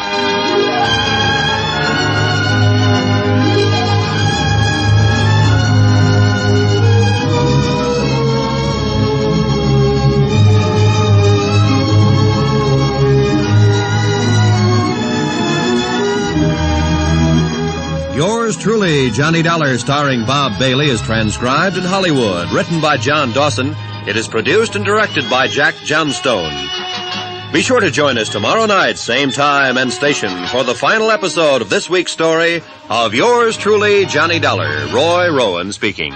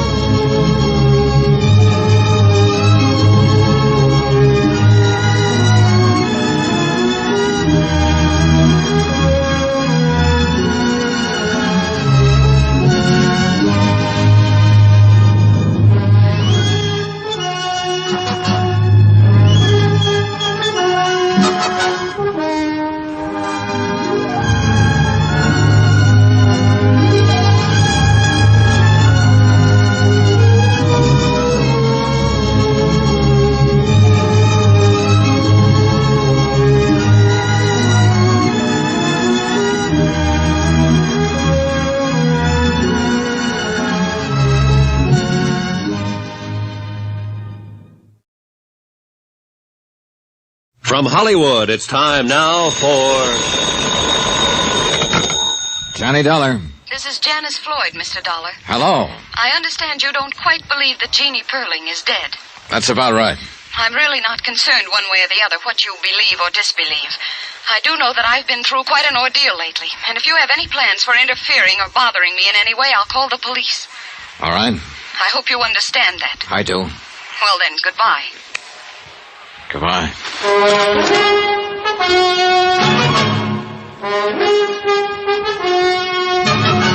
Tonight and every weekday night, Bob Bailey in the transcribed adventures of the man with the action-packed expense account, America's fabulous freelance insurance investigator. Yours truly, Johnny Dollar.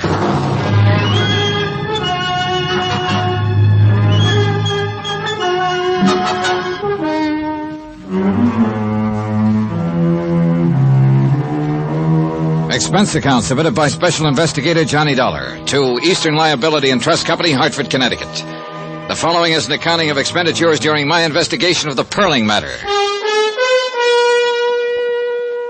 I wrote to Morton Scottman at Eastern Liability, and I explained the circumstances under which I had arrived in New Orleans and located Jeannie Perling. I enclosed her death certificate and the medical statement. I also reported on the conduct of her ex-roommate, Janice Floyd. Then I sat down and called Janice on the phone. Hello?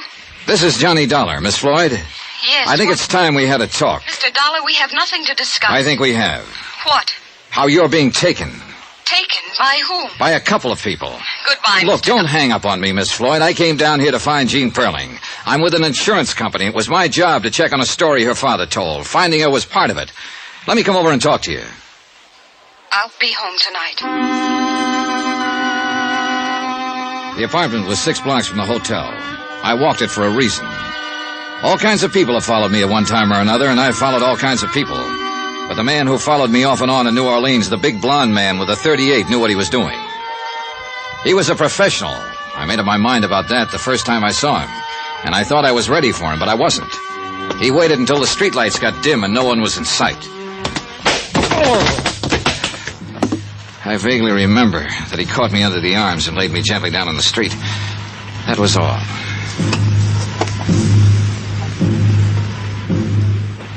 Easy, buddy, easy.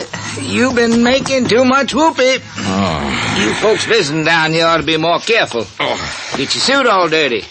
I wouldn't have found you, but my cab conked out right here. My head, the side of my head. You must have fallen hard. You had enough for tonight, or you want to keep going? Oh, I've had plenty. Yes, sir. I'll call a doctor. No, help me. I'll be all right. You're easy now, easy. Thanks. What time is it? Almost midnight. 2 hours. Where you want to go? Ursuline Street. Get in, get in. Expense account item 16, $10 to one Good Samaritan cab driver who picked me up and dropped me at Janice Floyd's apartment. I was still weaving on my feet when I tapped on the door. Mr. Dollar, you've been hurt. Come in. I'm all right. Packing? Yes, I've decided to leave town. Tonight, as a matter of fact. Yeah, I thought it'd be something like that. Did a big fella, a blonde man, have anything to do with your decision to leave? That's none of your business. Let me tell you my business, Miss Floyd. I came down here to see Jean Perling. You saw her. She's dead. Yes, I saw her, dead. Yesterday, I mailed a copy of her death certificate to New York. Well, then what else? What other business? The man who came here yesterday and reported to you, the man who told you I'd left town and you could breathe easier again, the same man who called you later and told you I was still around, still asking questions. He's my business. He followed me on my way here tonight. He slugged me. I don't believe you're telling me the truth. What's his name? Any idea why he carries a gun? Carries a gun? You're making all this up. Why would I? I've got what I came for, or practically what I came for, legal proof of the whereabouts of one Jean Perling. If Al hit you, he was trying to protect me. Now listen to me. I think I have pretty much of it in hand now. You tell me if I'm wrong. First off, you're not any Janice Floyd. I'd guess that Janice Floyd was the girl who died of leukemia. I've got her picture in my wallet. It was given to me by David Perling, who said it was his daughter. This is all crazy. Before you go into that, listen. I can have that body exhumed. I don't want to do it, but I will if I have to. Now, do you want me to do that? All right. I'm Jean Perling. And that was the Floyd girl who died? Yes. She was sick and, well, I knew my father had detectives looking for me. I just never wanted to see him again or go home again. It seemed if poor Janice were dying and she had no one, if she somehow had my name, and, well, I'd never be bothered with my family again. That was a pretty idea. Was it yours? Al and I thought of it. Al? Al Britt. The blonde guy. Okay, how'd he work it? He saw to it that Janice had my name. I know it was against the law, but well, she had no one, and if she was buried with my name, then I'd be free of my family. Well, that took some managing. They hate me. They always have. I want my own life. I don't blame you. You're entitled to it. Are you sure that's what you're getting? I'm going to marry Al, no matter what. If you go back and tell them, well, that'll be that. If you let me stay dead, I can't let that happen. Why not? Why not, Mr. Dollar? What harm would it do? Let your father make a fool out of you? I don't understand. You're worth $100,000. What? Cold, hard cash. An irrevocable trust was set up on you when you were born. Comes to you when you're 25. That'll be next month. I don't care about the money. Now, wait a minute. In the event you should die before your 25th birthday, the money would revert to your nearest of kin. My father? Your father. But I'm dead on paper. Uh-huh. Then Al... Somebody paid him. Probably your father. To make love to you. Oh, no. No. Get out of here, Dollar. Al, wait. I told you this man meant nothing but trouble. He knows all about it. Oh, he can't prove a thing. Get out of here, you. Take it easy, Britt. Al. Yes, honey. I know about you. Honey, I don't know what to say. Go. Just go, please. He went. He looked at both of us as he went out the door. It was sort of a whip look. The way a puppy stares at you when you've caught him chewing on a slipper. I sat a while with Jean Perling. She didn't say much. There wasn't much she could say. I told her I didn't think there was any reason for her to go back to New York unless she wanted to. She said she didn't want to go, didn't know what to do at the moment, and, well, we left it at that. I went back to my hotel and tried to get some sleep. About 6 o'clock in the morning, I got up, bathed, shaved, and packed. By 7:30, I had breakfast and was just about to check out. Hello? Hello, Britt. Leaving? That's right. I'd like to talk first. Sure. Okay. You messed it up fine for her and me. I tried to call her this morning and she hung up on me. Went over there, she wouldn't let me in. I don't blame her, do you? I guess I don't. I decided to leave town. Yeah, maybe that's better. I don't know whether it is or not. You make it hard for a guy to talk. All right, now look at it my way. This whole thing's been rotten. I met her father, and I know what kind he is. I know what he's done to her, what he'll do to her if she goes back. And then there's you, Britt, the hired man. You went in and made love to her for a salary. I didn't like it having to tell her that, and it must hurt. It must hurt pretty bad. So you see, I'm not too interested in what you might have to say or what you're going to do. Wait. You're right reading me out this way. I deserve it. The old man found out where she was 4 months ago. I found out for him. I knew the girl she was living with had leukemia. I planned the whole switch. I put it to her the way she explained it, about being dead to keep away from her old man. Of course, you didn't mention that $100,000 he could get his hands on once she was dead. No, I didn't. But something funny happened to me, Dollar. I mean, I've done my share of dirty jobs. I've seen a lot of the human race. Taking a salary to make a sucker out of her didn't bother me at all. Not at first. And then I found out when she touched my face, I lived for that touch. And when I held her, she lived for me. I never thought it had happened to me, but it did. If you see her again, Dollar, tell her I was trying to stop it. I mean, all this part. But it was too late.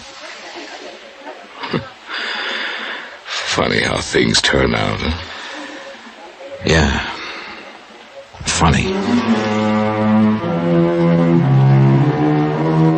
Expense account item 17, $42.13, hotel and board bill. Item 18, $101 even, airplane ticket back to Hartford. Item 19, $1 cab fare. I stopped by her apartment on my way to the airport. Oh, I thought you'd left, Mr. Dollar. Well, came to say goodbye. How's it going today? All right. I have some brandy. No thanks. Jean. Yes? You going to New York? No, I'll stay here a while. I don't want to see my father or mother. How about Al Britt? He wants to see you. Let's not talk about him, shall we? Do you think I'm a nice girl? Do you think my $100,000 will attract a lot of nice, eligible young men to me? Do you think stop it. You'll burn your brakes. Johnny. Oh, no. Here. I know what he did. I know why he did it. But I love him. He did his job too well. Yeah. He could tell you what he started out to do and what happened to him with you. He could tell you if you let him. He told you? Yeah. What kind of a trick is it? No trick. Couldn't be. The guy's too mixed up. Tell you what, he'll try again. When he calls up next time, talk to him. Why should I? Because you may not have a mother and father or anyone else, but you do have him. And you will have him as long as he lives, if you want him. And that's what you've been looking for all your life. Someone to have. I'd take him if I were you.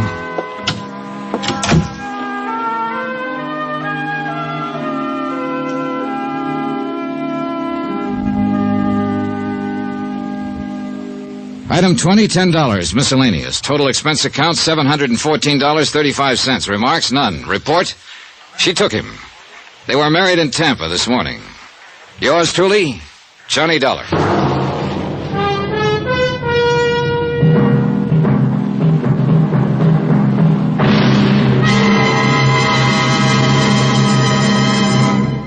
Now, here's our star to tell you about next week's intriguing story. Next week, a lonely girl, a fine young man, a gentle father, and one of them is a killer. Join us, won't you? Yours truly, Johnny Dollar. Yours truly, Johnny Dollar, starring Bob Bailey, is transcribed in Hollywood. Written by John Dawson, it is produced and directed by Jack Johnstone. Heard in this week's cast were Mary Jane Croft, Forrest Lewis, Jeanette Nolan, Russell Thorson, Michael Ann Barrett, Jack Petruzzi, Barbara Fuller, Herbert Ellis, and Marvin Miller. Musical supervision by Amerigo Marino and Carl Fortina. Be sure to join us on Monday night, same time and station, for another exciting story of yours truly, Johnny Dollar. Roy Rowan speaking.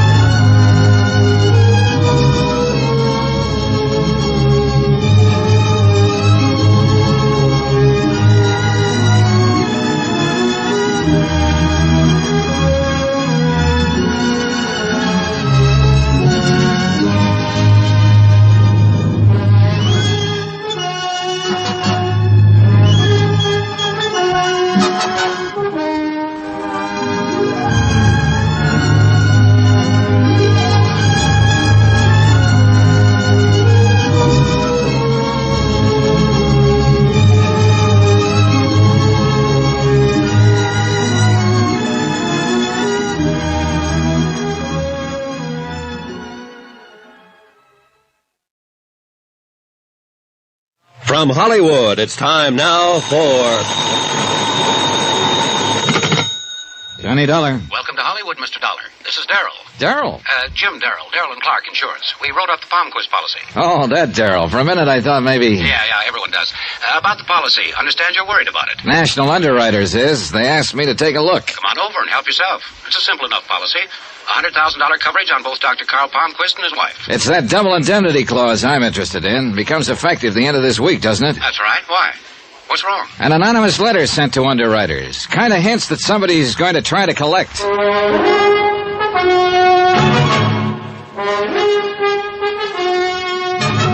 Tonight, and every weekday night, Bob Bailey in the transcribed adventures of the man with the action-packed expense account, America's fabulous freelance insurance investigator. Yours truly, Johnny Dollar.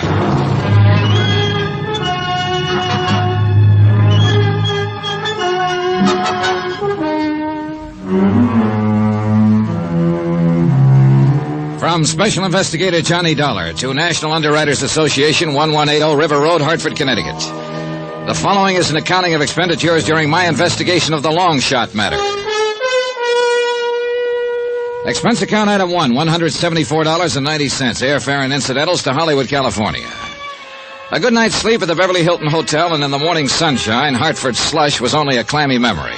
Nobody walks in California, so when in Rome, item 2, $2 even, cab fare to Darrell and Clark Insurance Brokers. Beverly Hills, where else? Come on in, Dollar. Won't be a minute. Grab a chair. One look at the furnishings, and you knew a lot of insurance was sold here. It takes a flock of premiums to pay for the really good modern, the long, clean, functional stuff. Impressive. Jim Darrell was even more so, and I'd have bet that 90% of his policyholders were women. He seemed to be doing two things at once, shaving and keeping track of passers-by in the street outside. I watched him glance quickly out the window for the 5th time, smile happily, then make a check mark on a desk pad. I give up. What is it? The electric shaver. I mean the bit outside the window. Oh, it's this year's version of counting license plates. You playing alone? With Clark, my partner. You see, he takes charcoal gray suits and I take Bermuda shorts. Based on strictly how many pass the window. The other side of the street doesn't count. Loser buys lunch. Where's Clark? Seeing a prospect. We play on the honor system. Yeah. Mr. Darrell. There, that's better. Yeah, the Palmquist policy, huh? You want to know about it? Well, you sound reluctant. It's delicate. So is this letter. Look into Palmquist policy. You may have to pay off soon. Nice corny touch there. Letters from a magazine pasted on to form the message. Well, the style's a little old hat, but the meaning's clear enough. You want to fill me in? Palmquist, Mr. Dollar? The last of one of our oldest families out here. Name, social position, money. They've got it all. That's why I'm not too impressed with this little, communique. You were telling me about the family. Palmquist, the doctor, an important one. 6-ish, to the manner born. Complete with iron gray hair and distinguished bearing. A, knows what he wants type of man. Has a tremendous practice and still finds time to go hunting about 2 months out of every year. And his wife? Invalid, confined to the house. A huge house, by the way, out near the beach. And there's a son, Eric, 25, who lives with them. That's the family. About the policy, Darrell. Simple enough. 100,000 straight coverage on both Dr. Palmquist and his wife. And the beneficiaries? Only one, the son, Eric. For both? For both. That's a pretty pointed grunt. Why not? I was thinking of the double indemnity clause that'll be effective in a few days. That's what I thought you were thinking. Well, let me have a couple of addresses, will you? The house at the beach and Palmquist's office. Sure. The office is only a few blocks from here. And, Dollar, please be tactful, will you? Those premiums, they're so lovely. Well, the way to make sure they keep coming is to keep people healthy. Yeah, I guess you have some... Hey, what do you know? Another one. What? Bermuda shorts. Oh. That puts me 3 up. Clark's going to scream like an eagle when he pays that lunch check. Today we eat at Romanoff's. I walked the 4 or 5 blocks to Dr. Carl Palmquist's office. It was easy to find. You just look for the most expensive building in the most expensive part of Beverly Hills, or as the natives sometimes call it, Lootville. As I turned into the entrance, a young executive type brushed past me on the street. Suit? Charcoal gray. I hoped he wouldn't pass Darrell's window. Dr. Palmquist's office was all it should be. Tasteful, quietly lush, the kind of place that made you wonder why he didn't live right there. The nurse who came forward did nothing to destroy the thought. Blonde, complete with doe eyes, retrosé nose, and a figure that floated. Great medicine for the sick. May I help you? I'd like to see the doctor. Do you have an appointment, Mr. Dollar, Johnny Dollar. No, I haven't. Dr. Palmquist isn't in right now. Well, what time will he be back? Well, he has a 4:30 appointment. Suppose I show at 5, then, Miss... Lund. Steffi Lund. Miss Lund. 5? I can't promise anything, but you might try. Oh, I will. I'll try like mad.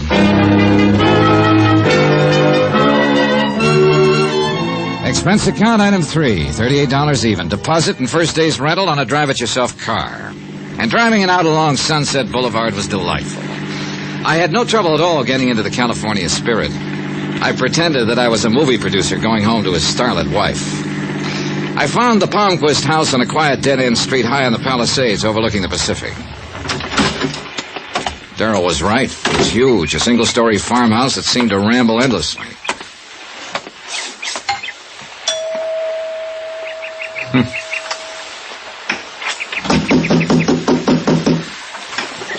Well, it was a long way to come for nothing. I walked around the side of the house. Nobody tried to stop me. I moved through an open breezeway and wished that somebody had, because suddenly I felt like an intruder. Because of the woman sitting in the wheelchair staring vacantly down at the swimming pool that sparkled in the sunlight. Because of the way she poured a drink from the bottle beside her without ever looking at it. Because of the way she held the glass as though she wanted you to believe it was sarsaparilla tea, not whiskey. It isn't really medicine, you know. I only pretend that it is. Yeah, sure. Look, I didn't mean to barge in like this. Mrs. Palmquist? Victor says it's disgusting. Calls it a sign of weakness. Do you feel that way, young man? Well, nobody does anything without a reason. My name is Dollar, Mrs. Palmquist, and, well, I'd like to talk to you for a little while, if you feel up to it. Weakness. Oh, I'm sorry. Well, it's... very sorry. Victor wouldn't like that either. Would you mind wheeling me into the house, young man? I'm very tired. Oh, yeah, sure thing. You just relax. She leaned back in the chair and closed her eyes. She wasn't sleeping, just somewhere off in thoughts of her own. I pushed the chair toward the house as gently as I could. It wasn't until we almost reached it that I realized we had an audience. A good-looking kid in his mid-20s watching us from a bedroom window. A kid who didn't want to be seen. The way he jumped back from the window told me that. It was getting pretty weird out.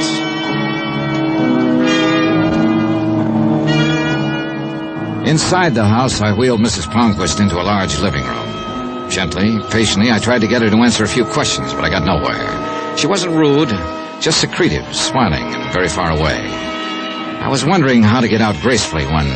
I'm so very sorry. I'm afraid I haven't been very attentive, have I, Mr. Dollar? Suddenly, just as clear and lucid as that, I looked around to see what had made this almost magical change, and he was standing just inside the room, the kid I'd seen watching from the window. Eric, come here, dear. This is my son, Eric. I'm afraid I've forgotten where you told me you were from, Mr. Dollar. My mother's been ill, Mr. Dollar. She's not supposed to be disturbed. Oh, now, Eric... Oh, I am sorry. I was just leaving. Good. I'll show you the way out. Oh? Maybe that would be best. You'll come back again, Mr. Dollar, when I'm feeling better. Yeah, sure, of course. Please make it soon. I don't seem to keep very good track of time. Another sign of weakness, I suppose. Well, When you show Mr. Dollar out, please come back, Paul. Oh, yes, Mother. You're a good son, Paul. This way, Mr. Dollar.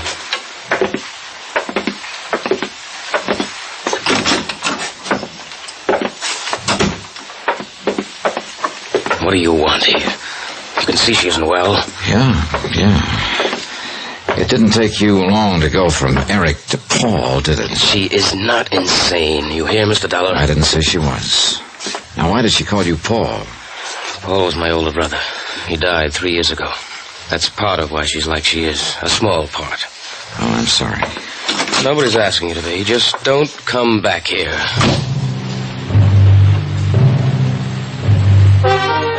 I had plenty of time to kill before 5 o'clock, and a lot of things would have been pleasant. Sopping up the Malibu sun, watching the kids on the beach, you name it. But instead, I settled for a visit with an old friend, Lieutenant Barry, homicide. I wasn't just being social. Pretty sneaky, as a matter of fact. The anonymous note which underwriters had received intrigued Barry, and he promised to have it gone over by the police lab. At 5 on the dot, I was back in Dr. Palmquist's office. Hi. You're a punctual sort of patient, Mr. Dollar. Yeah, I used to get gold stars for it at school. Well, I'm afraid Dr. Palmquist doesn't get one.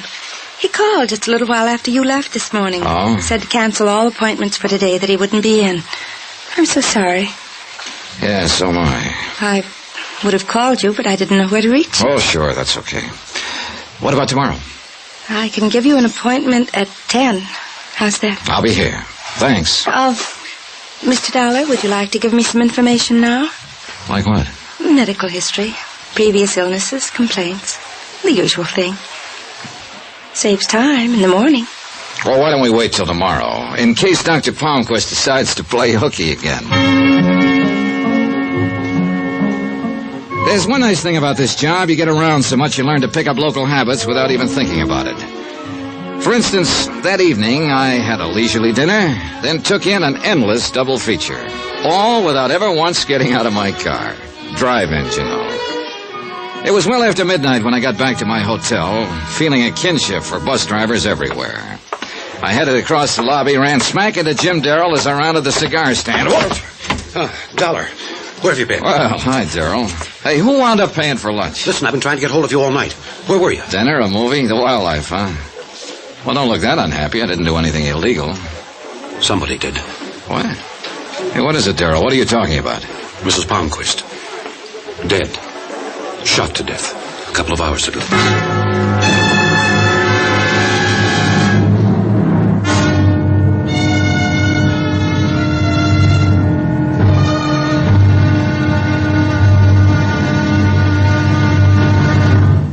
Now, here's our star to tell you about tomorrow's intriguing episode of this week's story. Tomorrow, variations on an old theme. You pays your money and you takes your choice. But no matter how you pick it, it comes out murder. Join us, won't you? Yours truly, Johnny Dollar.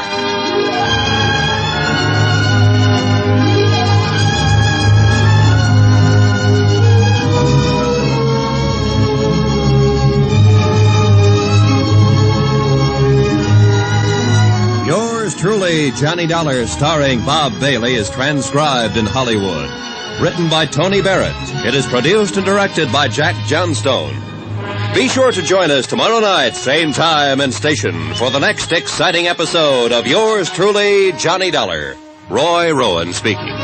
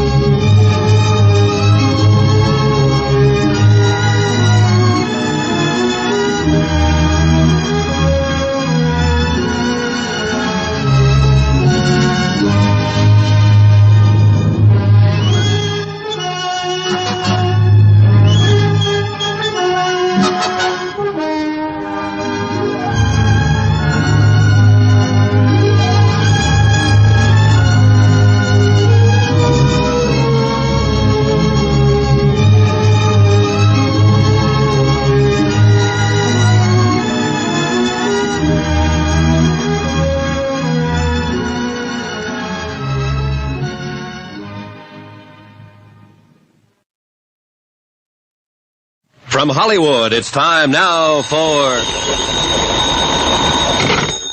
Johnny Dollar. Johnny, Lieutenant Barry, homicide. Got messages from you 3 inches thick. Yeah, I've been trying to get hold of you all morning. Well, it hasn't exactly been a social tea around here, you know, what with the murder of Dr. Palmquist's wife. Can I come down there to headquarters? Come ahead, and if you're a good boy, I'll introduce you to the man who did the killing.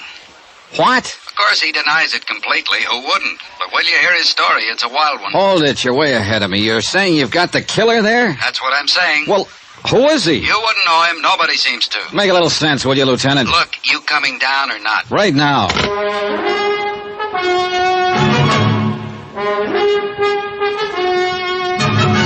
Tonight and every weekday night, Bob Bailey in the transcribed adventures of the man with the action-packed expense account, America's fabulous freelance insurance investigator. Yours truly, Johnny Dollar.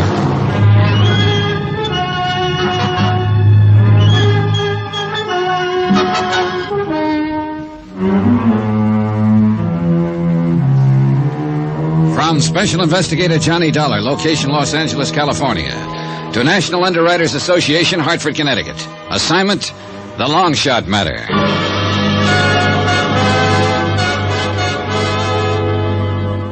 Los Angeles traffic being what it is, there was plenty of time to think on the way to Barry's office. But think about what? An unsigned warning that someone was going to collect on a $100,000 policy?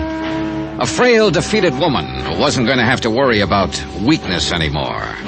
There was an awful lot to find out before this whole thing could begin to make sense. That was pretty obvious.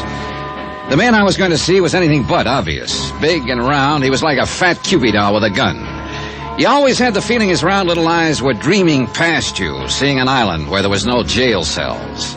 A lot of cons had made that mistake, found out too late that Barry was as sharp as any homicide cop alive. Life is like that, huh, Johnny? Yesterday your visit was social, today it's business. Yeah, just one dead woman can make a lot of difference. Sit down. Like I said, I'm way behind you. How did it happen? When? Sit down. I can't talk when you're standing. Okay. Santa Monica substation got the call about 9 last night from Dr. Palmquist. He was real excited, said he was holding a rifle on a prowler who'd come in and shot and killed his wife. So we got out there fast. Wait a minute. Did the doctor know? Let me tell it my way, huh? Okay. We found Mrs. Palmquist dead on the living room floor, and the doctor's still holding this guy at rifle point. .38 Colt lay in a corner with nobody paying much attention to it. Ballistic says it's the murder weapon, all right. What's the doctor's story? Says he was out on a house call, got home a couple of minutes before 9. On the way to the front door, he glanced through the living room window, saw this prowler holding a gun on Mrs. Palmquist. The doctor got into the house quietly and was sneaking up from behind when the prowler heard him and got rattled. The prowler fired and killed the woman just as the doc brought a paperweight down on his head. Nice, huh? A little out of left field. Funny, I always thought prowlers and gunmen are two different things. Nothing says it can't happen, and the evidence says it did. What does that mean? That this is one prowler who's sewn up tight, because everything checks out. The .38 is his prints are on it. Lab found the lock he forced to get in. What else you want, a moving picture? Oh, don't get mad. I'm just asking. Now, that house call the doctor was out on. I'm a stranger in town, but isn't that kind of a late hour to see a patient, unless it's a real emergency? Not when they look like this one. Oh? I checked with her this morning. She could make me go to medical school right now, even at this age. Nice, huh? Put it this way. Her first name ought to be Marilyn. Well, that's pretty clear. Who is she? A Mrs. Laura Considine. 35, widow, money, and everyone should look like that. She been Dr. Palmquist's patient long? 3 or 4 years. And she backs up the story of the house call completely. You sold? I want to know about the prowler. Who is he? Ex-con, drifter, 57 years old, got a record that goes way back. What kind of record? I was afraid you'd ask, because that's the fly in the ointment. It's a long sheet and it's varied. Bunco, con game, badger, bad checks, pigeon drop, all small stuff. But not an ounce of violence anywhere. A killing's way out of pattern, isn't it? Yeah. This prowler, what does he claim? It's so wild I'm embarrassed to repeat it. How's chances of my seeing him? Maybe he'll tell me.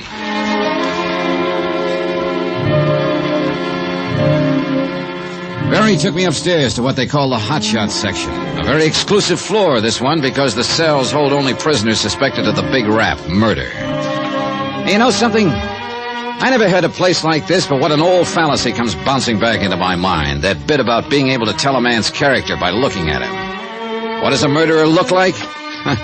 Go ahead, put yourself out on that limb, but don't drag me out there with you. Because the man sitting quietly in cell 8A looked about as hard and dangerous as a Victorian antimacassar. Lonnie Miller, prowler and murder suspect. Lonnie Miller, gray-haired, tall and slim, a man with good straight bearing even while he sat. Yet with a delicacy about him. Or maybe it was just the natural good manners of the born con man. I didn't know. Yell when you want out, Johnny. Yeah. I'm not going to change the story. I'll tell it again, but it'll be the same. Is that what you want, officer? I'm not the police, Miller. My name is Dollar. I'm an insurance investigator. It's a little late for me to buy insurance, isn't it? Miller, you don't have to talk to me if you don't want to, but you'd be helping yourself if you told me the truth. They didn't believe me, not one word. Why would you? My jobs are different. My interest is in the insurance angle. Did you kill Mrs. Palmquist? nearly 60, mister, and I've done everything in the book, almost everything. But I never killed. Never. I can't make them see that. Yeah, I know. Told them 100 times, word for word, step by step. They just sit and look at me. Well, what do I have to do to make them believe I didn't do it? From what I hear, they've got an awful lot of evidence that says you did. You too, huh? Go away, mister. You may be a little different kind of cop, but you're talking like all the others. You're thinking like them. Let me alone. You haven't got much chance, Miller, if that's your only answer to evidence. Evidence? I know all about that stuff. You can buy it and sell it, manufacture it, make it stand up and do tricks. The cops... Miller, you're talking through your hat. You've been the route. Do you know one case where the police ever manufactured evidence? And I don't mean con talk. I mean one you actually know of. Oh, what's the difference? Look, why don't you tell me about it? Think you could listen without sneering? Nobody else can. Try me, huh? Now, how did you get into this? I just finished doing time in San Diego. Been hitchhiking my way up from there. 4 nights ago, a truck let me off on the Pacific Coast Highway, about 15 miles south of L.A. A few minutes later, a man in a big cab gave me a lift. Nice enough fella. A little nosy about where I was from, where I was going, things like that. But nice. Yeah, go on. After about 5 minutes, he decided we needed coffee. So we stopped at a little tacos joint. 10 minutes later, we were back on the road. After about 2 miles, he said it felt like we had a flat, so we stopped. It was a flat, all right, left rear. So? Well, he had given me the lift. The least I could do was to change his tire, so I did it. He was real friendly the rest of the way. Told me to stick around town and he'd see I got a job. He gave me a 20. Told me where to get a room, said to wait for him to phone. He said his name was Carter. You do what he said? Last night he called me. Said to be at his house at 9 sharp to meet a man who had a job for me, an address in the Palisades. Well, go on. The house was dark when I got there, so I rang the bell. Someone opened the door. I took 1 step inside and got hit on the head. Next thing I know, I'm coming to on the living room floor. There's a dead woman a few feet away. And my friend Carter is holding a rifle at my head, threatening to blow it off if I move. Only when the cops got there, they didn't call him Carter, but Dr. Palmquist. Palmquist? Miller, do you realize what you're saying? I know. And every word of it's the truth. Now tell me this, mister. How do I get anyone to believe it?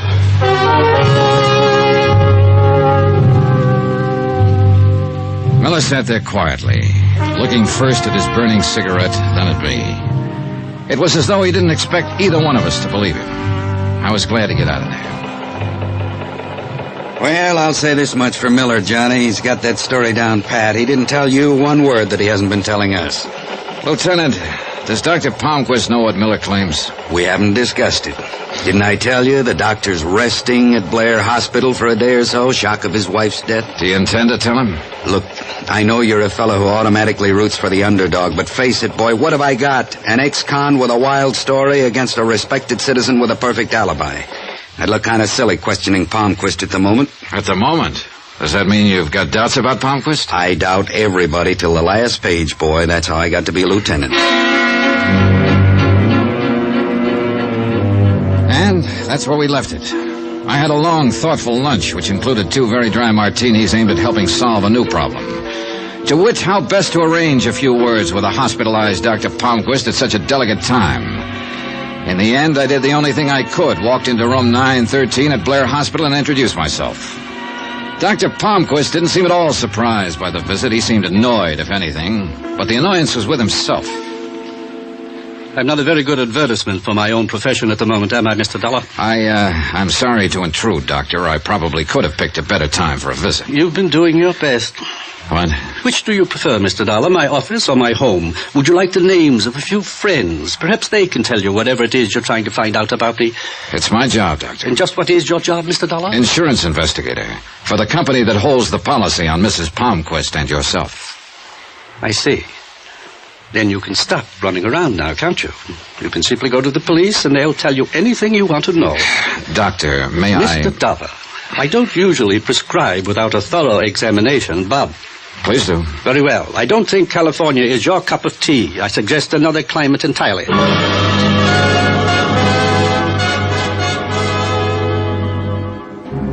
The visit was over. Palmquist lay back against the pillows, no longer interested, and I turned to leave. Just as I was reaching for the door, it opened, and one of the most beautiful women I'd ever seen started into the room. I think you have the wrong room, madam. For a moment, she just stood there, startled. Then, without a word, she turned and hurried out. But not before I'd gotten a good look at the large block initials on the purse she carried, LC. The 2 letters, plus the way she looked, made Laura Considine a pretty good bet. Nice twist, huh? The doctor is ill, and the patient comes to call. You can't trust anybody these days, can you?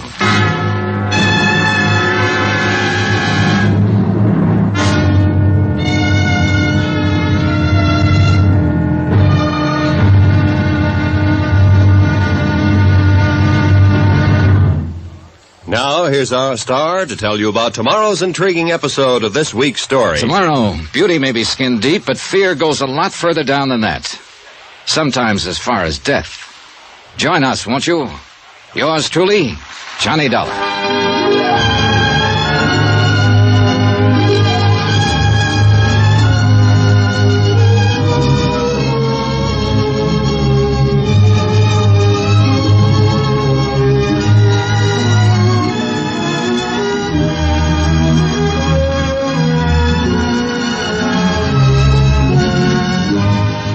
Truly, Johnny Dollar, starring Bob Bailey, is transcribed in Hollywood. Written by Tony Barrett, it is produced and directed by Jack Johnstone. Be sure to join us tomorrow night, same time and station, for the next exciting episode of Yours Truly, Johnny Dollar. Roy Rowan speaking.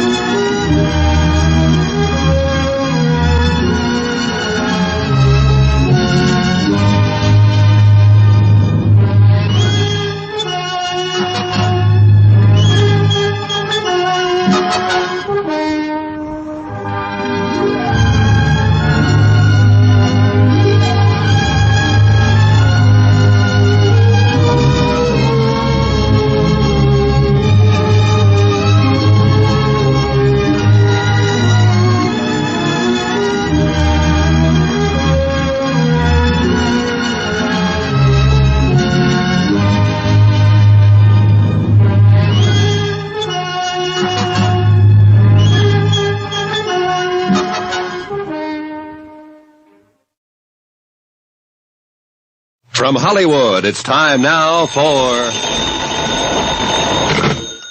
Johnny Dollar. Lieutenant Barry here. Oh, hi, Lieutenant. You're stepping on toes, Johnny boy. Who's now? Dr. Victor Palmquist. Here you had a chat with him. Just how do you chat with a clam? Whatever it was, he was very unhappy about it. He called you? Yeah, very snide, too. Said if we had any more questions, to leave him alone and call his lawyers, and to keep unauthorized people away from him. Meaning me? Meaning you. Well, what's he worried about? You've already got his wife's killer in jail, haven't you? Everybody buys that but you, Johnny. You said it before. I'm a hard sale. Meet me for lunch. I'll try to sell you.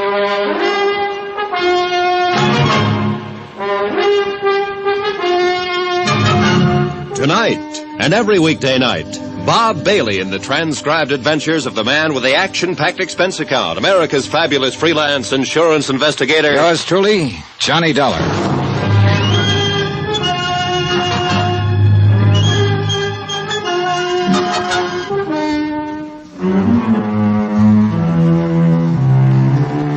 From Special Investigator Johnny Dollar, location Los Angeles, California. to National Underwriters Association, 1180 River Road, Hartford, Connecticut. Assignment, the long shot matter. Expense account continued. Item 3, $1 even. Taxi to the Barclay for lunch with Lieutenant Berry. But let me backtrack for a minute. Coming down in the hotel elevator, I kept thinking over what the lieutenant had said, and I disagreed completely. I wasn't a hard sale. It's just that I wasn't an early sale. There were too many angles to the death of Mrs. Palmquist, too many things I didn't know yet. I got proof of that the minute I stepped outside the hotel. The white-cad sedan parked directly across the street contained a real interesting combination of people. Eric Palmquist, the doctor's son, and Steffi Lund, the doctor's nurse. The moment they saw me, they did what every amateur sleuth does. They drove away as fast as possible, thereby becoming just as conspicuous as a second nose. By the time I reached the Barclay, Lieutenant Berry had ordered for both of us. You don't like it, order something else, but it's the best they got. Matter of fact, it looks pretty good. Now, as I was saying... Yeah. So, Palmquist nurse and his kid are an item. You waiting for me to look impressed? You get up out of the wrong side this morning, Lieutenant. Look, I don't like the smell of this deal any more than you do, but what does it all add up to? You're sent out here to look into a possible killing. Which happens. Victim, Mrs. Palmquist. So, an ex-convict sits in a cell accused of the murder. The accuser and witness, the dead woman's husband. The con insists he's been framed, that the husband is the killer. But the husband is well alibied, bringing it down to the setup known as ex-con versus respected citizen. You know there's more to it than that. Don't give me lessons, Johnny. Do you think you've come up with one thing we don't already know about? I got checkouts going on the doctor, his nurse, his son, everybody within shooting distance of this thing. Don't get any ideas we're asleep down at the hall. All right. Give me a little fill, huh? Who? Palmquist's nurse, Steffi Lund. Nice kid, never been in trouble. At least we couldn't find any. What about the boy, Eric Palmquist? Typical rich doctor's son. Kind of wild, sensitive, gambles, but Papa can afford it. Also hits the booze too much for a kid that young. What about the doctor's alibi, Laura Considine? Yeah, knew I should have skipped that one. Your eyes look like they're whistling. Isn't that awful? At my age, too. All right, Johnny, she's clean. By the way, where does she live? Has a big house in Long Beach. Why? No doctors there? It's still a free country. I know people whose doctors live in Patterson, New Jersey. Point. Oh, almost forgot. I got the lab report on that anonymous note that started this thing. Anything? Untraceable. No prints, cheap paper that can be bought anywhere.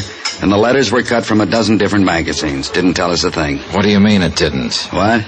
It told us someone was going to try to collect on a policy.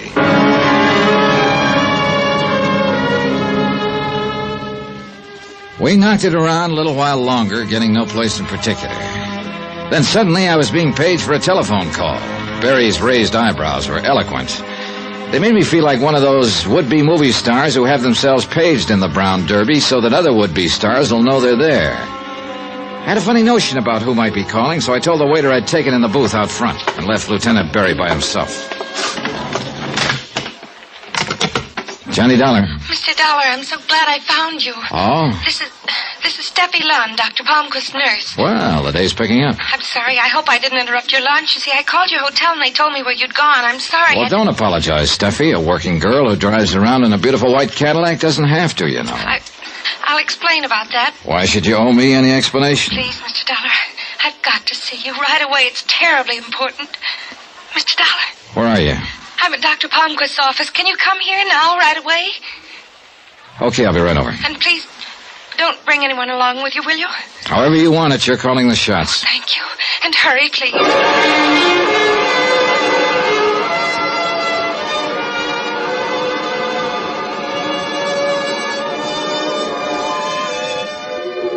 Expense account item 4, citation for speeding, $25. The carbon copy reads 63 miles per hour in a 35 zone. You ever tried to talk an LA-type cop out of a ticket? It's ridiculous. He's always a big, good-looking guy who listens seriously while you alibi, but never stops writing. Then he smiles, calls you sir, and hands you the ticket. I couldn't beef about it, though. 2 reasons. 1, I deserved it. And 2, if I hadn't been stopped, I'd never have realized I was being tailed. Because the tail knew what he was doing. A heavy-set, thuggy-looking fellow in a black 51 sedan. He circled the block twice while I was getting the ticket. Was right back on me as I started out again. He was still there as I pulled up in front of Dr. Palmquist's office. But he was smart enough to ride on by without even looking at me. I waited to see if he'd come around the block again. He didn't.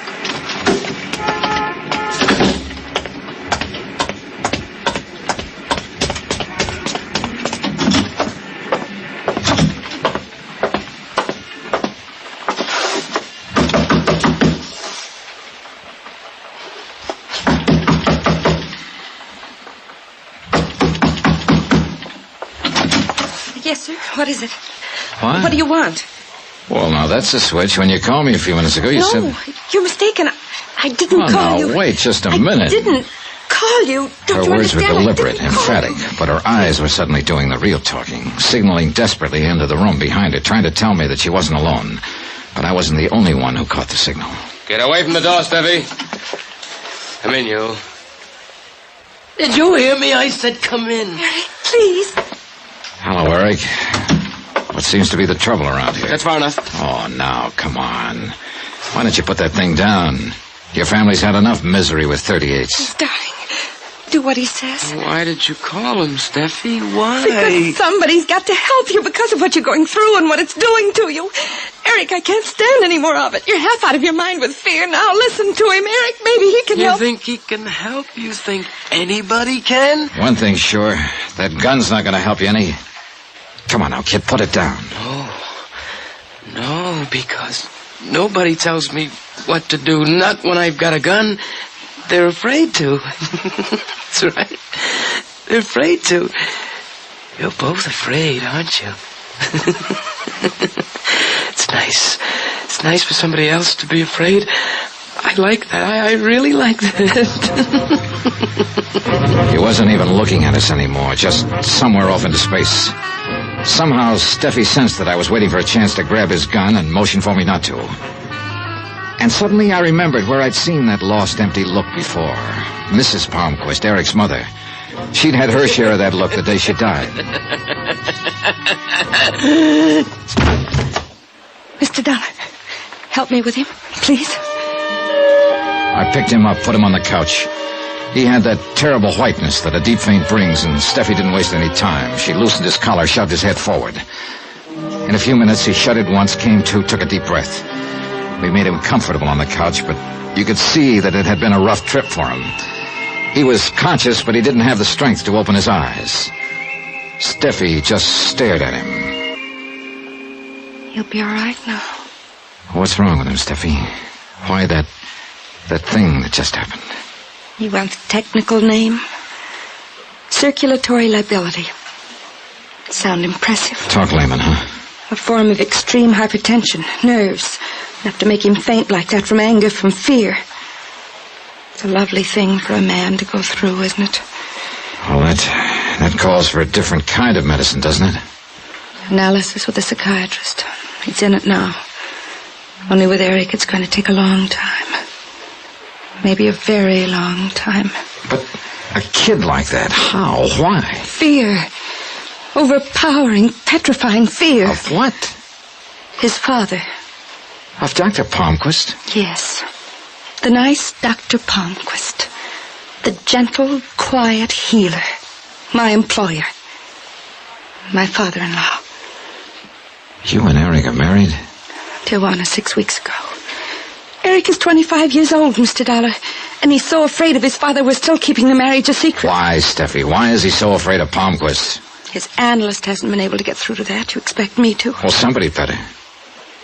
Why did you say that? Because he waved that gun around very convincingly for a scared kid. He never would have fired. Don't you understand? He's so frightened he couldn't have made himself do it. I hope you're right.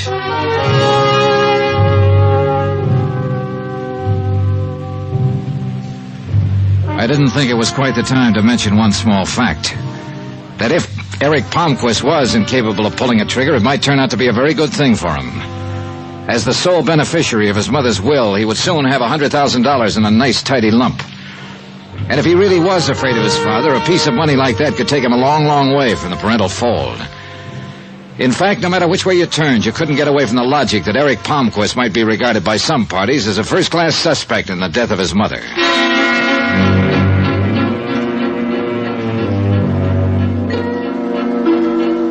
Steffi was still pretty much upset when I finally left her, and I must admit that my own mind wasn't exactly at ease.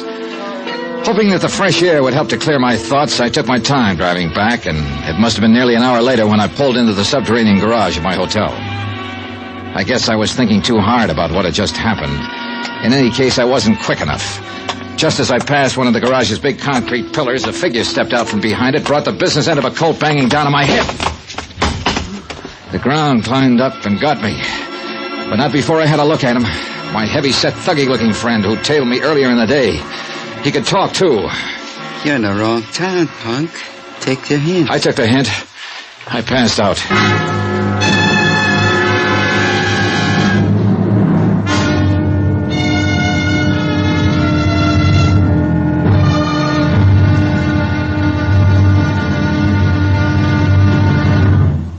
Now, here's our star to tell you about tomorrow's intriguing episode of this week's story. Tomorrow, a study in reactions. 3 of them. One by a man who should know, one by a man who doesn't, and another by a bullet. Join us, won't you? Yours truly, Johnny Dollar.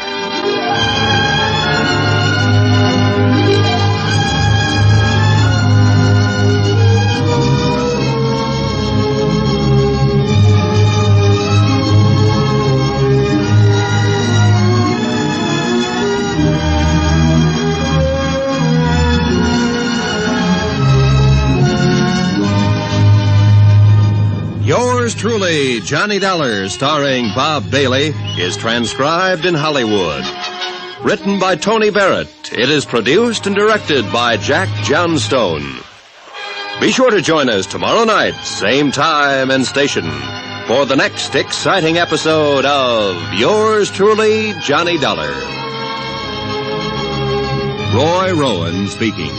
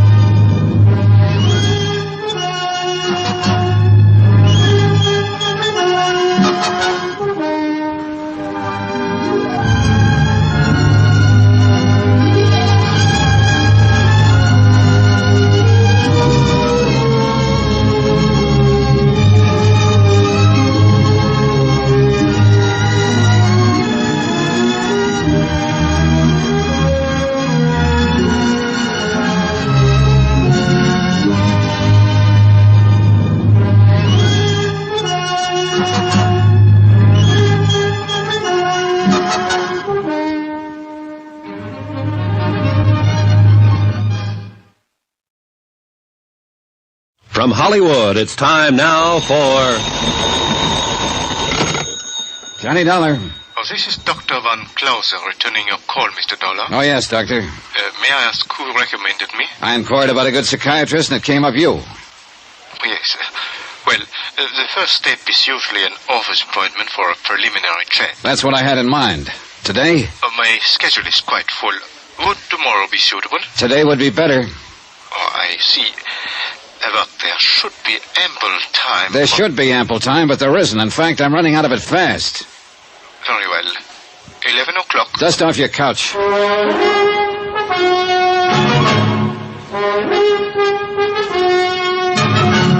Tonight, and every weekday night, Bob Bailey in the transcribed adventures of the man with the action-packed expense account, America's fabulous freelance insurance investigator. Yours truly, Johnny Dollar.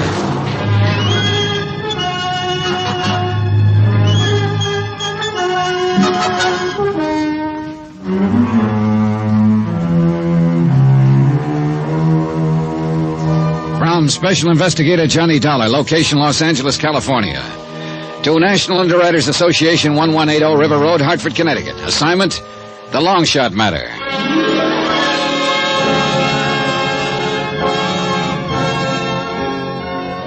Johnny Dollar, hypochondriac, complete with assorted medical advisors. I needed one of them before I even got down to the lobby of my hotel. It was the house medic, that's item 5, $5, who'd patched me up yesterday after a thug had worked me over in the hotel garage. Now came checkup time, and the doctor was a fusser, and he disapproved of me. Hold still now, hold still. Yeah, but that's my head you're digging into. I wouldn't have to if somebody else hadn't split it open. There. Hey.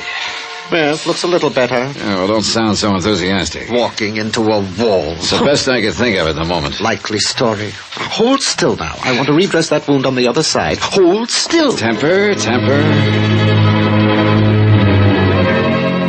Funny, he was working on the outside of my head, but it was the inside that ached most. There were reasons, lots of them. Like the murder of a sick old woman the same day I'd arrived, and the anonymous note that had warned of it. Like the victim's husband and an ex-convict accusing each other of committing the crime. It was a rough one, real rough, because the picture kept changing from minute to minute, and my company was on the hook for $100,000. At 11 o'clock, I sat across the desk from Dr. Hans van Clauser, psychiatrist, in his Beverly Hills office. He was small, spectacled, and charmingly Viennese. More important, he was the analyst who was treating Eric Palmquist, the murdered woman's son. Now, Mr. Dollar. Afraid I owe you an apology, Doctor. I deceived you a little bit. I'm not exactly here as a patient. Oh, everyone finds it difficult to begin, Mr. Dollar. Suppose we hear some of the medical history first. I tell you, we're off on the wrong foot, Doctor, and it's my fault. Here, take a look at these, my credentials. I see, then you're hardly here as a patient. About a patient, let's say. My dear Mr. Dollar, I think you know very well that I can reveal nothing which is told to me in this room. I know that. Then the purpose of this visit? I just want answers from a competent authority about a certain illness. I won't bring personalities into it. It's important, Doctor. And the particular illness? Something called circulatory lability. You know that it's a form of extremely provoked hypertension? Yeah, that much I do. Hypertension is the result of anxieties. The anxieties may be real or fancied, but the hypertension is very genuine indeed, and very dangerous. Dangerous to the extent that a man could turn to violence, maybe kill? If sufficiently aroused, yes, it has happened. I see. Thank you. Thank you very much. Item 7, 10 cents, recklessly squandered on a phone call to my hotel to check for messages. There was one.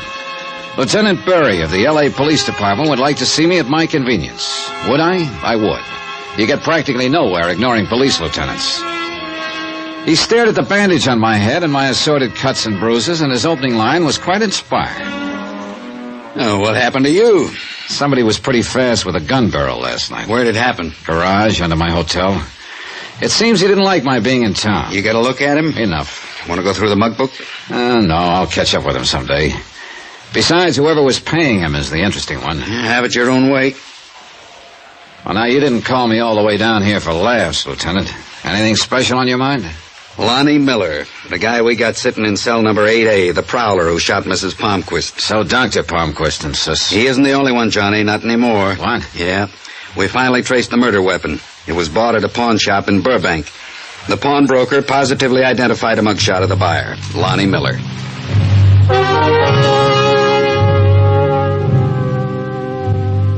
Police identification evidence is a pretty tough thing to ignore. But I was still what the lieutenant called a hard sale. It wasn't stubbornness, simply the fact that I'm very large for motivation. It can be as wild, as woolly as they come, but it's got to be there somewhere. And somehow, with so many good ones around, the worn, faded man in cell 8A didn't rate in that company. I asked the lieutenant for a couple of minutes with Lonnie Miller. He shook his head as though he felt sorry for me, but okayed the visit anyway.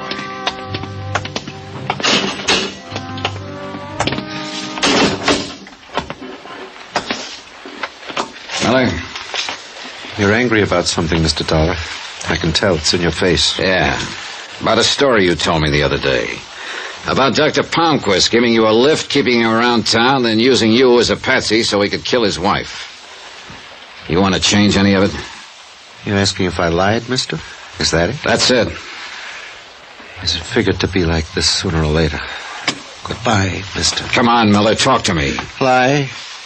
Think I'd lie to the only man who even looked like he believed me? You still haven't answered. Mister, don't you think I know I haven't got a chance? That I'm dead? I don't even care anymore. But I didn't lie. Not one word. A Burbank pawnbroker says you did. Says you bought the murder gun from him.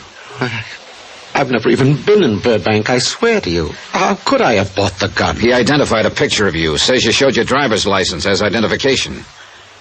Where is your license, Miller? In my wallet, downstairs. They took everything when they booked me. Mr. Dollar? Tell it to me all over again, Miller, from the minute Dr. Palmquist gave you the lift, step by step, every single detail. Tell it to me.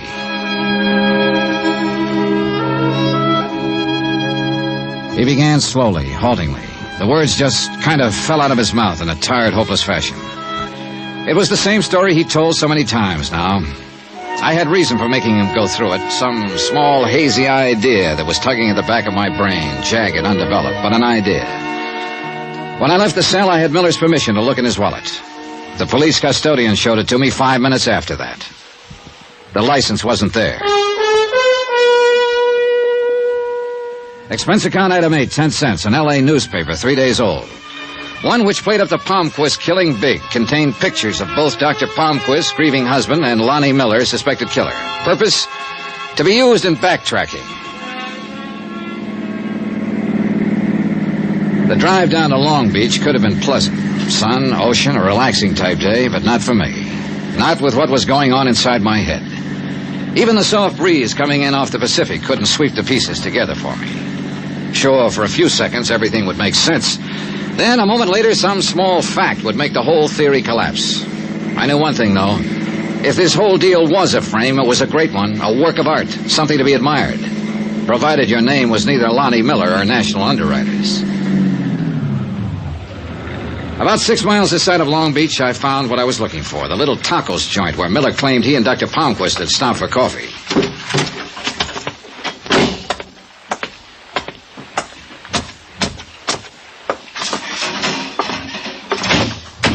Hola, amigo. You like some tacos? Sure. Sit down. It won't be a minute.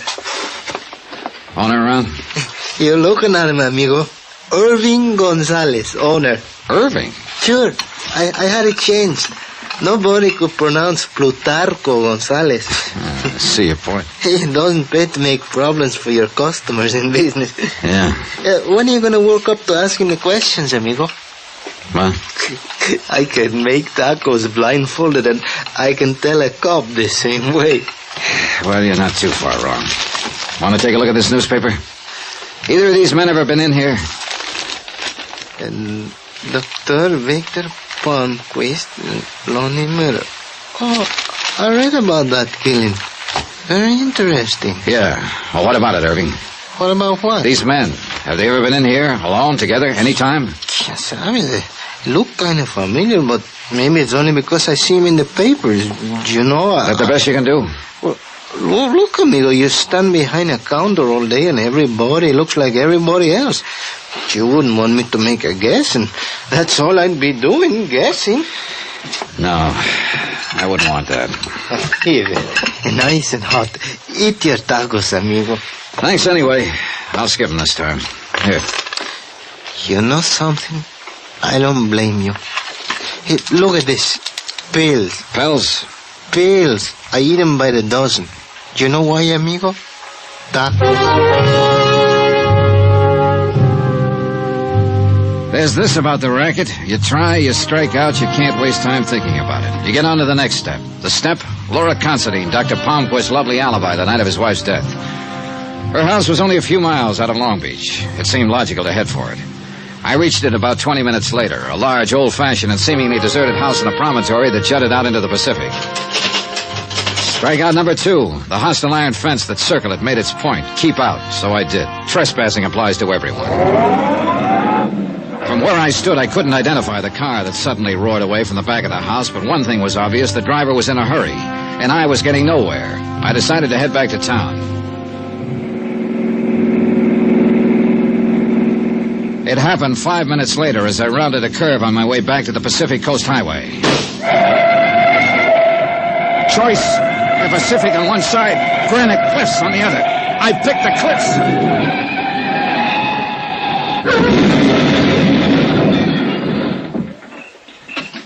Funny what your mind does at moments like that. I remember looking at the mashed inside of the car and wondering which company carried the insurance policy. Then I thought of how good a marksman a man must be to pick off a tire from any of those cliffs. And then I remembered still another thing. Hadn't I been told about someone who was a great shot, who made it a rule to hunt 2 months out of the year, no matter how busy he was? Sure. A highly respected citizen named Dr. Victor Palmquist.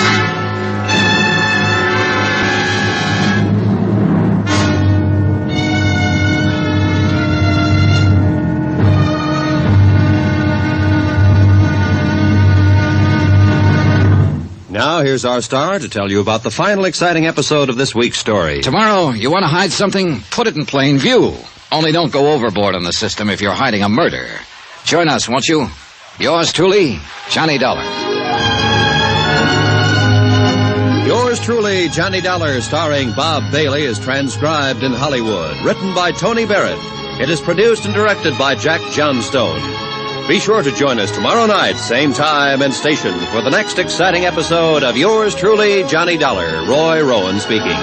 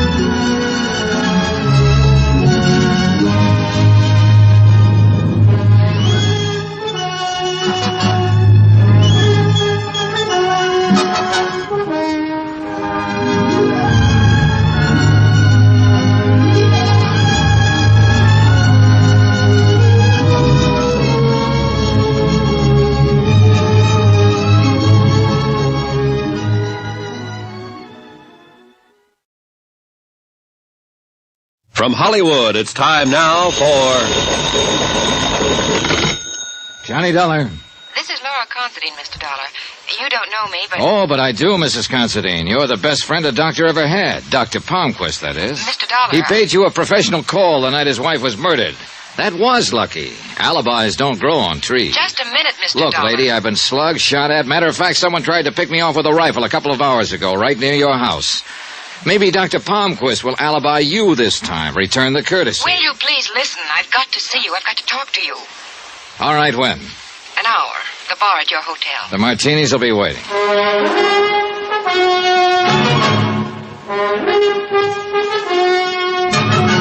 Tonight and every weekday night, Bob Bailey in the transcribed adventures of the man with the action-packed expense account, America's fabulous freelance insurance investigator. Yours truly, Johnny Dollar.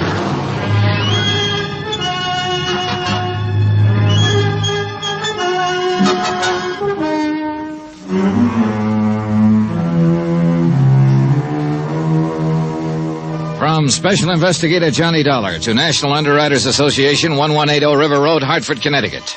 Assignment, the long shot matter. Expense account concluded.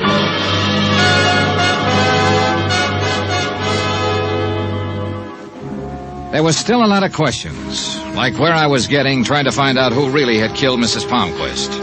Like, was it all a smoothly planned frame on the part of her doctor husband? Or had it been a prowler killing by another man now in jail? Or had the dead woman's son, Eric, a complex we didn't know about? Mrs. Considine was 5 minutes late, but I hoped she could answer some of them. Mr. Dollar? Oh, come now, Mrs. Considine, that reading. It implied we haven't met before, and you know that we have. Well, I don't remember. The day you visited Dr. Palmquist in the hospital and pretended you had the wrong room. Sit down. Oh, there was a reason for that. Sure, there's one for everything. Is there? You think Victor Palmquist had something to do with his wife's death? Well, you're wrong. Completely wrong. Correction. You don't know what I'm thinking, and being wrong is anybody's privilege. You don't know about Victor, Mr. Dollar. What his life's been like, what he had to put up with. Why don't you tell me, Mrs. Considine? That wife of his. A millstone around his neck. A woman in love with a bottle. Go on. And that son of his, that Eric. Insane. Completely insane. He hates his father. He always has. He gains a fortune by that woman's death. But do you suspect him? No, of course not. You badger a man like Victor Palmquist. Now, does that make sense? You're building a big thing on the fact that a lot of people hate Victor Palmquist, but you're overlooking something. Mr. Dollar. Where there's that much hate, there's always a good reason. I went to the hotel garage, rented a car, and pointed it toward Burbank. There was a man in a pawn shop there I wanted to see. The man who had identified Lonnie Miller as the buyer of the gun that had killed Mrs. Victor Palmquist. He turned out to be a mild, friendly little guy with thick glasses and a desire to please. He barely glanced at my identification, pushed it back over the counter to me, and smiled. What do you want to know? Everything you can remember about the man who bought the gun, Mr. Lerner. What's to remember? A kind of skinny, gray-haired fella come in, said he wanted to buy a gun. I showed him one. He bought it. He showed you a driver's license for identification, didn't he? I copied the information right here in the book. Right here. Lonnie Miller, 173, Fuller, San Diego, height 6 feet, weight 152, color white hair. Here, look this up. Yeah. Look at this paper, Mr. Lerner. One of these, the fella? Let me see.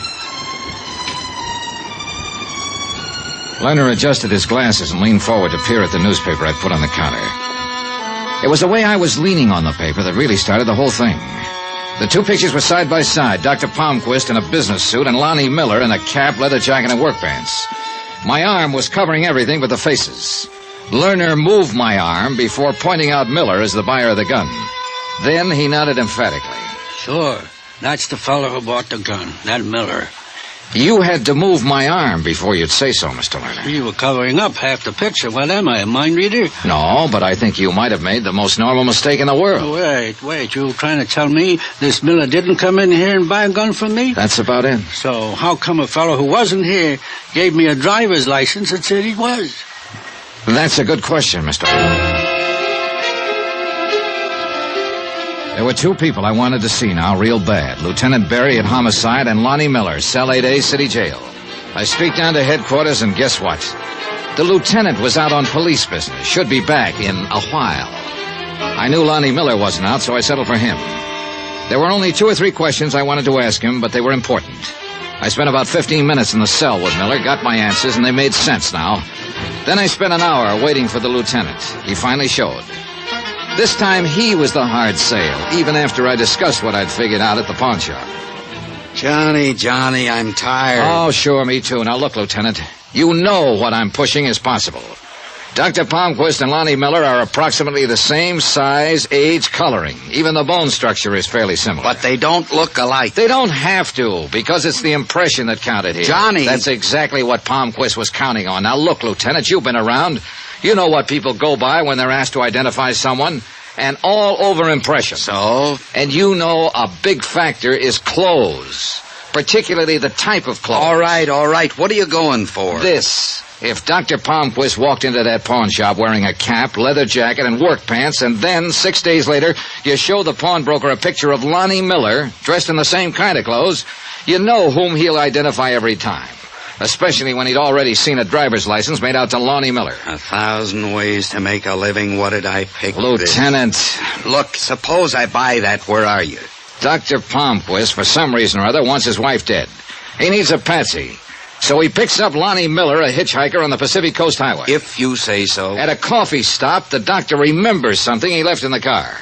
He goes out for a minute, sticks a match or a toothpick in a tire valve, guaranteeing a flat a few miles further on. So when they stop, it's the doctor who looks at the flat, gets rid of the toothpick. Grateful for the lift, Miller changes the tire. You ever change a tire on a hot summer night? Well, sure. You took off your jacket, didn't you? How else? That's what Doc was counting on. He had a couple of minutes alone with Miller's jacket and lifted his driver's license. Then he keeps Miller in town on the promise of a job. He buys the gun at the Burbank pawn shop wearing work clothes and giving Miller's license as identification. Monday night, he killed his wife, called Miller to the house with a phony story about a job, struck him from behind, and staged the scene the police found.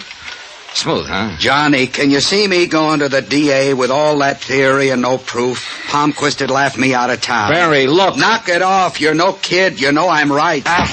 Well, don't go away mad. Sure, I know he was right. That's what was driving me crazy. Proof. One little piece of it, but where? Old Palmquist had used his head all right. But the smartest ones alive always leave one little hole somewhere along the line. But 3 hours later in my hotel room, I hadn't found it.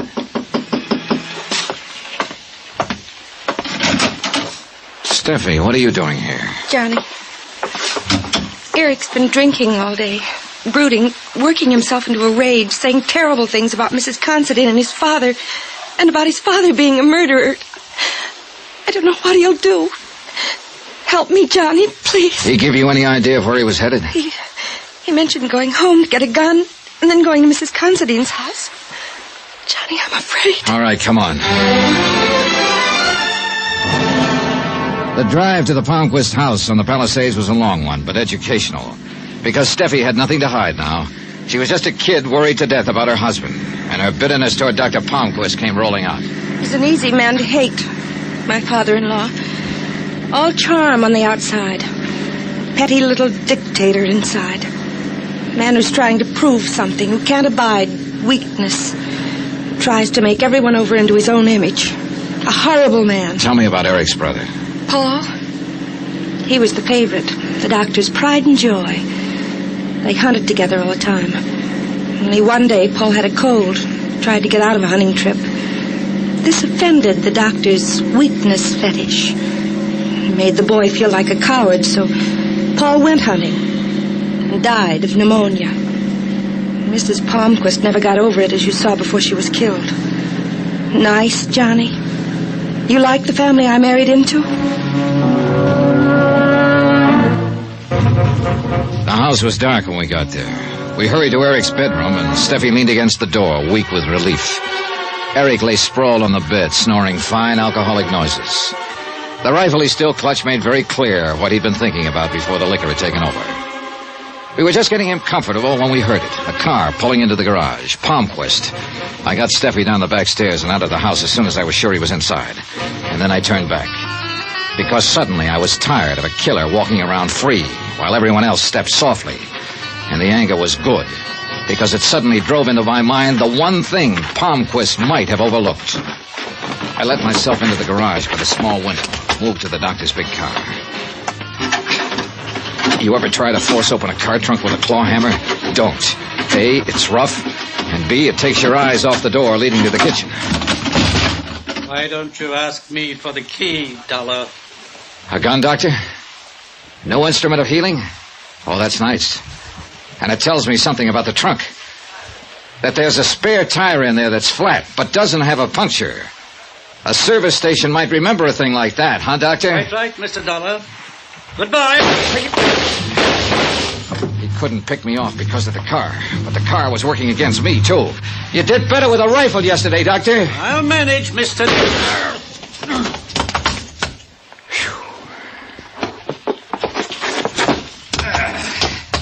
A man my age through windows, no less. He had it? Nah, he'll look good in court. Small question, Lieutenant. Not that I'm ungrateful. Ask. Aren't you a long way from home? I didn't like the look in your eye when you stomped out. You know something, Johnny? You're easier to tail than a trolley car. Expense account item 12, $71. L.A. hotel bill. Item 13, $174.90. Return airfare to Hartford.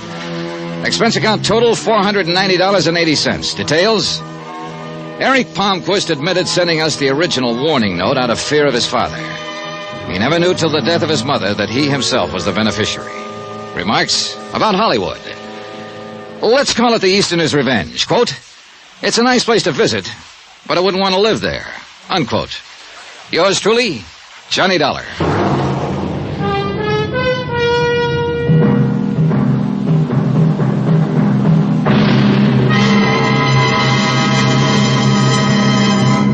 Now, here's our star to tell you about next week's intriguing story. Next week, $3 million worth of a worthless gold mine. And there's blood on the desert sand. Join us, won't you? Yours truly, Johnny Dollar.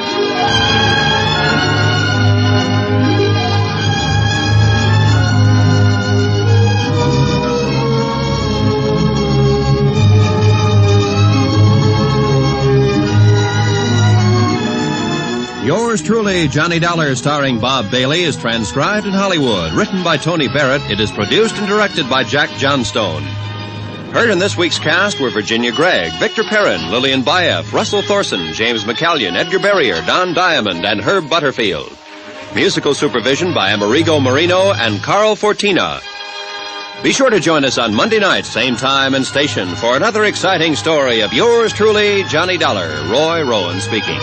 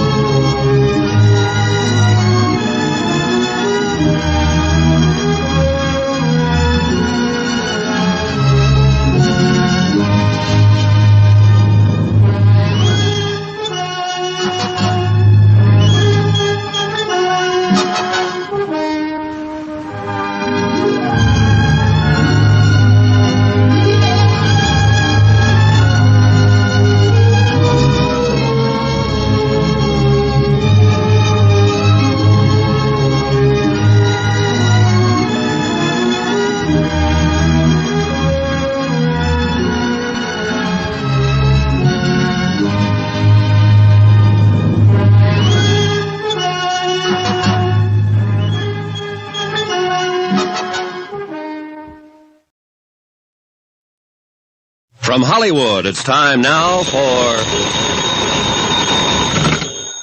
Johnny Dollar. Pat McCracken, Universal Adjustment Bureau. Oh, hi, Pat. This is my third call. Where you been? Out buying some tackle. Want to go fishing? Fishing? Yeah, I'm heading down to New York State. Esopus River, maybe the Beaver Kill. Trying to snag myself some nice trout. And, Patsy, my fishing is one thing you aren't going to interfere with. Wouldn't think of it. But why don't you try Lake Mojave? Huh? Where's that? Along the Colorado River, out between Nevada and Arizona. What? Sure, be the guest of Greater Southwest Insurance and Liability. What are you talking about? I don't know how you'd value those Esopus River trout, but there's a fish out there that may be worth $3 million. Johnny? I'll be right over.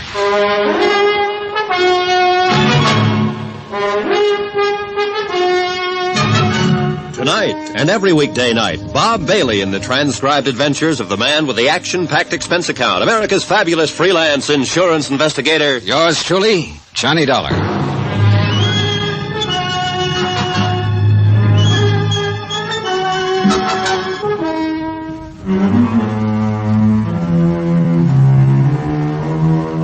Expense account submitted by Special Investigator Johnny Dollar to Greater Southwest Insurance and Liability Company, Kingman, Arizona office.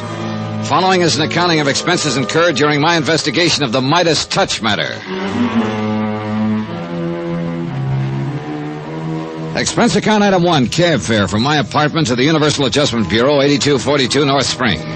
When I got there, Pat McCracken was standing holding the door of his office open for me. Come in, Johnny, but don't bother sitting down. Now, what's that supposed to mean?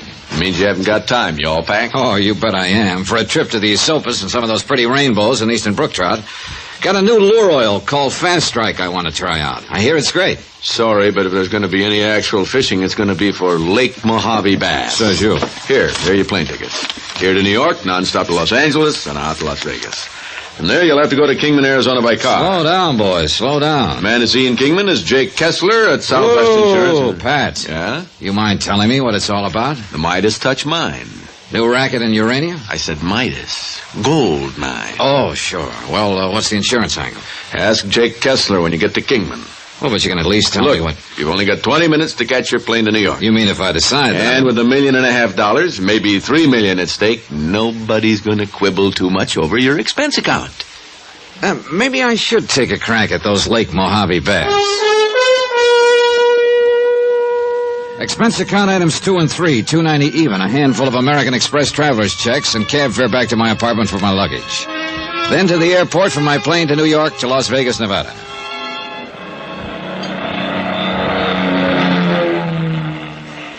It was 11:30 p.m. when the big plane slowly glided down out of the clear starlit sky. And unless you've seen the billions of stars that twinkle brightly through the clear, dry air over the Mojave Desert, you've missed a real thrill. We glided down toward the landing strip on the edge of the town of Las Vegas. From the air, the myriad multicolored lights made the fabulous resort sparkle like a field of jewels. Item 4, 30 cents phone calls to car rental agencies. They were all closed. Item 5, 65 cents per cab to the Flamingo Hotel, where I decided to spend the night and drive on to Kingman in the morning. Item 6, hotel overnight, food, and incidentals. $178.30.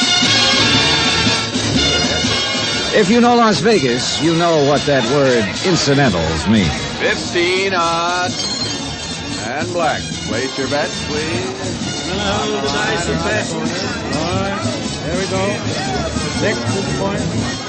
I'll say this much. I tried to make some expense money on the side, but, well, I guess I shouldn't have tried to cover so many of the gambling joints. If I'd stayed at the Flamingo, where I'd always made me $1 or $2 at the casino.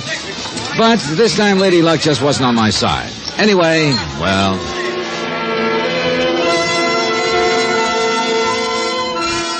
Item 7, $50. Deposit on a rental car the next morning. I headed south and east toward Kingman, Arizona. First stop, Hoover Dam, where that tremendous hunk of steel and masonry straddles the Nevada-Arizona state line. And I took a brief but longing look at what I could see of Giant Lake Mead. I wanted to stay right there, break out my fishing tackle, and take a crack at some of the huge lunker bass for which Lake Mead is famous. But duty is duty, or something. Anyhow, I hit the highway again across the hot, dry desert toward the city of Kingman. At this time of year, at this time of morning, the thermometer hits the 100 mark without any trouble at all. And the occasional swimming pools and motels outside Kingman look pretty inviting.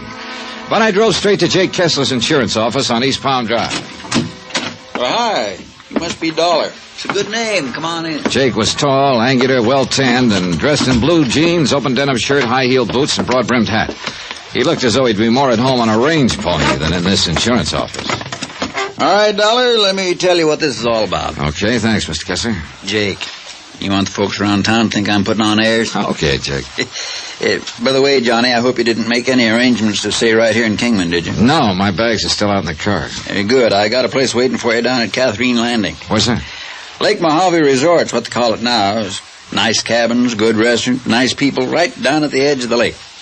Too bad you aren't a fisherman. Well, I just happened to have brought along a couple of rods and reels. Good boy, then you'll love it. Buster Favor down there will show you spots where you can haul in the prettiest mess of largemouth bass you ever saw. 5, 6 pounds, maybe more. Oh, stop making my mouth water, Jake. I'm supposed to be here working on a case. Well, every man's entitled to a little time off for fishing. And you look like you could stand some. Brother, you are killing me. Listen, Pat McCracken at Universal Adjustment Bureau said something about a gold mine. Yeah, I contacted Pat because I knew he'd know where to find you. It's the Midas Touch mine, Johnny, and it's right down that neighborhood where you'll be staying. Well? The mine was abandoned back in the early 30s. Worked out, apparently. But about a year ago, Hard Luck Dennis took another look at it. Who's he? Dennis, yeah, prospector, promoter. Here and there, Arizona, Nevada, California, he's found himself an old mine, pecked away at it, and managed to scratch out a fair living for himself. You said promoter? Yeah, well, that was in Texas, mostly. Never was able to get the full story, but it appears he got some folks to invest in some kind of phony oil stock down there a couple of years ago and had to skip out. Couldn't have been too serious, though, because the law never bothered chasing him up here. Or else he was able to make things look legal enough. Could be. Anyhow, he's been back in this country for a while now, poking around the hills, looking for the big strike again. You know how prospectors are. Yeah, I've heard. Finally, a while back, he started prowling around the old Midas Touch. First thing you know, he got a lease on it. Well, I still don't see the insurance connection. You will. And you won't like it. Okay, go on. Well, next thing we knew, he'd got a report on some ore samples he'd brought into town here at the assay office. Johnny, Well, you wouldn't believe it. Good, huh? Johnny, it looked like a prospector's dream come true, or worth about $1,100 a ton. All right, now, it takes money to work a mine like that, no matter how you figure it. First of all, he had a big pumping job to do. Pumping? Out there in the middle of the desert? That's right. You see, when there was just the Colorado River running down the valley, it was different. But since Davis Dam was put in to form Lake Mojave about 10 years ago, the level of the water table in that whole area is raised considerably. Oh, I see. The Midas Touch was in a low spot, and parts of it were dug pretty deep. So now, with seepage from the lake feeding it, the lower level filled up with water. Yeah. Well, now, Jake... Simmer down, Johnny. I'm getting to it. Hard Luck Dennis needed money. A lot of money. So, who should he come to but the Haskell brothers, 3 of my best clients. So what happened? I hate to keep chewing your ear off this way, but I've got to give you some background. Shoot.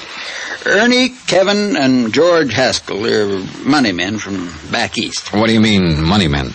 Oh, brokers. You know, stock market. Oh.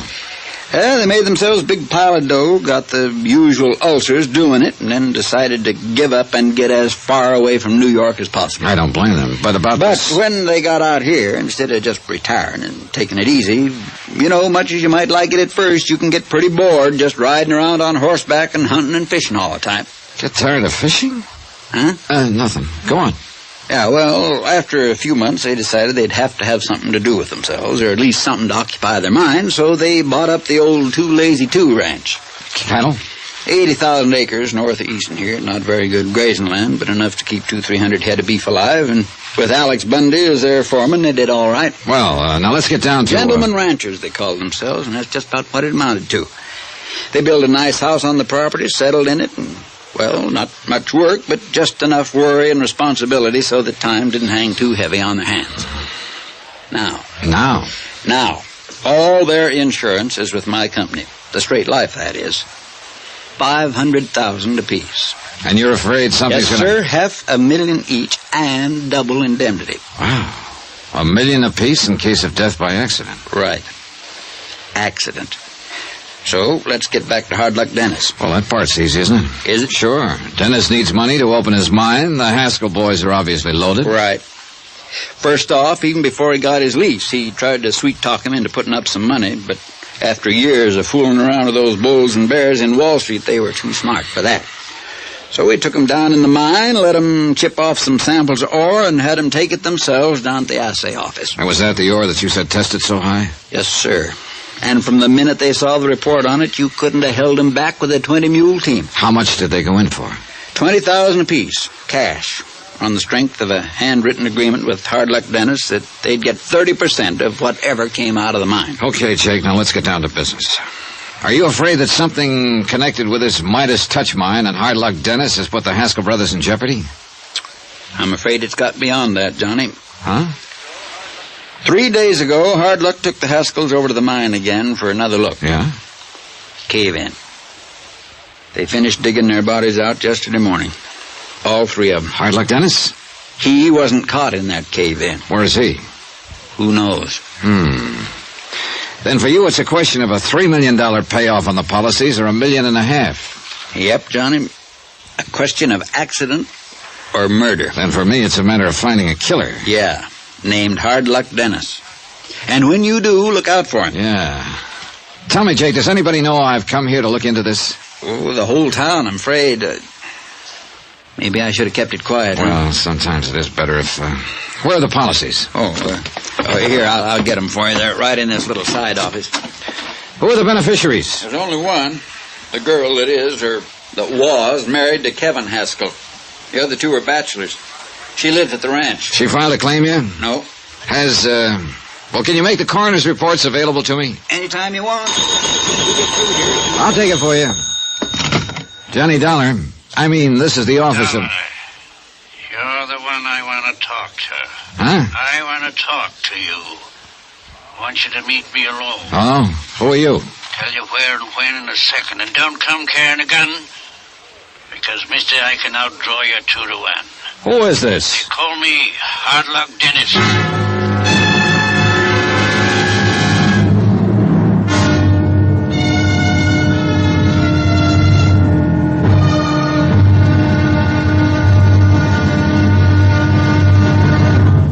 Now, here's our star to tell you about tomorrow's intriguing episode of this week's story. Tomorrow, I find that one of the fishermen who hangs around Lake Mojave is a character called Death.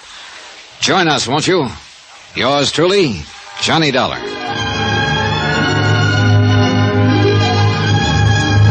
Yours truly, Johnny Dollar, starring Bob Bailey, is transcribed in Hollywood. It is produced and directed by Jack Johnstone, who also wrote this week's story. Be sure to join us tomorrow night, same time and station, for the next exciting episode of Yours truly, Johnny Dollar. Roy Rowan speaking.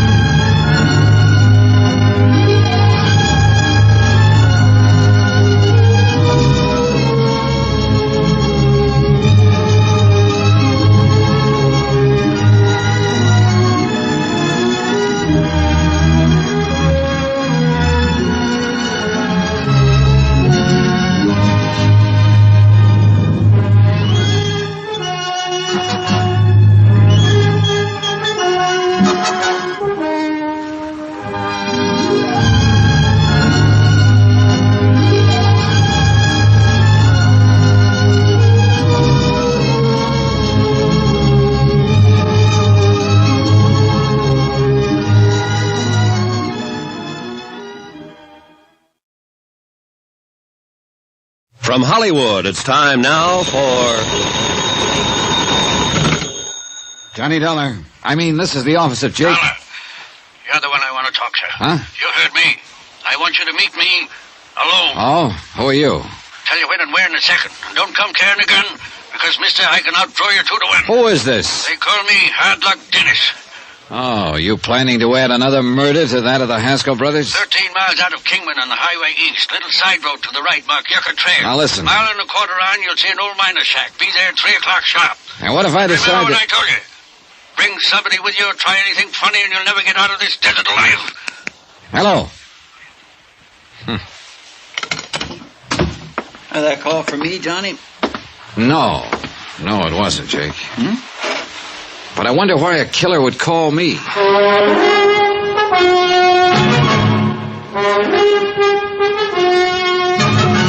Tonight and every weekday night, Bob Bailey in the transcribed adventures of the man with the action-packed expense account, America's fabulous freelance insurance investigator. Yours truly, Johnny Dollar.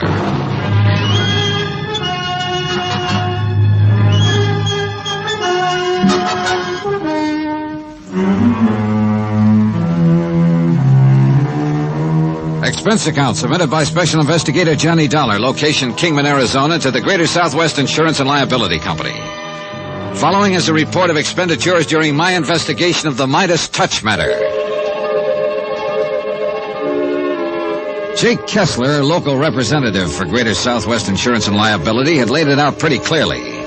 The three Haskell brothers, prosperous gentlemen ranchers, had taken out life policies totaling $1.5 million double indemnity, which meant that their death in what was supposed to look like an accident at the bottom of the Midas Touch mine could cost Southwest a cool $3 million.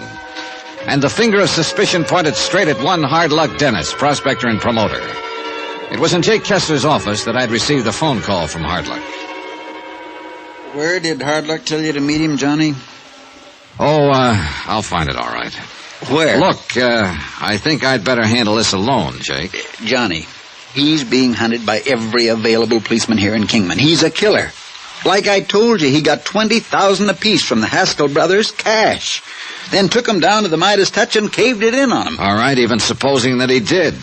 Why would he do it? Well, daggone it, that's as obvious as those two heads you're wearing. The mine is worthless. How do you know? Because smarter people than him gave it up over 20 years ago. I thought you told me the ore samples he brought out assayed at $1,100 a ton. Oh, now, look, Johnny, you know as well as I do that there's more ways to salt a gold mine than there is to skin a cat. You have any proof that Hard Luck salted that one? No, but Tad Harding will. Who?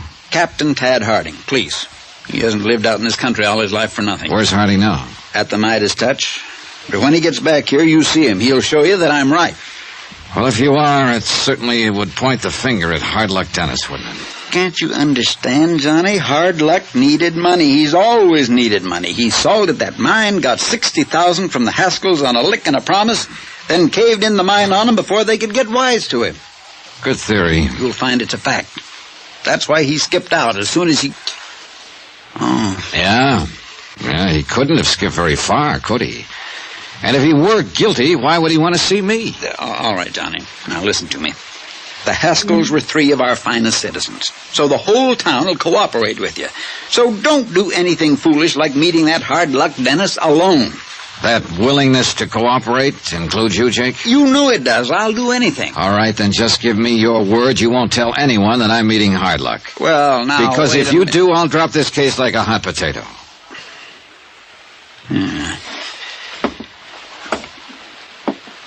Well?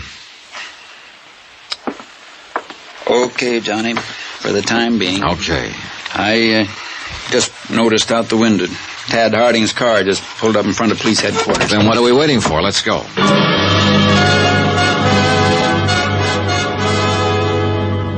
Captain Tad Harding turned out to be a tall, well-built, cool-headed man of about 40 who impressed me as being able to cope with any situation that might arise. He bore out everything Jake Kessler had told me about the Haskells and about Hard Luck. And he added 2 new and very important bits of information. One, that he'd found nothing whatsoever to indicate that the Midas Touch had been salted. On the contrary, he'd picked up some very rich chunks of ore.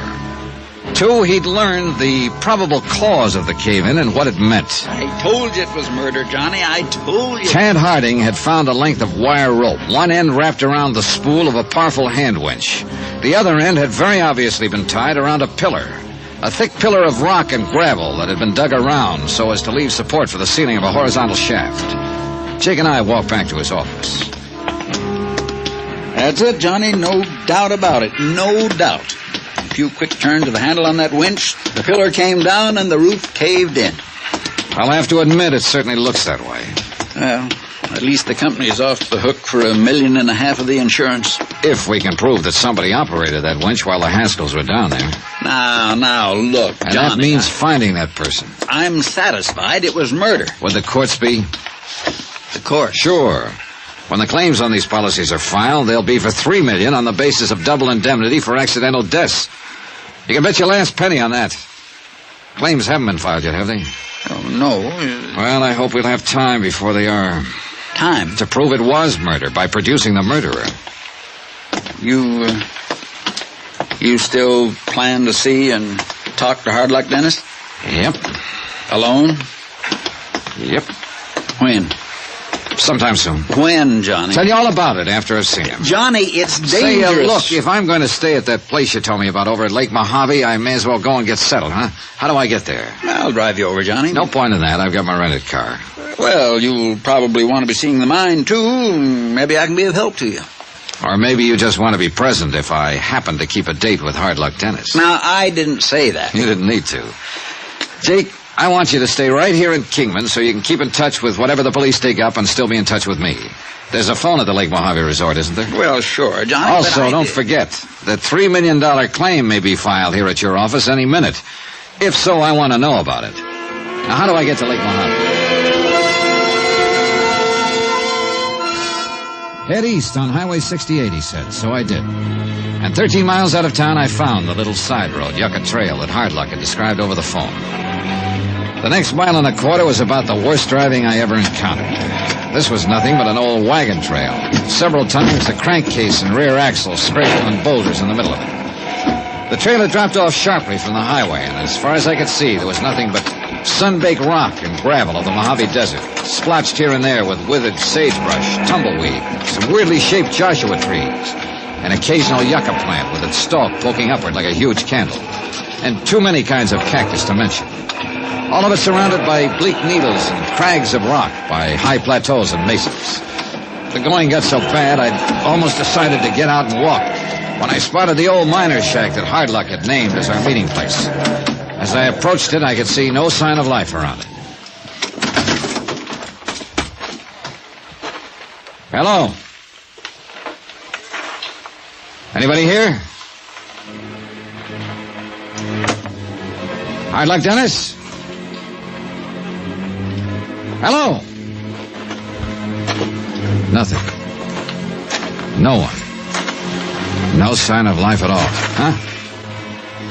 The sudden movement at the corner of the shack was nothing but an ancient desert turtle plodding at what he probably thought was breakneck speed toward a shady spot under a sagebrush.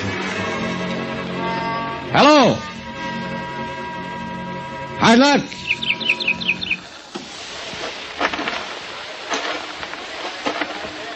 Anyone inside there?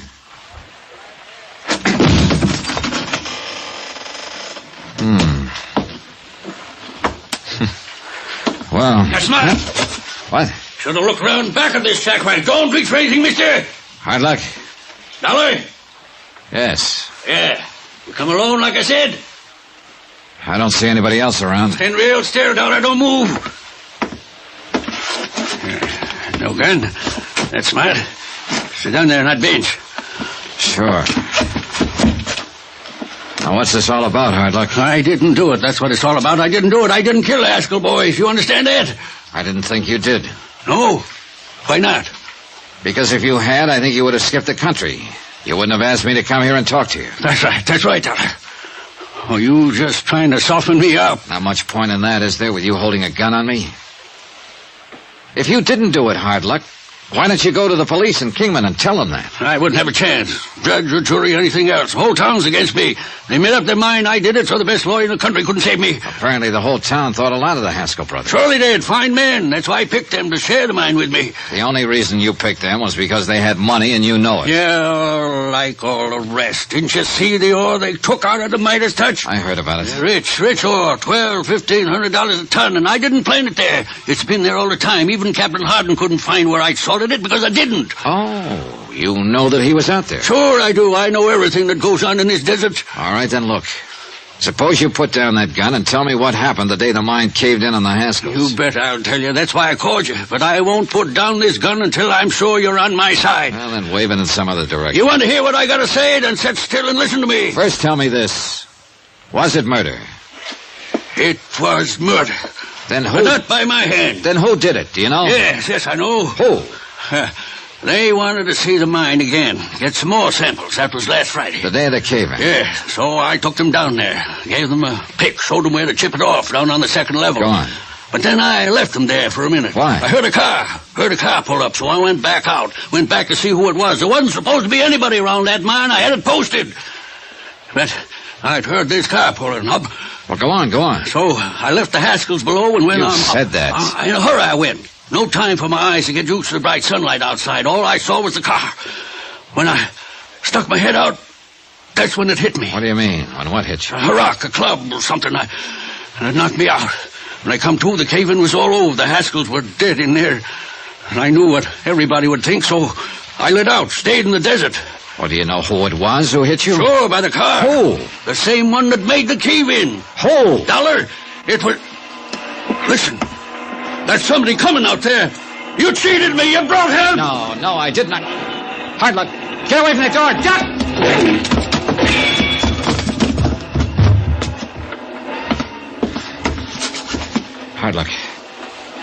Hardluck.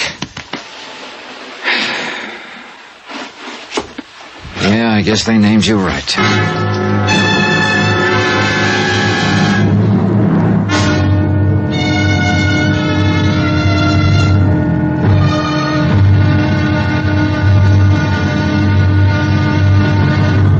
Now, here's our star to tell you about tomorrow's intriguing episode of this week's story. Tomorrow, the so-called trackless desert yields a set of tracks that lead straight to... But if I told you, you'd know, wouldn't you? So join us, won't you? Yours truly, Johnny Dollar.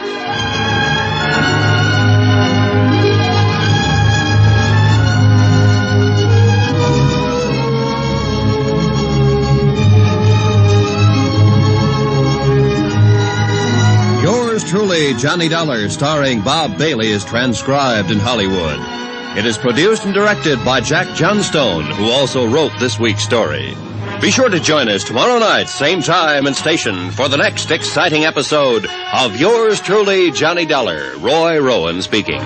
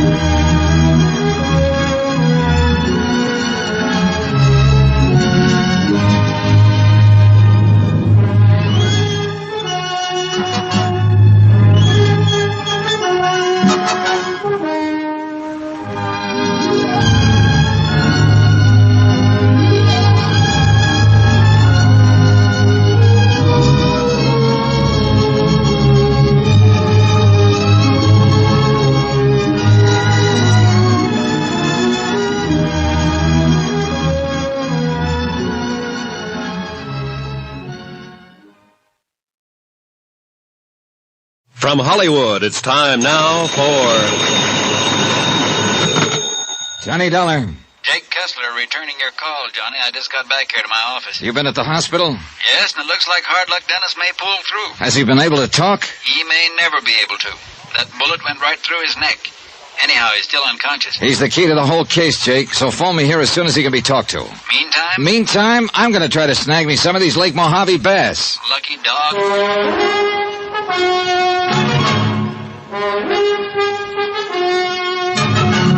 Tonight and every weekday night, Bob Bailey in the transcribed adventures of the man with the action-packed expense account, America's fabulous freelance insurance investigator. Yours truly, Johnny Dollar.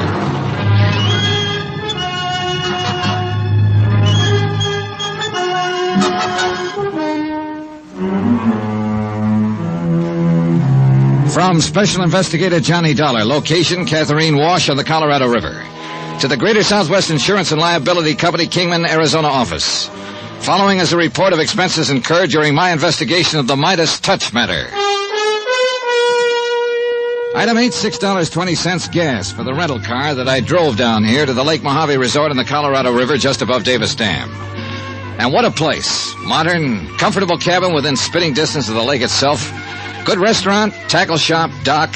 In fact, everything to make a fisherman happy and to help him fight it out with the lunker bass that inhabit the 60-mile-long lake. But much as I wanted to fish, I had other things to do. First, I wanted a good look at the Midas Touch mine. On the advice of the manager, Ham Pratt, I took along Buster Favor, general factotum of the resort. I liked Buster immediately. Short, stocky, cheerful, and with keen eyes that took in everything that went on about him. Little side road to the left, Johnny. Okay. So old Hard Luck Dennis got shot up, huh? Yeah, apparently because he knew too much. You see, when that cave-in occurred at the Midas Touch and killed the Haskell brothers... Hey, you better go into second gear on this road. Okay, right. Why, Hard Luck was the only person known to have been there with them. Couple that with the fact he just got $60,000 from them to reopen the mine. Well, that mine's worthless, Johnny. So I understand. Anyhow, naturally enough, everybody decided Hard Luck had done it. You know, before the brothers could get wise to him. He's a funny old character. Pretty nervous when I saw him. He almost took a shot at me a couple of times when he didn't like something I said. Instead, he got it. Yeah. While he was just prospecting, he was all right. Managed to get enough out of the ground here and there to live on. Some left over for a Saturday night binge now and then. Hey, you see the workings up ahead? Right. But when he couldn't seem to make a big strike like every prospector tries for... That's when he tried finding suckers for some of his fancy promotions, huh? Yeah, but he really wasn't very good at it. They threw him out of the Texas oil country, you know. Yeah, so I heard. Well, so that's the Midas touch. Not too many of this kind of mine anymore, with the entrance going into the hillside this way. Here, now, I better use this flashlight. Okay. Hey, tell me something, Buster. If this mine is worthless, how could Hard Luck get the Haskell brothers to chip off chunks of ore that assayed over $1,000 a ton? Well, I got kind of a theory about that. Let's see if I'm right. Everything's so covered up with dust down here, not having been worked for years, it ought to be easy to see where they knocked off chips for a sample to take back. Well, what are you doing down here? Holy smoke, that's a rattler. Yeah. Guess he decided to get in out of the hot sun out there. Well, here, I'll find a big rock or something. No, you just wait. Handle to this old pick here. If I can get him to strike at it, maybe I can grab him by the tail and... Watch it! And crack him like a whip. Oh, so help me, Buster. Sometimes you do it right, you can snap their heads right off. Got to be careful, though, not to snap that head against your own self. Brother, yeah, I can see what you mean. No chance of somebody having planted that snake down here, is there? You mean like the scorpion in the monument? Huh? You know, those little neat piles of rock you see here there in the desert, 2-3 feet high. I thought those were where some prospector had staked a claim. Markers. Yeah, they are. Monuments, they call them. In the old days, they always did it the same way. How is that? Well, pull a couple of stones away, you'd find an old Prince Albert tobacco tin. You open the tin, you'd find two things in it. A piece of paper describing and marking off the claim, and a scorpion. Alive? As long as he stayed alive. That meant stay away, no trespassing. This is mine. Well, I'll be darned. Now, look here. Here, Johnny, on this pillar. That was the pillar that was left by digging around it to hold up the ceiling. Oh? You see where some of it was knocked off with a pick? Yeah. Hey, wait a minute, Buster. That looks like yellow. That looks like gold. That's what it is. Then this mine is rich. No, Johnny. You mean the only gold ore left down here is in these pillars? That's right. And without them, the roof would cave in. Well, couldn't it be shored up with wood? Why? Only 2, 3, 4 of these left down here. Probably not more than a ton in all. Not worth it. Oh, yeah, I see. But worth using it to bring in the suckers. Yeah. Well, now you want to see how the cave in on the Haskell. Now, what in the Sam Hill is this doing down here? This winch and length of wire rope. Isn't that the answer to the cave-in? Ted Harding over at headquarters in Kingman seemed to think so. Yeah, sure. Somebody used it to pull down one of the pillars. But, Johnny, a winch of this type hasn't got any place in the mine. Where would a rig like this be used? Well, every ranch in this whole area probably has a couple. Cattle ranch? Yeah, that's right. That gives me an idea. About who did it? At least it gives me a lead to an idea.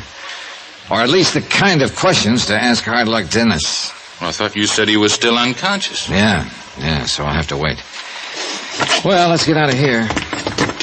What do you plan to do now? Oh, just wait, I guess. And do some fishing while I wait. Oh, now that's right down my alley. Only first I'm going to knock off a bit of this ore for a souvenir. Yeah, this old pick ought to do. Well, now take it easy, John. I said take it easy.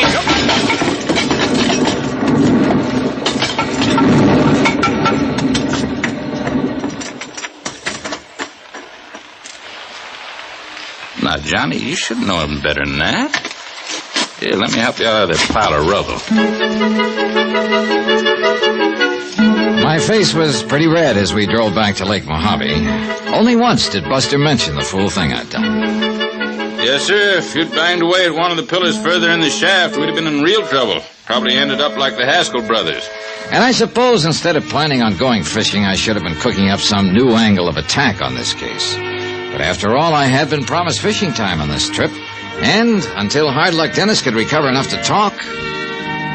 I got the boat all ready and waiting for us, Johnny, with a 30-horse Johnson outboard on it. Oh, boy, I can't wait. And I'll take you to spots I know where you can pull out the biggest fightingest bass you ever saw. Oh, Buster, you son of a gun, you're tempting me with something I can't resist. I'll even loan you my bottle of Fast Strike. Fast Strike? Yeah, lure oil. Little dab of that on your bait'll guarantee you fish. That's for me.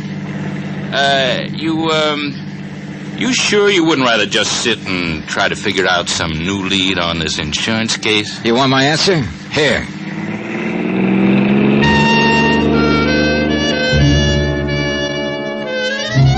But, as luck would have it, Ham Pratt was standing down by the dock waiting for us with a message for me. Call Kingman operator number 37. I made the call.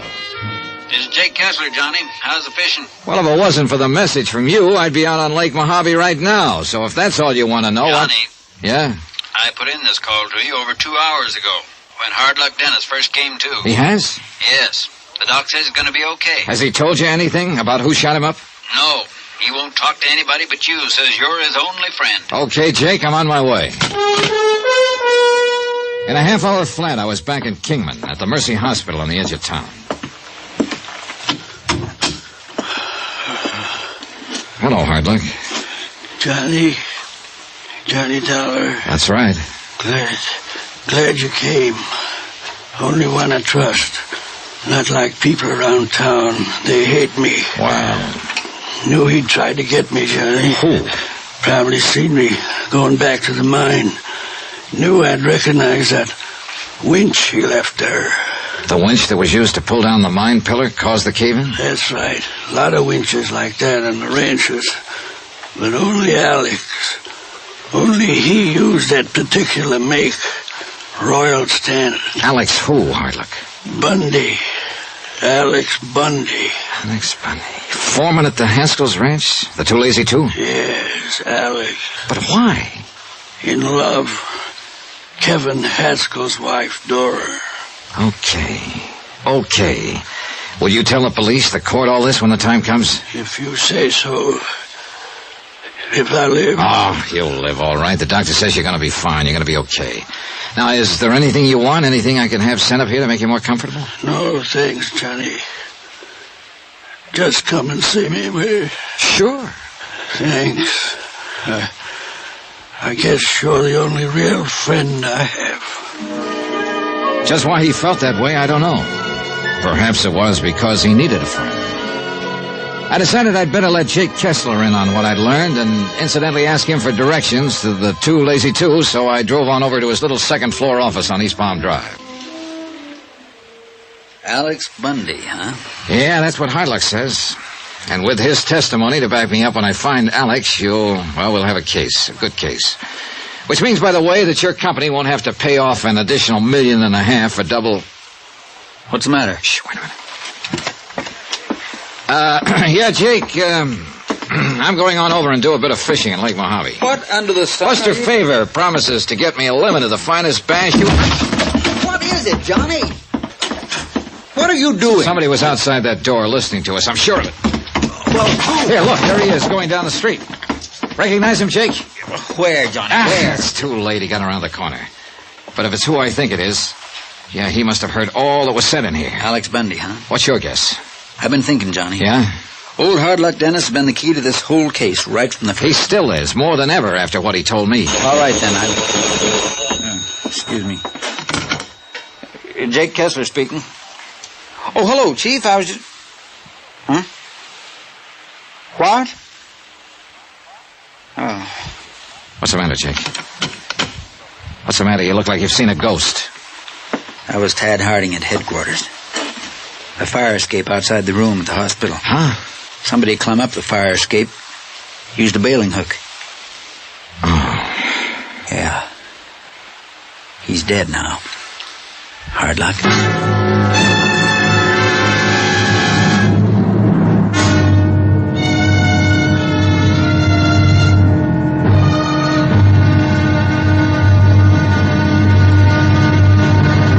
Now, here's our star to tell you about tomorrow's intriguing episode of this week's story. Tomorrow, the case is closed.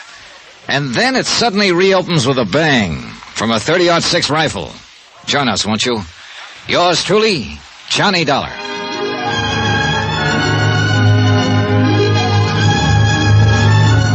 Yours truly, Johnny Dollar, starring Bob Bailey, is transcribed in Hollywood. It is produced and directed by Jack Johnstone, who also wrote this week's story. Be sure to join us tomorrow night, same time and station, for the next exciting episode of Yours truly, Johnny Dollar. Roy Rowan speaking.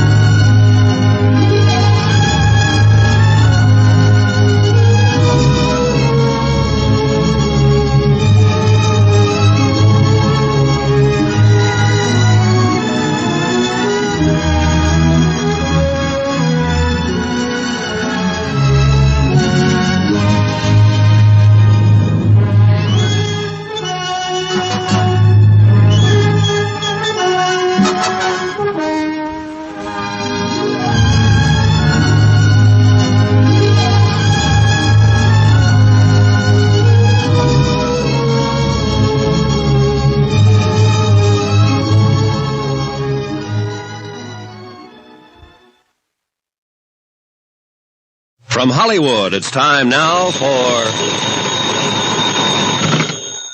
Johnny Dollar. Good. I was hoping you'd be there at Jake Kessler's office. This is Buster Favor at Lake Mojave Resort. Oh, hi. Find out anything? Yeah, Hard Luck Dennis, our one real key to this $3 million case, has just been murdered. Oh. You know who did it? I have an idea. Well, I found something here that might help you. Oh? Tire tracks at the old miner's shack where Hard Luck was shot. But more of the same tire tracks here at the resort. Buster, I'm on my way.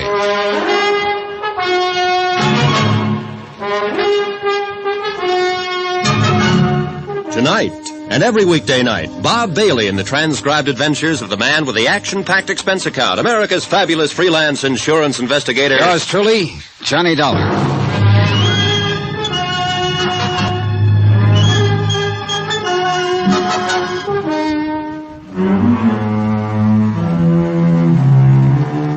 Expense account submitted by Special Investigator Johnny Dollar. Location Lake Mojave Resort on the Colorado River in Arizona to the Greater Southwest Insurance and Liability Company. Following is an accounting of expenditures during my investigation of the Midas Touch matter. Item 9, 6:30, a stop at the sign of the Flying Red Horse for gas for my rented car to get me from Kingman, Arizona to Lake Mojave Resort. About a mile short of the lake on the winding road that led in from the main highway, I found Buster waiting at a spot where an old wagon trail cut off to the right. Right over here, Johnny. Clear as crystal. Hiya, Buster. You see him here? These tire tracks in the sand? Oh, yeah, sure. You see? 3 of the tires. Look here, where the car turned to get around this rock. Yeah. 3 of the tires were pretty good. Had those big knobby treads. But this one, right front's almost worn smooth. Or is it the left rear? Oh, it's right front, Johnny. Car was going north, out into the desert. Huh? Tell by the little skid on this turn. Buster, you read tire tracks like some people can read footprints. Oh, that's just practice. Anyway, these are the same tracks that I found by the old shack where you met Hard Luck and he got shot at. Then let's get into my car and follow these up. Oh, whoa, Johnny. Nothing but a Jeep could get over this trail. Well, where does this trail pick up a highway again? It doesn't. Winds around for 8 or 10 miles and ends up in the lake, over by the southwest corner of the fence line on the Too Lazy 2 ranch. Then our best bet is to drive over to the Too Lazy 2. Except for one thing. The Jeep we're looking for is somewhere up that trail, so we'll go by outboard. Oh, what? This old trail worms around all right, but always close along the edge of Lake Mojave all the way. And the end of it's 8 miles of winding is only about 1 mile by water from our dock at the resort. Then we ought to be able to intercept whoever's in that Jeep. That's right. Then let's go.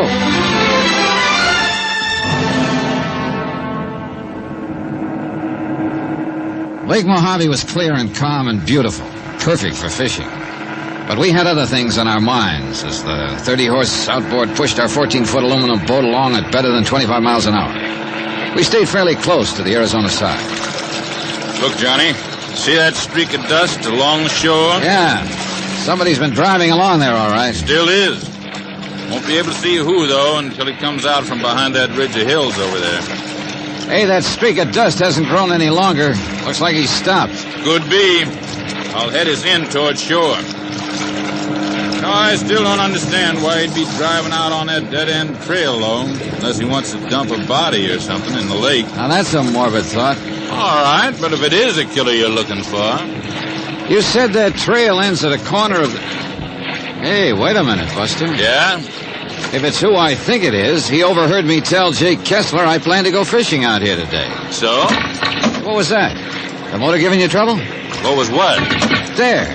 Hear it? Yeah, I heard it, but it wasn't the motor. Hey. That's funny.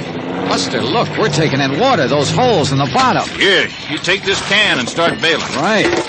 I would drill a lot of holes. No, wait a minute. Look at them close. They're bullet holes. Holy smoke, you're right. Hey, that was a shot. Came from over on shore. I saw the puff of smoke over in that patch of sagebrush. Come on, let's get out of here. Swerve us around, Buster. We've been a pair of sitting ducks. Man, you are right.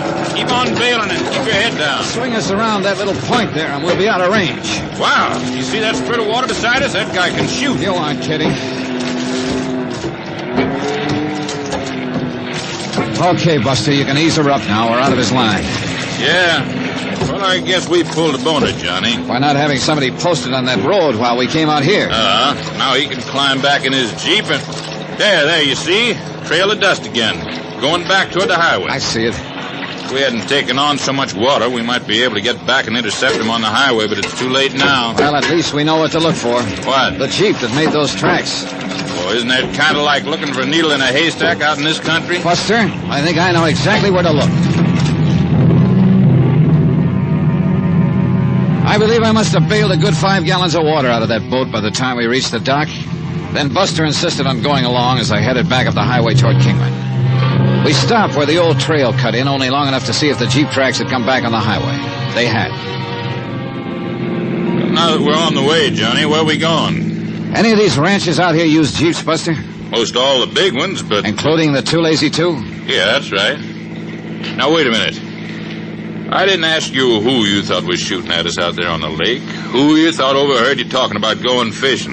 I figured if you wanted to tell me, you would. Oh, the trouble is I still can't prove anything. All right. Now, let me tell you who can shoot like that, and with that kind of a gun. It was a 30-06. You could tell by the sound? 30-06 with a long barrel. That could mean it had a scope sight. Almost have to for that kind of shooting. Alex Bundy, foreman at the Two Lazy Two. That's who Hard Luck Dennis said shot at him. And it ties up, Johnny. Does it? He got a few too many under his belt one night at a dance party in Kingman. Yeah? Started yapping his head off about how a lot of soft-living millionaires from back east could come out here and own the place while he had to do all the work. It wasn't fair. Worm would turn sometime, even if he had to help it turn, and he'd be the one who counted the money. That's about the time everybody started talking about him and Dora. Dora? Wife of one of the Haskell brothers who was killed on the mine. Oh. Kevin Haskell. Go on, Buster. Seems Alex and Dora seen a lot of each other on the sly. Everybody kind of stood around waiting to see if Alex was trying to get some control of the ranch that way. That's Union Pass right ahead. Just over the tops of road to the left. Shortcut to the Two Lazy Two. Oh. That's where you want to go, isn't it? Yeah, Buster, that's where I want to go. It was only a couple of miles into the ranch's fence line, but a good 3 miles further to the main house and its cluster of outbuildings. Buster's sharp eyes first noticed the Jeep, parked by the side of what looked like a big tool shed, and I drove slowly past it. Slowly enough so that he could study its tires and the tracks on the dusty ground. Uh-huh. Well? That's the one, all right. Then keep an eye out for Alex and that gun of his. Yeah, and be ready to duck. Try the main house. Okay. You know, I got a kind of funny feeling now that we're here, we should have brought a posse along. Afraid it's too late for that now. That is a gun bulging under your jacket, isn't it? Oh, yeah. But I'm wondering what chance a little .38 lemon squeezer has against a high-powered rifle. Oh, come on. And keep your eyes peeled. Johnny, I'm beginning to feel like I'm right in the middle of an old-time Western movie. Maybe you are, Buster. Maybe you are. Why, Buster? Oh, how are you, Dora? Don't just stand there. Yes, ma'am. The woman standing on the porch of the old house looked strangely out of place on this big western desert ranch. Perhaps it was because of her clothes, two-tone sports shoes, and a crisp, well-tailored white linen dress that served to accent the lines of a trim, athletic figure and go perfectly with her short, boyish-cut hair. Miss Haskell, this is Mr. Dollar. Johnny Dollar. Hello, Mr. Dollar. Jack Kessler told me you were here. Come in, please. Okay, thank you. I suppose he told you why I'm here. No, leave the door open for the breeze. Oh. He said to investigate the death of my husband, Kevin, and his brothers in that mine accident. Sit down, won't you? Thank you. Do you think it was an accident? According to Mr. Kessler, you don't. Why? Because it means his company would have to pay only $1.5 million to me instead of $3 million? Somebody found pretty concrete evidence there in the mine that one of the rock pillars supporting the roof had been deliberately pulled down. Hard Luck Dennis. If what you say is true, he must have done it. It was Hard Luck who told me about it, who showed me the winch that was used to do it. And that winch, Mrs. Haskell, could have come from only one place around here. This ranch. Oh, no. You mean, no, you can't mean that somebody here at the ranch did it. Kind of looks that way, doesn't it? But who? That's what I hoped you might be able to tell me. Who beside you could profit by the death of your husband and his brothers? Who here at the ranch? Alex Bundy, perhaps? Alex, how? By marrying into the family? What are you talking about? That is, of course, if one of the Haskell brothers were to die. Kevin, perhaps. That's absurd. Oh? I had a notion that you and Alex were somewhat interested in each other. Well, you're wrong. He may have been interested in me. He was, as a matter of fact. He made it very difficult for me. How do you mean that? He kept trying to force his attentions on me. And you didn't reciprocate? Of course not, because... Well, go on. Because I knew what his real motives were. All right, go on. This ranch. This ranch is what he wanted. He knew that Kevin wasn't well, but that's why Kevin had come out here with his brothers in the first place. I did hear that he was having a little trouble with his lungs, Johnny. He didn't have long to live. Not many years, that is. Even in this hot, dry air.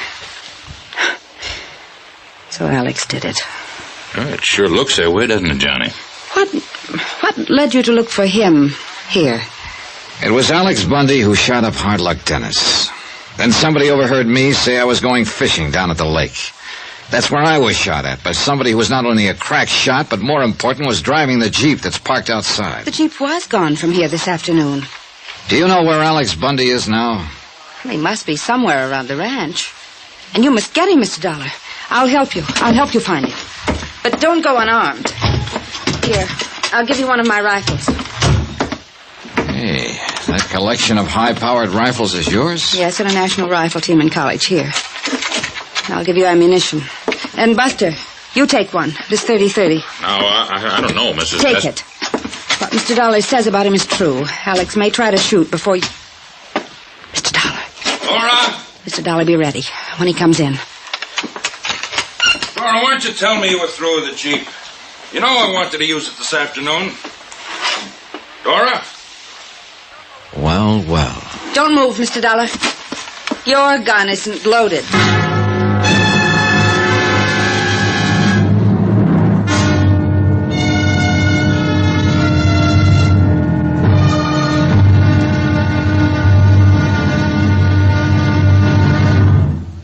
Now, here's our star to tell you about the final intriguing episode of this week's story. Tomorrow, well, sometimes justice is done by strange and devious means. Join us, won't you? Yours truly, Johnny Dollar.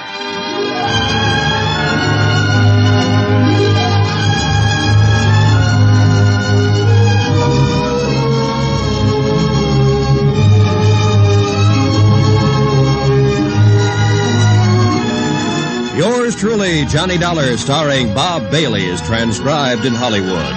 It is produced and directed by Jack Johnstone, who also wrote this week's story. Be sure to join us tomorrow night, same time and station, for the next exciting episode of Yours truly, Johnny Dollar. Roy Rowan speaking.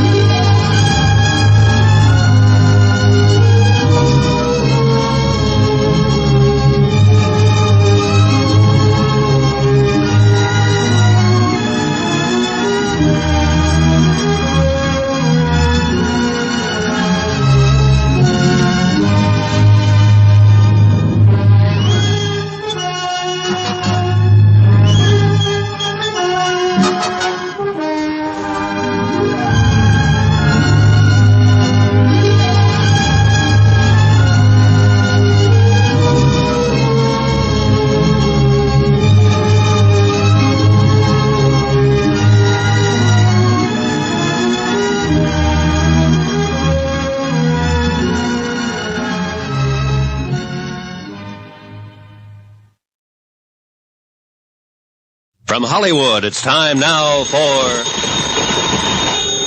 Johnny Dollar, answer it. Answer it!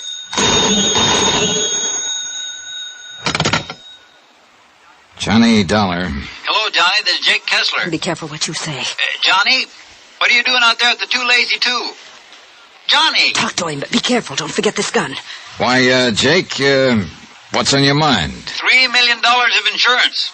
Dora Haskell's filed a claim on the basis of accidental death. So unless you can come up pretty quick with proof the Haskell brothers were murdered... Jake, I have a funny feeling I'm looking at that proof right now. You mean there at the ranch? You still haven't told me what you're doing out there.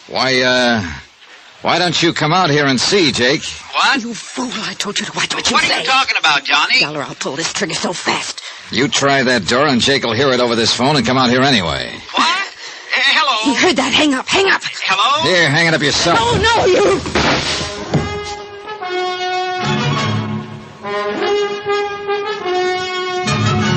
Tonight, and every weekday night, Bob Bailey in the transcribed adventures of the man with the action-packed expense account, America's fabulous freelance insurance investigator. Yours truly, Johnny Dollar.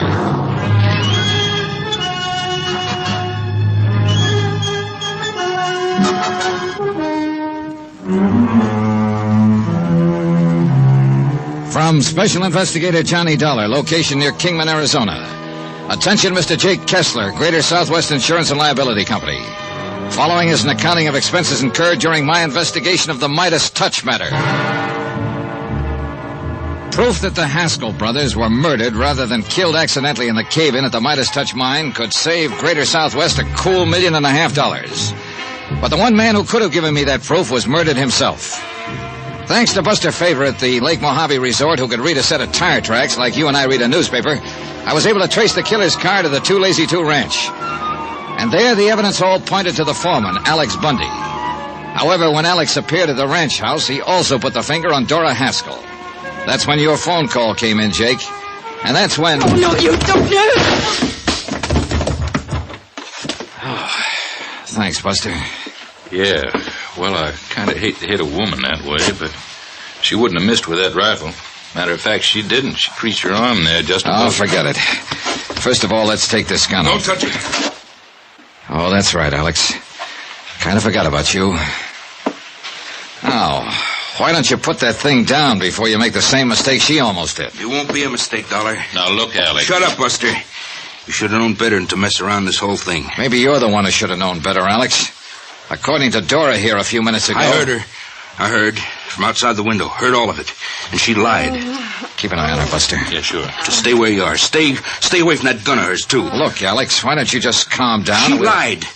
She was the one who shot at you down at the lake, not me. But it was you who shot up old Hard Luck Dennis when he tried to talk to me. Sure I did. I had to. He was going to tell you it was me that caved in the Midas Touch on the Haskell brothers. He did tell me. Sure, he was going to tell you. I know he was. And I had to stop him. Wouldn't you have stopped a man who was trying to put a noose around your neck? Will you listen to me? That's why I had to kill him there at the hospital when he was well enough to talk some more. He would have put the finger on me. I tell you, he already had put the finger. Sure he would. I know he would. And I had to stop him. But it wasn't my fault. It wasn't my fault, Dollar. She was lying to you. I heard her outside. I heard. She was trying to lay it all on me, but she's the one, not me. In spite of your murder of Hard Luck. I had to. Don't you understand me? I had to. Look, why don't you put down that gun and listen? She's the one all the way from the start. I'm not dumb, Dollar, but she was smarter than me, and she kept getting me in deeper and deeper. I'm a good ranch foreman, Dollar. See for yourself what I done for the Two Lazy Two. But this kind of thing I don't know about. So she got me in deeper and deeper right from the start. Just how did it start, Alex? I'll tell you how it started. I got drunk one night over in Kingman. So I heard. Made a lot of foolish talk about wanting the Two Lazy Two for myself. Any foreman wants to have a big ranch of his own. Any of them, ask him. You ask him. Isn't that true, Buster? You know. Alex, give me that. No, stay back. You stay back. I want him to know. I want him to know everything. She heard about what I'd said, understand? Then she came to me, sweet-talked me. Said I could own the Lazy Two. Along with her. Made it sound so wonderful, just me and her. But then when she started plotting how to get rid of her husband, well, she thought he was going to die when he came out here, but he didn't, see? So she started plotting how to get rid of him. And I was scared about that. But she told me I was already in it on account of I knew about it, so I better help her. So what else could I do? And all the time she kept me thinking how wonderful it would be, just me and her. Do you know what that means to a man, Mr. Dollar? Well, I can... So I helped her with the boat. You know the time, Buster. You mean when the Haskell sank during the windstorm out on the lake? Yeah, because I fixed the boat. I took out the flotation tanks and weakened the transom, so any kind of strain it would sink, and it did. Brother, you're in so deep. But you went after him. You saved him, didn't you, Buster? Yeah, I guess I did. So, but then I wasn't too deep, you see? You understand? Yeah, Alex, I understand. And I'm afraid that you're... And she thought of the mine. She made me tell old Hard Luck to take him out to the Midas touch because he thought there was still gold in it. Johnny, did Hard Luck tell you the door got him started on that pitch? No, nobody would have. That's why I had to kill him. Because he would have blamed her. And then she would have blamed me, the way she did you just now, don't you see? All she was doing was using me. You didn't come out here looking for her. You were looking for me, weren't you? Yeah, Alex, I guess we were. And if there'd been a fight, if I tried to gun you down, she would have killed me. Then she would have been in the clear, don't you see? She would have killed me the way she made me kill Hard Luck. It took you a long, long time to realize it, didn't it, Alex? There were a lot of things you didn't realize. But what's done is done, and you can't ever change it. You're in so deep there's no way out for you now. And you know it, Alex. But you're not going to make things any easier for yourself. No, get back, I tell you. I'm in so deep I can't get in any deeper. That's what you really mean, isn't it? So my only chance is to kill you and try to get away with it. Alex, now, listen. Look, boy. But before I try it, I'm going to kill her. I'm going to kill her because of what she's done to me. Listen, you crazy mixed up guy. Sure. Maybe I am crazy. Maybe I've been crazy all along, but I'm going to kill her. You hear me? I'm going to kill her now. Oh, no, you're not... Dora! Grab her gun, Buster. Look out, Johnny. Okay, Alex. Okay, you've done it. Added one more murder to your list. And I'm glad. I'm glad I did it. Then put that gun down and listen to me. I'm gone. If you try to follow me, I'll kill you too. Come on, Johnny. I've got her gun. No good. It's jammed. That's why she couldn't pull it on him. She did? Yeah. Well, we can't just let him get away. Here, Buster, while I make a phone call, see if you can find a gun for yourself and some ammunition. You sure she's dead? Yes. Hello, operator. Couple of 38 handguns here, Johnny. And find some ammo. Operator, get me Kingman 19970, emergency. All set with his sidearms, Johnny. You want a rifle or do you... Jake, Alex Bundy has killed Dora Haskell and headed for parts unknown. Yeah, that's right. Call Ted Harding at headquarters. Have him put a roadblock on every highway leading from this ranch. Be sure there's a block at Davis Dam so he can't cross over into Nevada. Yes, that's right. He can phone him down. By the time I hung up, Buster had my rented car started and waiting, so he took off on the main road leading from the ranch. We could still see the dust left by Alex Bundy in the Jeep. Could see that when he swung onto the highway, he'd turned right toward Lake Mojave. We saw no dust on any of the side roads, so we kept on going down toward Davis Dam, hoping that by the time he could get there, the roadblock would be set up. We'll be able to see you when we get to the top of this hill, Johnny. Good. Yeah. There, you see him? Cars across the road over the dam. That means he will have seen them. Then there's only one place he could go. Lake Mojave Resort. Right. 10 is just up ahead. All right, we'll take it on 2 wheels. Glad we aren't having to track him this time. Huh? Wind's coming up. See the dust blowing off the mesas up the east? Yeah. When that east wind comes up, it comes up fast. All right, hang on. Here's our turn. Buster was right. By the time we got down to the dock at Lake Mojave, the wind was blowing a gale. The Jeep we'd been chasing was parked next to the tackle shop, but no sign of Alex Bundy. We learned the reason from Ham Pratt, general manager of the resort. Hey, Johnny, Buster, what's going on here? Plenty, Ham. Listen, Ham, did you see where... Alex Bundy came down the road like a bat out of Hades a couple of minutes ago. Where'd he go? Jumped out of his Jeep waving a rifle, tore down to the dock, and took off in his outboard runabout. Got a boat for us, Buster? Yeah, sure have. Come on. Want me along? No, 2 of us is better, Ham. We'll need all the speed we can get out on that lake. You're right. That boat of Alex's is the fastest one of the lot. 2 30-horsepower Johnsons. Here we are. Climb in, Johnny. Cast us off, Ham. Right, Charles. Fire her up. Here we go.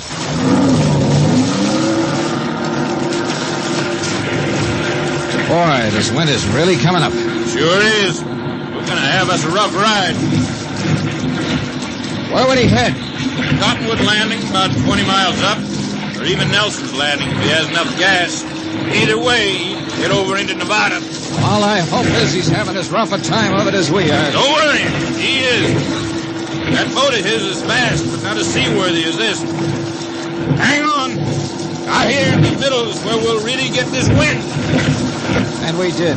And unlike salt water where the wind builds up long swells that you have a chance of riding over, this lake developed a chop. Waves only 3 or 4 feet high, but one on top of the other. With a less skillful hand than Buster's at the wheel, we would have swamped in a minute. As it was, we were both soaking wet and hanging on for dear life as the little outboard pounced and bounded along. Look, Johnny, dead ahead. Yeah, I see him. Hey, he's making an awful lot of speed. Too much speed for that hull of his in this kind of weather. You'll pound the bottom out of it. What do you think you're doing to this boat? Oh, this'll hold together all right. It was a mad chase, a crazy one. And then I noticed that we were slowly but surely gaining on Alex. I knew he couldn't take it in that hull. See? He had to slow down. Gradually, the distance between us grew shorter, 200 yards, 100. At least he'd never be able to aim his rifle in a sea like this. At least until we got right on top of him. Keep your gun on him, Johnny. It's going to be rough trying to lash onto him in this chop. Okay. When you pull us alongside him. Then it happened. As we came up on him, Alex suddenly swung his boat straight in at us and gunned his two motors wide open.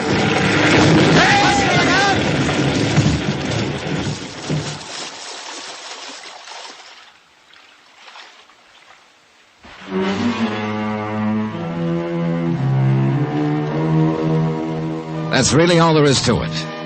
Oh, except that Ham Pratt, bless his heart, had followed us with an outboard cruiser and picked us up. Alex, well, the shock of crashing into us must have wedged him into his boat. And with the bottom of it torn out, it sank like a rock, and he went along with it. Expense account total, including transportation back to Hartford, $978.35. Remarks? There was no question, of course, but that the Haskell brothers had been murdered. No double indemnity. And Dora's little scheme to collect a cool $3 million, well, it got her exactly what she deserved. Won't people like that ever learn? Yours truly, Johnny Dollar.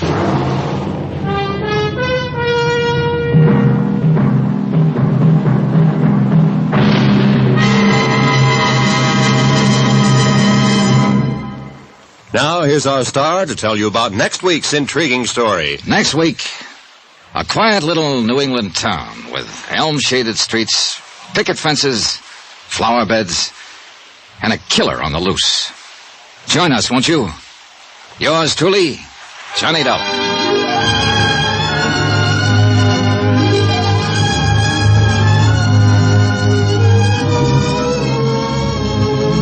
Yours truly, Johnny Dollar, starring Bob Bailey, is transcribed in Hollywood. It is produced and directed by Jack Johnstone, who also wrote this week's story.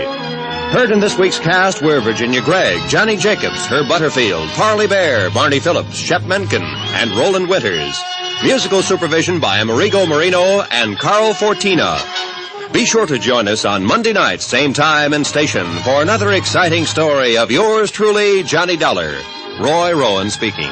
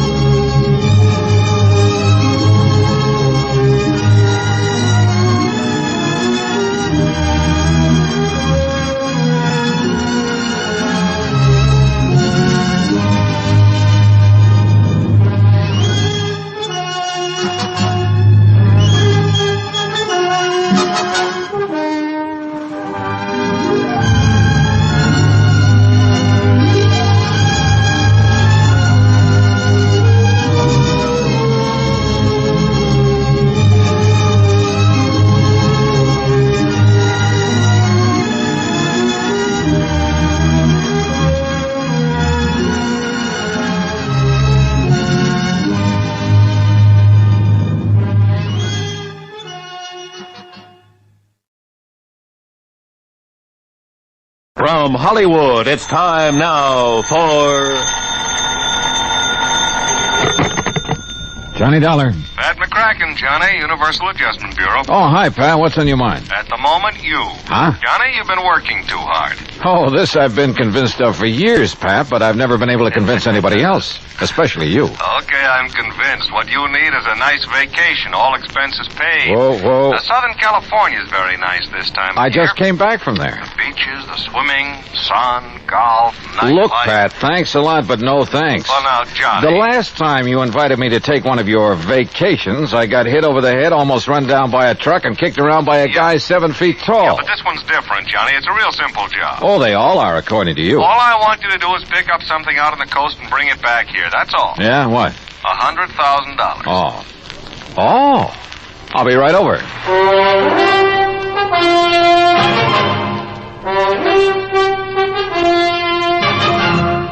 Bob Bailey in the exciting adventures of the man with the action-packed expense account, America's fabulous freelance insurance investigator. Yours truly, Johnny Dollar.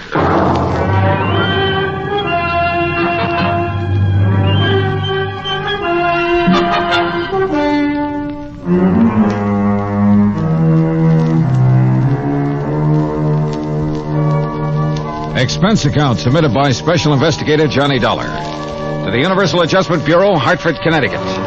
Following is an account of expenses incurred during my investigation of the Johnson payroll matter.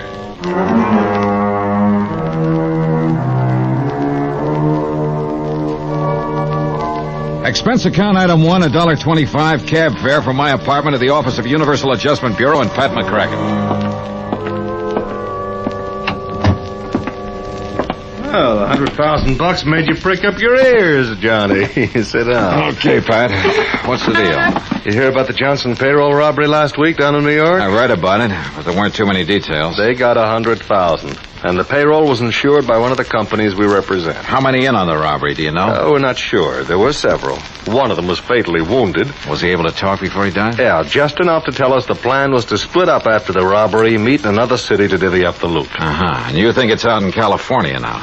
We also think one of the crooks may be trying to double-cross the others. Hiding out from them, maybe? That's the general idea. We got a call from Los Angeles this morning. Fellow wouldn't give his name, but he claimed he could give us a lead on the one who has the dough. For a price, of course. Oh. So you're to meet him in L.A. and find out what he knows, if anything. What do you figure his angle is, Pat? Oh, maybe several, Johnny, but I don't care. What I do care about is getting the money back. All right. How do I contact this man in Los Angeles? You don't. He'll contact you at your hotel, the Nestor. The Nestor. Okay, Pat. I'm on my way. Oh, just one thing, Johnny. Yeah? Maybe it's occurred to you, maybe it hasn't. There will be others looking for that money, too. The other guys involved in the robbery? Yeah. Of course, if you can get there first. I'll try. Oh, and don't bother telling me to be sure to get back here in one piece. That I'll really try to do.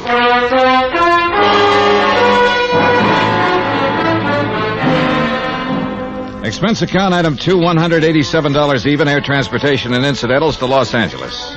I've been told to stay at the Hotel Nestor, so I took a cab. That's item 3, $5.50 from the airport.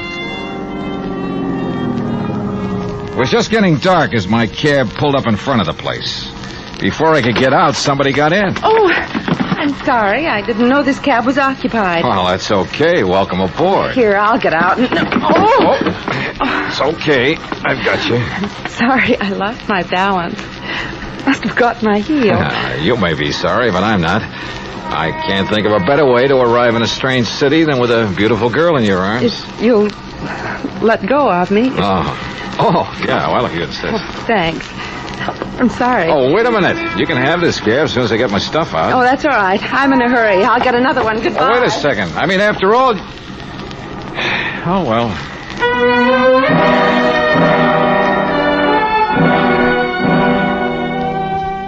Yeah, that's the story of my life. The best ones always seem to get away. I went into the hotel lobby to register, but found a message waiting for me from the informant who'd phoned to Pat. I was to drive to the little town of Corrado Beach down the coast and meet a man there first thing in the morning. There was a map showing me the way to a small pier where the meeting was to take place. Looked like Los Angeles had suddenly got too hot for him. Expense account item 4, $50 to rent a car. I left word where I'd be, drove to Corrado Beach, and checked in at a motel.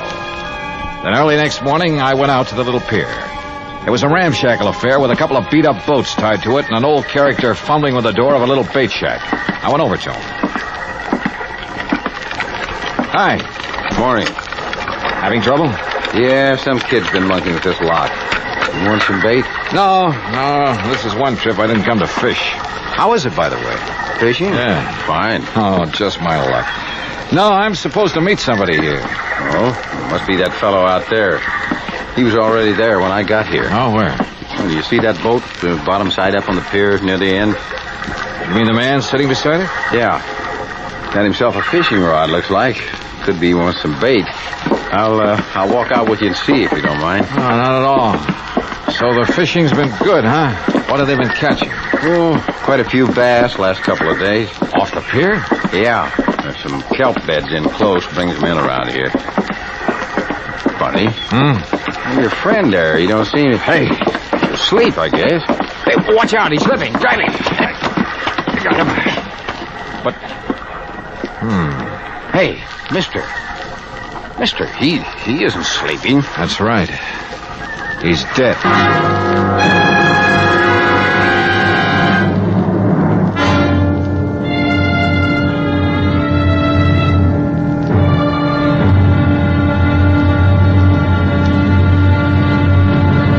Act 2 of yours truly, Johnny Dollar, in a moment. Our flag now numbers 50 stars, and behind each star there stands yet another flag, representing one of the 50 states. Georgia's state flag displays the state seal on a strip of blue. The seal symbolizes the fact that constitutional government rests equally on the three major branches of government, legislative, executive, and judicial, and that all three must be guarded equally if a sound government is to be maintained. The greater portion of Georgia's flag is crimson. On it is superimposed the blue cross of St. Andrew, bearing 13 white stars for the original 13 colonies. This cross, made in the form of saltire, or X, was adopted from the national flag of Scotland. Georgia's state flag, the flag of the fourth state to enter the Union, was adopted in 1956. And now, Act 2 of yours truly, Johnny Dollar, and the Johnson payroll matter.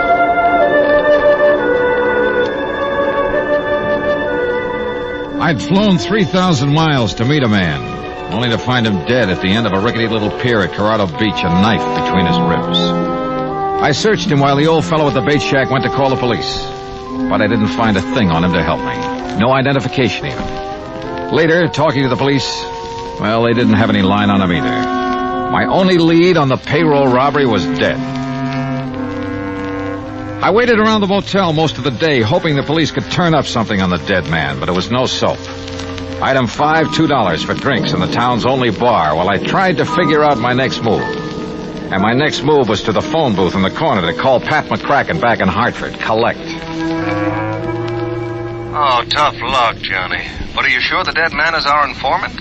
There was no identification on him, but he was right where he told me he'd be in the message he left for me in L.A. Probably not much doubt about it, then. Oh, incidentally, I sent some mug shots out to you. Some men who might have been involved in the Johnson payroll job. Sent them airmail special. Yeah, I got him about an hour ago. We're not sure if any of them are the ones or not, and we don't have any line at all on the leader of the gang. Well, what's your next move, Johnny? Search me. Right now, I'm right in the middle of nowhere. I guess I... Hey, wait a minute. What's the matter? Maybe I'm not out of leads after all. What do you mean? Pat, I'll call you later. What pulled me off that phone in a hurry was a glimpse of somebody over near one end of the bar. I slid out of the booth and went over. Well, hi. What? Imagine meeting you here.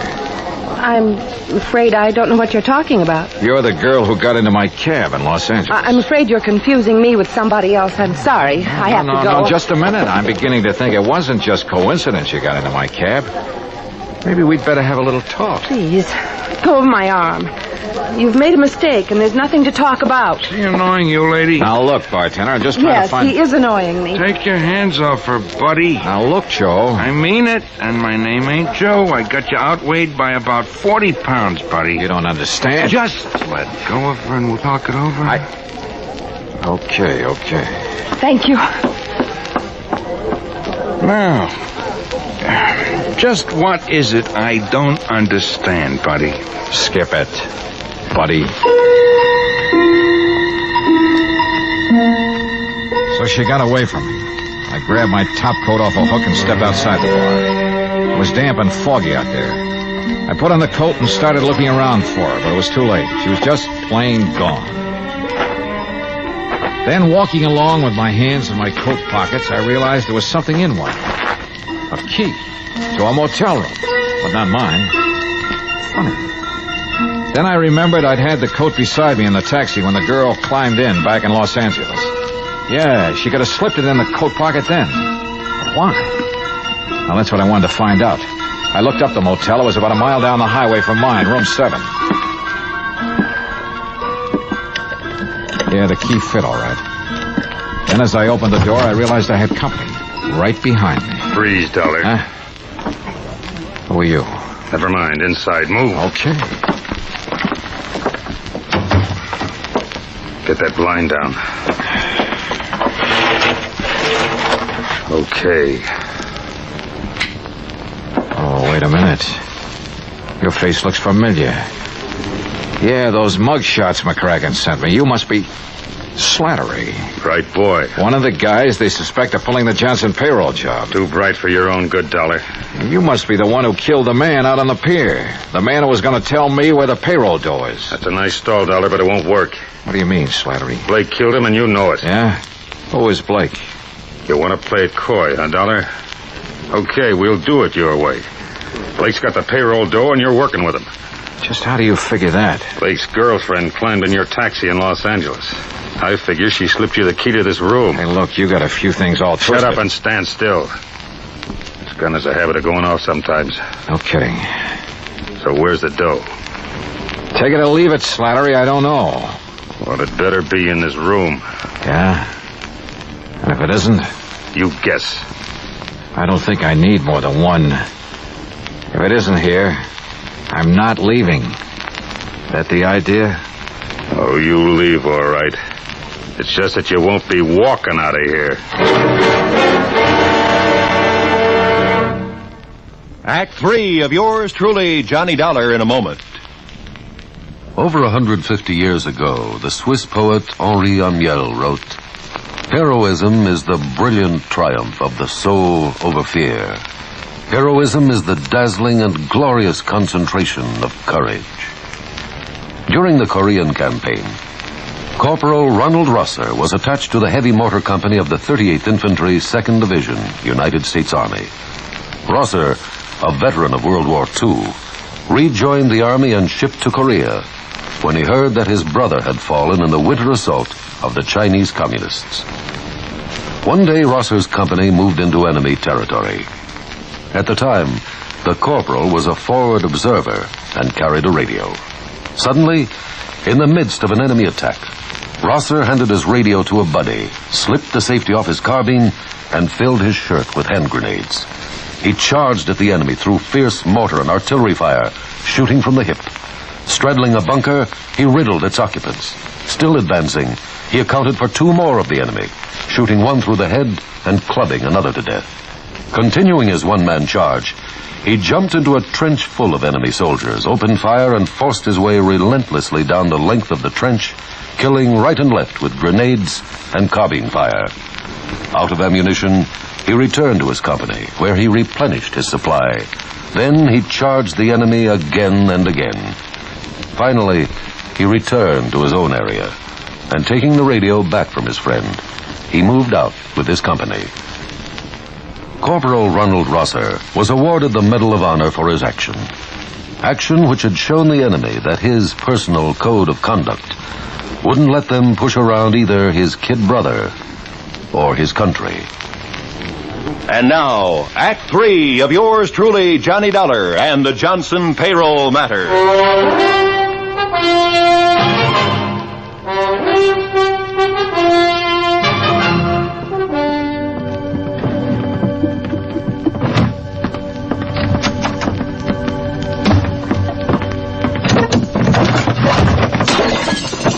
Now look, Slattery, you've torn this motel room completely apart. Obviously, that payroll money isn't here. That's right, Dollar. So now you're going to tell me where it is. Oh, brother, you take a lot of convincing. I told you I don't know.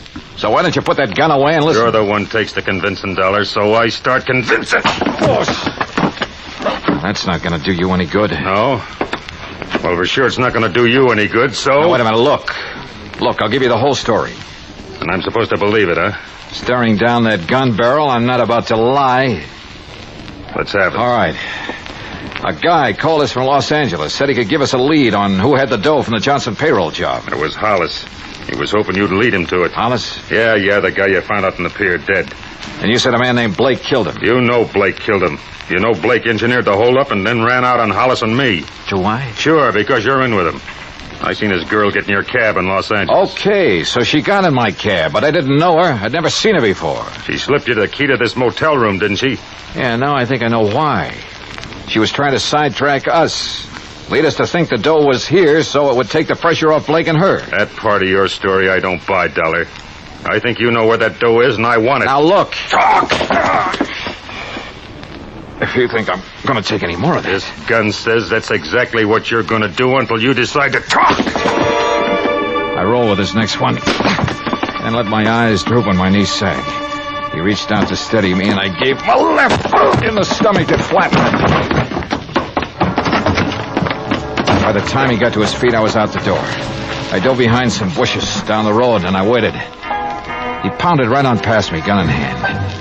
I waited until he was out of sight, then doubled back to my car. Apparently, Slattery didn't know Blake's girl was around here somewhere. One thing was sure. I had to find her, but fast. There were only 3 motels in town. The one I was staying at, the one where Slattery had been playing patty cake on my jaw, and a third off the highway near the beach. I drove to that one and checked the register. It showed a Myrna Grant in number 8.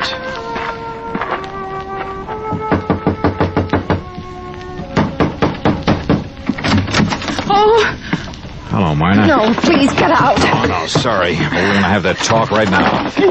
I tell you, you've made a mistake about me. Oh, come on. Drop the act, Myrna. I know you're Blake's girlfriend, that you slipped that motel key in my coat pocket in L.A. to get me off the trail of the Johnson payroll money. The what? I also know that Blake masterminded the robbery and double-crossed his buddy, held out on him. Oh, I guess I knew it must be something like that. What are you talking about? Mr. Dollar, I haven't known Fred Blake very long. A month, maybe. I didn't know what he did for a living, and I didn't ask him. 2 days ago, he said he was in trouble and needed my help. He wanted me to slip that key into your coat pocket in the taxi in Los Angeles. To take Slattery off his trail. Then he told me to meet him here at the beach. When I saw you in the bar a while ago, I got panicky. I didn't know what to do. But that's all I know about it. Mr. Dollar, I didn't know Blake was a criminal. Honestly, I didn't. Yeah? Now, will you help me find him? Yes. I will, Mr. Dollar. If I can. The trouble is, right now, I don't know where he is any more than you do.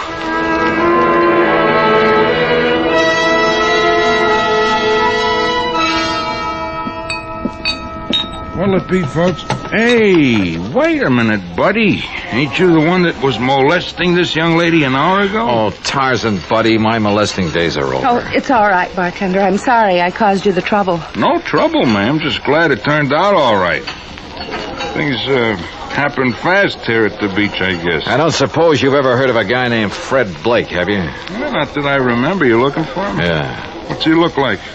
Medium height, dark hair and brown eyes, regular features. That description would fit half the guys that come in here. Sure, fisherman, salesman, vacation. Only that kind don't come in here anymore. Salesman? No, fishermen. I thought the fishing was good here. Been no fishing around here for months. Huh? A fella told me they were getting a lot of bass right off the pier. He was pulling your leg, buddy. There's a chemical plant nearby. A lot of stuff got dumped into the water by accident a few months ago. The fish haven't been back since. Wait a minute. Sure, right under my nose all the time. What do you mean, Johnny? Martin, I'll see you later. I got in my car and headed for the pier. As I turned off the highway, I could see a car a couple of 100 yards back following me with its lights off. But I couldn't stop now. I parked near the pier and headed for the bait shack. The windows were still boarded over, but I could see a crack of light between the boards. I eased over to the shack. Oh, no. I flattened against the wall as the door came open and Blake came out with a gun. I hacked it out of his hand. What? All right, hold it, Blake. Well, the fisherman's friend, huh? Look. You killed that guy on the end of the pier just before I showed up this morning. You didn't have time to leave, so you covered by making like you worked here. Then it occurred to you this was a pretty good hideout until Slattery got off your trail. Look, maybe we can make a deal, Dollar. Oh, we're going to. You turn the stolen money over to me, and I turn you over to the police. Drop your gun, Dollar. Huh? Drop it. Okay, Slattery. Hello, Blake. Glad to see me? Look, Slattery, I wasn't trying to cross you. I was going to get in touch with you when things quieted down. Sure you were. Let's have the dough. All right, it's in the shack. Blake half turned, and I saw his hand slide into his coat, a second gun. He whipped it out, but Slattery had seen it too. He got Blake, but his eyes were off me for a lucky second. I checked Blake. He was still alive. Yeah, they'd both keep. For a long time.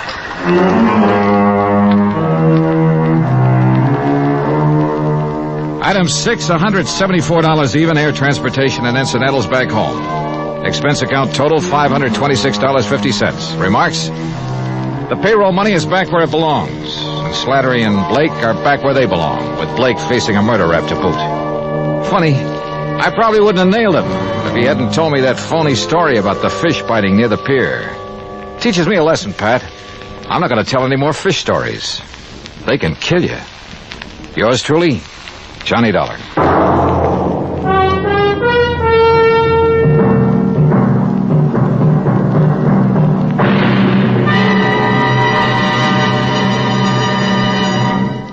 Our star will return in just a moment.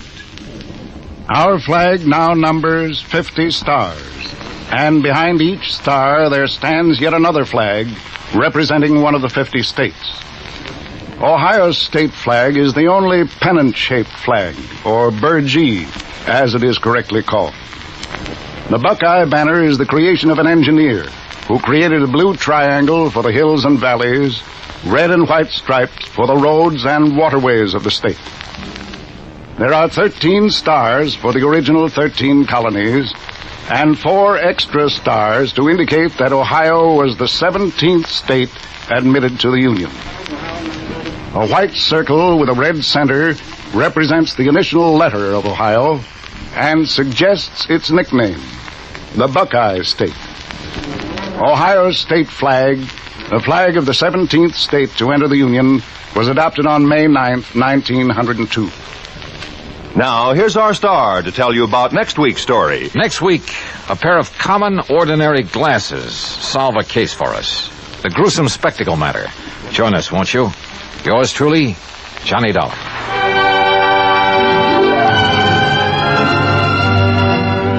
Yours truly, Johnny Dollar, starring Bob Bailey, originates in Hollywood and is produced and directed by Jack Johnstone. Today's story was written by Robert Stanley. Heard in our cast were Virginia Gregg, Lawrence Dobkin, Forrest Lewis, Shepard Menken, and Frank Gerstle. Be sure to join us next week, same time and station, for another exciting story of yours truly, Johnny Dollar. This is Roy Rowan speaking.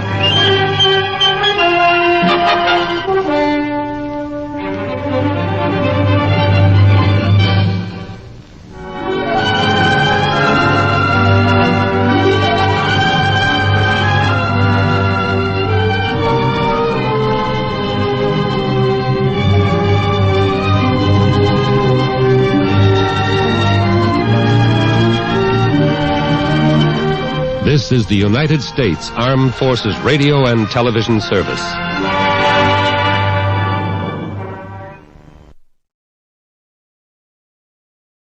From Hollywood, it's time now for...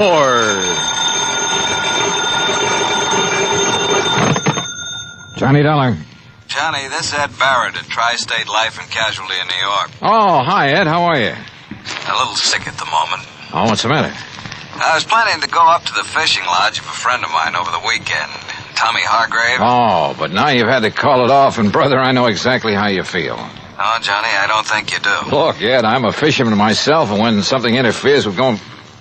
What was that? I just received word that Tommy had a car accident up there. Car rolled over on him. He was killed instantly. Oh, I'm sorry, Ed. Yeah.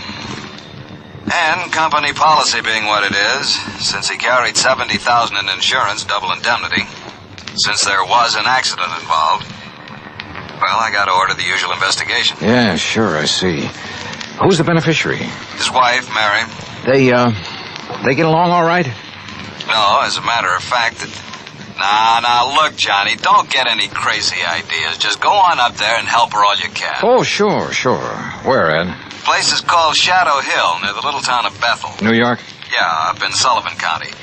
The police department is a man named Skinner. Police? If everything's okay? It was Skinner who called me, that's all. Oh, yeah. Okay, Ed, I'm on my way. And if I dig up anything... Johnny, I assure you that everything's all right about this one. Oh, sure. You say that as though you don't believe it. Well, just my suspicious mind showing, I guess. Forget it.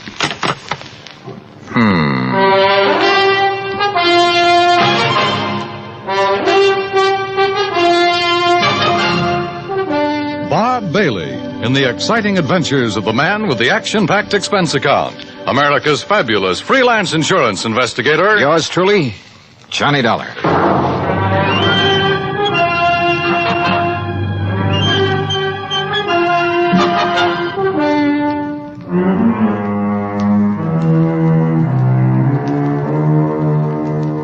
Expense account submitted by Special Investigator Johnny Dollar to the Tri-State Life and Casualty Insurance Company, New York, New York.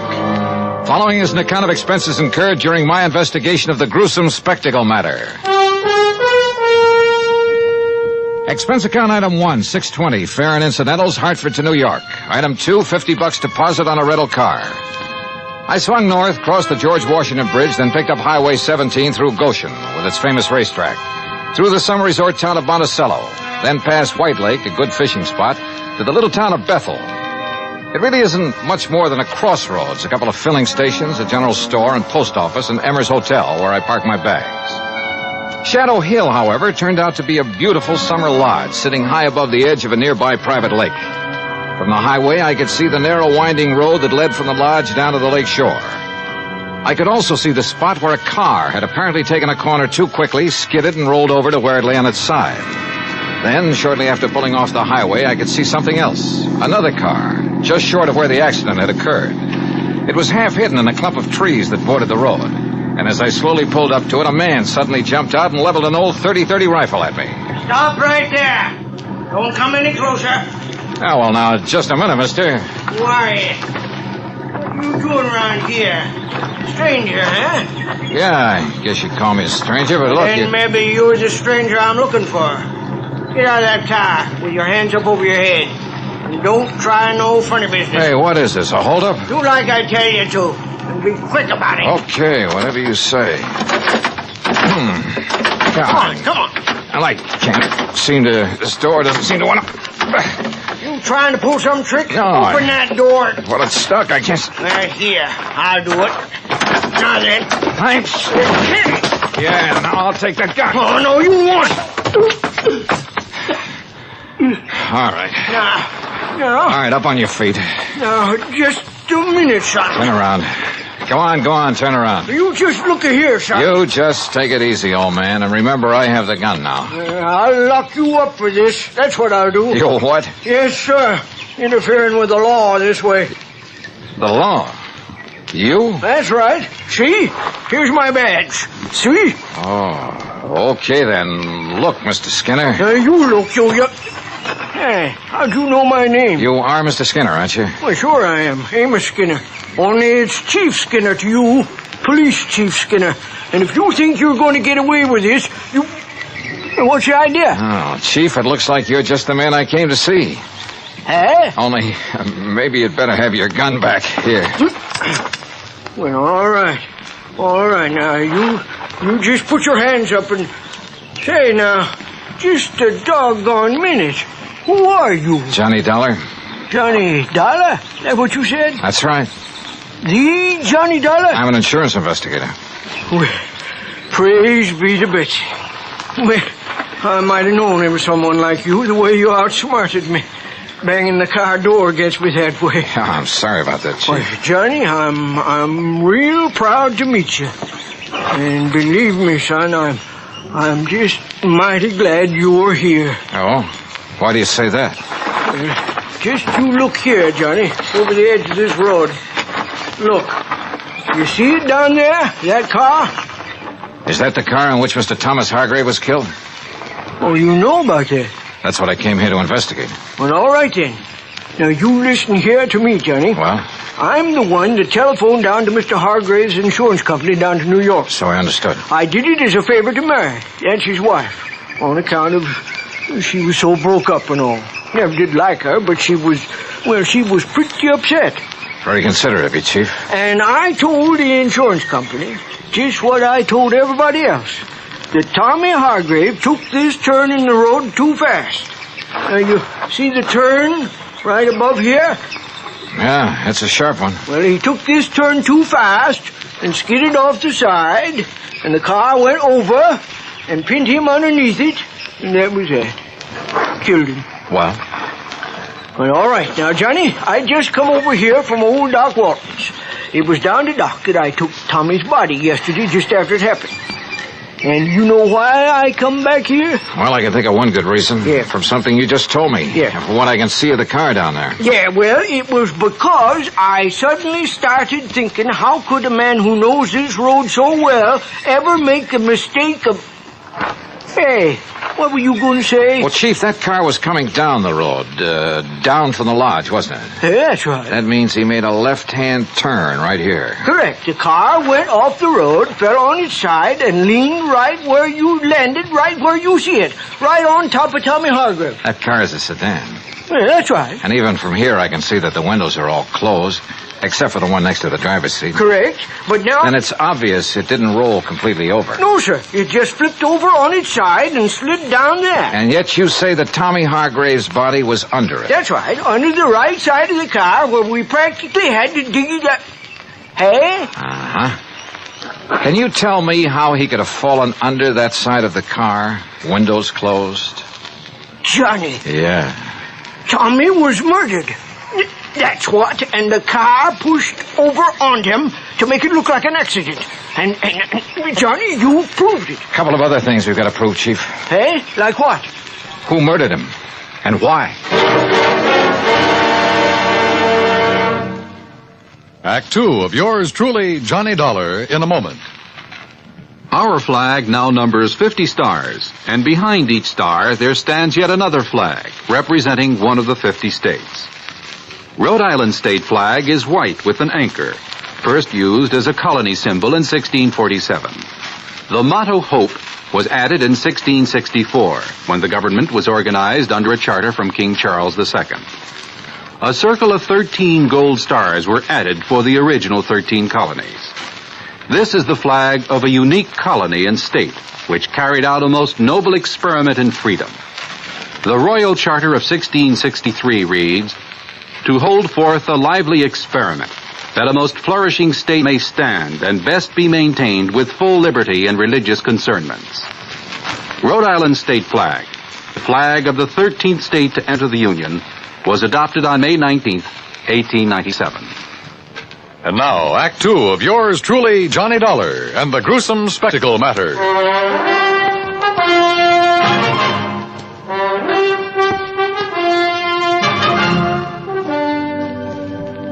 All right, Chief, tell me this. When and how did you learn of this so-called accident that killed Tommy Hargrave? Well, from Mary, his wife. Oh?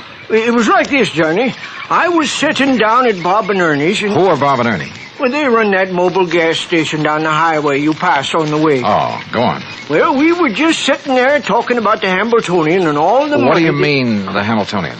Well, you know, the big harness race they run down to Goshen every year. Oh, yeah. Why, it's world famous. Bigger than the Kentucky Derby. Yes, I know. Go on. Well, we was talking about how much money Barney Marson has made taking bets on those races, and we... Oh, Chief. You mean you have a bookie here in Bethel? Well, now, John... And that you, as chief of police, condone such goings-on? Well, now, we... Oh, I'm surprised at you, Chief. Oh, well, it's just a little sort of harmless betting is all. Oh, sure. Every man's entitled to a little... Well, you know how it is. Yeah, I sure do. Now, let's get back to the subject. Yeah, sure. Well, like I say, we was sitting there talking... And we seen Mary Hargrave driving by on her way back from New York, where she'd gone to do some shopping that day. She wasn't here when it happened? Well, no, sir. She couldn't have been. You're sure? Well, like I told you, she was in New York. Anyhow, she drove on up here, saw what had happened, and drove right back to tell us at the gas station. We came up here, dug Tommy's body out from under, took it down to Doc Walton's office, and that was it. How carefully have you inspected that car down there? Well, that's what I was about to do when you come. All right, come on. Let's take a look at it. Well, sure. Have you any way of proving Mary Hargrave was actually in New York? Well, no, I guess not. Hey, look here, Chief. Huh? Keys are still in the ignition, but the ignition's turned off. You're right, Johnny, you're right. This car wasn't rid over the side of the road, it was pushed. Here, let's see if we can get this door open. Yeah, I'll give you... Now, let's see if some of this... Yeah, very good. Well, what are you doing with that handful of dust? Well, it's not very professional, but some of this fine dust ought to bring out any fingerprints on the steering wheel, and we'll be... Yeah. No prints there that I can see. No, you're right. Chief, this wheel has been carefully wiped off. So whoever did it... Huh? What'd you find? Did Tommy Hargrave wear glasses, spectacles? Tommy? No, sir. What? Come on, Chief. First thing I want is a look at his body. At Doc Walton's, you say? That's right. Then let's go.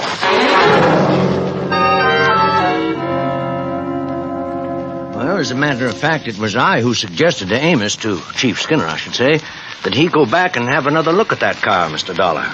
Just why, Dr. Walton? Because a couple of things about this body made me wonder. Look here, the way the clothes are torn, as though he'd had some kind of a struggle. Scratches and contusions on his hands. But more important, here. Yeah? Here at the base of the skull, this mark. Up where that car is, there are no rocks, no stones, no anything that could make a mark like this. And there's another on the face below the eye. You know what that looks like to me, Doctor? Oh, what's that? The mark from the butt of a .38 automatic. And I've seen plenty of them. My Betsy, Johnny, you're right. Then that would indicate Hargrave was murdered. And the car pushed over on him to make it look like Yes, sir. And Johnny and me found a few other things around that car that would indicate the same thing. Doctor, I understand Tommy Hargrave did not wear glasses. No, not that I know of. Of course, Mary, his wife... She wears them? Yes, she does. Can't do without them. What kind? Well, just regular tortoiseshell, you know. Something like these, maybe? Well, I don't know. Granted, one lens is smashed and part of the frame is broken, but is this the kind she wore? Yes, Mr. Dollar, I'd say so. Of course, a great many people... Johnny, surely you don't think his own wife... They didn't get along too well, did they? Well, no, but after all, when any couple's been married 10, 11 years... Also, she just happens to be the beneficiary of his sizable insurance policy. Good heavens, Mr. Dollar. Yeah, I think we'd better pay a little visit to Mrs. Mary Hargrave.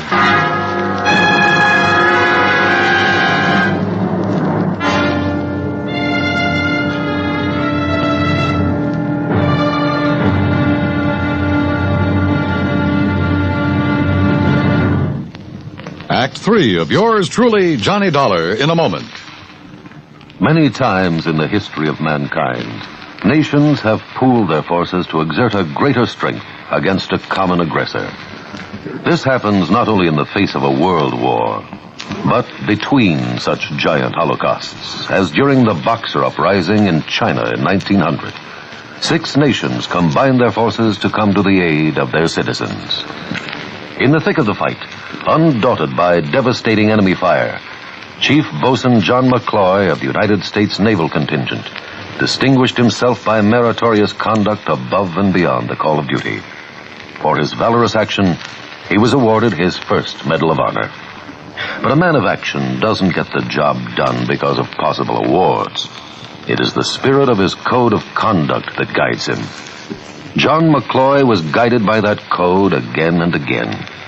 In June 1914, during the Mexican campaign, when the government of the United States was put upon once more to aid its persecuted citizens, Chief Bosun John McCloy was constantly risking his life. Our landed troops were in danger of being annihilated on the beach at Veracruz, when McCloy voluntarily filled 3 picket launches with riflemen and led them along the seafront to draw the enemy fire. Though badly wounded, he remained at his post and gallantly directed his part of the campaign.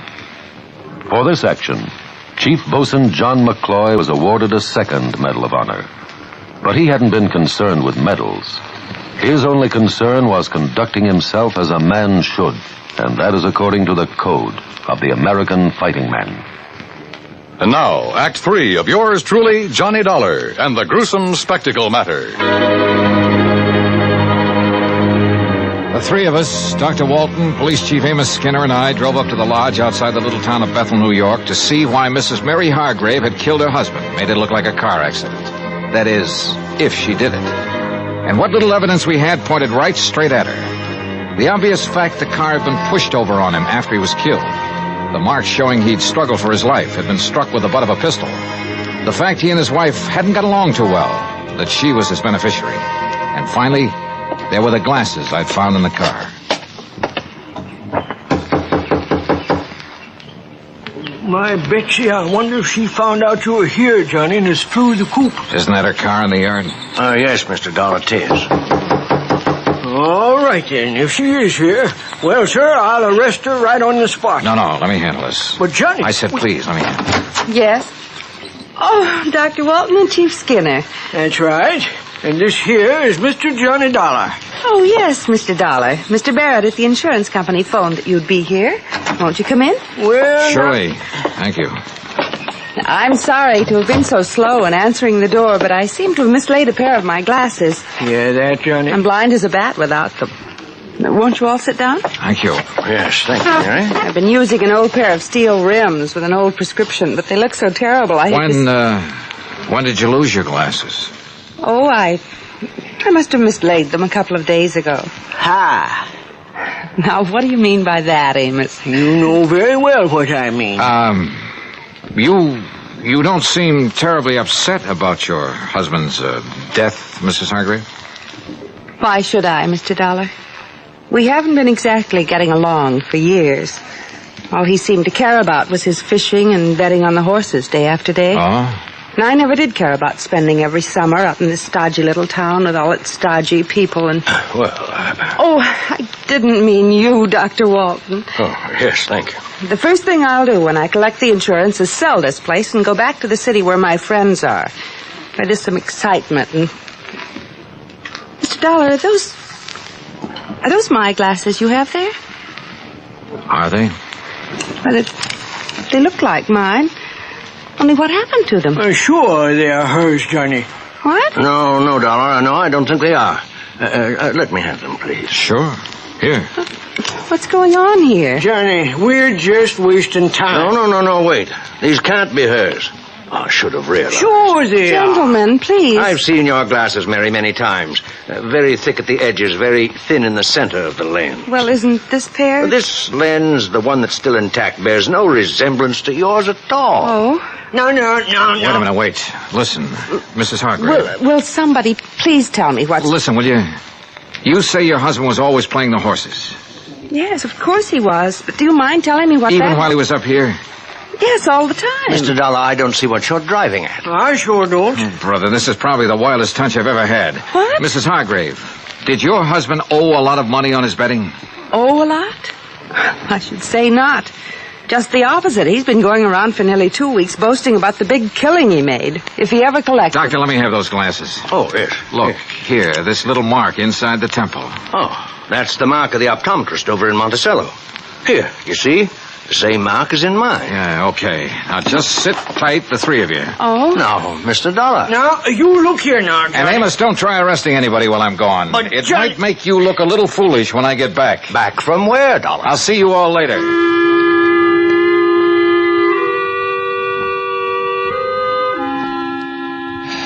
Well, that's really just about all there is to this case.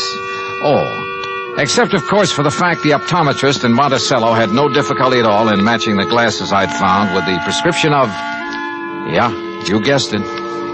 They had belonged to the bookie Chief Skinner had told me about, Barney Marston. Of course, Barney wanted to put up a fight when we faced him with the facts.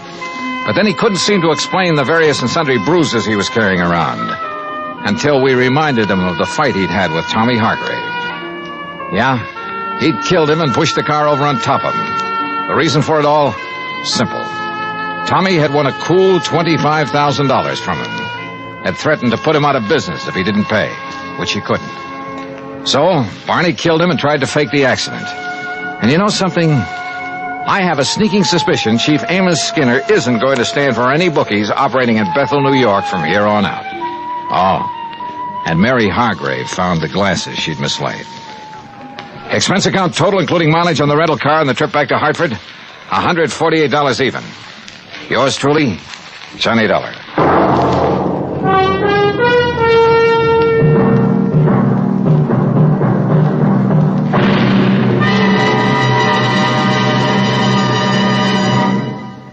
Our star will return in just a moment. Our flag now numbers 50 stars, and behind each star there stands yet another flag representing one of the 50 states. Kansas' state flag is dark blue, and in the center is the state's seal, surmounted by a large sunflower, the official state flower. The seal reflects the history of Kansas, the train of ox wagons going west, for most of the great roads passed through Kansas. An Indian is depicted chasing a herd of buffalo, recalling the words of the official state song, "Oh, give me a home where the buffalo roam." For this truly was the home of the buffalo and Indian. The East is represented by a rising sun, and the promise of future prosperity is indicated by the steamboat on the river and the farmer plowing the field. Above a mountain range are 34 stars, for Kansas was the 34th state admitted to the Union. Over all is the state motto, Ad Astra per Aspera, to the stars through difficulties. Kansas state flag, the flag of the 34th state to enter the Union, was adopted on March 23, 1927. Now here's our star to tell you about next week's story. Next week? Well, listen. I promise you the most unusual case and some of the most unexpected people you ever... Well, join us, won't you? Yours truly, Johnny Dollar.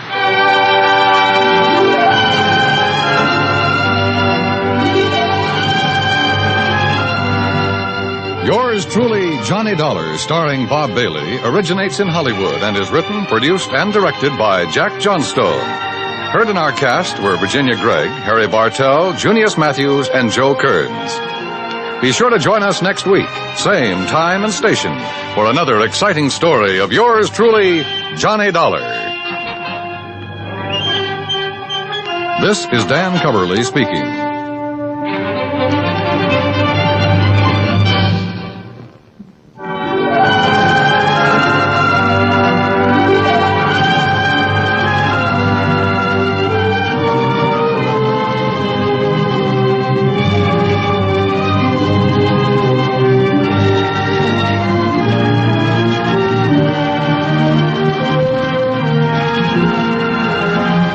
This is the United States Armed Forces Radio and Television Service.